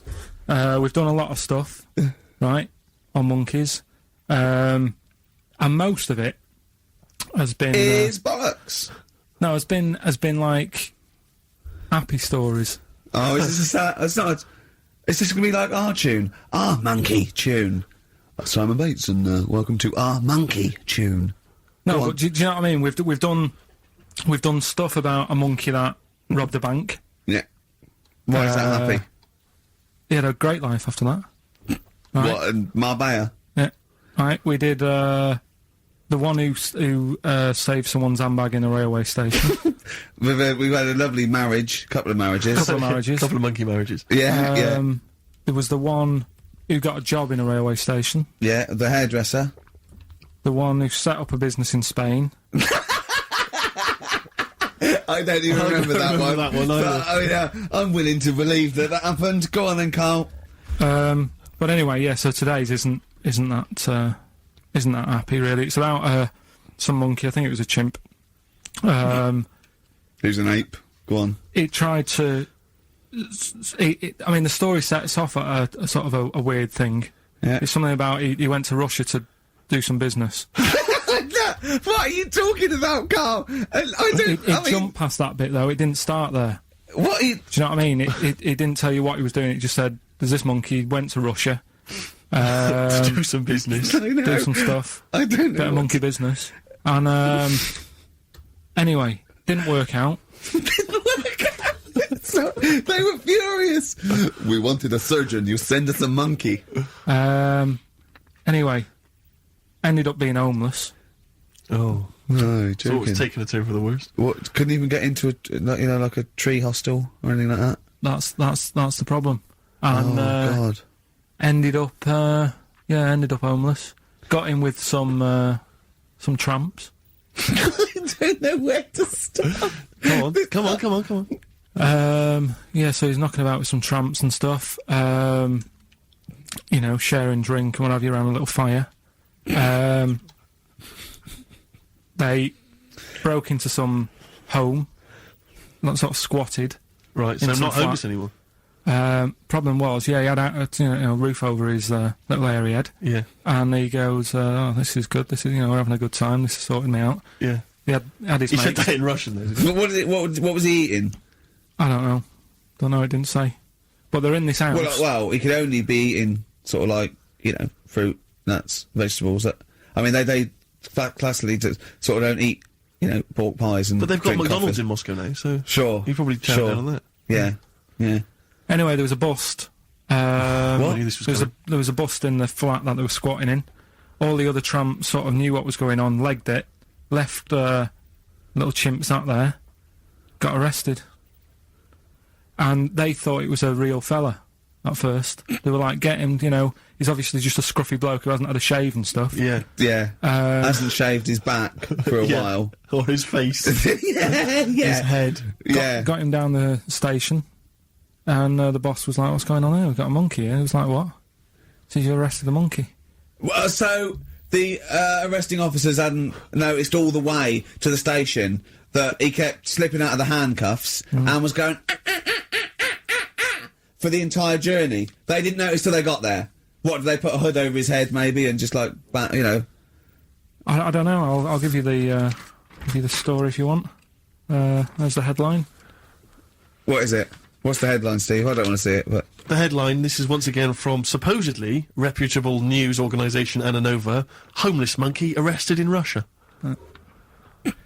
Did you read on, or did you see the headline and make up that whole story? It's most of it is there. What isn't there? What bit isn't there then? No, I think Steve can have a look over it, check it out and stuff. Point But out the it was- embellishment for me, Steve, will you? Well, what it doesn't say is that the police didn't realise it was a monkey. That's what I was guessing. Really? That they got it back and said, "What are you doing? We've got a monkey," and they go, "Yeah? Yeah. Oh, God." There's some more monkey problems in the week. Have you seen the Alfords advert with monkeys in? No. There's a new advert out for Alfords selling bikes and stuff. Yeah. Got some monkeys in it. It's caused an uproar. Why? People are saying it's dressing them up in tracksuits and that is Taking the mickey out of Manchester. it's not nice for the animals and that. So there's been loads of But they complaints get a about free it. bike or something, do they, I imagine? I think they kept the tracksuits. Yeah. Where's the monkey news? It's been a bit quiet, hasn't it? I've been What, in the keeping an last eye 3 months? out. Okay, there was something that I found last week about one that was in an old people's home. It escaped from some zoo. It was wandering about. It was enjoying itself, and then when it got to the night time, it was like, "Oh, what am I going to do?"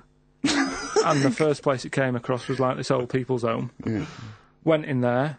I think it was there for about a week and a half without anyone realising. No, No, it did. No. So the helpers and the nurses and the social workers and the matrons and all that, they thought, well, Mr. Sanders looks a bit hairy. But I mean, that happens, you know, it comes out your ear and your nose when you get to about 70. And he's stooped over, yeah, of course he has. He's got bow legs, yeah. And he eats more fruit, of course he does. Well, that's when they realised. Why? Because someone in the kitchen said, hang on a minute, getting through more bananas than we normally do. Oh, chimpanzee that monkey news. Right then, so, there's this monkey, right? Right. In Canada. It's in a zoo in, Toronto, I think it is. His name's Pascal, right? And what happened was all the people in the zoo sort of said, you know, what can we do? Sort of spice the day up a bit, right? Yeah. So they left. Embellishing. No way this is a news Let him story. do the news. Let him do the news. Okay. So they left. Any dates? Just let him read the news, all right? You wouldn't interrupt Moira It Stewart. was about 2 weeks ago. No, because she always says today, so you know it's news. She doesn't say, right, there was a monkey, right? All right. In Canada, Come on, right? mate, just finish the Okay. news. We'll be here all night. A couple of weeks ago in this zoo in Canada. Right. Jesus. They got a camcorder Right. and they said let's leave it for the monkey to have a play with, right? So anyway, they passed it around. Won a BAFTA. And a couple of chimps and that were rubbish at it. They were like filming the floor and all that, and the fingers were always in shot and stuff like that, right? But anyway, there was this one chimp called Pascal, right? Who Annoys me that he calls them monkeys, though. They're was- not monkeys, they're apes. he Go was on. he was a dab hand at it, right? He was like filming stuff, really good shots, you know, sort of nice mood and that. He used the lighting properly and all the rest of it. No, he didn't! This is the news. What are you talking about? This is the news. God, So Steve, anyway- it's so annoying. You know it annoys me so much. Things like that. He was a dab hander. He was doing really good shots. It really annoys me. Let's hear the news. Anyway, right, so he started, at night, like when the zookeepers went home, he started filming, like, other monkeys on the go, like whilst they were at it, right? And he was filming them and what have you. The Ron Jeremy of I the love zoo. it. You know it's going to end up on the web. So anyway, the zookeepers came in the next day and it's like, let's see what shots he's got. Anyway, he's got all this, like, you know, all these monkeys at it and what have you. So, Oh, yeah, this is, honestly, you don't know what this is doing to me, Steve. Can I stop him now? So they thought, like, actually there's a few monkeys who aren't at it enough. Do you know what I mean? They have problems and what have you, so let's give them the videos. That is so untrue. This is so untrue. It's so untrue that it was filmed by a monkey. So It's what so happened then, untrue. right? Rick, I don't know So- who to believe. So there's- Oh, God, you're talking so much shit again. You must know that's not true. There's so no way. There's a load of tapes out. Look at me. Look at me. Don't keep talking. Look at me. You must know that's not true. Can we just hear the end of this news? You had a go at me last week because I didn't have the full story. I've got the full story. You're still not happy. There is no way that by chance, what should we do? Let's give him a camcorder. That could happen. He then films him at it. That might happen. It might happen, but I don't think he'd keep the camera still. Two, they go, hold on, yeah, this is good stuff. This is good shit. This porn's good shit. Anyway, look at so that. He's got us a lovely shot. Yeah. So this is they've got ridiculous. all- Let me all just these- recap, because I lost my way there. So the monkey has filmed the monkey porn, Yeah. and now they're showing it to the other monkeys. Is he to try and directing? get Can them you hear him It's just- saying stuff? it's Can you like hear him go? It's Like- just like, you know, Chimp Pimp 1, 2 and 3 and all the rest of it, right? But anyway, so they've got all these other tapes, because what happened was, they said he's quite good at this. Oh, And the animals, God! and the animals are happy having him around because he's not a human. He's just one of the gang. Do you know what I mean? So they started putting him in with other things like, you know, ostriches. Right. And Talking shit. there was so, and do you know they have a problem with pandas in Japan? Yeah. So they've sent him out there, filming a bit of. Where are you going? Honestly, you really annoy me. There's Come on, no please, way because this is happening. Can we It's just hear the end? absolute. Why can't he just find a real story about a monkey? Let's hear I mean, the end. the end is He's in really China. that he's going to China. He's filming the pandas and whatever. No, he's not. They wouldn't send a monkey director. Well, forget They would it then. not It's send a pointless. monkey It's director. pointless. So, Monkey News, if you've only just started listening to the show. Oh, you poor fool. Monkey News is where Carl reports for us all the latest monkey activity. A headline or a word or someone he overheard in a pub and then totally embellishes it and makes it ridiculous and impossible. He believes it though. He believes every word he's saying. Let me say that before when you hear this, whatever it is, I haven't heard it, twaddle, Remember, Carl totally believes it. Go on. Right. So anyway, right. I think it's in LA. This happened. Right. I think. Why does he think? So these people are in a restaurant having a lovely meal. Is one of them short and hairy, but it goes totally covers from top to bottom in a spacesuit, so he didn't know it was a monkey? It's not one of the customers, one of the waiters? So they're having a lovely dinner, probably one of the best sort of dinners they've had, right? Yeah. So the waiter comes over, and it's like, you know, can we just say I've had a lovely meal and that? Right, it's the chef. Of course it is. Can we see the chef? Yeah. So can we just, you know, see the guy who cooked it? Of course. Yeah. Short fella, hairy? So the waiter said, to be honest, the waiter said, look, he's busy, you know, he's got meals to cook and what have you. He hasn't really got time. He said, only take a minute. He said, no, I prefer it, you know. So this is a restaurant in LA that serves brilliant food. I'll pass your message on and what have you, right? So he sends for Monkey Pierre White. So it's a bit odd. Anyway.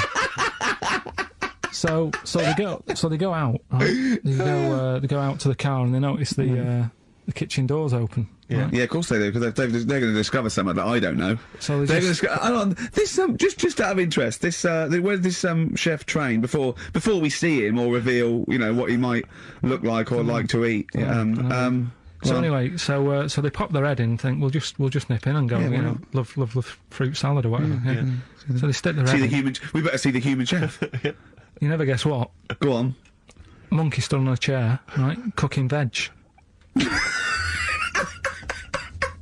Right, so anyway, so they're like, what's going on here? What do you mean? What do you mean he's cooking veg? What is he doing with it? Well, he's stood on a chair by the cooker and he's chopping stuff.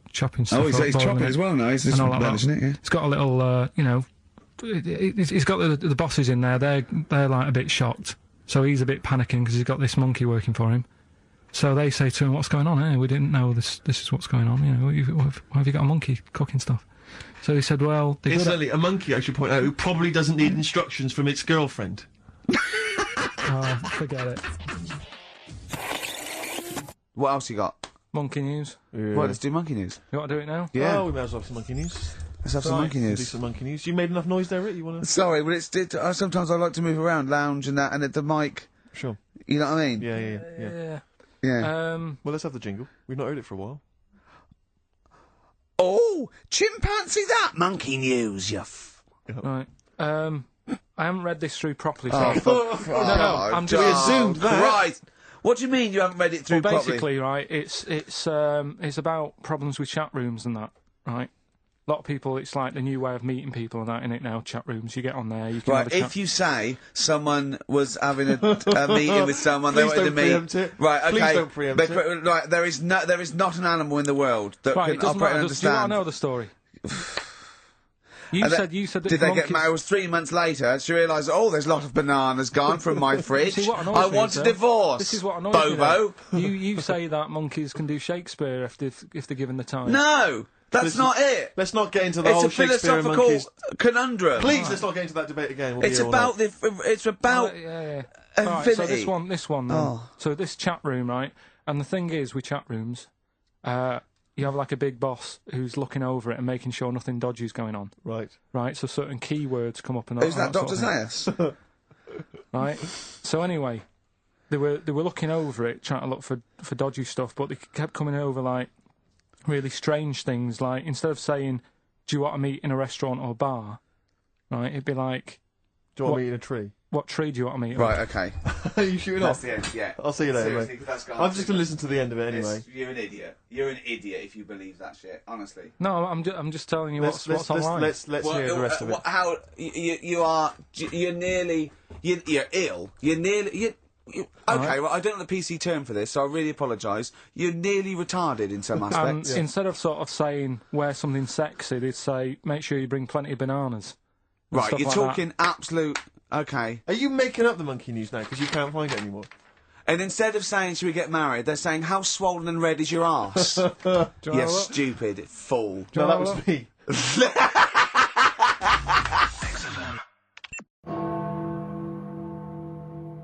Right, it's that time again, isn't it? Monkey news. Yeah, monkey news. Oh, monkey news.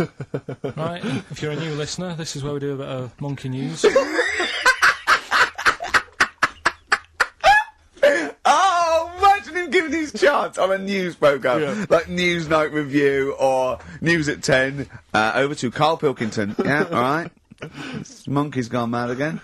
Go on. Right, we've done quite a lot of good stuff. The one that sort of kicked up most of the fuss was probably Ollie the monkey. I love the fact that they're all monkeys. He's a chimpanzee. Well, right. It's an ape. Well, today, right, we're looking at one that's it's called Coco.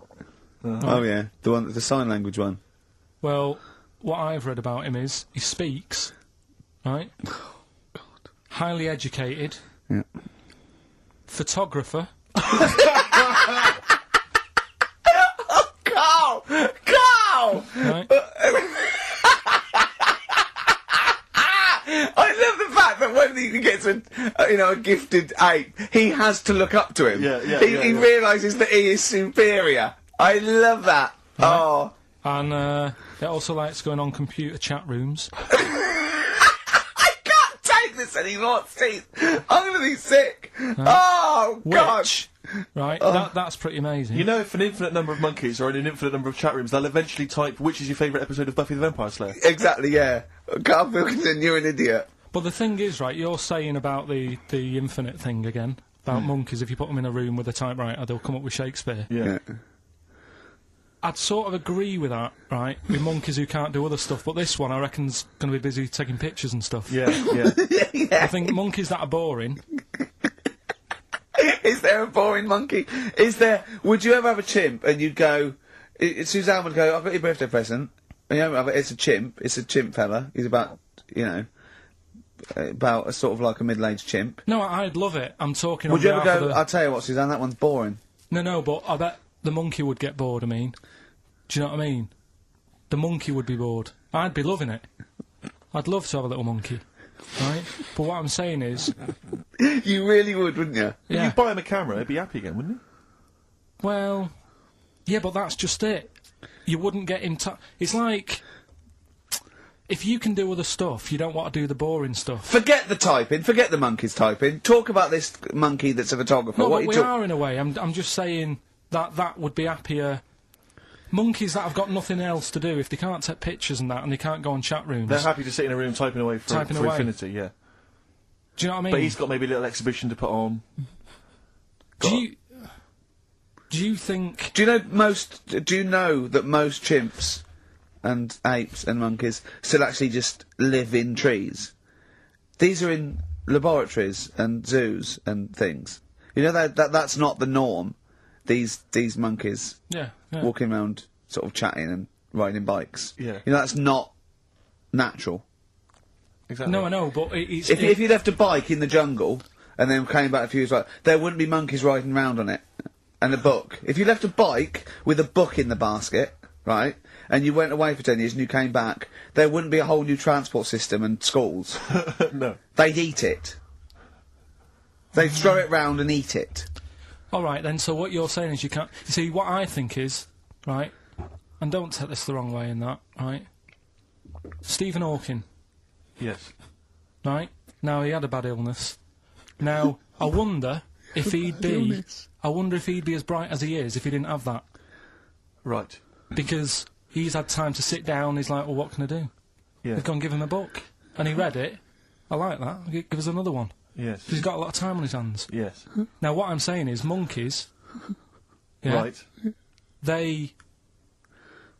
This one here, Coco, which I think was a gorilla, Right. right? That wouldn't have been happy on a little keyboard, just doing that all Typing day, away. because it'd be going, well, I could be out taking pictures. Sure. Play a record! Yeah. Do you know what I mean? Play a record! Yeah. Done. You're an idiot! There it was. There's the catchphrase. Once more. He is! He's an idiot!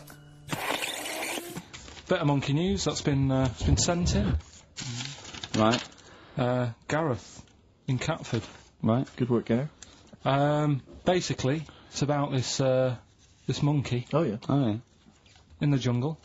Yeah.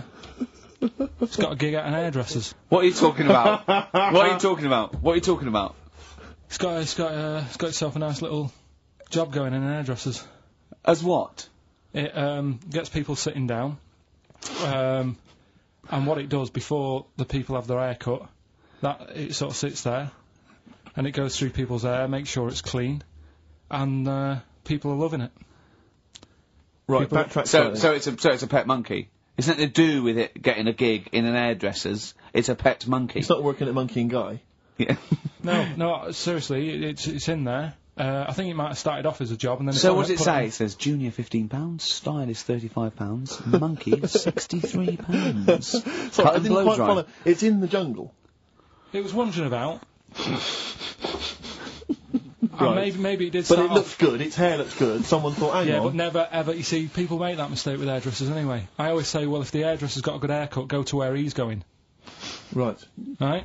Because that's what I thought when I read it about having a good haircut. How often right? do you go to the hairdressers? Well, not that much anymore, but I used to always think that. Yeah. You used to go to a bloke who told me had his shack on a railway bridge that used to shake when a train went over. Yeah. Because it was £2. Yeah, but before that, I've never had that much luck with hairdressers. Before that was another place, and it was run by sort of, you know, these sort of wannabe gangster type people. Oh yeah. But they'd, you know, you'd go in What for do you mean by haircut. wannabe gangsters? Well, sort of just petty crime stuff. You'd go in for a haircut and then you'd walk out with a video recorder. Do you know what I mean? You You'd don't say- have to take it. No, but they'd sort of spend ages flogging you that whilst cutting your hair. It was their thing. It's like, right, sit down, you alright? Yeah. Oh, you So know. for the weekend, what do you think of? Maybe a Sony. Yeah. So that's when I stopped going there, because it was like, just what a haircut. I don't want to be hassled. by Which stuff. one said that you had the hair of a Chinaman? It's the fella who works in a railway station haircut. Well, he should saloon. know. I mean, he's been around a bit, clearly, if he runs a shack next to a railway station. So, Can we just go back to Monkey News for yeah, a second? so anyway, that's all, yeah. I didn't quite follow why he's still his salon is in the jungle, or where is it? No, he was doing what he does in the jungle, right? Right. He's walking about. He wanders into the hairdressers. Yeah. Maybe they didn't have him on, like, as a job straight away. He was just there. He was People a said, trainee, this is yeah. nice. He's sat there picking the knits and what have you. Carl, I don't know where to start. Then- it's just that it's the embellishment. You don't walk in. He walked from a jungle to an hairdresser's. I mean, you're an idiot. You really are an idiot. I'd love to see you try and get a job in an hairdresser if there was another monkey up for it. You'd never get a job. So he was good at that. People said this is relaxing. Apparently he had really nice hands, soothing, Yes. right, on people's heads. They said, let's put him on the payroll. So Let's put him on the payroll. What do you mean? No, I'll give you that. Okay, this is the news item, is it? Customers are queuing up to have their hair done at a salon in the jungle There you go. by a monkey. Judy, a pig-tailed macaque, has a reputation as the best exterminator of head lice in Com Cane. There you go. She is so good, some customers fall asleep under her gentle touch. Regular Amporon Chekema said, Judy's hands are so soft and gentle, I really feel I can relax. But you know that is doing what it does naturally. It's looking for like salt and stuff in the hair Yeah. and nits. It's not on the payroll. It doesn't complain about when it gets deducted at national insurance. It's not part of the union. Yeah. Do you know what I mean? But a good monkey news, you know, backed up with good tabloid journalism. With solid Yeah. evidence there. So Now I think we should start marking the monkey news, Rick. I don't know what you think, giving it marks out of 10 maybe. For both interest and validity. well, for interest, I'll give it 7. For Carl believing that there was something to this monkey, thinking it had a job and getting paid. That it was also doing kind of perms 2. and colouring. 2. Yeah. Ridiculous. Now what it is this monkey, right? Yeah. Don't know where it was. But there's a bit before the monkey anyway, right? Jeez. Is this, no, listen. Shoot me. Right? It's a bank. There's this bank, right? Busy bank. Normal day, everything's going normal, right? Busy bank, people going in, doing what they do, seeing about mortgages and stuff. Yeah. Everything's normal, everyone's happy, right? Yeah. So anyway, it's quite busy one day. Fella comes in with a gun and a balaclava on. Up to no good. Right, I'll tell you now, Carl.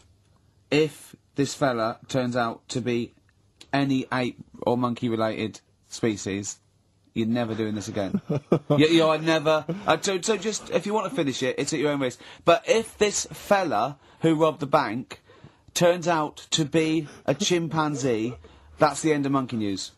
All right. Okay, let's hear the end. It's a lovely day in a lovely bank. Everyone's happy. Everything's normal. A man comes in the balaclava. Man comes in. Is it a man? Starts waving a gun around. Shut up, Rick. Let him finish the story.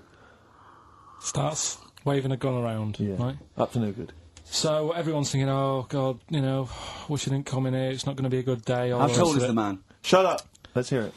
Everything, you know, oh, God. And he's telling everyone to get down on the floor. Yep. In Everyone's what? In thinking, English? In English? Yeah. In Think English. so. Yeah. So everyone's panicking, everyone's getting on the floor thinking, this is it, this is, you know, it's all over. Yeah. Just when you think, you know, It could it's be all any bad worse. news. Yeah. It's all bad news. Doors swing open. Little monkey wanders in. God, it's worse. Shut up, Rick. Little monkey wanders in, right? The robber's like, what's going on here? He's telling it to get down on the floor. I don't think it was taking any notice. No, right? it was just busy asking for coffee. It runs in. I don't know if it was kind of withdrawal or deposit or whatever. It wanders in, right? Goes up to the robber. Where did it come from? Shut up. Will you let him finish the story and then ask questions? That's okay. only fair. Okay. Wanders in. Runs up to the fellow with the gun. Takes the gun and the bag of money off him. Everyone's like, yay, you know, we've been saved. Then the monkey starts backing out with the gun and the money. Shut up. see you later. Sit down and I'm fin- not having this. And it Here's does, the it, end of the does, story. it does a runner with the money and the gun. No one's seen it since. You are an idiot. I mean, you have said some stupid things in your time. What are you talking about? Story that happened. No! What are you talking about? What do you mean it backed out? It came in, was it as an accomplice? Was it an opportunist monkey robbery? What are you talking? Think, Carl! Think! I know it's mad. That's the idea of Monkey News. We're telling people how monkeys are pretty, you know, they're mental. They're up to no good. What do you think? They've never seen the monkey since. What, did he have a getaway car waiting? Did he swing his way to freedom? Where was this? There's no details. Don't talk rubbish. Well, Steve emailed it in. He's got it off the net. And the funny thing is, Can I the see funny it? Have thing you got is, the information there? yeah, the funny thing is, it wasn't just him who sent it. I had that a couple of times. So a few people obviously read the story and said, you know, that'll be good for Monkey News. It doesn't say anymore. It doesn't say if he went off to Spain. It doesn't say, you know, if he's on Crime Watch. Yeah. It doesn't say any of that. It's just saying that's what he did. That's the story. And that's what Monkey News is about. I've heard that they're making a movie version with Phil Collins. So I look forward to that and Julie Waters. So that's this week's Monkey News. If you got any, you know, Well, if anything's no, happening don't bother. in your 'Cause that's the town. end. No, that is the end. That's the end of Monkey News. No more Monkey News. Sorry, what was the Monkey News? Quickly. No, we got to save Monkey News. We'll have to do that when we Is it quick? Is it quick? Going into the record. What, the Monkey News, is it quick? Yeah. I can tell it to you quick. Quick then. Right. Jingle. Oh, chimpanzee that. Go. Shambles. Hurry up! There's a monkey in India, right? On a railway station, waiting for the train. No, don't mess about, because I've got to get through it quick. There's monkeys sat there, and this robber nicks somebody's handbag or something, goes running off down the platform, the police are chasing him, monkey steps in, trips the fella up, pins him down, police come and arrest the fella. He tripped over the monkey. Okay, play a record. He didn't. He tripped over the monkey. The monkey was waiting for a train. He tripped over. Oh, chimpanzee, that Monkey News, you Right, well, this Monkey News story, right, it's about, this fella, a couple of fellas in Texas, sort of running a farm, right? Just because they're definitely fellas. Well, how tall are they? Can we just let him Okay, tell the they story? aren't human beings. These two are human beings. Time's against us. They're Rick. running this farm and that, and anyway, so they're outside getting the cattle, and he turns round, right? It's just that cow's. Couple of monkeys walking about, so he knows what's going on, right? So anyway, so it's in Texas. They don't know what to do with the monkeys. There isn't a zoo. It's fairly barren there, isn't it? You know what I mean? Not much going about. So the other fella who runs the farm with him said, "Look, we need a bit of an hand." Right? So, said, let's teach them some stuff, and the monkeys were happy with that, because they were lost anyway, right? So they had They had nothing to do. They were bumming around. They were looking for work. They'd hired a motorhome. They'd gone out of their way. Maybe it's like the Hulk. They were like Bruce Banner wandering around, going, "I need some work." You won't get angry, will you? So anyway, right, so they taught these monkeys how to ride a horse, right? So They've both got a... Sorry, you're sure Charlton Heston's not going to pop up? You're sure you weren't watching a video last night and thought it was a documentary? They've both got a horse each, right? They've been given, like, a little lasso and all that business. Oh, don't talk shit, Carl. So, anyway, it's going well, and it carried on for about 2 years, this, right? It's like, you know, rounding up the cattle every night and all that. Yeah. So, the two fellas are chatting, going, it's worked out well, hasn't it? Right, if there's a hostile takeover, and they sort of, like, buy up 51% of the shares or So something... they said, for this to continue, the monkeys are getting old a bit now. We need a little woman monkey in here to sort of get some kids going for, like, the future farm people. Forward planning, yeah. So they get a little woman monkey. They decided to only hire monkeys from Ireland. Why not? It's working. Why mess with something when it's not broke, right? So they get the little woman monkey in. They have kids and all that business, right? But the problem was, right, when they first got the woman monkey in, it was like, well, which one's going to have the woman? Right? So they started sort of fighting a bit and what have you. But because they'd seen the owners of the farm with, like, Don't guns tell me and the stuff, baby monkeys didn't want to go into the family business, went off to be a lawyer. they had a bit of a shoot-off. Shut up! They got two monkeys, right? And Don't stop! because they'd seen the owners with guns and what have you. No, that sounds So they had a bit of a shoot-off. Yeah. That's how they sorted it out. And who won? I think it was George. The one called George. Right. So I think they had 17 kids. The farm's still running. So that's like the last little monkey news there. Good little Rick, does happy it ending to that one. count if you were to rub your nipple against his lips while I held him down? Right, come off it now. Come on. No, I'm not doing it. Bruce Springsteen, Thunder Road, last track on Next FM's Ricky and Steve.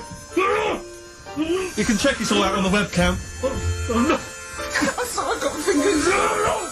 Get his arm out of the way, get the arm out of the way. This happened on Scum. Mary's dress sweet. It's the big one. It's what people tune in for. They probably tune in about 10 to these days. For Monkey News. With, Carl Pilkington. Can we hear the jingle? Only 4 to go. Oh, chimpanzee, that Monkey News! Right, this one's about a, it's been emailed in to me. Right. Haven't really had time to check it out this week. No, you're Been joking. busy. Ooh, I Been hope busy. it's not stupid. Goes back to 1908, and the person saying it's, you know, it's a good story and that, and they're surprised they haven't picked up on it yet, right? The Olympics, right? In 1908 in London. Apparently it was meant to happen in Italy, but it was cancelled. Don't know why, right? And it happened in London. Anyway, 400 metres. Right, it was meant to.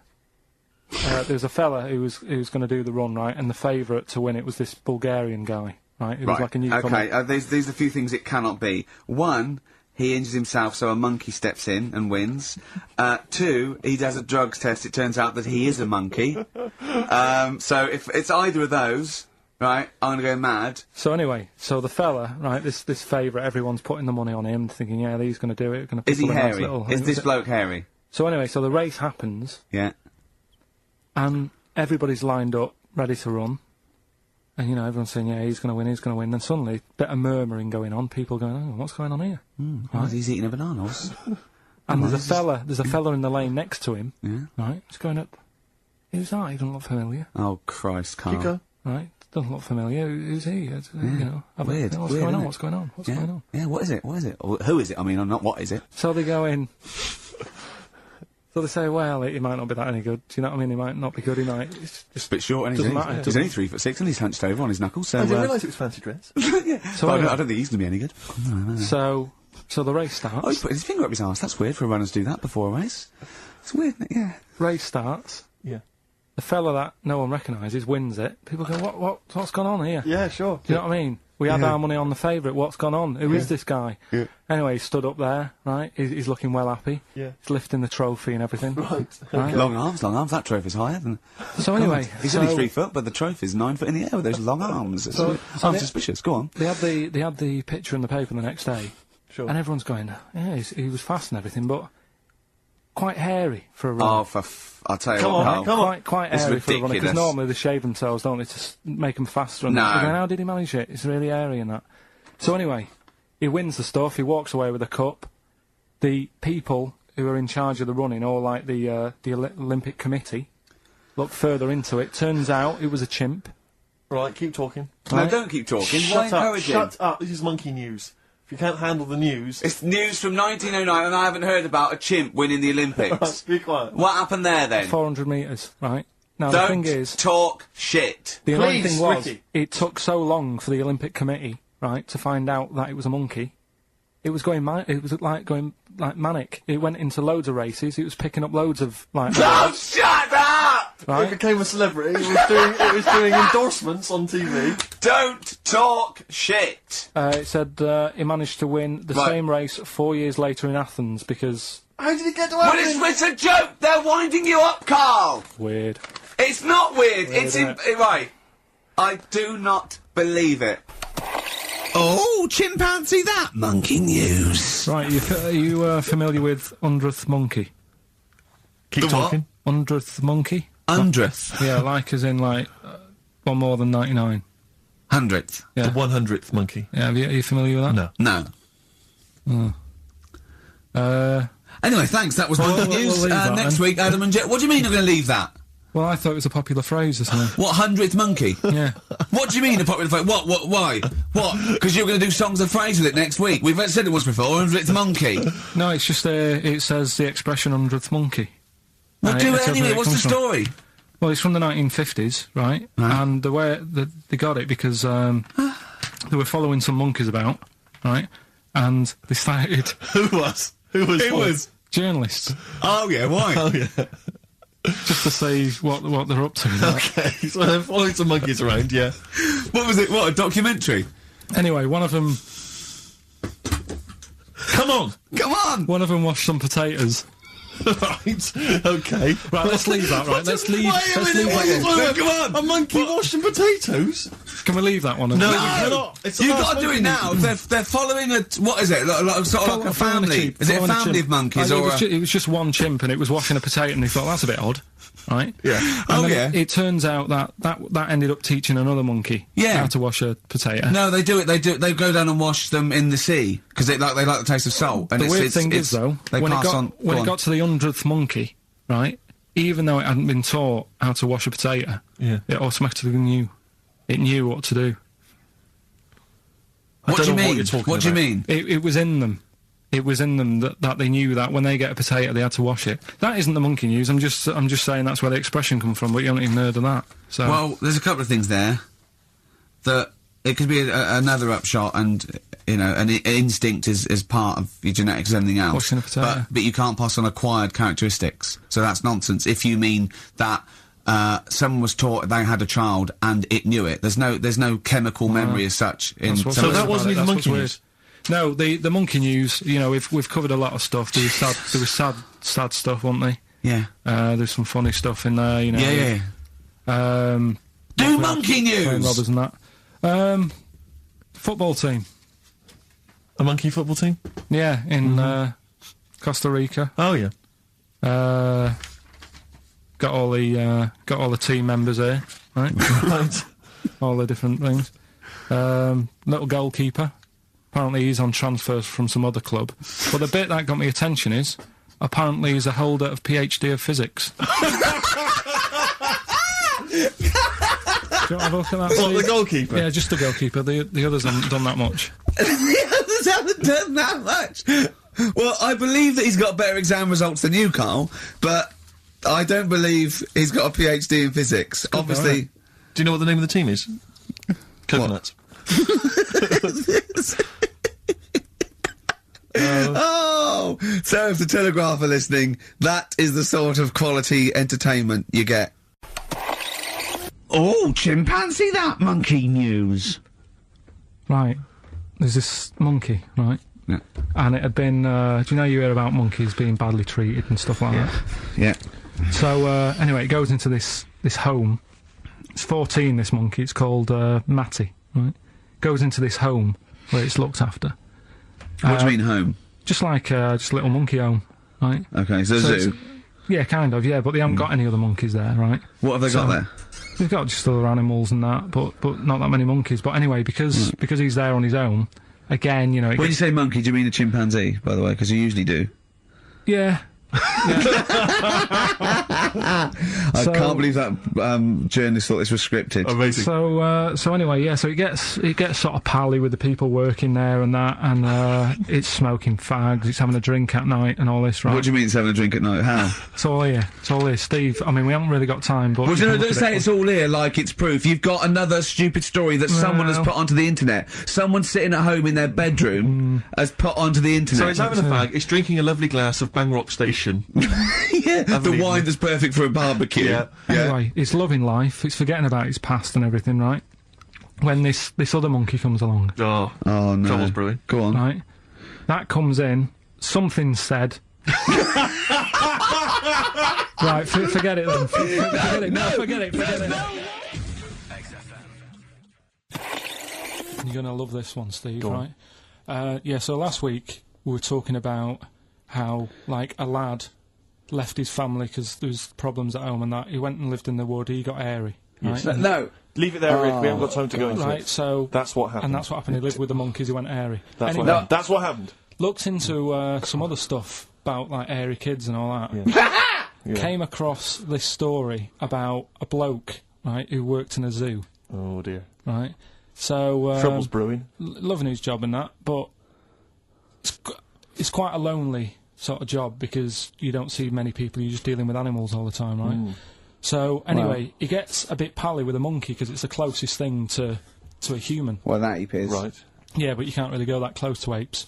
Is Well, it dangerous? what do you mean? What type was it? Do you Just mean it was let a him tell the Was it story. a chimpanzee? I reckon it was a chimp. Yeah. Yeah, it Oh, was you a don't chimp. even know, It so was it's a an chimp. ape. It was a chimp. Okay. Yeah, but it doesn't matter, does So it? he It's the gets story. pally with him. Right, so he gets pally with What, him. do they and go on he's- holiday together? Well, no, I mean, it starts On the off pool together. starts off just checking each other out and you know, probably sharing lunch and that together. Yeah. Right. Anyway, this goes on for a while. Is you know, they're getting on well on that, and then after a while, right, the monkey starts sort of imitating him a bit more and sort of walking upright. Oh God. Yeah. Right. So he thinks, oh, that's a bit weird. Anyway, they get on really better and what have you. So he thinks he could live at home with me. This Yeah. because we're getting on a storm. Yeah. Right. So he takes him home, and before Is this you the know it, beginning of Beneath the Planet of the Apes? I think it is. I think you've seen this on video. I'm worried because he's already imitating him and they're moving in together. I'm thinking it's maybe a bit like Single White Female. Single White Zookeeper. Oh, brilliant. Right, so Go on. anyway, so it's moving in and it's getting used to sort of the normal human life. It's having a cup of tea in the morning. Yeah. PG tips. As a it finishes the day off with Oh dear. Finishes the day off with what? It with does, a it doesn't little have him brandy. move a piano at one point, does He he? finishes the day off with a little brandy. Yeah. He pours himself a... Is he wearing a smoking jacket? You, I'll tell you what, Carl. You're Listen, a maniac, listen, mate. no, this is why it attracted me. It's amazing, right? So he's having his brandy and that, loving his life. Next thing you know, he sort of I don't know if he loses it or he gets shaved, but the top half of his body is Becomes hairless, hairless. right? Apart from his head, right? So he's got a nice. So it's the head. opposite of the kid. Well, Yeah. this is what well, I'm saying. that would happen. Right? Well, hang on, but so you don't know if You he don't was even shaved know. or if it How died? did it say? Then the hairless. What? I'll bring it in for you, the story, and then you All can right, well, see if okay, I've gone keep wrong. going, keep So going. anyway, so so this is going on, and he's having a great life. Then the zookeeper starts getting a bit annoyed because he's having a better life than the zookeeper. The zookeeper's in the This zoo. is such So the rubbish. zookeeper's still got to do a day's work. The monkey's at home, he's partying, Well, he's it got gets his to a other point when he chipmates says, round. "There's no point you coming in to the zoo because the whole reason of you being there was because you're being kept there." Right. And he didn't want to bring the memories back, so he said, "You stay at home." So the- You are you're talking such. Just let him finish. God, I don't know if I can sit here and listen to this drivel. Let me... I'm fascinated. it's It nearly sounds over anyway, amazing. right? It sounds extraordinary, Carl. So he's walking up right. He's having a tea in the morning, finishing the day off with brandy. Gets a bit out of hand. Only tries it on with the zookeeper's wife.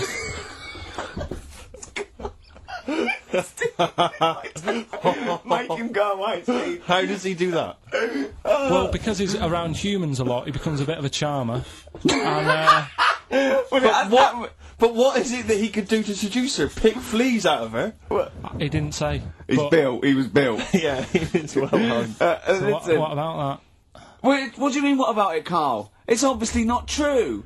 It's obviously not true. This wasn't on the internet. This was in a book. So it's not a quick joke and just put it on a website. This is in a book. I don't understand how the I love that he becomes a charmer. He's got better taste in brandy.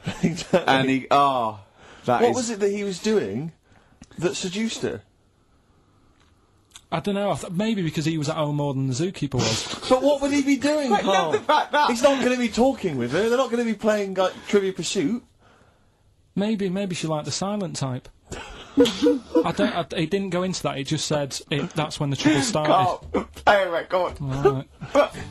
Is that what Suzanne did when she brought you in?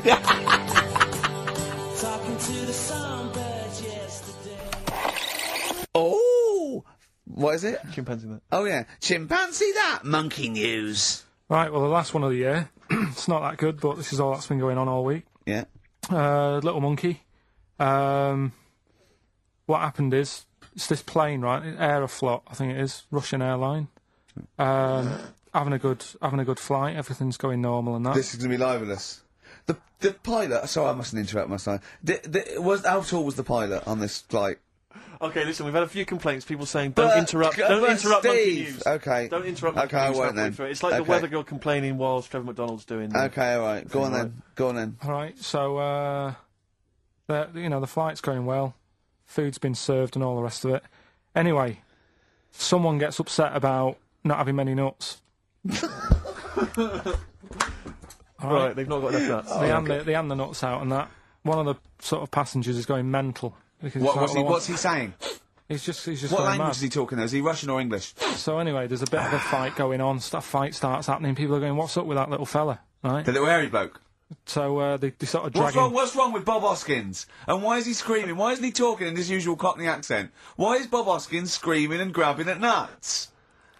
So you've ruined it. Right? Come on. Forget it. What have I ruined? Right, Rick, turn his microphone off so he Okay, can't interrupt right. you. Right. So anyway, there's a fight going on. Nuts are going everywhere, right? So, anyway, they manage to tie him down. They get him on the floor, tie his legs up and that, right? His little legs. Get him to...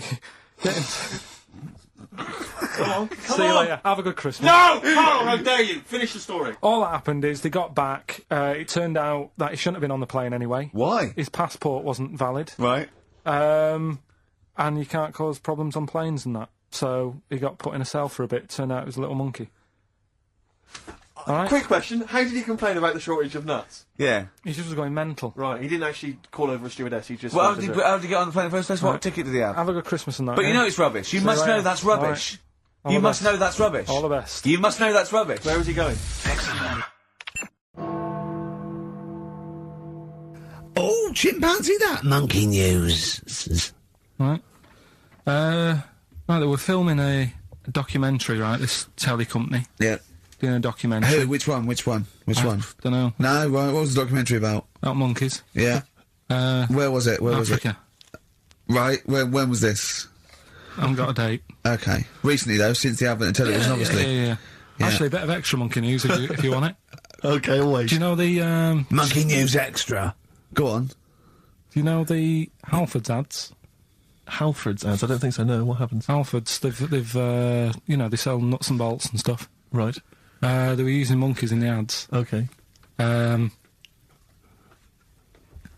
Yeah. And what happened? Packet. Don't they sell bikes, Halfords? Well, mainly. Bicycles and motorbike stuff in that. Okay, so they're using monkeys in the advert. What happened? I can't handle it. What? I can't do this. Look at What? him. Look at him. I don't care what he's doing. Well, basically, right, there was a load of hassle because they were using these monkeys in this Halfords advert. Yes. Right. And what happened? Get to the point. It turned out there wasn't a problem because they were mechanics in the first place. Well, they were monkey mechanics. Yeah. What are you talking about? Mental. What are you talking about? That's not a story. Well, anyway, listen, let's get back on They were to... mechanics in the first place. Right, listen. Right, so they're making this documentary. Right? And stumble across a little gang of... Come on, just... Get on with it, please. Little gang of monkeys. That's Yes. the first time I've ever laughed. I'll hear that. I know. Well, brilliant. What do you want, a cake? Come on. Can we play a song? Oh, I don't understand what is wrong with you, you freak. It's making me laugh. Just tell us the story. All right then. All right. So anyway, right. So there's this documentary being made. They found a little gang of monkeys, Right, play a song. I don't know what's going on here. I apologise. It's just if you were looking forward to Monkey.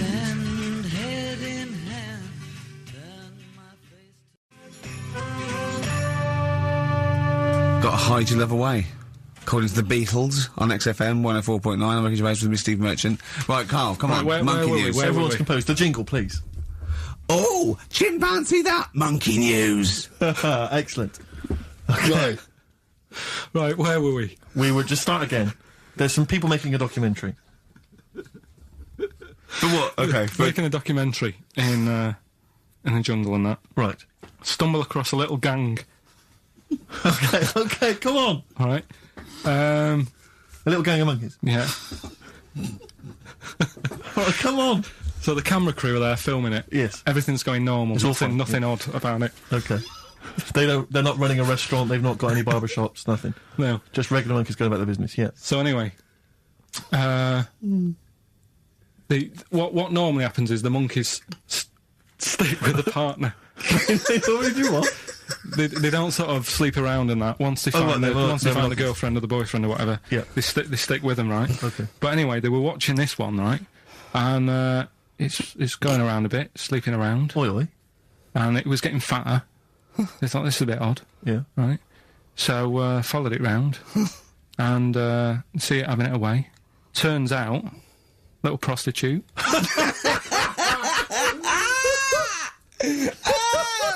Oh, God! It's a little monkey prostitute. It was getting fatter because it was charging them bananas. What a load of old rubbish. It's charging them bananas! What was it, a boy or... It was a... Woman. Little woman monkey. That's the most extraordinary monkey news I've ever heard. Oh! That is genius! Has this documentary been televised? I don't think it's been on yet. No. And that's all the information you've got? Yeah. And is that's one banana for everything? The half banana is for... Just oral? A paw job. Right. If you want full-blown monkey sex, it is 2.5 bananas. Sure. So, let's just play a song. Quickly. Go on then. Oh, chimpanzee that monkey news! Right, it's about a monkey. 2004. It's about this woman monkey who was born in 1834. Right? Half monkey, half woman. No. Not true. It happened, apparently. It was Impossible. it was in the Daily Mail. Right? Okay. The Victorian ape woman was her name. Mm-hmm. Yeah, I christen this thing Victorian ape woman. Well, we thought Sandra. No, I'm calling it Victorian ape woman. She was about 4 foot. No, didn't happen. She had lovely thick black hair on her head and on the back of her legs and on her arms. Yeah. All right. So stockings. Let's have a look. And she didn't need a bustle because of a huge ape-like arse sticking out the back of her dress. She was good at reading and sewing. Well, good, because they didn't have opposable thumbs, so, she could speak 3 languages. Yes. She was human, monkey, and monkey-human. 20 offers of marriage. Does that annoy you, Steve?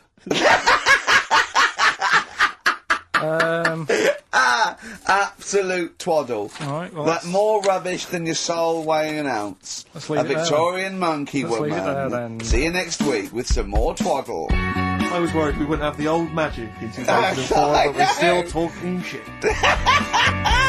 Merry New Year.